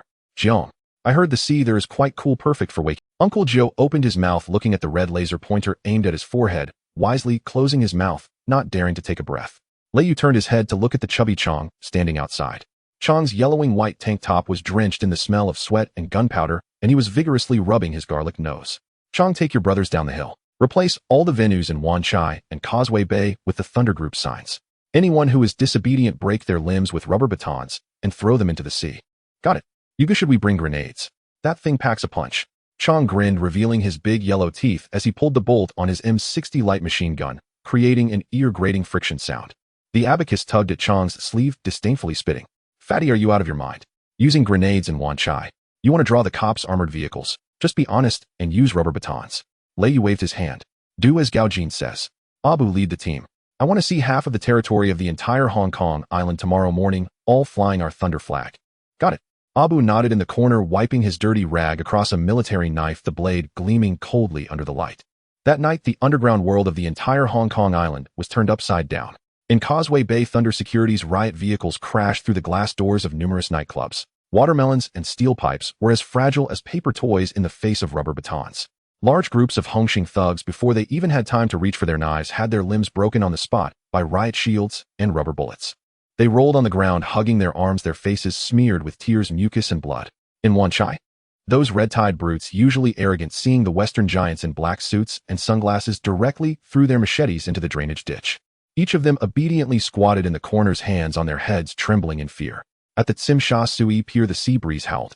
Dozens of large ships were docked at the shore with oil slicks and dead fish floating on the surface. A small hull master from Lianqing was trying to take advantage of the chaos. Gao Jin, leading a dozen brothers from night god, silently emerged from the darkness. Are you Lei Yu's men? The small hull master's hands trembled like chaff with the pistol he held. Gao Jin adjusted his glasses, his clothes impeccably neat, and delivered a sharp kick directly to the opponent's knee. Did Big D not teach you the rules of Lianqing? Take him away, break his legs. The screams were instantly swallowed by the waves. In less than 2 hours, Hongxing's hundreds of factions, nightclubs, casinos, and finance companies across Hong Kong Island had all changed. Those who were originally hesitant began to gather their men overnight, locking their doors tightly upon seeing the terrifying advance of the Lei family army. The territory was completely reshaped overnight. More than half of the underground territory on Hong Kong Island had already raised the Black Eagle flag of the Thunder Group. Lei Yu stood on the highest terrace of the shallow water bay villa. The night wind was cold, making his black trench coat rustle. He leaned against the marble railing, gazing at the dazzling lights of Victoria Harbor below. Mong Kok, North Point, and Causeway Bay have all been captured. The skinny dog came running from behind, panting heavily, his clothes soaked in mud. We're now really the kings of Mong Kok. Kings. Lei Yu exhaled a plume of smoke, chuckling coldly. This is just the beginning. He looked at the flickering lights on the distant sea. For years ago, he was stepped on underfoot. 4 years later, half of the dark night of this Hong Kong island was already under his command. At that moment, creak, the iron gate of the terrace was suddenly pushed open. The stuttering girl rushed in urgently, not even bothering to knock on the door. She had run so fast that her white canvas shoes were covered in mud and her hair was a mess. Why you go? It's bad. It's bad. The stuttering girl panted, tugging at Lei Yu's sleeve. There are so many police cars coming below.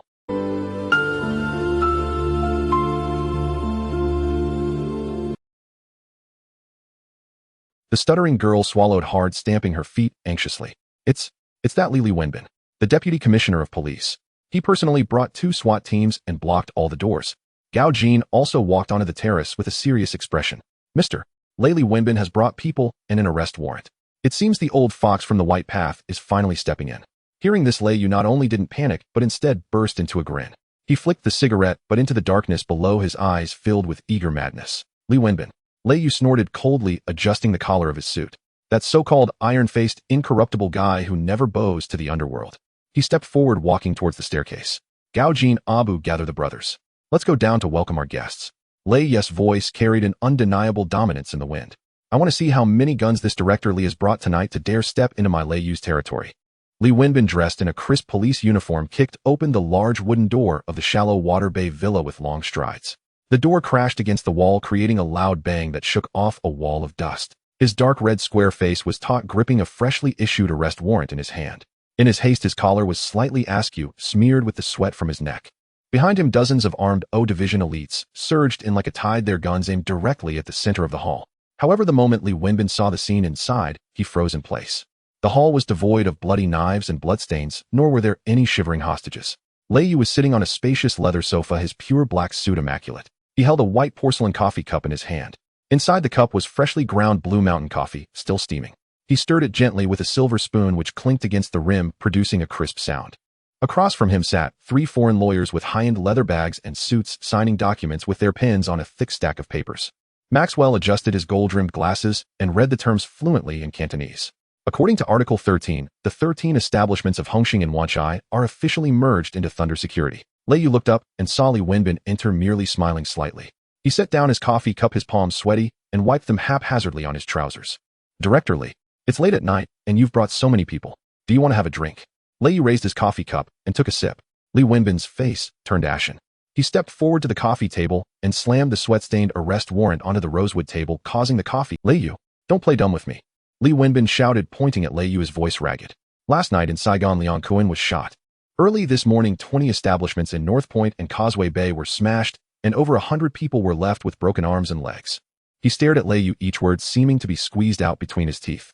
You are suspected of organizing and controlling organized crime, engaging in violent clashes. Now I am formally arresting you. Lei Yu didn't even raise an eyebrow, merely gestured to Maxwell beside him. Maxwell, in his full suit, stood up emotionlessly. He blocked Lei Yu and pulled out a thick stack of documents from his briefcase, throwing it directly in front of Li Wenbin. Sir, I am Mr. Lei Yu's representative lawyer Maxwell. Maxwell adjusted his glasses, the lenses fogged with condensation, and wiped them with a handkerchief. You just said my client is suspected of involvement in organized crime.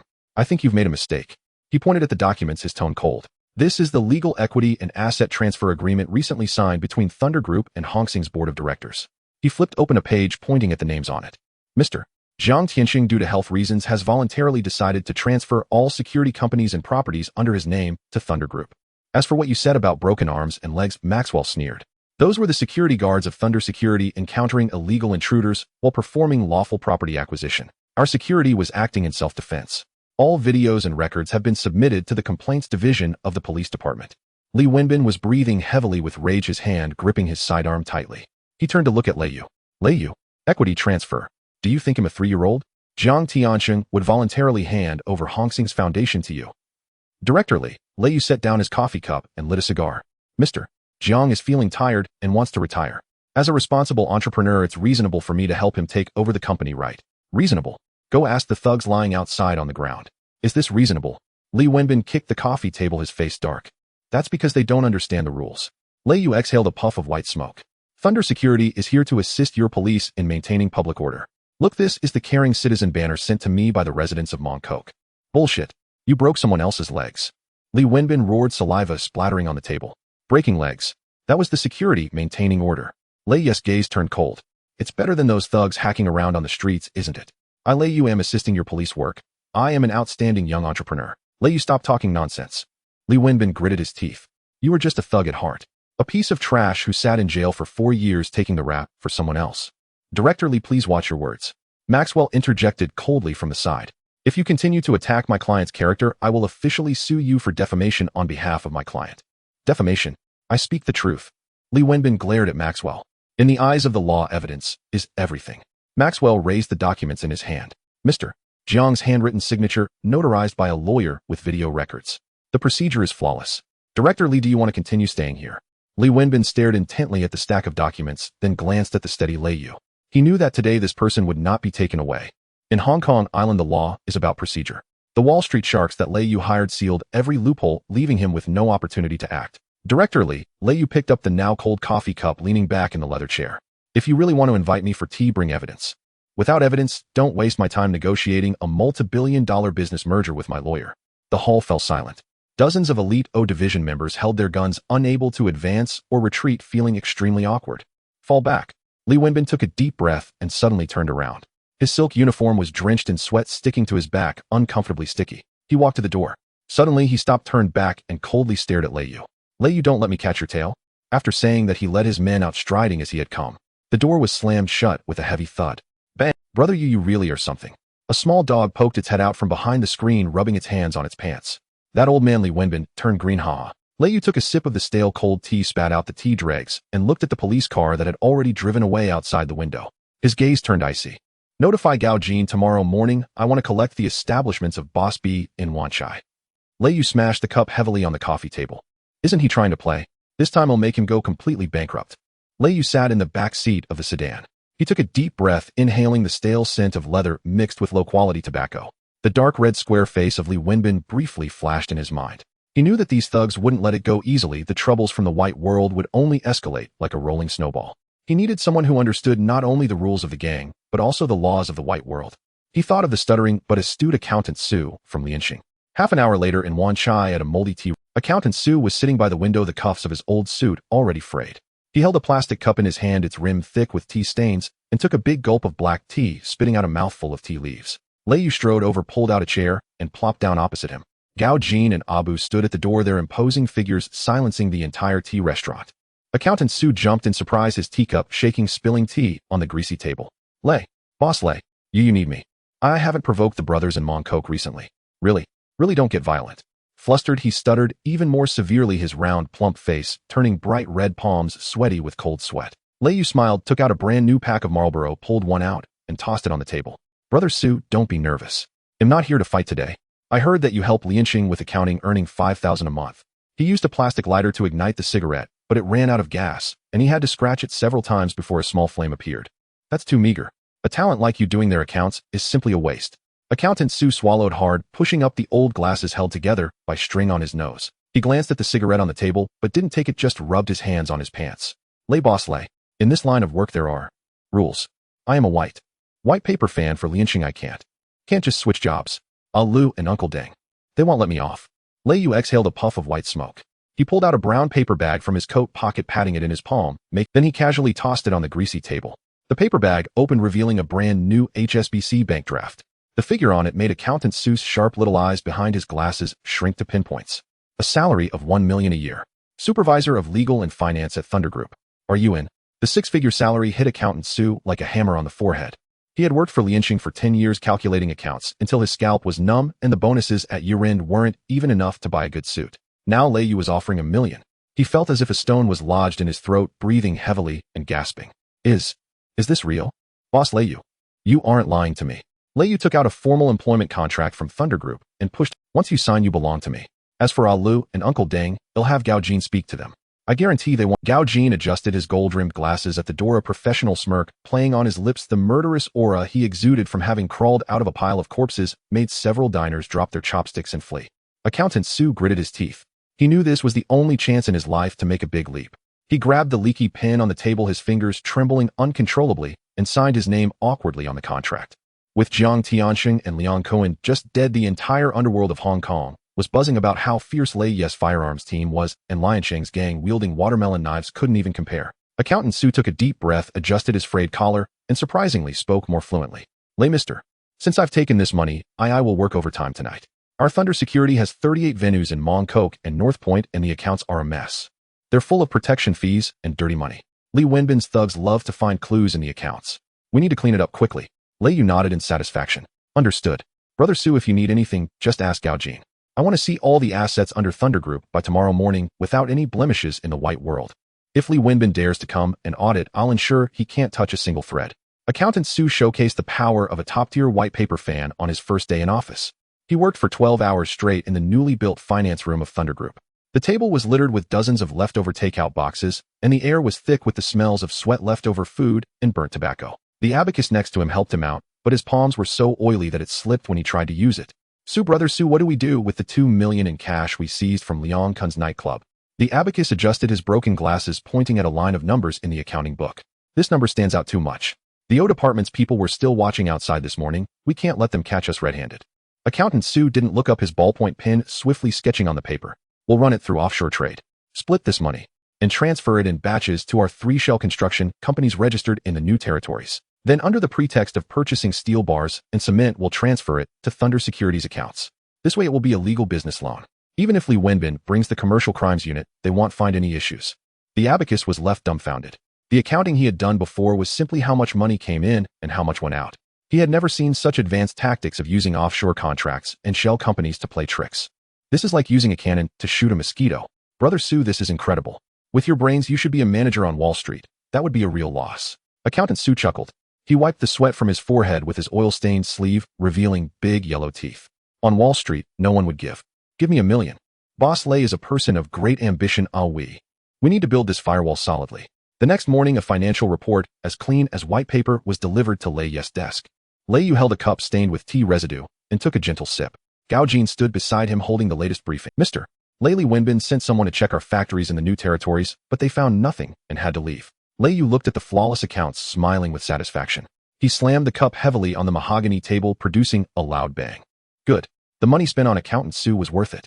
He stood up and walked to the huge floor-to-ceiling window. The sunlight outside was blinding, and several large ships were bobbing on the waves of Victoria Harbor. Gao Jin, just having money isn't enough to stand firm in the white world.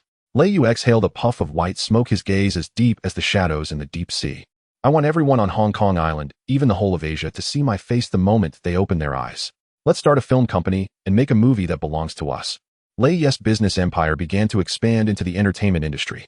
The brand new golden sign of Thunder Film Industry was prominently displayed outside the entrance of an old office building in the most bustling area of Mong Kok. The entrance was piled high with flower baskets sent from various circles. As the wind blew, petals scattered on the ground, mingling with the plastic smell of exhaust from the street. Lei Yu stood by the window on the second floor, looking down, a half-cigar pinched between his fingers. Gao Jin walked in his high-end suit, spotless with calm eyes behind his glasses. He held a redwood clip with a stack of newspapers and project proposals inside, stained here and there with coffee and tea. Mr. Lei, the sign is up. But all the directors and screenwriters on the island are terrified, thinking we have the backing of Thunder Security. No one dares to apply. If they don't come, it's their bad luck. Lei Yu chuckled, extinguishing his cigar in the ashtray. Gao Jin locked the door. I'll find a treasure that can make money on my own. He locked the door, settling into the boss chair, his consciousness skillfully sinking into his mind. In version 2.0 of the fishing pool, a group of peculiar light fish resembling film rolls and glowing faintly pink swam by. This was a newly added fishing zone for cultural and artistic projects. Lei Yu opened them all directly, spending 10,000 points to exchange for a purple artistic catching net. He squinted, staring intently at the slowest and largest fish among the pink light fish. That fish had a golden small speaker in its mouth, swimming as if it were waltzing. With a thought, he launched. The purple net shot out instantly, spreading in the virtual seabed, accurately enveloping the strange fish holding the speaker. On the screen, a dazzling array of colorful fireworks flashed, accompanied by the crisp sound of the system notification. Ding. Successfully used the artistic catching net. Captured purple-level genius director, king of blockbusters Wong Sun. A flash of white light flickered in the center of the office. A chubby man wearing a duckbill hat, a tactical vest with multiple pockets, and a viewfinder around his neck appeared out of thin air. He held a half-eaten pineapple bun in one hand with his mouth stuffed with bread, mumbling indistinctly. Hey, my name is Wong Sun. I heard you have money and guns. When do we start filming? Really, I already have 10 scripts in my head. Lei Yu walked over and handed him a bottle of cola. No rush, Director Wong. First, take a look at our capital. This is the cash flow of Thunder Group over the past few days and the profiles of my 6 brothers. Wong Sun took the cola, twisted it open with his breadcrumb-covered hand, and took a big gulp. He quickly flipped through the profiles, and his eyes behind the glasses suddenly burst with green light, like a hungry wolf catching the scent of carrion. Damn, this theme is too exciting. Wong Sun slammed his hand on the redwood table, causing the empty water cup on it to rattle.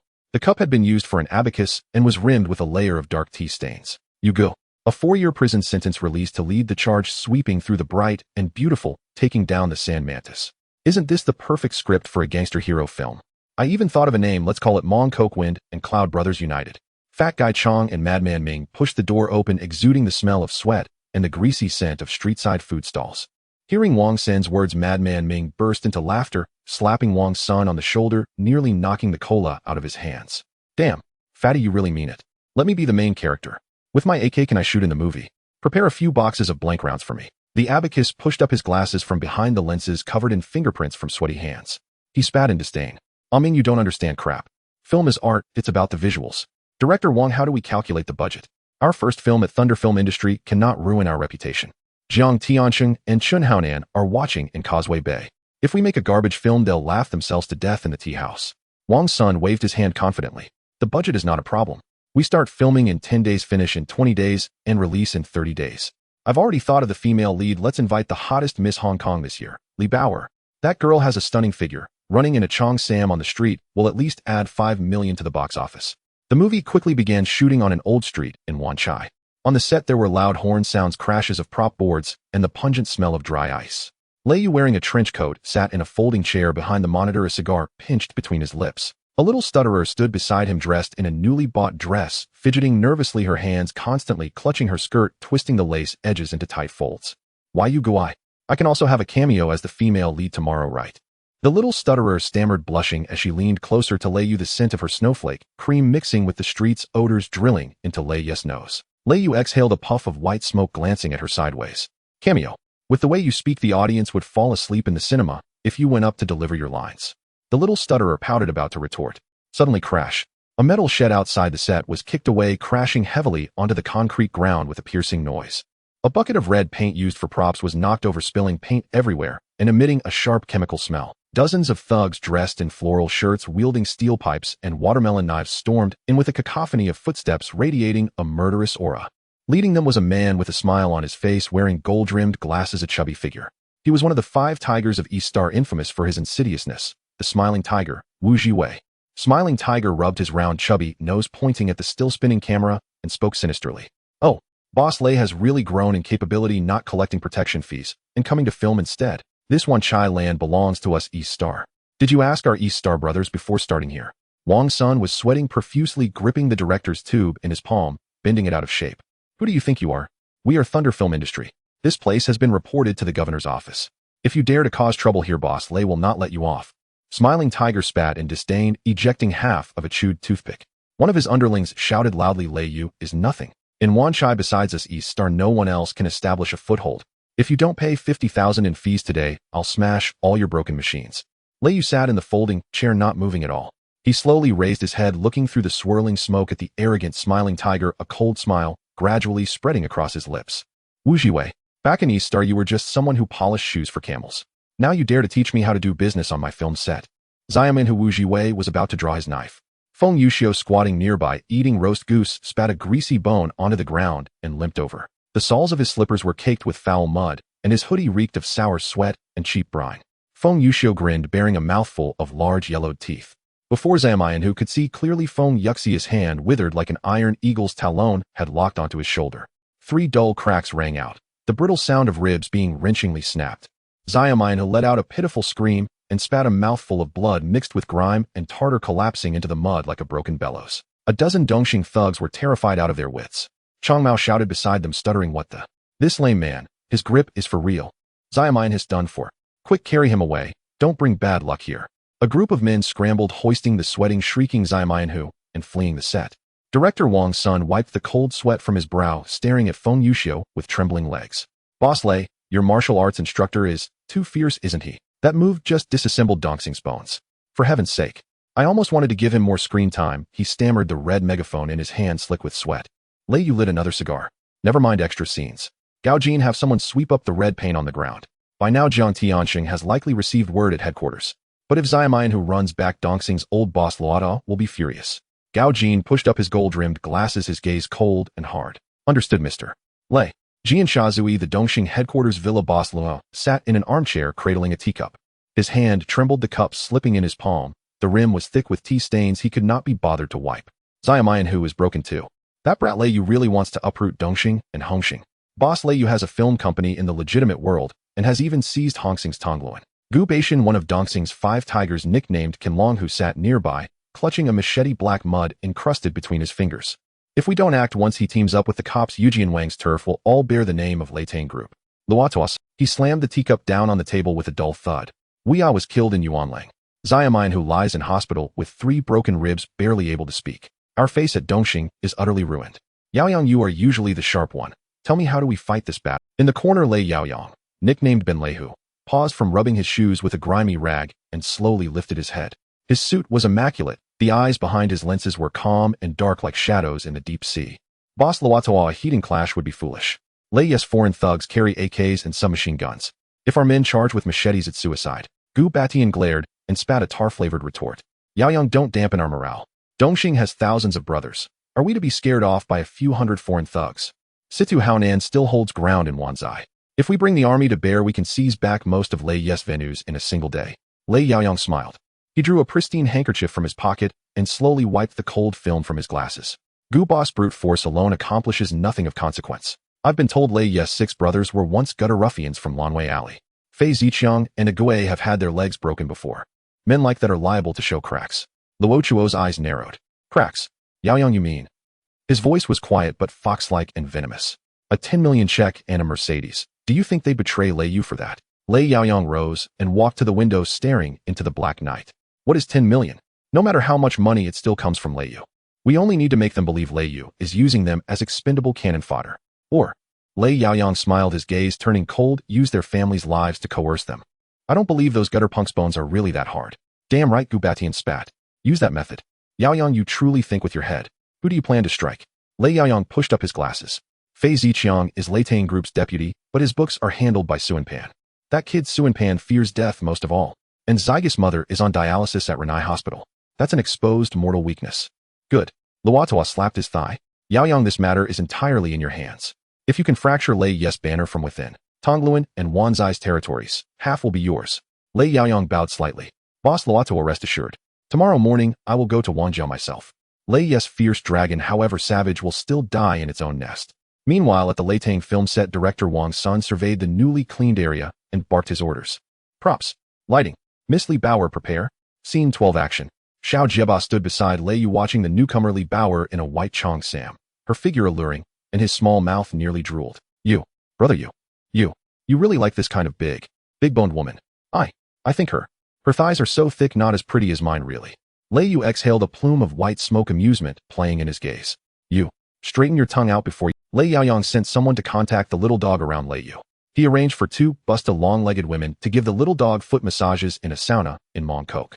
The water in the pool was somewhat murky, emanating a suffocating blend of dead skin and heavy perfume. The long-haired man sat beside it, rubbing his thighs with greasy hands, his nails filled with grime. Little dog, although Lei Yu is now the boss, if he splits $1 million among the 6 of you, the rest will all go into his own pocket. Long-haired said, spitting a mouthful of phlegm containing chives into the ashtray. Brother Yaoyang said that as long as you hand over the defense map of Thunder Security, these 2 ladies, and this box of gold bullion will all be yours. He patted the nearby peeling suitcase. The little dog lay on a recliner with a yellowed, old towel draped over his feet. He picked his nose, squinting, his gaze somewhat dazed. 200,000. And these 2 busta girls. Brother Lei Yaoyang is quite generous. However, that Abu under Lei Yu is too tricky. If I betray, that cripple will definitely twist my neck into a pretzel. The long-haired man hurriedly leaned closer. His floral shirt reeked of body odor, making the little dog frown. What are you afraid of? Brother Yaoyang will wait for you at Warehouse 17 in Saigon tomorrow noon. As long as you bring the map, Brother Yaoyang has brought 100 elite from Dongxing, all armed with short firearms. As long as Lei Yu and that Abu dare to come, we will turn them into a sieve. Really do it, don't hesitate. The little dog pondered for a long time. He put down the tattered plastic teacup in his arms, the rim covered in black tea stains, took a big gulp of cold tea, and spat out the tea leaves. Fine. I need money because I'm sick. But don't let the accountant know. That kid is very shrewd. He grabbed the box of money, hugged the 2 women, and grinned, revealing a set of large yellow teeth. Yet as soon as he stepped out, he directly threw the box of money onto Lei Yu's desk. Lei Yu was leaning back in his dragon head chair, playing with a silver M1911 pistol, its barrel damp with sweat. Gao Jin and Abu stood guard on either side, while Fatty Chong wiped his oily nose with his suit sleeve. Brother Yu, that son of a bitch, Lei Yaoyang really thinks I'm a beggar. The little dog spat, cursing. A box of money and 2 busta girls, and he thinks he can buy our lives. Screw that. Although I'm greedy, I would never betray my son. Would be born without an asshole. Really do it. He plopped down on a rattan chair which creaked under him. The accountant pushed up his broken glasses wrapped in black tape, the lenses covered in fingerprints. He rummaged through the suitcase, disdainfully curling his lip. Brother Yu, there's only 1 million inside, and it's all in sequential numbers. Lei Yaoyang is playing tricks on us. He is likely lying in wait tomorrow at Warehouse 17 in Saigon. Are we going or not? Lei Yu took a puff of his cigar. The thick smoke lingered in the office, obscuring half of his cold face. Let's go, why not? Lei Yaoyang thinks he's some kind of sophisticated intellectual, always fond of using others to do his dirty work and relying on insiders. Tomorrow I'll bring 100 brothers from Heishui and teach him what absolute power is. Fatty Chong's eyes lit up upon hearing this, bursting into laughter. All right, Brother Yu, then I'll bring that box of grenades and the heavy machine gun. That soldier's trench coat can hide quite a few good things. Let's blow Warehouse 17 to smithereens and see how Lei Yaoyang continues to act cultured. His suit fit poorly with dark sweat stains under his armpits. The next noon in Saigon at the abandoned Warehouse 17. This warehouse was by the sea with strong winds, and the air was filled with the musty smell of seaweed and the stench of dead fish. Lei Yaoyang was dressed in a spotless white suit, his hair meticulously combed, holding a handkerchief, slowly wiping the fog off his gold-rimmed glasses, his demeanor elegant. Has the little dog not arrived yet? Lei Yaoyang looked at his watch. The long-haired man stood behind him, holding a Black Star pistol, his palms sweaty, rubbing against his pant leg. Brother Yaoyang, the appointment was for 12 o'clock. It's already 5 minutes past. That kid wouldn't be setting us up with Lei Yu, would he? Lei Yaoyang smiled. He put on his glasses, his gaze cold. No way. The little dog's mother is in the hospital. He has no choice. Even if Lei Yu knows with his character, he would at most bring Abu and Gao Jin to catch the insider. I have 100 brothers armed with short firearms lying in wait here. As soon as they show their heads, we'll shoot them dead, and the territories of Hongxing and Dongxing will all be mine. Is that so? Lei Yaoyang, your calculations are quite impressive. A lazy voice suddenly came from the iron shelf on the second floor of the warehouse. Lei Yaoyang's expression changed drastically. He looked up. Lei Yu, clad in a black trench coat, was leaning on the railing, holding a plastic cup stained with tea marks. The 2 rusted iron doors of the warehouse, towering at 3 meters high, were suddenly slammed shut with a loud bang by 2 Heishui mercenaries, and heavy locks were dropped. How could this happen? The long-haired man screamed in fright, dropping the Black Star pistol with a clatter. He turned his head to look. At the entrance and at the windows, towering figures of over 100 Western giants appeared out of nowhere. They were dressed in matching black suits and wore sunglasses. The wind blew. The coats fluttered, revealing numerous black M4A1 carbines. A red laser sight suddenly traced a scarlet death net across Lei Yaoyang's white suit and forehead. Lei Yaoyang's hand froze in midair. The white handkerchief fell into the muddy water, instantly stained. His face turned pale under the lights, his silk suit soaked with sweat sticking to his back. He opened his mouth, his voice trembling. Lei Yu, we can negotiate. Dongxing can give you half of the Wanchai territory. Lei Yu sat on a high stool. He drank all the cold tea in his cup, spat out the tea leaves, and casually smashed the plastic cup on the ground, making a dull thud. He didn't even glance at Lei Yaoyang, slowly and coldly raising his right hand and waving it in the air. Negotiate. Lei Yaoyang, do you think you deserve it? Shoot. In the warehouse hall, the muffled sounds of fighting ceased in less than 3 minutes. The 100 elite members of Dongxing, without even pulling the trigger, had their limbs shattered by rubber batons and gunstocks. They rolled on the ground, hugging their arms in the mud, their cries and groans mingling with the sea breeze, echoing harshly across the desolate, abandoned dock. Lei Yaoyang's immaculate white suit was now covered in shoe prints and dirty water. His face was bruised and swollen, one side puffed up like a steamed bun. Blood and sweat mixed with sticky mud dripped from his chin, and one lens of his golden-rimmed glasses was crushed. He gritted his teeth, gripping a nearby iron frame, tightly forcing himself to stand upright. He wiped the blood from the corner of his mouth with a handkerchief. The white handkerchief was stained with black grime, and his red blood emitting a strange odor. Lei Yu, we are civilized people. Violence cannot solve problems. This Hong Kong island now values order and law. What you are doing is no different from those senseless thugs. It's truly absurd. Lei Yaoyang's voice trembled, but he tried to make his tone sound like that of a refined gentleman sitting in a high-end restaurant. He looked at Lei Yu, his gaze filled with condescension. Listen to Mozart. The essence of Mozart's music is harmony and balance. Do you understand what balance is? He pushed the remaining lens. Lei Yu sat on the filthy folding chair. He spat the last bit of tea with dirt into the space next to Lei Yaoyang's feet, sneering. Mozart. Balance. Lei Yaoyang, your mouth stinks worse than that of a big shot. Even at the brink of death, you still pretend to be refined. It's really absurd. He scratched his itching nose in disgust. Lei Yu stood up. He walked over to the Mercedes parked in the corner, striding directly to open the door of Lei Yaoyang's white sports car. Inside the car was a stuffy mixture of cologne and tobacco. Lei Yu rummaged through the seat and grabbed a record wrapped in a black plastic bag. It was Lei Yaoyang's prized possession. He walked back to Lei Yaoyang and pulled the record out. It was an original imported Mozart vinyl. The grooves shimmered with a cold light under the dim illumination, with a bit of ash that Lei Yu had knocked off earlier resting on it. I heard that. This is your favorite. You play it in the car every day thinking you're an upper-class gentleman. Lei Yaoyang looked at the record, his eyelids twitching violently, his hand gripping the iron frame tightly with black mud under his nails. That is Mozart's concerto. Lei Yu, a brute like you who only knows how to slash with a watermelon knife, will never understand this elegant art in your lifetime. Put it down, you've dirted it, it's ruined. Lei Yu chuckled. He pinched the edges of the black vinyl record with both hands and pressed down hard with his thumbs. Crack. A crisp sound. The precious record was torn in half before Lei Yaoyang's horrified gaze. The jagged edges of the black vinyl revealed a rough fracture. Lei Yu raised his hand and smashed one half directly onto Lei Yaoyang's face. Elegant. Today I will make you swallow elegance. Before Lei Yaoyang could scream, Abu stepped forward. His large hand, thick with calluses, gripped Lei Yaoyang's chin tightly and forcefully bent it down. Crack. With that, Lei Yaoyang's mouth was forced open, revealing his blood-stained and plaque-ridden teeth. Lei Yu stepped forward. He grabbed the two jagged halves of the vinyl record with one hand, without any hesitation. He brutally stuffed the sharp, uneven black vinyl into Lei Yaoyang's mouth. The sharp edge of the vinyl instantly sliced through Lei Yaoyang's tongue and the corner of his mouth, blood flowing down his chin like water. Lei Yaoyang's throat emitted a painful and muffled whimper. His eyes widened, tears and cold sweat suddenly gushing out. The sharp fragments lodged between his throat and teeth deprived him of the strength to even close his mouth. This extreme humiliation was more unbearable than having his limbs severed by a knife. The madman Ming watched from the side, rubbing his nose. His white tank top was drenched in sweat, and he spat a thick phlegm on the ground. Brother Yu, this is truly absurd. This fatso, pretending to be a celestial being all the time, now has to eat plastic sheets. Let him pretend. Stuff him with more pieces, let him swallow Chopin too. He shook the short pipe in his hand. Swan pushed his broken glasses wrapped in black tape behind him. Holding a ledger, his palms were sweaty as he wiped them on his pants. Ming, you don't understand anything. Brother Yu is helping Brother Yaoyang remember. Brother Yaoyang, how does the record taste? Do you want a cup of warm red tea? Our Thunder film industry has plenty. It's truly absurd. Little Stutter also leaned over. She wore a slightly tight dress, hands in her pockets, pouting. Brother Yu, he's bleeding from his mouth. So dirty. Where are we? Where are we going next? I have the car keys. In my hand, my hands are sweating. She flaunted the Ferrari key in her hand. Lei Yu clapped his hands. He took out a wet tissue from his pocket and slowly wiped off the vinyl debris and a bit of Lei Yaoyang's blood from his fingers. What's the hurry? The old man from Dongxing is still alive. Taxi back your car up.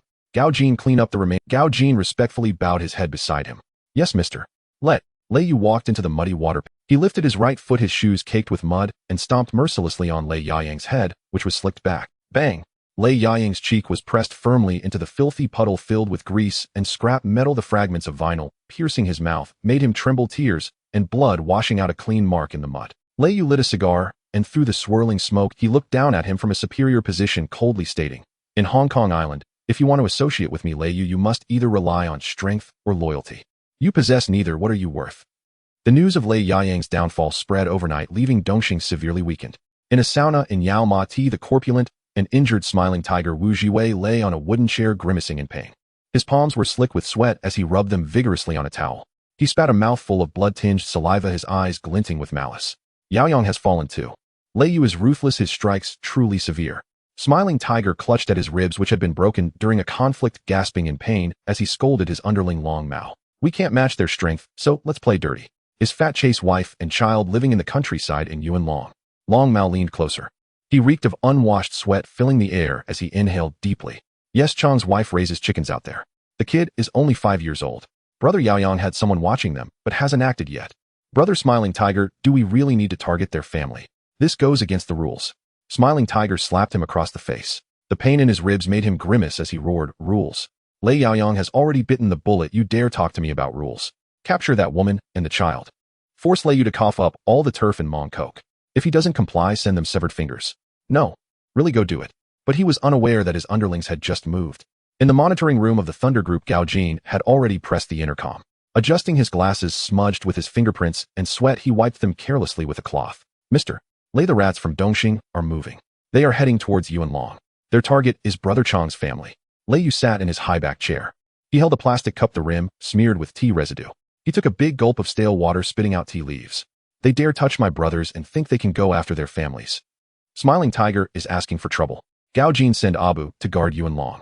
What about Feng Yuxiu? He's been itching for action. I'll let him out to stretch his legs." Gao Jin smiled slightly. Master Feng has already left. He took that rusty military knife with him. Tonight it seems Smiling Tiger's tea will be stained with blood. He stepped back. That night at 1:30. In a high-end apartment in Wanchai, Smiling Tiger leaned back on the sofa, taking deep drags from a Marlboro cigarette. The room was filled with thick smoke, a strange mix of cigarette and cheap perfume odors. In front of him was a glass half filled with whiskey with a sprinkle of ash from his recently extinguished cigarette. Long Mao rushed in, his forehead glistening with sweat as he rubbed his hands on his slacks. "Brother Smiling Tiger, it's not good. Our brothers in Yuanlong can't be reached by phone. Even Ajio, who was driving the van, hasn't responded. Something might have gone wrong." Smiling Tiger's heart skipped a beat. His hand trembled, spilling whiskey on his thigh, leaving a sticky mess. "Nonsense. Ajio and the others are armed. Lei Yu is in the city. No matter how long his reach, he can't extend it to Yuanlong. Keep dialing. Keep dialing. If you can't get through, go shake them up." He shouted, his ribs throbbing painfully. "No need to keep calling. They're all asleep in the dumpster downstairs." A raspy voice as grating as nails on a chalkboard suddenly drifted from the shadows behind him. Smiling Tiger's scalp tingled. He turned sharply, but a chill ran down his neck. A rusted cleaver reeking of fish was pressed firmly against his throat. The blade felt icy. It sent chills racing down his spine, cold sweat instantly soaking through his clothes, clinging to his back. Long Mao screamed in fright, his Black Star pistol still holstered. Feng Yuxiu limped out of the shadows. He slowly removed his tattered hoodie, casually tossing it onto Long Mao's face. Long Mao was blinded by the hood.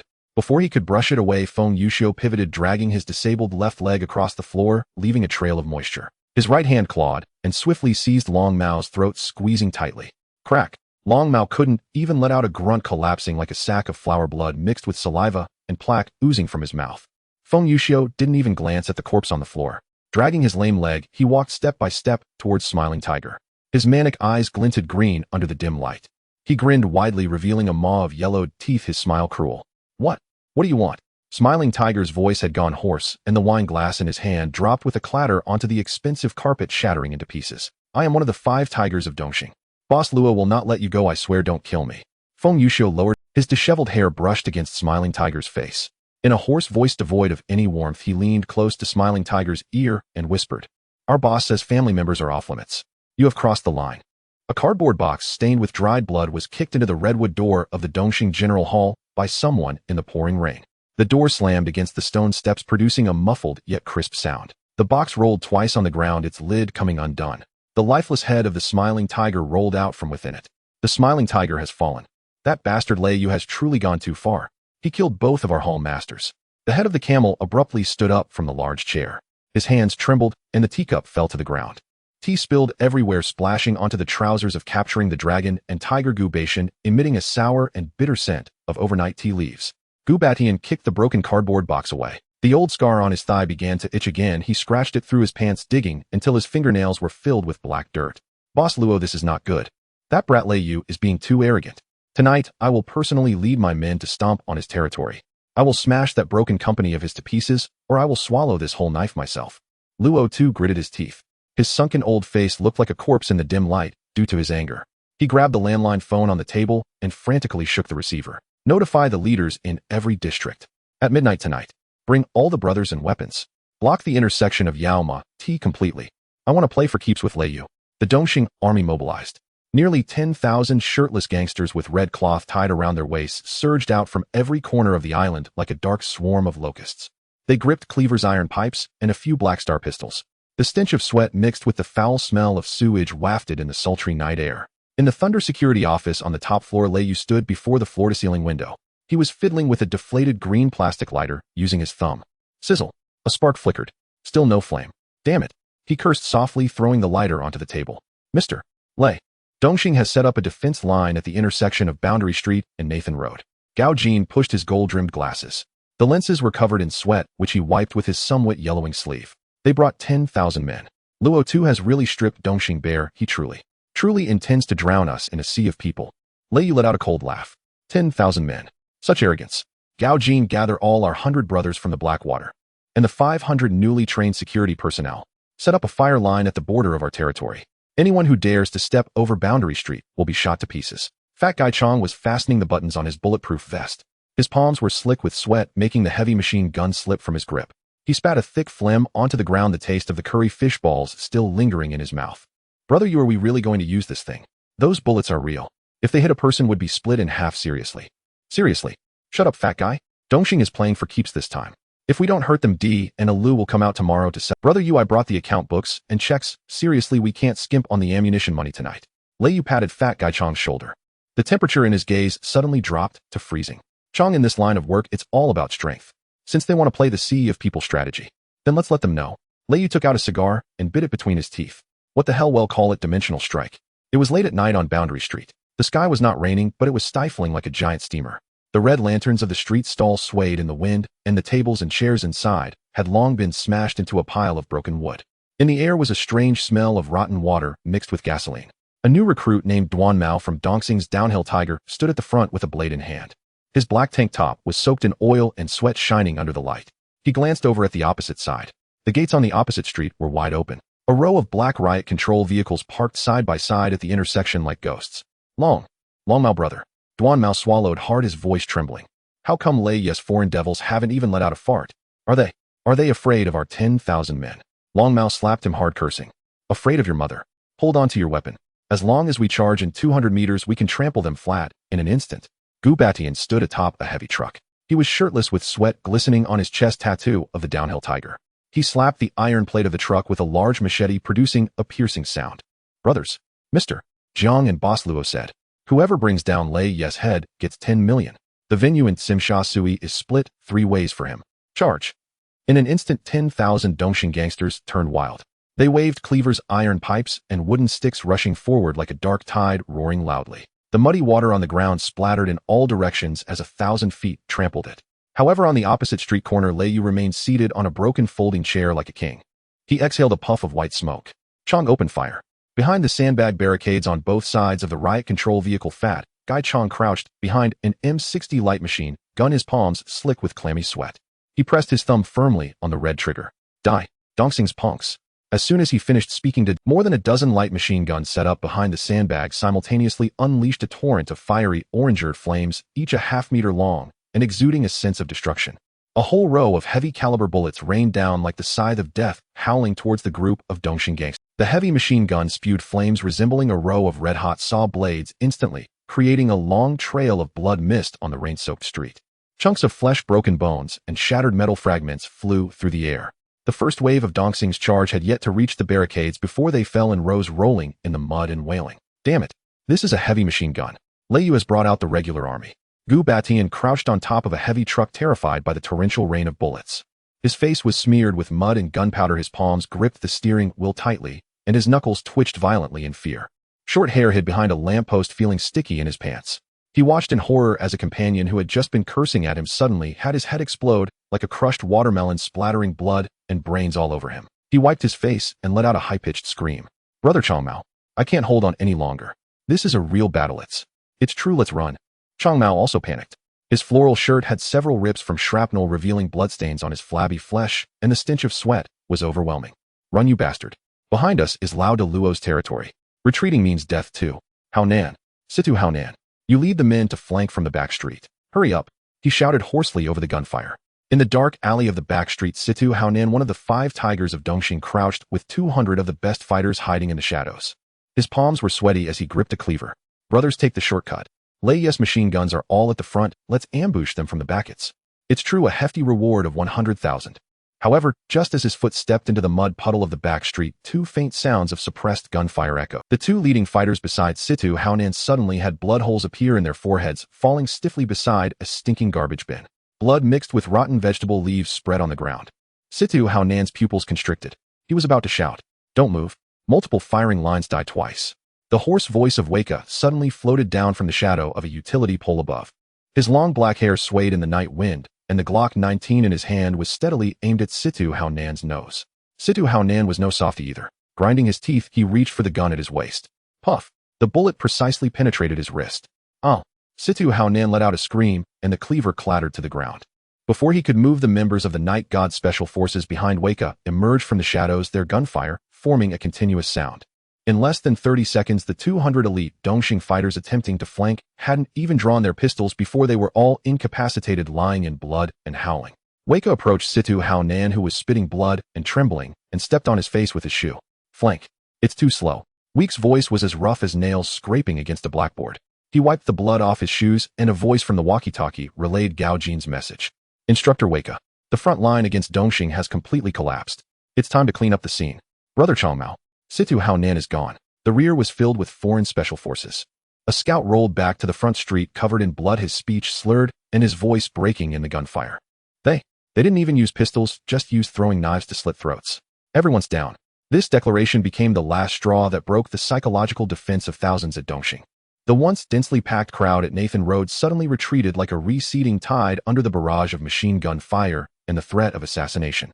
10,000 gangsters discarded their helmets and armor, throwing down their cleavers and pipes all over the street. My God, run. What about the 10 million? It's better to have a life than to spend it. The crowd surged and trampled. Changmao lost one of his leather shoes while running, his white socks stained with yellow mud, looking as disheveled as a stray dog. The riot control vehicle from Thunder Security slowly pushed forward. Fat Chai crawled up from behind the machine gun, wiping the sweat off his face. His white tank top had turned black from oil and gunpowder, exuding a strong smell of gunpowder. Brother Yu, this is awesome. The 10,000 men of Dongxing didn't even touch our barricades. It's true, they ran faster than rabbits. Abacus adjusted his broken glasses wrapped in black tape from behind, holding a plastic cup. The cup contained yesterday's leftover tea with tea stains around the edge. He took a big sip and spat the tea leaves on the ground. Fatty, stop bragging. Tonight's 10,000 bullets cost me quite a bit. The Abacus Bureau is about to be ruined. Lei Yu stood on the rooftop of the tallest commercial building on Western Vegetable Street. The night wind was cold, making his black trench coat flutter. He held a high-powered telescope, casually observing the disorganized Dongxing army below. The cigar flickered in the night, alternately bright and dim. Gao Jin stood behind him, his suit spotless, with a pair of narrow eyes behind the lenses calm as water. Mr. Lei, Dongxing's strongholds in Wanchai and Simsha Sui are now defenseless. Luo has sent everyone here. Now at their headquarters, not even an old man is left to watch the door. Lei Yu exhaled a puff of white smoke, flicking the ash from his palm. He chuckled coldly, casually tossing the telescope to a nearby stuttering subordinate. Jiang Tianxing and Luo are treating these 10,000 men with cleavers like treasures. They truly are foolish to the core. He pulled out a walkie-talkie from the inner side of his coat and pressed the talk button. His gaze was as cold as ice under the lights, and his tone carried an undeniable dominance. The firepower suppression is sufficient. It's time to behead them. Abu, take down their headquarters for me. Abu released the walkie-talkie. His cold, dead gray eyes glinted in the darkness. He tugged at the collar of his gray old trench coat, which reeked of yesterday's spilled gasoline, and the stench of blood. He turned his head and signaled to the more than 10 Blackwater mercenaries in the truck bed, each holding a submachine gun. The modified heavy truck roared like a beast, its exhaust spewing black smoke. "Let's go," Abu's voice was hoarse. Crazy Ming held an AK-47, his palms sweaty, rubbing them vigorously on a wooden crate. He spat a mouthful of saliva tinged with smoke. "Brother, you have spoken. Tonight we take down that old bastard Camel's Den. Brothers, bring out your weapons, let's make it." Beside him, the younger brother Shigo was also excited, his hands trembling like leaves in the wind. Shigo was huddled behind the truck's partition. "Ming, the main gate of the East Star headquarters is made of cast iron 10 centimeters thick, and there are dozens of loyal Red Stick members inside. With just over 10 of us, without grenades, can we break it down?" Abu glanced at them through the rearview mirror and suddenly jerked the steering wheel. "No need to break in." The truck screeched to a halt 30 meters from the East Star's main gate. The gate was tightly shut. A layer of grimy dust rested on the iron gate, which was carved with a green dragon. There was barbed wire atop the walls flanking the gate. Inside, security guards were shining flashlights around. A young guard shouted from behind the iron gate, his voice impatient, holding a steel pipe that slipped from his sweaty hand. "Who is it? At this hour parking outside the headquarters, are you looking to die?" Abu ignored him. He pushed the door open and stepped into the muddy water on the ground. He walked to the truck's trunk, bent down, and pulled out a heavy green military wooden box. Crazy Ming jumped down too, helping to pry open the box. Clang. Wood chips flew. Inside lay not a watermelon knife, but an RPG launcher entirely black, exuding a sharp smell of oil. Zygus' eyes were nearly popping out, adjusting his glasses, stammering. "Hey Abu, you even brought this thing. It's really something. Isn't this used for suicide in Hong Kong?" Abu expressionlessly loaded the rocket into the launcher, pulling back the firing pin with a crisp metallic click. He knelt on one knee, shouldering the heavy rocket launcher on his broad shoulder. The dark muzzle was locked onto the iron gate 30 meters away. To those inside, Abu exhaled a puff of white breath. "You have 10 seconds to open the door." His hoarse voice carried through the wind light, yet imbued with the authority of death. The East Star member behind the iron gate saw the iron lump on Abu's shoulder. The cannon's opening, as thick as a baby's arm, sent chills down his spine. "Shit. It's a rocket launcher. This foreigner brought a rocket launcher." He screamed, dropping the steel pipe from his hands, and turned to flee. Inside, a hall master shouted, "Run, you motherfucker. Hold your ground. We East Star have thousands of brothers, why fear a few of them?" He sat in the hall's grand chair, palms slick with cold sweat, the cup in his hand slipping. But he was already pale with fear. The 10 seconds were up. Abu didn't waste words. His index finger pressed down hard on the cold trigger. Whoosh! A blinding tongue of flame with a white tail of smoke erupted from the launcher. The violent shockwave sent trash and plastic bags from the roadside flying into the air. Boom! A deafening roar shook the ground. The iron gate, along with the 3-meter-high granite walls on either side, was instantly torn into a heap of scrap metal and debris, in the flames scattering everywhere. The load-bearing beams of the entire villa shook violently, and lime dust fell like rain. Inside the hall, a row of redwood chairs shattered into splinters under the explosion shockwave. "Green light, clear the area." Abu casually tossed the empty launcher back into the truck. He drew out a large-caliber pistol, stepping onto the debris of iron and cement, the first to enter the ruins. 30 Blackwater mercenaries followed closely. Puff, puff, 2 faint sounds of suppressed gunfire. 2 Red Stick members who had just attempted to draw their weapons fell straight into the debris with blood holes in their foreheads. "Tear gas!" Crazy Ming shouted as 2 green tear gas canisters rolled into the villa's first floor. The acrid smoke burst out in the ruins, intensely pungent. Cough, cough, it stings, cough. Inside, dozens of remaining gang members and higher-ups were choking, unable to open their eyes, kneeling on the ground and retching yellow water. The sound of police batons striking echoed, accompanied by the sound of bones cracking. Faced with these heavily armed soldiers, the so-called East Star higher-ups stood no chance, crumbling like paper toys. Abu stepped through the blood on the ground. He ascended the abandoned stairs to the 3rd floor. His leather shoes crunched on the broken glass, making a crunching sound.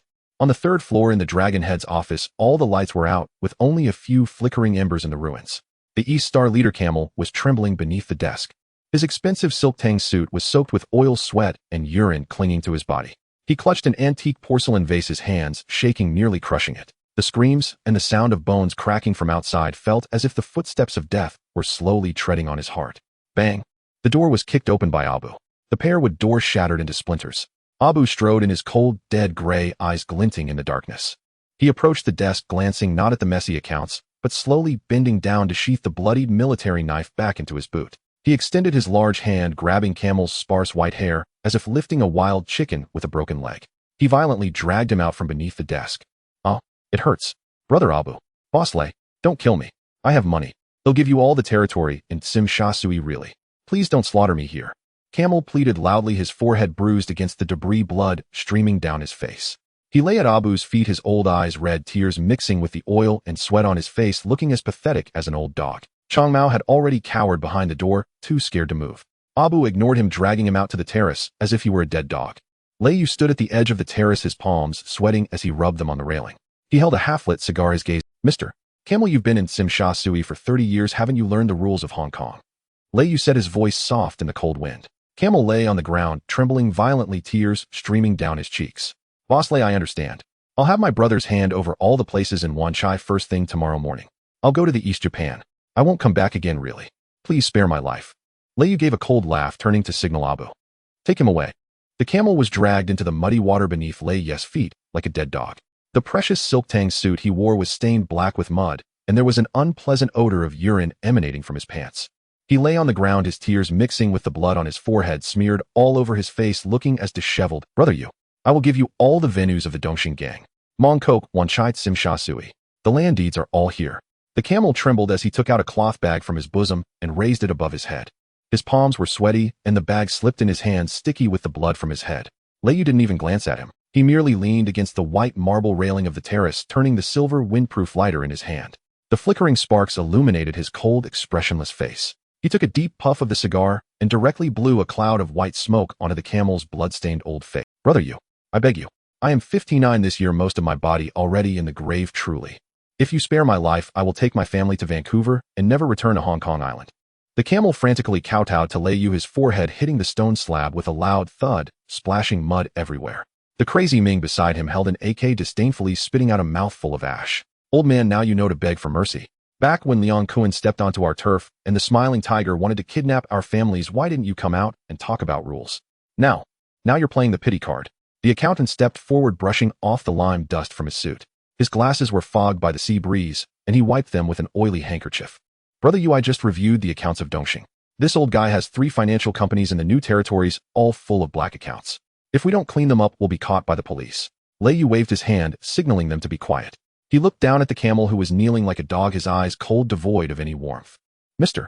Luo, you have flourished in Tsim Sha Tsui for 30 years, producing characters like Crow and Smiling Tiger.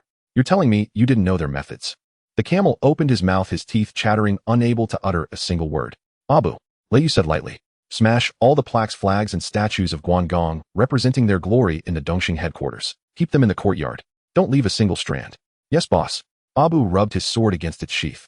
He turned around and gestured to the dozen or so suited soldiers behind him. In less than 5 minutes, the hall was filled with a series of piercing sounds of wood splintering and metal clashing, along with the large plaque inscribed with Dongxing headquarters in gold lettering. The blue silk banner embroidered with 5 tigers of Dongxing and the over 1 meter tall statue of Guangdong, covered in real gold foil, were all tied with ropes by the soldiers and roughly dragged to the center of the yard. They were piled into a 2-meter-high mountain of garbage. Lei Yu stepped onto the ground littered with scrap metal and cement debris descending from the terrace. He stood before the mountain of garbage that represented Dongxing's century-old foundation, playing with the lighter in his hand. The lighter's lid opened and closed, making a crisp metallic sound. The camel was pinned down by the soldiers, his old face pressed against the cold stone slab, his eyes red, tears mingling with blood streaming down. Lei Yu, that is the plaque passed down from our founding ancestor of Dongxing. It can't be burned. If you burn it, how can we explain to our spirits in heaven? Truly, it can't be. To the spirits in heaven. Then you go down and explain to them. Lei Yu sneered. He swiftly struck the lighter with a click. An orange flame sprang up, dancing fiercely in the night wind. He hesitated not for a moment. With a flick of his wrist, the valuable silver lighter drew a bright arc in the air, directly falling onto the gasoline-soaked Dongxing. Boom! A raging fire erupted, rising wildly. In an instant, thick black smoke accompanied by the acrid smell of burning paper soared into the sky. The flames illuminated the entire night sky of Tsim Sha Tsui in a ghastly red. The camel watched the raging fire, vomiting large amounts of yellow water, completely collapsing onto the ground. He knew that the Dongxing gang, which had inherited for 100 years, was completely burned down tonight by this fire from Lei Yu losing its last shred of dignity. The fall of Dongxing. The news swept across the island like a storm, reaching all 19 Triad heads overnight. In a high-end tea house in Sham Shui Pu, the uncles and elders of Lianxing sat around an 8 immortals table, each face pale. Dengbo sat at the main seat, holding a purple clay teapot. His palms were sweaty, making the teapot slippery, the tea inside long cold and filled with dark tea stains. Everyone. Big D has knelt down and a Fei has run away. Tonight the Dongxing headquarters was set ablaze by Lei Yu. What should we and Lianxing do to deal with this fierce dragon crossing the river? In the corner, Alu, who was picking at his large yellow teeth with chopsticks, raised his head, a glint of sharpness flashing in his eyes. Deal with it. Dengbo Leiyu now has all the foreign guns, even the police department's Li Wenbin can't do anything about him. If we don't band together by tomorrow morning, Lianqing will have to accompany Dongxing to the grave. Truly. It can't be. What do you think? Before less words had even settled, an invitation carrying a musty smell and a hint of garlic was delivered to the desk of Thunder Security by Hen Liansheng's subordinates early the next morning. Leiyu leaned back in a dragon-shaped armchair, scratching his itchy forehead with his fingers. He casually picked up the invitation, which bore the words election of the spokesperson, discussion of major issues. Brother Yu, the invitation from Dengbo of Hen Lianqing has arrived. The thin dog spat out a mouthful of ash beside him. There were 2 dark sweat stains under the armpits of his new suit as he rubbed his garlic-scented nose. This old fool, every 2 years for the spokesperson election, invites us for tea. I suspect he has ill intentions. Truly. It's likely a trap. The abacus pusher adjusted his tattered glasses wrapped in black tape. His fingerprints smudged the lenses, which he wiped vigorously with his suit sleeve. Indeed, this old rascal Dengbo loves to preach rules. With Didi kneeling and Dongxing burned to the ground by us, he can't sit still. He wants to use the name of tens of thousands of Hen Liansheng's brothers to set us up. Leiyu let out a cold laugh. He tossed the invitation, which reeked of dead fish, onto the table. Rules.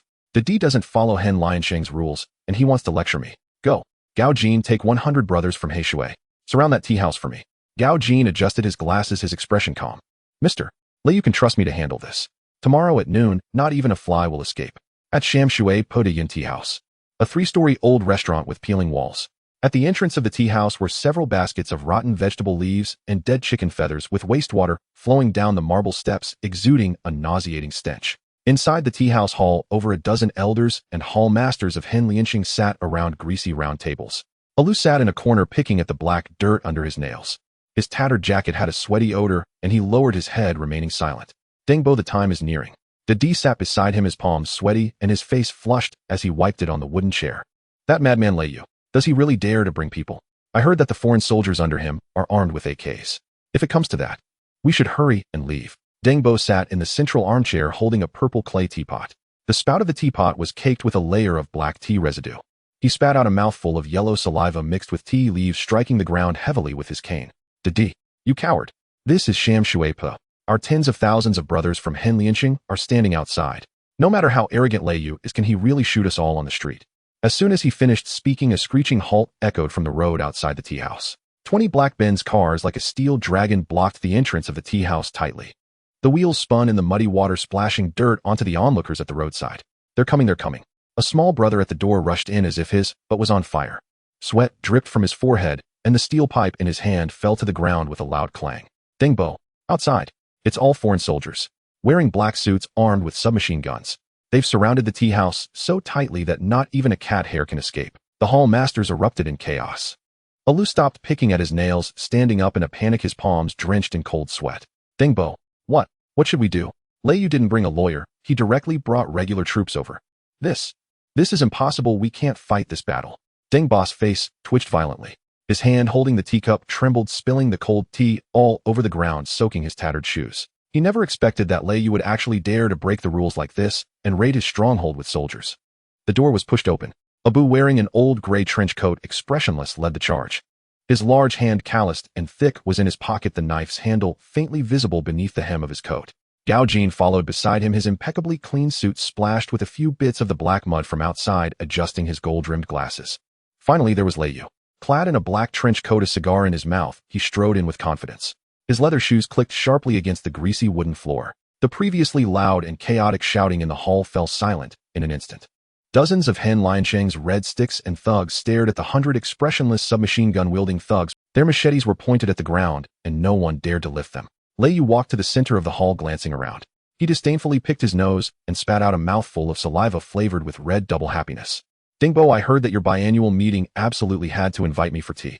Leiyu pulled over a greasy wooden chair and sat down. Where's the tea? How come there isn't even a cup of warm water? Is this how you treat outstanding young entrepreneurs at Hen Lianqing? Dengbo, holding onto his cane, had his old face twitching violently. He stared at Leiyu's face, which flickered in the cigar smoke, his voice trembling with despair. Leiyu, this Hong Kong. When Dengbo shouted, the red sticks and thugs in the tea house hall felt as if they had been burned on their backsides. Dozens of gangsters dressed in vests and reeking of body odor suddenly drew their machetes from their waists. The blade flickered under the dim light. No one dared to speak, only staring fixedly at Lei Yu. Lei Yu did not stop. He held a cigar in his mouth, the sparks flickering in and out. The soles of his leather shoes crunched on the peanut shells and rotten vegetable leaves on the ground as he walked step by step towards Deng Bo, who was seated at the head of the table. "Stop! You! Don't come any closer!" shouted a red stick nearby. His voice trembled, and the sweat in his palm made the knife handle slippery. He stiffened his neck and took half a step forward. Abu moved like a soulless shadow, his left hand in his trench coat pocket, and his right hand casually reached out. He grabbed the wrist of the red stick. Crack! The sound of bones breaking was crisp. The red stick opened his mouth, but before a scream could escape, Abu kicked him in the knee. The red stick crumpled to the ground like a broken piece of wood rolling while clutching his leg. Lei Yu did not even spare him a glance, and continued to walk forward until he reached the greasy 8 Immortals table. Deng Bo's old face twitched as he pressed his hands tightly onto his cane, his hands covered with age spots and varicose veins. "Gao Jin," Lei Yu exhaled a puff of white smoke.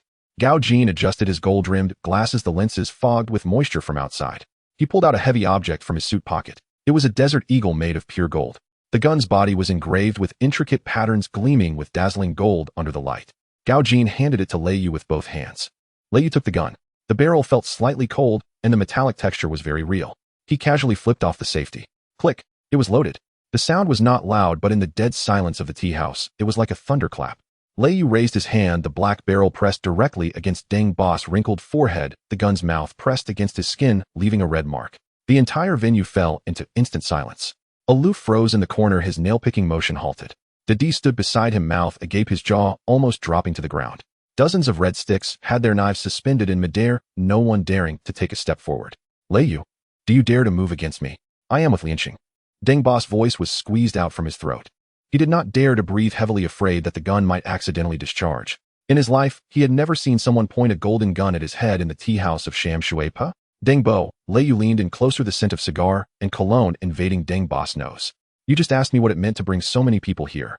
Lei Yu stepped on the 8 Immortals table with his leather shoe kicking an empty teacup. The teacup rolled on the ground and shattered into pieces. "You are getting old and confused. You were still talking to me about rules." He tapped the gun barrel lightly against Deng Bo's forehead. Bang! Bang! "Times have changed. Your old ways of fighting with watermelon knives and drinking tea in the tea house to divide territories are outdated." Deng Bo trembled with anger. His hand gripping the cane shook violently. "Lei Yu, you are betraying your master and destroying the rules. You have broken the code of the martial world. All the gangs in Hong Kong Island will." "What a bunch of nonsense." Lei Yu spat saliva splattering on the oily table. "The camel from Dongxing bowed at my feet last night. Jiang Tianxing from Hongxing offered up the land deed with both hands. None of them spoke to me about rules." Lei Yu bent down, his cold eyes fixed on Deng Bo's murky old eyes. "In Hong Kong Island, what I say now is the only rule." Deng Bo's lips quivered. He wanted to curse, to shout, but he looked into the madness and killing intent in the young man's eyes. He knew that as long as he said one more word, that golden pistol would undoubtedly pierce through his head without hesitation. For the first time in decades, he was humiliated like an old dog trampled underfoot. Yet he did not dare to utter a single sound. Lei Yu straightened up. He tucked the gun back into his embrace and turned his head, scanning the hall. Alou shrank in the corner, his palms drenched in cold sweat. He originally intended to set a trap for Lei Yu during the meeting, but now looking at the 100 men in suits outside, holding submachine guns, he felt like he had lost his mind. Didi was the same. He swallowed hard, his Adam's apple rolling up and down his legs, feeling a bit weak. Lei Yu pulled over a chair and sat down. He took out a green plastic lighter and clicked it, but it didn't ignite. Frowning, he rubbed it vigorously with his thumb. The flame finally ignited and he lit his cigar. "I don't have time to waste with you old bones." Lei Yu exhaled a thick cloud of smoke. "There is no need for an election in this meeting today." He pointed at Deng Bo and then at Alou and Didi. "From today onwards, Lianqing will be taken over by my Lei Ting group." Lei Yu surveyed the entire room. Who was in favor and who was against? The hall was so quiet that one could hear the wind creaking through the broken door. Dozens of armed men exchanged glances. No one dared to speak up. The golden desert eagle in Lei Yu's hand was more effective than all the knives present combined. I am in favor." A voice like a duck's quack floated out from the corner. Alou stood up from his chair, wearing a faded gray jacket with an oil stain on the collar. His palms were sweaty, so he rubbed them on his pants and approached the table. "Boss Lei is powerful. Merging with Lianqing into the Thunder Group would be a blessing for the brothers. Old Deng is getting old, but it's time for him to rest." Alou wore his trademark fake smile, with wrinkles gathering at the corners of his eyes. Big D shot Alou a glare and spat his chewing gum on the ground. "Alou, you really have no backbone."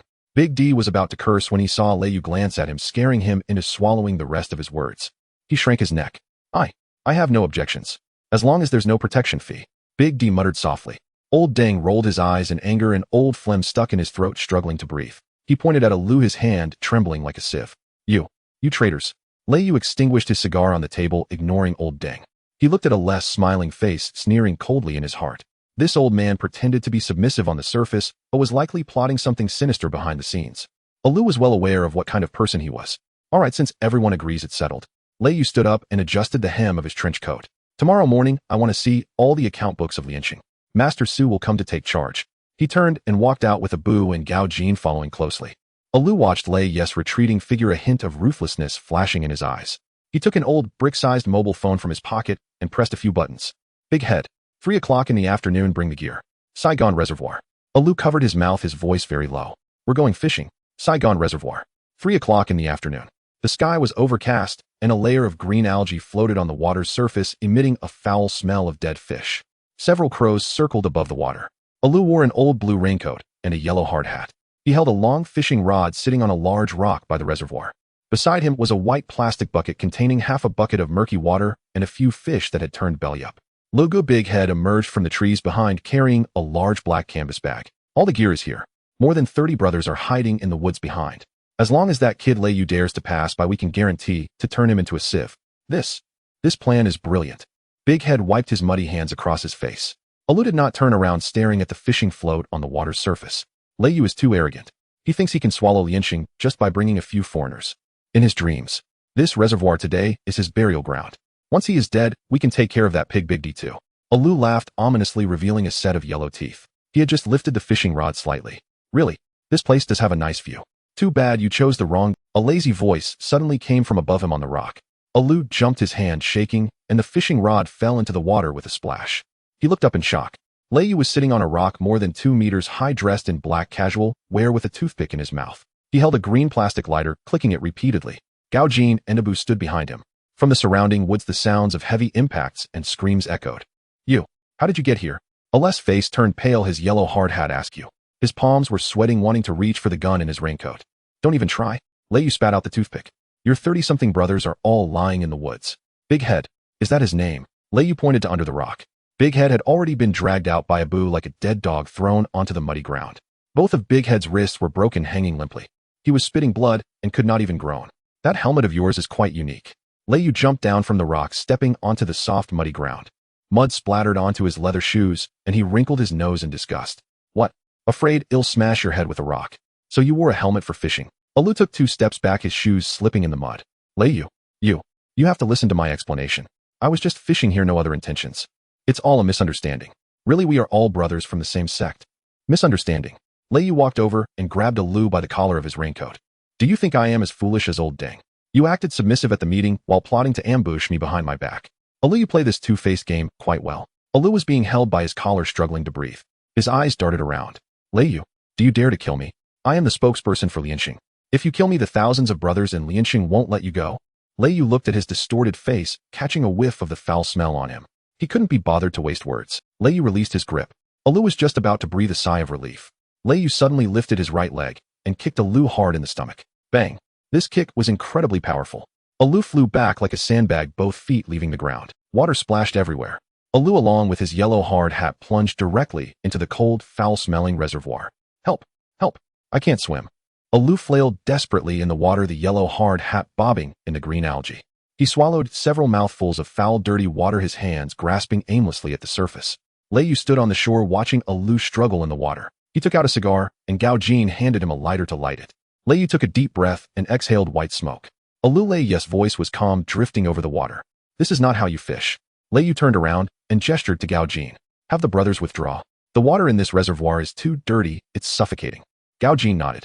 Abu dragged Big Head by the collar, walking out of the woods like he was carrying a sack. In the water, Ale's struggles grew weaker. The yellow hard hat slowly sank into the green algae. Lei Yu got into the bins. The car had a stuffy smell of real leather. He tugged at his collar. Back to Mong Kok. I have an appointment with Jimmy this afternoon. Lei Yu leaned back in the back seat, looking at the gloomy sky outside. Someone needs to manage the account books of Lianqing properly. The air conditioning in the car was set to a chilling level, and the leather seats felt slightly cold. Lei Yu leaned back in the rear seat, unbuttoning his suit and tugging at his tie. A faint smell of gasoline lingered in the vehicle. Gao Jin, where's Jimmy? Lei Yu felt around in his pockets, but couldn't find any cigarettes. Gao Jin, sitting in the passenger seat, adjusted his glasses, the lenses glinting slightly. Mr. Lei Jimmy is at the pirated disc factory in Sham Shuepa. He set up a workshop there and is busy burning discs. Gao Jin's voice was flat, like he was reading off a menu. Lei Yu nodded. Let's go take a look. This kid has a sharp mind. Among the thugs in Lianqing who only know how to fight, he's quite an oddity. He just wants to make money. The car stopped at the entrance of a filthy alley in Sham Shuepa. The alley was littered with garbage and flies buzzed around watermelon rinds. The low chassis of the car compressed against the rotten vegetable leaves, producing a sticky, creaking sound. Lei Yu got out of the car, his leather shoes splashing into a puddle, black water splattering onto his pants. He shook his foot in disdain. This rundown place. Is this where Jimmy hides to make his fortune? In front of him was a roll-up shutter door with a certificate advertisement sprayed in red paint. Abu walked over, just about to draw his knife. Lei Yu waved his hand. No need. We're here to talk business today, not to raid a home. Lei Yu approached the door and knocked on the iron shutter. Bang, bang, bang. The iron door produced a dull echo.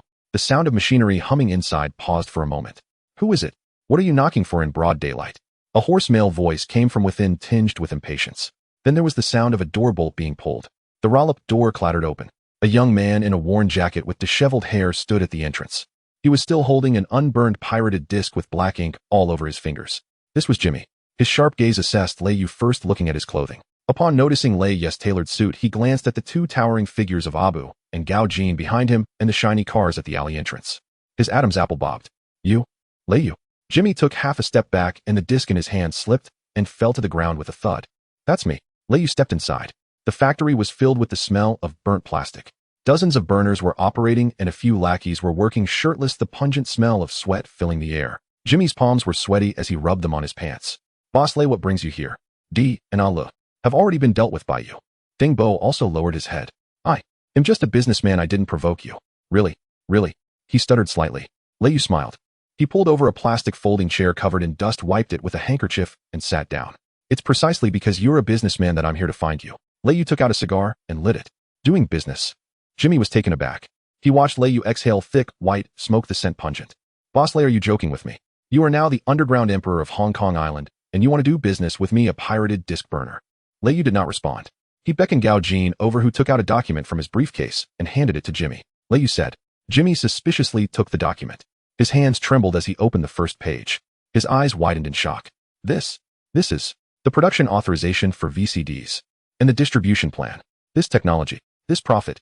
Jimmy's breathing quickened as he fixed his gaze on the numbers on the paper. How much do you make from burning pirated discs now? Lei Yu flicked the ash off his cigar. And you have to watch out for the cops raiding the place. If you get caught, you'll have to pay fines. My VCD technology is ahead of all the players on the market. If this spreads the entire Asian market, the profit from one machine is enough for you to burn 10,000 pirated discs. Lei Yu leaned back in the chair, looking into Jimmy's eyes. And it's completely legal. You won't have to hide in Sham Shuepa anymore. Jimmy's fingers gripped the document tightly, his nails turning white. He knew too well the value of this. He had always dreamed of going legit and making money openly. Boss Lei, why did you come to me? Jimmy raised his head, his expression complicated. You have an elite like Manager Gao under you. I am just a petty gangster. Because you understand the channels. Lei Yu stood up. He walked in front of Jimmy. You have the underground distribution network with Lianqing. You know all the night markets, vendors, and electronic stores like the back of your hand. I need someone who can quickly fill the entire Hong Kong Island with my goods. D and Alu are just a bunch of fools only thinking about collecting protection fees and fighting. They can't comprehend this. Lei Yu patted Jimmy's shoulder. You're a smart person. Smart people should associate with other smart people. Work with me, and I'll guarantee you earn more than what you would as a decision maker in Lianqing by 100 times. Jimmy remained silent. He looked at the business plan in his hand that could turn his life around, and then at the imposing Abu beside him. He knew that if he refused today, this factory and himself would be done for. But more importantly, the temptation was too. Okay. Jimmy gritted his teeth and suddenly lifted his head. Boss Lei, from now on my life belongs to you. All the smuggling lines and pirated channels of Lianqing will be at your disposal. He stomped on the pirated disc that had fallen on the ground, shattering it. I'm done with this junk. Lei Yu laughed. He threw the cigar on the ground and stomped it out. Great. Go to Thunder Security tomorrow and find Gao Jin. Well, establish an electronic subsidiary and you will be the vice president. Let's start making big money. Lei Yu turned and walked out. With Jimmy's wallet secured, the foundation of Lianqing was effectively hollowed out. Mr. Lei, Gao Jin followed closely, adjusting his glasses. The money bag of Lianqing has been dealt with, but there are still a few hard nuts to crack in Sham Shuepa. Dongguan and the guys from the plains still have hundreds of henchmen working for them. They just issued a warning that they won't recognize your new rules. Lei Yu stopped in front of the car. He opened the door and the cold wind made his trench coat flap. Dongguan. That guy who likes to jump hurdles. Lei Yu sat in the car, a cold smile curling at the corners of his mouth. Let's go. Lei Yu leaned back in the seat and closed his eyes. Go teach him a lesson. Hurdles are easy to trip over. The Mercedes-Benz sedan turned onto a narrow, weathered street in Sham Shui Po. Its tires splashed through a puddle, spraying filthy water onto a roadside dumpster and sending a swarm of iridescent green flies scattering wildly. Mister, Lei, we can't go any further ahead, Gao Jin said, pressing the brakes. The car came to a halt at a street intersection blocked by a row of rusted metal barricades. Behind the barricades stood dozens of gangsters from the Walin Sheng Triad, bare-chested, each gripping a machete. The air hung thick with the briny tang of seawater and the pungent stench of sweat. Their leader wore a flamboyant floral shirt, all buttons undone, revealing a gaunt ribbed chest. His hair was slicked back with oil, and he chewed betel nut, his right cheek bulging rhythmically. He held a baseball bat, tapping it idly against the barricade. Clang, clang, a hollow metallic echo. He was Dongguan Zai, a notorious rebel within Walin Sheng, hot-tempered, ruthless, and obsessed with spectacle. Lei Yu stepped out of the car, raising the collar of his trench coat to shield himself from the cold, earthy wind. Gao Jin and Abu followed him out, unarmed. Lei Yu had no intention of drawing a gun today. To use one against such posturing delinquents would be an absurd overstatement. So you're Lei Yu? Dongguan Zai spat a crimson wad of beetle juice onto the concrete, a dark blood-like stain. I heard you made Big D kneel in fear and threw Alok into the reservoir. You're quite arrogant. Truly impressive. He pointed the baseball bat straight at Lei Yu's nose. Since when did the Walin Sheng territory fall under the decree of a washed-up knife fighter? Big D and Alok may tremble before you, but I Dongguan Zai do not. What exactly are you? Lei Yu replied, hands buried deep in his coat pockets, stepping forward with unhurried grace. The Walin Sheng branch masters are gone.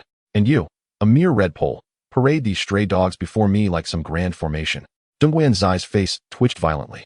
His already sharp, angular features tightened into something crueler still. Fool, do you truly believe 2 men in suits make you invincible? With a sharp wave backward, he roared, brothers. The battle Big D dared not fight. We'll fight it now. Today we carve Lei Yu into pieces. And from tomorrow Sham Shui Po answers only to us. Cut him down. Dozens of underlings howled, raising their blades and surging forward. Dongguan Zai loved theatrics, especially in combat where every move had to dazzle. His eyes locked onto the half-meter-high iron barricade blocking his path. He intended to impress his newly recruited juniors, to flaunt the legendary authority of Dongguan Zai. He stepped back twice, then exploded forward in a sudden furious sprint. He aimed to replicate his signature move, the hurdle leap. One hand planted on the metal barrier body, soaring airborne, delivering a devastating strike mid-flight. He'd practiced it countless times. Each execution drew gasps and cheers from his followers. Dongguan Zai ran fast, his soles shrieking against the pavement. His left hand slammed onto the rusted edge of the barricade, forearm muscles coiling tight. Then, both legs drove upward with explosive force. Die, he bellowed midair. His body soared, baseball bat raised high above his head, posture striking, commanding. Lei Yu didn't even glance his way. Instead, he pulled a cigar case from his pocket and began searching for a lighter. At the exact instant, Dongguan Zai's body crested the barricade's apex, suspended weightless. A black shadow flashed across the space, faster, sharper, deadlier. Gao Jin moved. No rune-up, no flourish. Just a single brutal push-off from his left foot, launching him forward like a coiled spring released. His impeccably tailored suit offered not a whisper of resistance.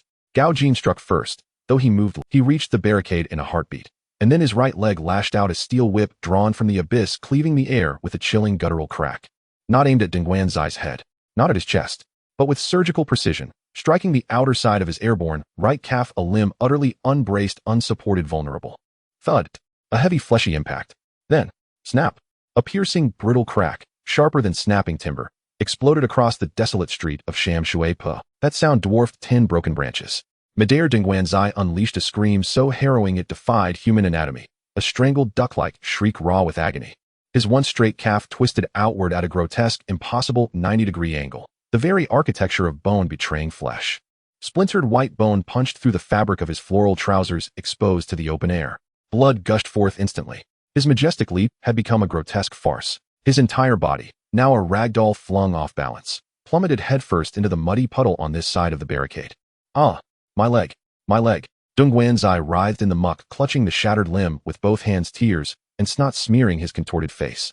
Crimson beetle juice mixed with sludge, revolting, obscene. The arrogance that had blazed moments before was obliterated, reduced to ash. The dozens of underlings behind him, poised to charge, froze rigidly on the opposite side of the barricade, blades still raised, mouths agape, staring at their screaming, broken leader. Then they glanced at the man who hadn't even wrinkled his suit, only adjusting his gold-rimmed spectacles with quiet composure. One kick, midair, snapping bone like dry kindling. What manner of monster was this? Was he even human? Gao Jin withdrew a pristine white handkerchief from his pocket and dabbed at a speck of mud on his polished shoe. With disdain, he tossed the cloth onto Dongguan Zai's twisted face. To perform acrobatics before Mr. Lei, you overestimate yourself profoundly. Lei Yu finally lit his cigar. He drew, deeply exhaling a dense plume of white smoke that veiled his cold, impassive features. Dongguan Zai, your hurtling form is rather unorthodox. Prone to splits. He strode toward the convulsing man, his leather sole sinking into the mire with a wet, sucking plop. Kneeling, he looked directly into Dongguan Zai's eyes, wide with terror and pain. You refuse to submit. Then rise.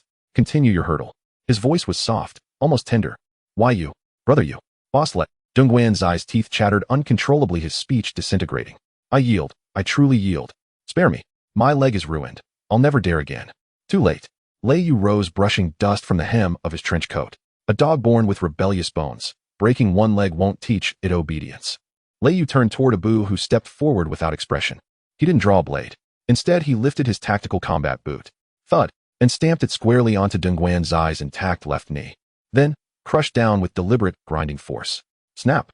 Another brittle fracture. Both legs destroyed. Hurdling was now fantasy. Even standing upright a distant dream. Lei Yu turned his gaze upon the trembling Walin Sheng underlings huddled behind the barricade. He exhaled a slow, steady stream of smoke. Carry your crippled master away. Tell every rat still hiding in Sham Shui Po by dawn tomorrow whoever has not delivered their ledgers to Thunder Group will meet the same fate. Relief flooded the gangsters' faces. They dropped their weapons, scrambled to lift the unconscious Dongguan Zai, and fled, abandoning even their battered car, vanishing into the labyrinthine alleys. Gao Jin returned to Lei Yu's side. Mr. Lei, Dongguan Zai is finished. No one in Sham Shui Po will dare surface again. The Walinsheng Foundation has been thoroughly purged. Lei Yu gave a single curt nod. He turned and headed back toward the car. Return to the office. One more formidable opponent remains unresolved. Settling into the rear seat of the Mercedes, he grimaced at the stifling scent of aged leather. He loosened his tie and took a sip of premium mineral water. Gao Jin, notify Feng Yuxiu. His eyes tracked the cityscape receding beyond the window. That airplane boy, so fond of eating spoons. Let him feast until he chokes. The car stopped in front of an old-style ice room in Mong Kok. The street had just experienced rain, and puddles on the ground reflected a layer of colorful oil slick. The neon sign at the entrance of the ice room was missing a corner, flickering and making one's eyes dizzy. Fei was sitting in the innermost booth of the ice room. In front of him was a bowl of leftover beef brisket noodles with a layer of congealed white oil floating in the soup. He was wearing a faded black tank top, dripping with sweat, desperately digging at the meat stuck in his teeth with a toothpick. Fei go. A little brother leaned over, gripping a mud-stained beer bottle in his hand. Dongguan kid. That Dongguan kid got his leg broken. Big D also knelt down. Alu had even swallowed a belly full of green water. The little brother's voice trembled. Those guys from Lei Yu are not human. Should we settle the accounts? Settle your mother. Fei slammed his palm on the table, causing the broth from the bowl of beef brisket noodles to splash onto the greasy tablecloth. He spat the toothpick on the ground. I was born with the people of Lianxing, and I will die with the ghosts of Lianxing. Does Lei Yu think he can swallow us with just a few foreign devils? No way. Fei stood up. He walked to the center of the ice room, pointing at the dozens of trembling subordinates beneath him. Listen up. If anyone dares to back down today, he'll be the first to chop him down. Before he could finish his sentence, the greasy glass door of the ice room was pushed open. Lei Yu walked in. The black trench coat he wore carried a bit of the dampness from outside. He was playing with a green plastic lighter in his hand. Click, click. No flame. He frowned in disgust, rubbing his thumb vigorously a couple of times, but still only sparks appeared. Gao Jin followed behind him, pushing up his gold-rimmed glasses. A bit of white mist appeared on the lenses. Abu stood by the door like a wooden post, the hem of his gray coat still dripping with water. The ice room fell into instant silence. Dozens of subordinates' knives were trembling in their hands, the blades clanging against the table legs, producing a faint sound. No one dared to move. Lei Yu pulled over a chipped iron folding chair. He wiped the grease off it with his clothing and sat down heavily. So you are Fei. Lei Yu threw the empty lighter onto the table. Fei gritted his teeth, the veins on his forehead throbbing. He looked at Lei Yu, his palms sweating as he rubbed them against his pants. That's me. Lei Yu, don't think that just because you dealt with Big D and the others you can take me down. Fei won't buy into your tricks. Oh. Lei Yu laughed. He took out a cigar from his coat pocket and placed it in his mouth. Not buying into this. Then what will you eat? Fei sneered coldly. He walked to an empty table nearby. On the table lay a white porcelain spoon. This spoon looked as if it had been used for ages, its edges chipped in several places, covered in a layer of unremovable yellow grime. Fei picked up the porcelain spoon. He turned his head, staring at Lei Yu, his eyes revealing a reckless ferocity. Fei survived by being hard. You want my territory? Fine. He opened his mouth. Crack. Fei actually bit down on the edge of the white. He forcibly bit off a piece of porcelain. Crunch, crunch. Fei chewed on the piece of porcelain in his mouth. The sharp shards instantly cut through the inner lining of his mouth. Blood flowed down from the corner of his mouth, dripping onto his black tank top. He didn't even frown, forcefully swallowing the broken piece of porcelain mixed with blood. You go. The little dog at the door shrank back in fright. This kid is a madman, right? Eating porcelain spoons. Really doesn't care for his life. The surrounding subordinates were also stunned. Although they had seen Fei do this before, it still made their scalps tingle every time. Fei wiped the blood from the corner of his mouth and grinned at Lei Yu. His teeth were stained with blood. Lei Yu, do you see this? This is my backbone. You want me to bow down? Only if you can be harsher than me. Lei Yu looked at Fei's expression of defiance. He wasn't angry. Instead, he burst out laughing. Ha! Lei Yu's laughter echoed in the ice room, carrying an indescribable mockery. Backbone. Lei Yu took the cigar out of his mouth. He stood up and walked in front of Fei. Eating a broken porcelain spoon is called having backbone. He turned to Gao Jin. Bring the stuff over. Gao Jin nodded slightly. He took out a small black velvet box from his briefcase. He carefully opened the box with his gloved hand. A dazzling golden light instantly illuminated the dim eye. It was a spoon made of pure gold. The handle was intricately carved with patterns, shining with a dazzling wealth under the light. This thing was clearly hundreds of times harder than the broken porcelain spoon that cost just a few cents. Gao Jin placed the golden spoon on the table in front of Fei. Clang! The sound of the gold hitting the table was deep and heavy. Fei was stunned. He stared at the gleaming golden spoon and then looked at Lei Yu. Blood was still dripping from his mouth. What? What do you mean? Lei Yu leaned over the table, getting close to Fei. The scent of his cologne and tobacco rushed into Fei's nostrils. You like proving your backbone by eating spoons, right? Lei Yu pointed at the golden spoon on the table. Come. He'll treat you to a pure gold one. You? Fei's face turned pale instantly. He looked at the golden spoon that was half an inch thick and his throat rolled with difficulty. If he bit into this, his teeth would definitely shatter. If he swallowed it, his intestines would be cut to pieces. What? Lei Yu sneered. Or do you mean your backbone is only worth a broken porcelain spoon that costs a few cents? Cold sweat covered Fei's forehead. That reckless ferocity of his was shattered in front of this pure golden spoon. He knew he had encountered a demonic king who played by completely different rules. This person didn't compare with you in cruelty. He crushed your dignity with money. What? What do you want? Fei's voice trembled, no longer possessing the arrogance from before. Lianxing is already gone. Big D has knelt. A Lu is bathing in the reservoir. Is it meaningful for you to hold on here? Lei Yu stopped smiling. He took the golden spoon from Gao Jin and weighed it in his hand. This spoon is worth 100,000. Lei Yu looked. Follow me. In the future, I'll have you eat from a golden bowl every day. Fei stared intently at the golden spoon in Lei Yu's hand. He glanced at the brothers behind him, who were already terrified. He knew the trend was gone. If he continued to resist, this ice room would become his grave. Clang! Fei threw the broken porcelain spoon he had left in his hand onto the ground. It shattered into pieces. He lowered his head, his knees buckling as he knelt on the ground. Boss Lei, I submit. Lei Yu nodded in satisfaction. He walked to Fei's side and patted him on the shoulder with the golden spoon. Don't eat the spoon. It will hurt your stomach. Go hand over the accounts to Master Su. Tomorrow morning, report to Thunder Security. Lei Yu turned around and strode out of the ice room. Abu and Gao Jin followed closely behind, getting into the car. Lei Yu casually tossed the golden spoon onto the back seat. You are truly ruthless. The little dog in the passenger seat turned around and gave a thumbs up. Just one spoon made that madman submit completely. Truly impressive. If money can solve the problem, try to avoid using force. Lei Yu leaned back in his seat, closing his eyes. The troublemakers from Lianxing have all been dealt with. Now it's time to meet our Mr. Jiang. Lei Yu's lips curled into a cold smile. Notify Mark. Prepare to close the net. The car sped quickly through the rainy night. The tires splashed through puddles, and the muddy water smeared against the windows while the neon lights outside fragmented into disjointed pieces. The mixed scent of genuine leather and cigars inside the car made Lei Yu feel a bit drowsy. Ding-ling-ling. Suddenly, the big mobile phone held by the passenger seat, the skinny dog, rang. The ringtone was piercing, causing Lei Yu to frown. The skinny dog answered the call, covering the microphone as he listened for a few moments. He turned his head, his face barely concealing his overwhelming joy, saliva nearly spraying onto the back seat. Brother Yu, we've got a call from Mark. Jiang Tianxing's offshore accounts have been completely cleaned out. The liquidity of Hongxing has become ours. Where's Jiang Tianxing? Was he caught? Lei Yu opened his eyes, rubbing his throbbing temples as his fingertips touched the sweat on his forehead. The skinny dog shook his head. No, that old fox is very cunning. When Abu took people to the shallow water bay villa, they found it empty. Even the antiques in the basement were taken away. It is said that he chartered a big boat overnight and fled to the bay. He really ran faster than a rabbit. Let him run then. Lei Yu grabbed a bottle of mineral water nearby, twisted off the cap, and took a big gulp. The cold water tightened his throat. How's Gao Jin handling those venues and accounts? All settled. Manager Gao is tough. All the rebellious Red Sticks in Causeway Bay and Tsim Sha Tsui have been tied up. Now in Hong Kong Island, apart from our Thunder security, there's not a single person daring enough to swagger around with a watermelon knife. The skinny dog grew more excited, his voice echoing painfully in the car. Lei Yu fell silent. He gazed out the window. In just a few months, Hongxing, Dongxing, and Lianxing, these three once mighty forces in Hong Kong's underground world that could shake the ground with a stomp. Now they had all become a heap of ruins swept into the trash heap of history by him and 100 mercenaries. Peninsula Hotel top-floor conference room. The air was thick with the mingled scents of tobacco and expensive perfume.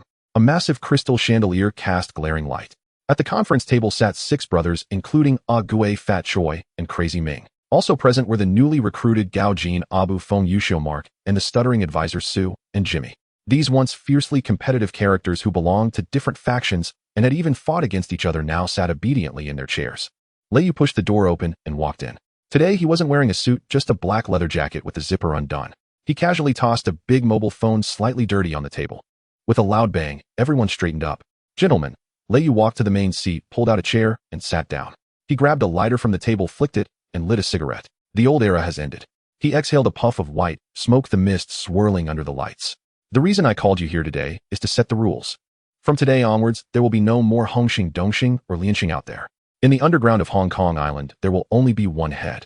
Lei Yu tapped on the table with his finger. Thundergate. The conference room fell into an extraordinary silence. Only the faint hum of the air conditioning could be heard.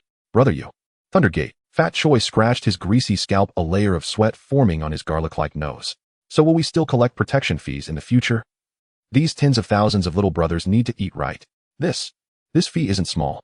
Collecting protection fees. Lei Yu shot him a glare. He picked up a document from the table and slammed it in front of Fat Choi. Do you think this is the Qing dynasty? Still playing that kind of low-level tricks? Lei Yu stood up, placing both hands on the table. Gao Jin, you take it from here. Gao Jin pushed up his gold-rimmed glasses and stood up. His suit remained spotless, his tone calm and elegant.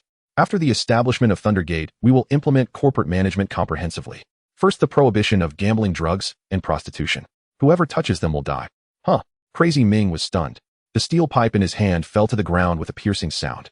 Not doing these. Then what's the point of us being in the underworld? Brother Yu, the brothers usually rely on these profits. Shut up. Ah Gui shot him a cold glance, playing with a rusty pig-killing knife in his hand. Gao Jin continued. Second, all venues will be converted to legitimate operations. Security, logistics, entertainment, finance. Jimmy will be responsible for logistics and the electronic factory for legalizing piracy. Mark will handle financial investments. The Thunder film industry, directed by Wang Sun, will be responsible for laundering funds and promoting our people. Third, public order. Gao Jin looked at everyone present, his gaze cold. From now on, no violent incidents are allowed on Thundergate's territory. Anyone who dares to draw a knife in the street won't need the cops to act. The riot squad of Thunder Security will teach them a lesson. Advisor Su pushed up his broken glasses and stuttered. Then, what about the police department? Director Li Wenbin. Will he agree to us doing this? He's been keeping a close watch on us. Lei Yu laughed. He sat back down, leaning against the back of the chair. Li Wenbin would love for me to do this. In the past few months, the crime rate in Hong Kong Island has dropped by 80%. His promotion report this year will rely on me to boost his performance. Lei Yu looked at Jimmy. Jimmy, how have you arranged things with those brothers from Lianxing? Jimmy stood up, wearing a proper shirt today, looking much more spirited. Mr. Lei, everyone capable has been arranged to work in the logistics company and the electronic factory. Those unwilling to work received severance pay. Now everyone is making legitimate profits, much better than the days of rampant violence. Everyone is obeying you. Lei Yu nodded in satisfaction. Order. This was what he desired. To turn those scattered mercenaries into gears within his commercial empire. In the following months, Hong Kong Island entered an unprecedented period of tranquility. On the streets, there were no longer any gangsters pursuing each other with watermelon knives. The owners of street stalls no longer had to worry about their stalls being overturned at night. Even those women working in Lan Kwai Fong no longer had to pay kickbacks to the gangs. At night, Hong Kong Island was vibrant with lights and wine. But everyone knew that beneath this glamorous nightlife lurked an unspeakable taboo name. Lei Yu. He had become the absolute king of the night in this city. No one dared to provoke him, and no one dared to mention his name. Those who once attempted to challenge his authority vanished silently, never to see the morning sun again, disappearing into the waters of Victoria Harbor. On Victoria Peak, a mansion halfway up the hill. This was Lei Yu's newly purchased residence, bought at an exorbitant price. In front of the huge floor-to-ceiling windows, there was an expensive, genuine leather sofa. Holding a glass of red wine, Lei Yu noticed a bit of unwashed wine stains on the rim. His palms were slightly sweaty, and he rubbed them on his pants. He stood by the window, overlooking the dazzling city below. The dense neon lights flowed like golden rivers through the veins of this city. Mr. Let. Gao Jin appeared silently behind him, holding a thick document.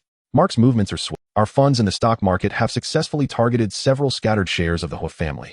Young Master Hua is so furious that he ended up in the hospital. Lei Yu took a sip of red wine. The wine was a bit sour, causing him to frown.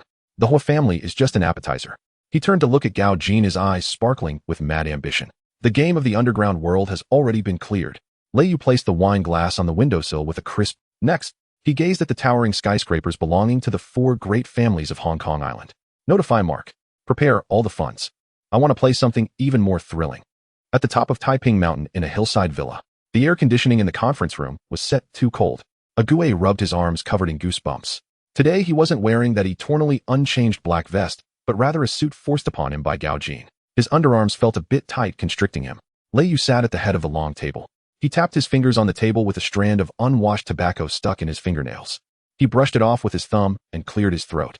From today on, Lei Yu said, looking at the brothers sitting on either side of him, the group's focus will be shifted 100% to legitimate business. Instant silence fell over the room. Crazy Ming was picking his teeth with a toothpick when he heard this, causing it to slip and poke his gum. He grimaced in pain, spitting out a mouthful of blood. Brother Yu, what did you say? 100% legitimate business. Fatty Chong was also stunned. His oversized suit was about to burst open at the buttons due to his belly, and he hurriedly covered it with his hands. No more hitting people. We just took down those territories. It's time to collect money. Really? Can legitimate business make money fast? Lei Yu grabbed the cup of tea on the table. The tea was hot. He took a sip, burning his tongue until it felt numb. Fast? Is that what you call fast? Lei Yu slammed the cup back down. Xiangzi, do the math. How much can we rake in from collecting protection fees from those dozens of streets in a month? At most a few tens of millions. A calculator adjusted his tattered glasses wrapped in black tape, smudged with fingerprints. Brother Yu is right. Moreover, that money has to be guarded against the Bureau's audits, and laundering it is a hassle. Master Su has nearly scratched his scalp raw trying to create those fake accounts. Did you hear that? Lei Yu leaned back in his chair. We have money and people now.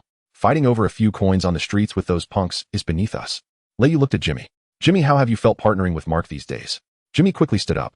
His old jacket had yet to be discarded, the cuffs worn and pilled. Mr. Lei, Mark's methods are incredible. The way he maneuvers in the stock market, he makes in a day what Tian He and Lien Sheng used to make selling pirated discs for 3 years. It's really terrifying. So the era of killing and fighting is over, Lei Yu said, lighting a cigar and taking a deep drag. I want to make big money. He exhaled a ring of smoke. Gao Jin, Jimmy. Gao Jin adjusted his rimmed glasses, leaning slightly. Mr. Lei, keep an eye on the rules in those underground territories and on the security and logistics companies. Lei Yu instructed. For the dirty business in the field, cut off what needs to be cut off. Anyone daring to engage in those dirty dealings behind my back will have their legs broken without a word. Understood. Gao Jin replied succinctly. Ague touched the butcher knife at his back, feeling a bit uneasy. Brother Yu, what should I do with a Ming? We don't know how to do business. Lei Yu smiled. He pointed at the night scene outside. You two, along with the others, make sure to manage the riot squad well. We won't cause trouble, but if someone dares to sabotage us on the legitimate side, you'll have to go and reason with them. The meeting was dismissed. Lei Yu remained in the office alone. He pulled off his tie and tossed it onto the sofa. The tie had been irritating his neck. He walked to the floor-to-ceiling window and closed his eyes. His consciousness skillfully sank into the deep blue virtual panel in his mind. The water in the fishing pool rippled. After months of frenzied sweeping, his prestige points had accumulated to a terrifying astronomical figure. Lei Yu didn't bother looking at those thugs and weapons flashing with blue and purple lights. He knew that in the upcoming capital game, the role of knives and guns was limited. Those wealthy families sitting in Central's office buildings played by the rules, technological barriers, and financial leverage. He opened the System Mall's future technology zone. The items here were exorbitantly priced. Just a single blueprint started at tens of thousands of prestige points. Lei Yu's fingers glided over the icons flashing with golden light. Basic smartphone development blueprint. High-performance lithium battery formula. 14-nanometer chip lithography machine incomplete blueprint. Lei Yu looked at these items, his throat dry. If these were placed in the late 1980s on Hong Kong Island, just one of them would cause a seismic shift in the global tech scene. But he knew he couldn't take too big of a step. The current industrial foundation couldn't support overly advanced technology. Even if taken out, it would just be a pile of waste paper, inviting a furious backlash from those Western tech giants. He needed to find an entry point that could quickly cash in and completely monopolize the market. Lei Yu's gaze shifted downward, landing on an icon radiating a soft blue light. Complete VCD production technology and decoding chip blueprint. Exchange requirement 15000 prestige points. Lei Yu's eyes lit up. In an era where even videotapes weren't yet popular, if he could get VCDs out, that would be an overwhelming strike. What do the people of Hong Kong Island love most? Watching movies. What does Jimmy have? The largest distribution channel for pirated discs in all of Hong Kong Island. This is simply a perfect match. Exchange. Lei Yu silently recited in his heart. Ding. 15000 prestige points deducted. Exchange successful. Complete VCD blueprints have been stored in system space. Lei Yu opened his eyes. In his hand was a thick stack of blueprints that smelled faintly of printer ink. He flipped through them filled with dense circuit diagrams and codes. Although he couldn't understand them, he knew this was the first stepping stone to pry open the legitimate capital market. Lei Yu walked to the desk and pressed the intercom. The phone connected, and it was Gao Jin's voice. Mr. Lei, have Jimmy come up immediately and notify Mark to prepare all the liquidity of the Thunder Group.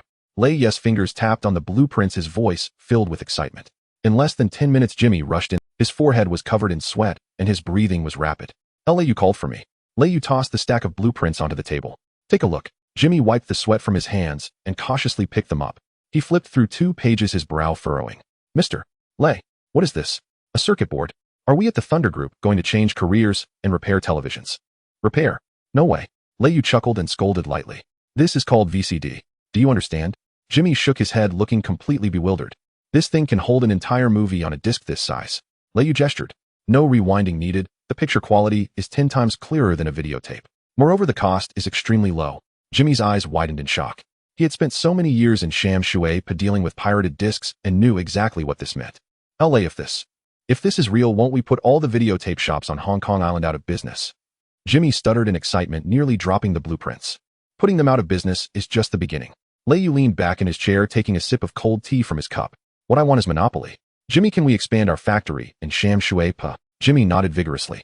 Yes. As long as we have the money, I can take over all the abandoned factories nearby. But, Mr.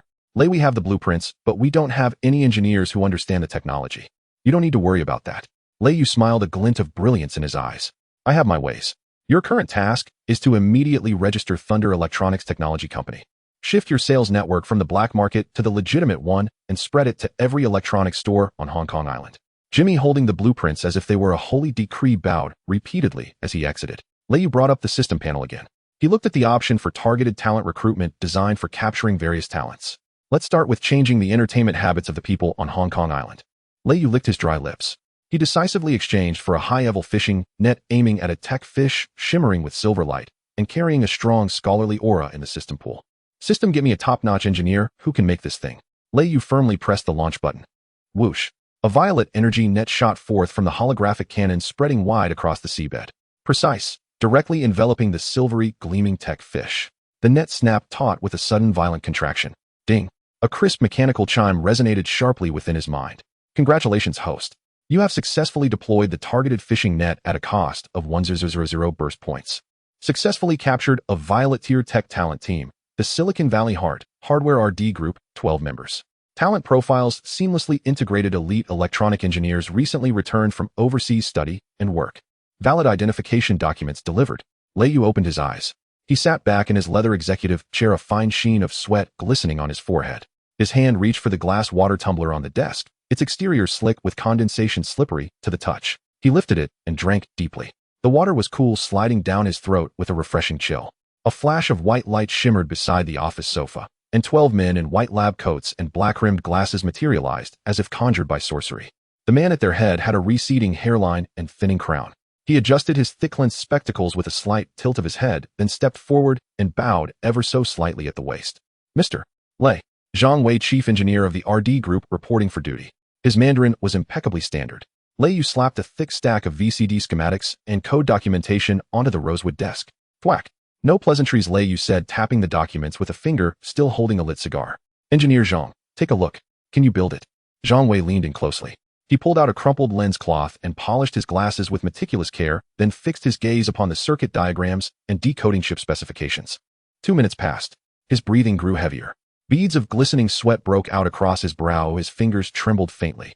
This compression decoding technology, it's nothing short of miraculous. The algorithm that compresses both image and audio onto an optical disc is truly epic-defining. Truly extraordinary, Mr. Lei. Where did you obtain these blueprints? Zhang Wei stammered, overcome with awe. Lei Yu exhaled a plume of white smoke, pungent and sharp. I asked whether you can build it, not where it came from. Yes, absolutely yes. Zhang Wei clutched the schematics to his chest like a sacred relic. Given capital and production lines, we can fabricate this decoding chip via photolithography. The The peripheral circuits and laser pickup heads. Standard off-the-shelf components will suffice. How long? Lei Yu rapped his knuckles sharply on the desk. Zhang Wei clenched his jaw. Mr. Lei, I need one fully operational optical disc production line. 1 month. I will deliver your first prototype unit and your first pressed disc. Agreed. Lei Yu rose, grinding the spent cigar, but into an ashtray overflowing with gray dust. From today onward, Jimmy's pirated DVD factory in Shamshui pay answers solely to you. Funds. See accountant Suen Pan. Personnel. Consult Gao Jin. In 30 days I expect tangible results. Shamshui Pa, a district of aging industry. Thunder Electronics Factory, formerly the Walinsheng Counterfeit Workshop. Inside the warehouse hung the acrid stench of melted plastic and machine oil. Sweltering heat pressed down like a suffocating steam chamber. Jimmy wore a torn shirt, sleeves rolled high above his elbows. His face flushed crimson with exertion as he barked orders at a crew of former Triad enforcers hauling machinery. Gently, you idiot. That's the laser pickup unit engineer Zhang needs. If you drop it, I'll cut off your hands. Jimmy roared at the top of his lungs. Fat Boy Chong limped in, carrying 2 frosty bottles of lemon iced tea. He slammed them hard onto the greasy tabletop. Jimmy, what the hell are those eggheads cooking up in there? For a whole month, they've lived and slept inside the factory. Suen Pan says we've already blown over 2 million just on electronic components. Truly staggering. Isn't it painful to watch money vanish like this? Jimmy snatched up a bottle and sucked greedily through the straw, its hollow gurgling rasp echoing sharply. Brother Chong, you don't grasp it. If this succeeds, Thunder Group will never lack capital again. We'll discard every petty ledger of protection fees, forever. Jimmy lowered his voice. I've seen Zhang's schematics myself. This machine needs no rewinding, and its picture quality surpasses our pirated videotapes by 100-fold. Once sold on the streets, every video rental shop will shutter overnight. Fat Boy Chong scratched absently at the folds of fat on his belly. Is it really that revolutionary? 1 month later. Thunder Group headquarters, top floor grand conference room. Arctic cold air conditioning sent shivers crawling across exposed skin. Around the elongated oval table sat the absolute inner circle of the Lei clan. Gao Jin, Mark Master, Su the strategist, Ghost Madman, Ming, Big Fei, Big D. Once street warriors who wielded knives and issued loan shark threats, now clad in tailored suits, seated stiffly in leather armchairs. They looked ill at ease. Big D had surreptitiously loosened his tie, muttering about constriction. Lei Yu occupied the head seat, dressed in deep navy bespoke tailoring, idly flipping a silver windproof lighter between his fingertips. Engineer Zhang. Lei Yu tilted his chin upward. Zhang Wei approached, dark circles shadowing his eyes from countless sleepless nights, yet radiating feverish electric intensity. He cradled a compact jet-black metallic device, sleek, angular, with a shallow tray recessed into its front panel. Gentlemen. Zhang Wei placed the machine precisely at the center of the table. This is Thunder Electronics' inaugural creation, and the world's very first video compact disc player. Full name: Video Compact Disc. Big D peered skeptically, spat contemptuously. Looks like a flattened radio. How's this hunk of metal supposed to print money? Madman Ming joined in, jeering. Brother, you blew millions on this box. Could it at least serve as a brick to bash someone's skull in? Truly astonishing. Lei Yu remained silent, merely gesturing toward Zhang Wei with a subtle lift of his hand. Zhang Wei showed no offense. Instead, he produced a thin circular disc shimmering with silvery iridescence, the first pressed VCD. He pressed a button on the console. Swish. The tray glided smoothly outward with a soft, precise whisper. Zhang Wei slid the disc onto the tray and pushed it home. Then, picking up the remote, he pressed play and simultaneously switched off the overhead lights. Click. The large Sony color television mounted ahead of the room flared instantly to life. No grating, ear-splitting tape rewind screech. No flickering snow, no warped vertical lines at startup. Instead, on screen, the opening credits of Thunder Film Studios' newly completed masterpiece Wong Chuk Fung Wan burst forth in dazzling clarity. Image resolution was unervingly sharp, colors vibrant, and saturated sound emanating from the room's premium surround system with immersive three-dimensional depth. Lee Bauer's exquisite face filled the frame, every pore visible, every delicate contour rendered with startling fidelity. Holy! Madman Ming's eyes bulged wide, his cigarette fell straight into his lap, searing him so fiercely he leapt upright with a yelp. Yet he ignored the burn, transfixed by the screen. This is clearer than watching it in a cinema. Big D gaped mouth agape, his chewing gum dropping unnoticed onto the floor. How is this possible? How can such a tiny disc hold an entire film? Fat Boy Chong pounded his thigh in exhilaration. Brother, you sell this to neighborhood shops, and every VCR in Hong Kong can go straight to the landfill. Mark adjusted his gold-rimmed spectacles, his usually impassive gaze finally alight with raw astonishment. He rose and strode to the television, scrutinizing the image with clinical precision. Turning back, his voice, uncharacteristically unsteady, cut through the silence. Boss, do we hold exclusive patent rights to this technology? Naturally. Lei Yu reclined the lighter, snapping open with a crisp click as he ignited another cigar. Sole ownership. Master Su has already filed patents worldwide. No one but Thunder Electronics may manufacture it. Mark's breath quickened. Like a starved wolf fixated on prey, he stared hungrily at the VCD player. What's the unit production cost? And the per-disc pressing cost? Zhang Wei adjusted his glasses, pride gleaming in his eyes. Mr. Lei's blueprints were flawless. We optimized the circuitry. Mass production cost per unit under 300 Hong Kong dollars. Per-disc pressing cost under 1 Hong Kong dollar. HSSSS. A collective gasp swept the room, a chilling synchronized inhalation. $300. $1 per disc. Ghost could no longer sit still. Brother Yu, what should our retail price be? HK1000. HK2000. Lei Yu exhaled a dense coil of smoke curling slowly through the dimmed air. 2000. You underestimate Hong Kong's purchasing power. Our price, HK3999. What the? Big D slammed his palm onto the rosewood table. HK3999. That's robbery. With a cost of only 300 Hong Kong dollars. That's over tenfold profit. It makes heroin dealing look modest. We won't sell machines alone. Lei Yu tapped the table once firmly. Jimmy, cease all pirated DVD operations effective immediately. Starting tomorrow, all Thunder Film Studio releases, including every title for which we secure licensing rights, will be mastered and pressed exclusively onto VCD. Each disc 30 Hong Kong dollars. Jimmy's face flushed crimson with excitement. He nodded vigorously. Understood, Mr. Lei. My distribution network is fully primed. By dawn tomorrow, units and discs will flood every electronics retailer across Hong Kong. Mark stood motionless beside the television, hands braced on the console, eyes locked on Lei Yu. Boss, what you've forged isn't merely a machine. His gaze burned with fanatical fervor. It's a global cash cow, engineered to dominate markets and mint wealth. Once launched, Thunder Group's liquidity will swell beyond the vaults of HSBC Bank in a single month. Lei Yu smiled, calm, certain, unshakable. He held the cigar between two fingers. This is what I meant by earning real money.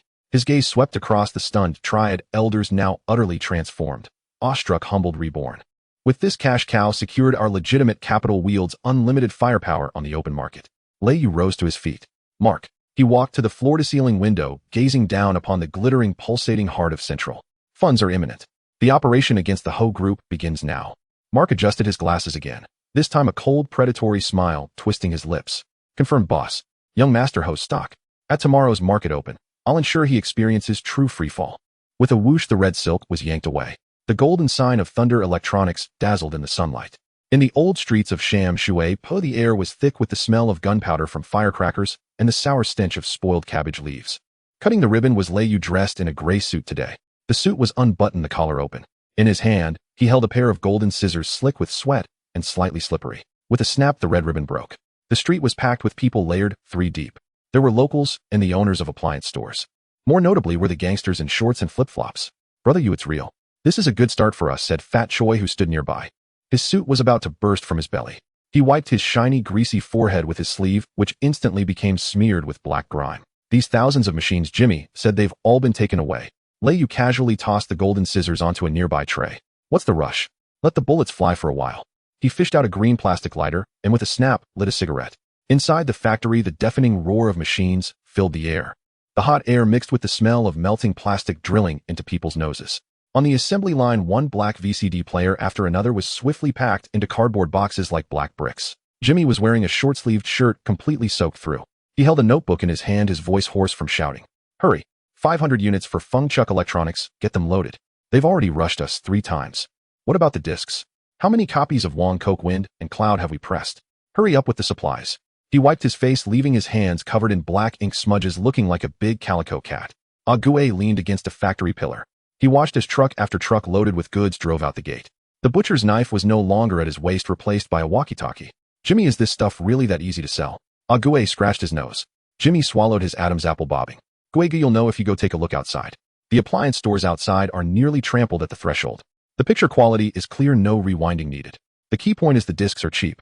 The rental shops for videotapes have seen a return rate of over 80% today. They're all screwed. Mong Kok, Nathan Road, in front of a large department store's window.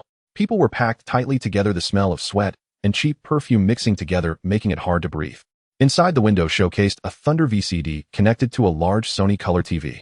On the screen, Lee Bauer was wearing a cheap how that split up to her thighs. The picture was so clear that even the fine hairs on her face were visible. The sounds of gunfire echoed from the speakers, filling the space with a rich sense of three-dimensionality. Damn, how is this so clear? A young man in a floral shirt gaped, nearly drooling. This is even better than watching it in a theater. Boss, give me one. 1300 right. Here's the money. A middle-aged man with a beer belly waved a stack of cash desperately, trying to push his way into the store. Give me 10 discs. The Mong Kok wind and cloud get me a few extra. The shop owner was drenched in sweat, his shirt stuck to his back. Don't push. Don't push. We're out of stock. All 100 units for today are sold out. Those who want to buy register. Pay a deposit first. Such a frenzy of purchases was unfolding in every corner of Hong Kong Island. Causeway Bay, Wan Chai, Sim Sha Sui. Wherever appliances were sold, the counter for Thunder VCDs was absolutely crowded. Scalpers had even hiked the price to 5,000 a unit. Yet supply was still insufficient.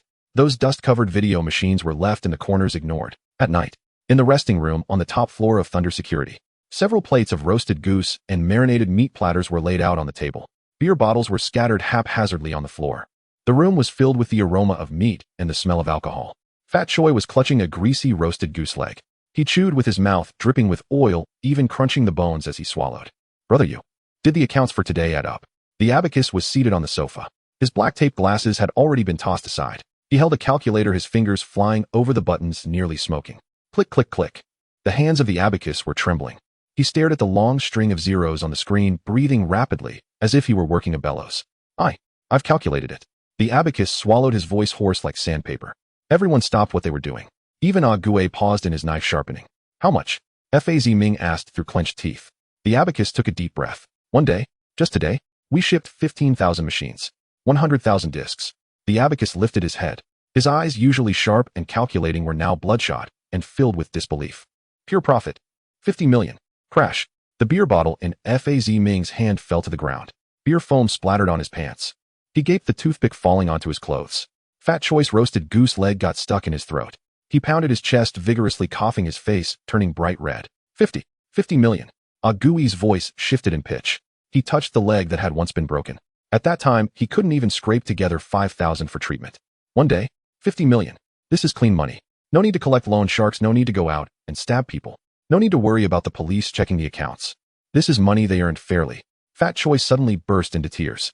This 200-plus pound man sat on the ground, covering his face and crying loudly. Wah wah wah. Brother, you. I've never seen so much clean money in my life.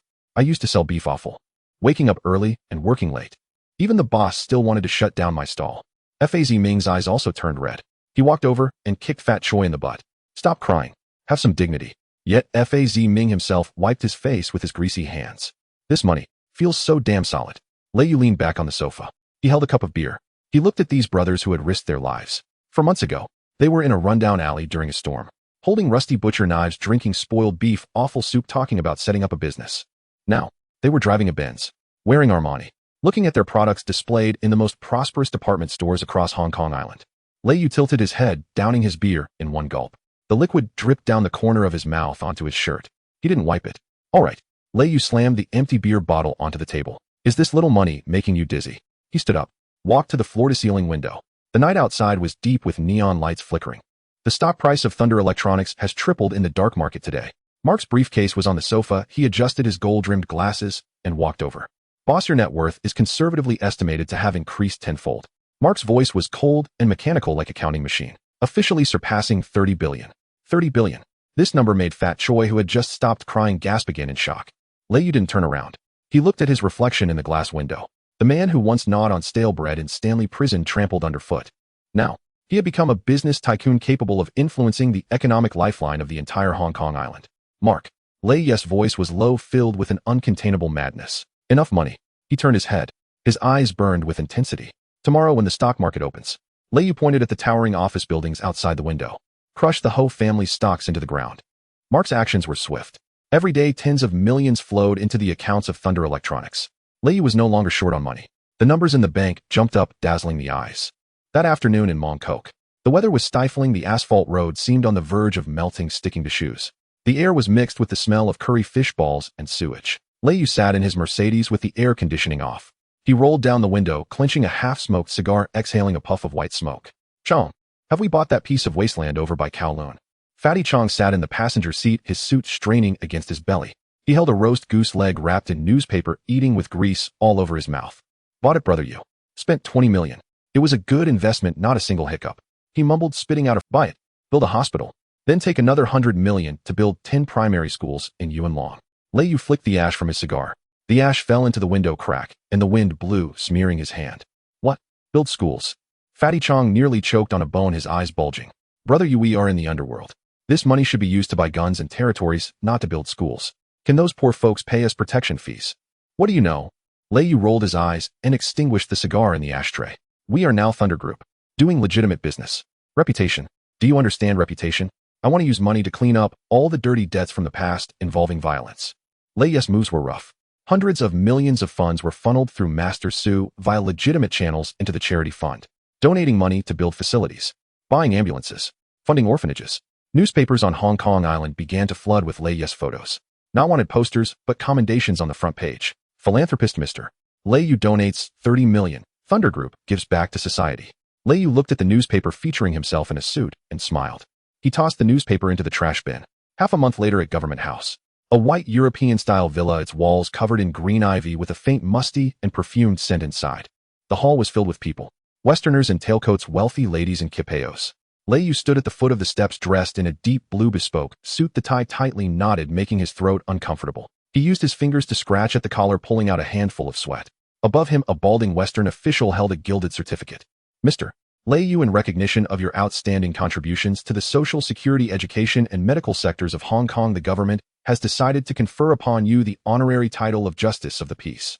Applause erupted, sparse and somewhat insincere. Lei Yu stepped up the stairs. His leather shoes sank into the red carpet, feeling as though he was stepping on cotton, soft and cushy. He received the certificate. The paper was stiff, the edges a bit sharp. He turned his head to look down at the audience. In the front row stood a familiar figure in a police uniform. Li Wenbin from the Organized Crime Unit. Li's face looked as if he had swallowed a dead fly. The muscles on his dark red face twitched violently. His hands were clasped tightly together, applauding forcefully, the sound echoing. Lei Yu smiled. Holding the certificate, he deliberately walked up to Li Wenbin. Director Li, that applause is quite loud. Your hands aren't hurting, are they? Li Wenbin gritted his teeth, the veins at his temples bulging. He looked at Lei Yu's arrogant face, wishing he could draw his gun. Lei Yu, don't get too pleased with yourself. Dressed in a suit, you are still a punk at heart. The tail of the fox will eventually be revealed. Is that so? Lei Yu flicked at the non-existent dust. I am now a justice of the peace. Director Li, remember to call me officer when you see me from now on. Lei Yu turned and strode down the steps. Li Wenbin was left fuming behind, his hand resting on the gun holster at his waist, the grip creaking under his squeeze.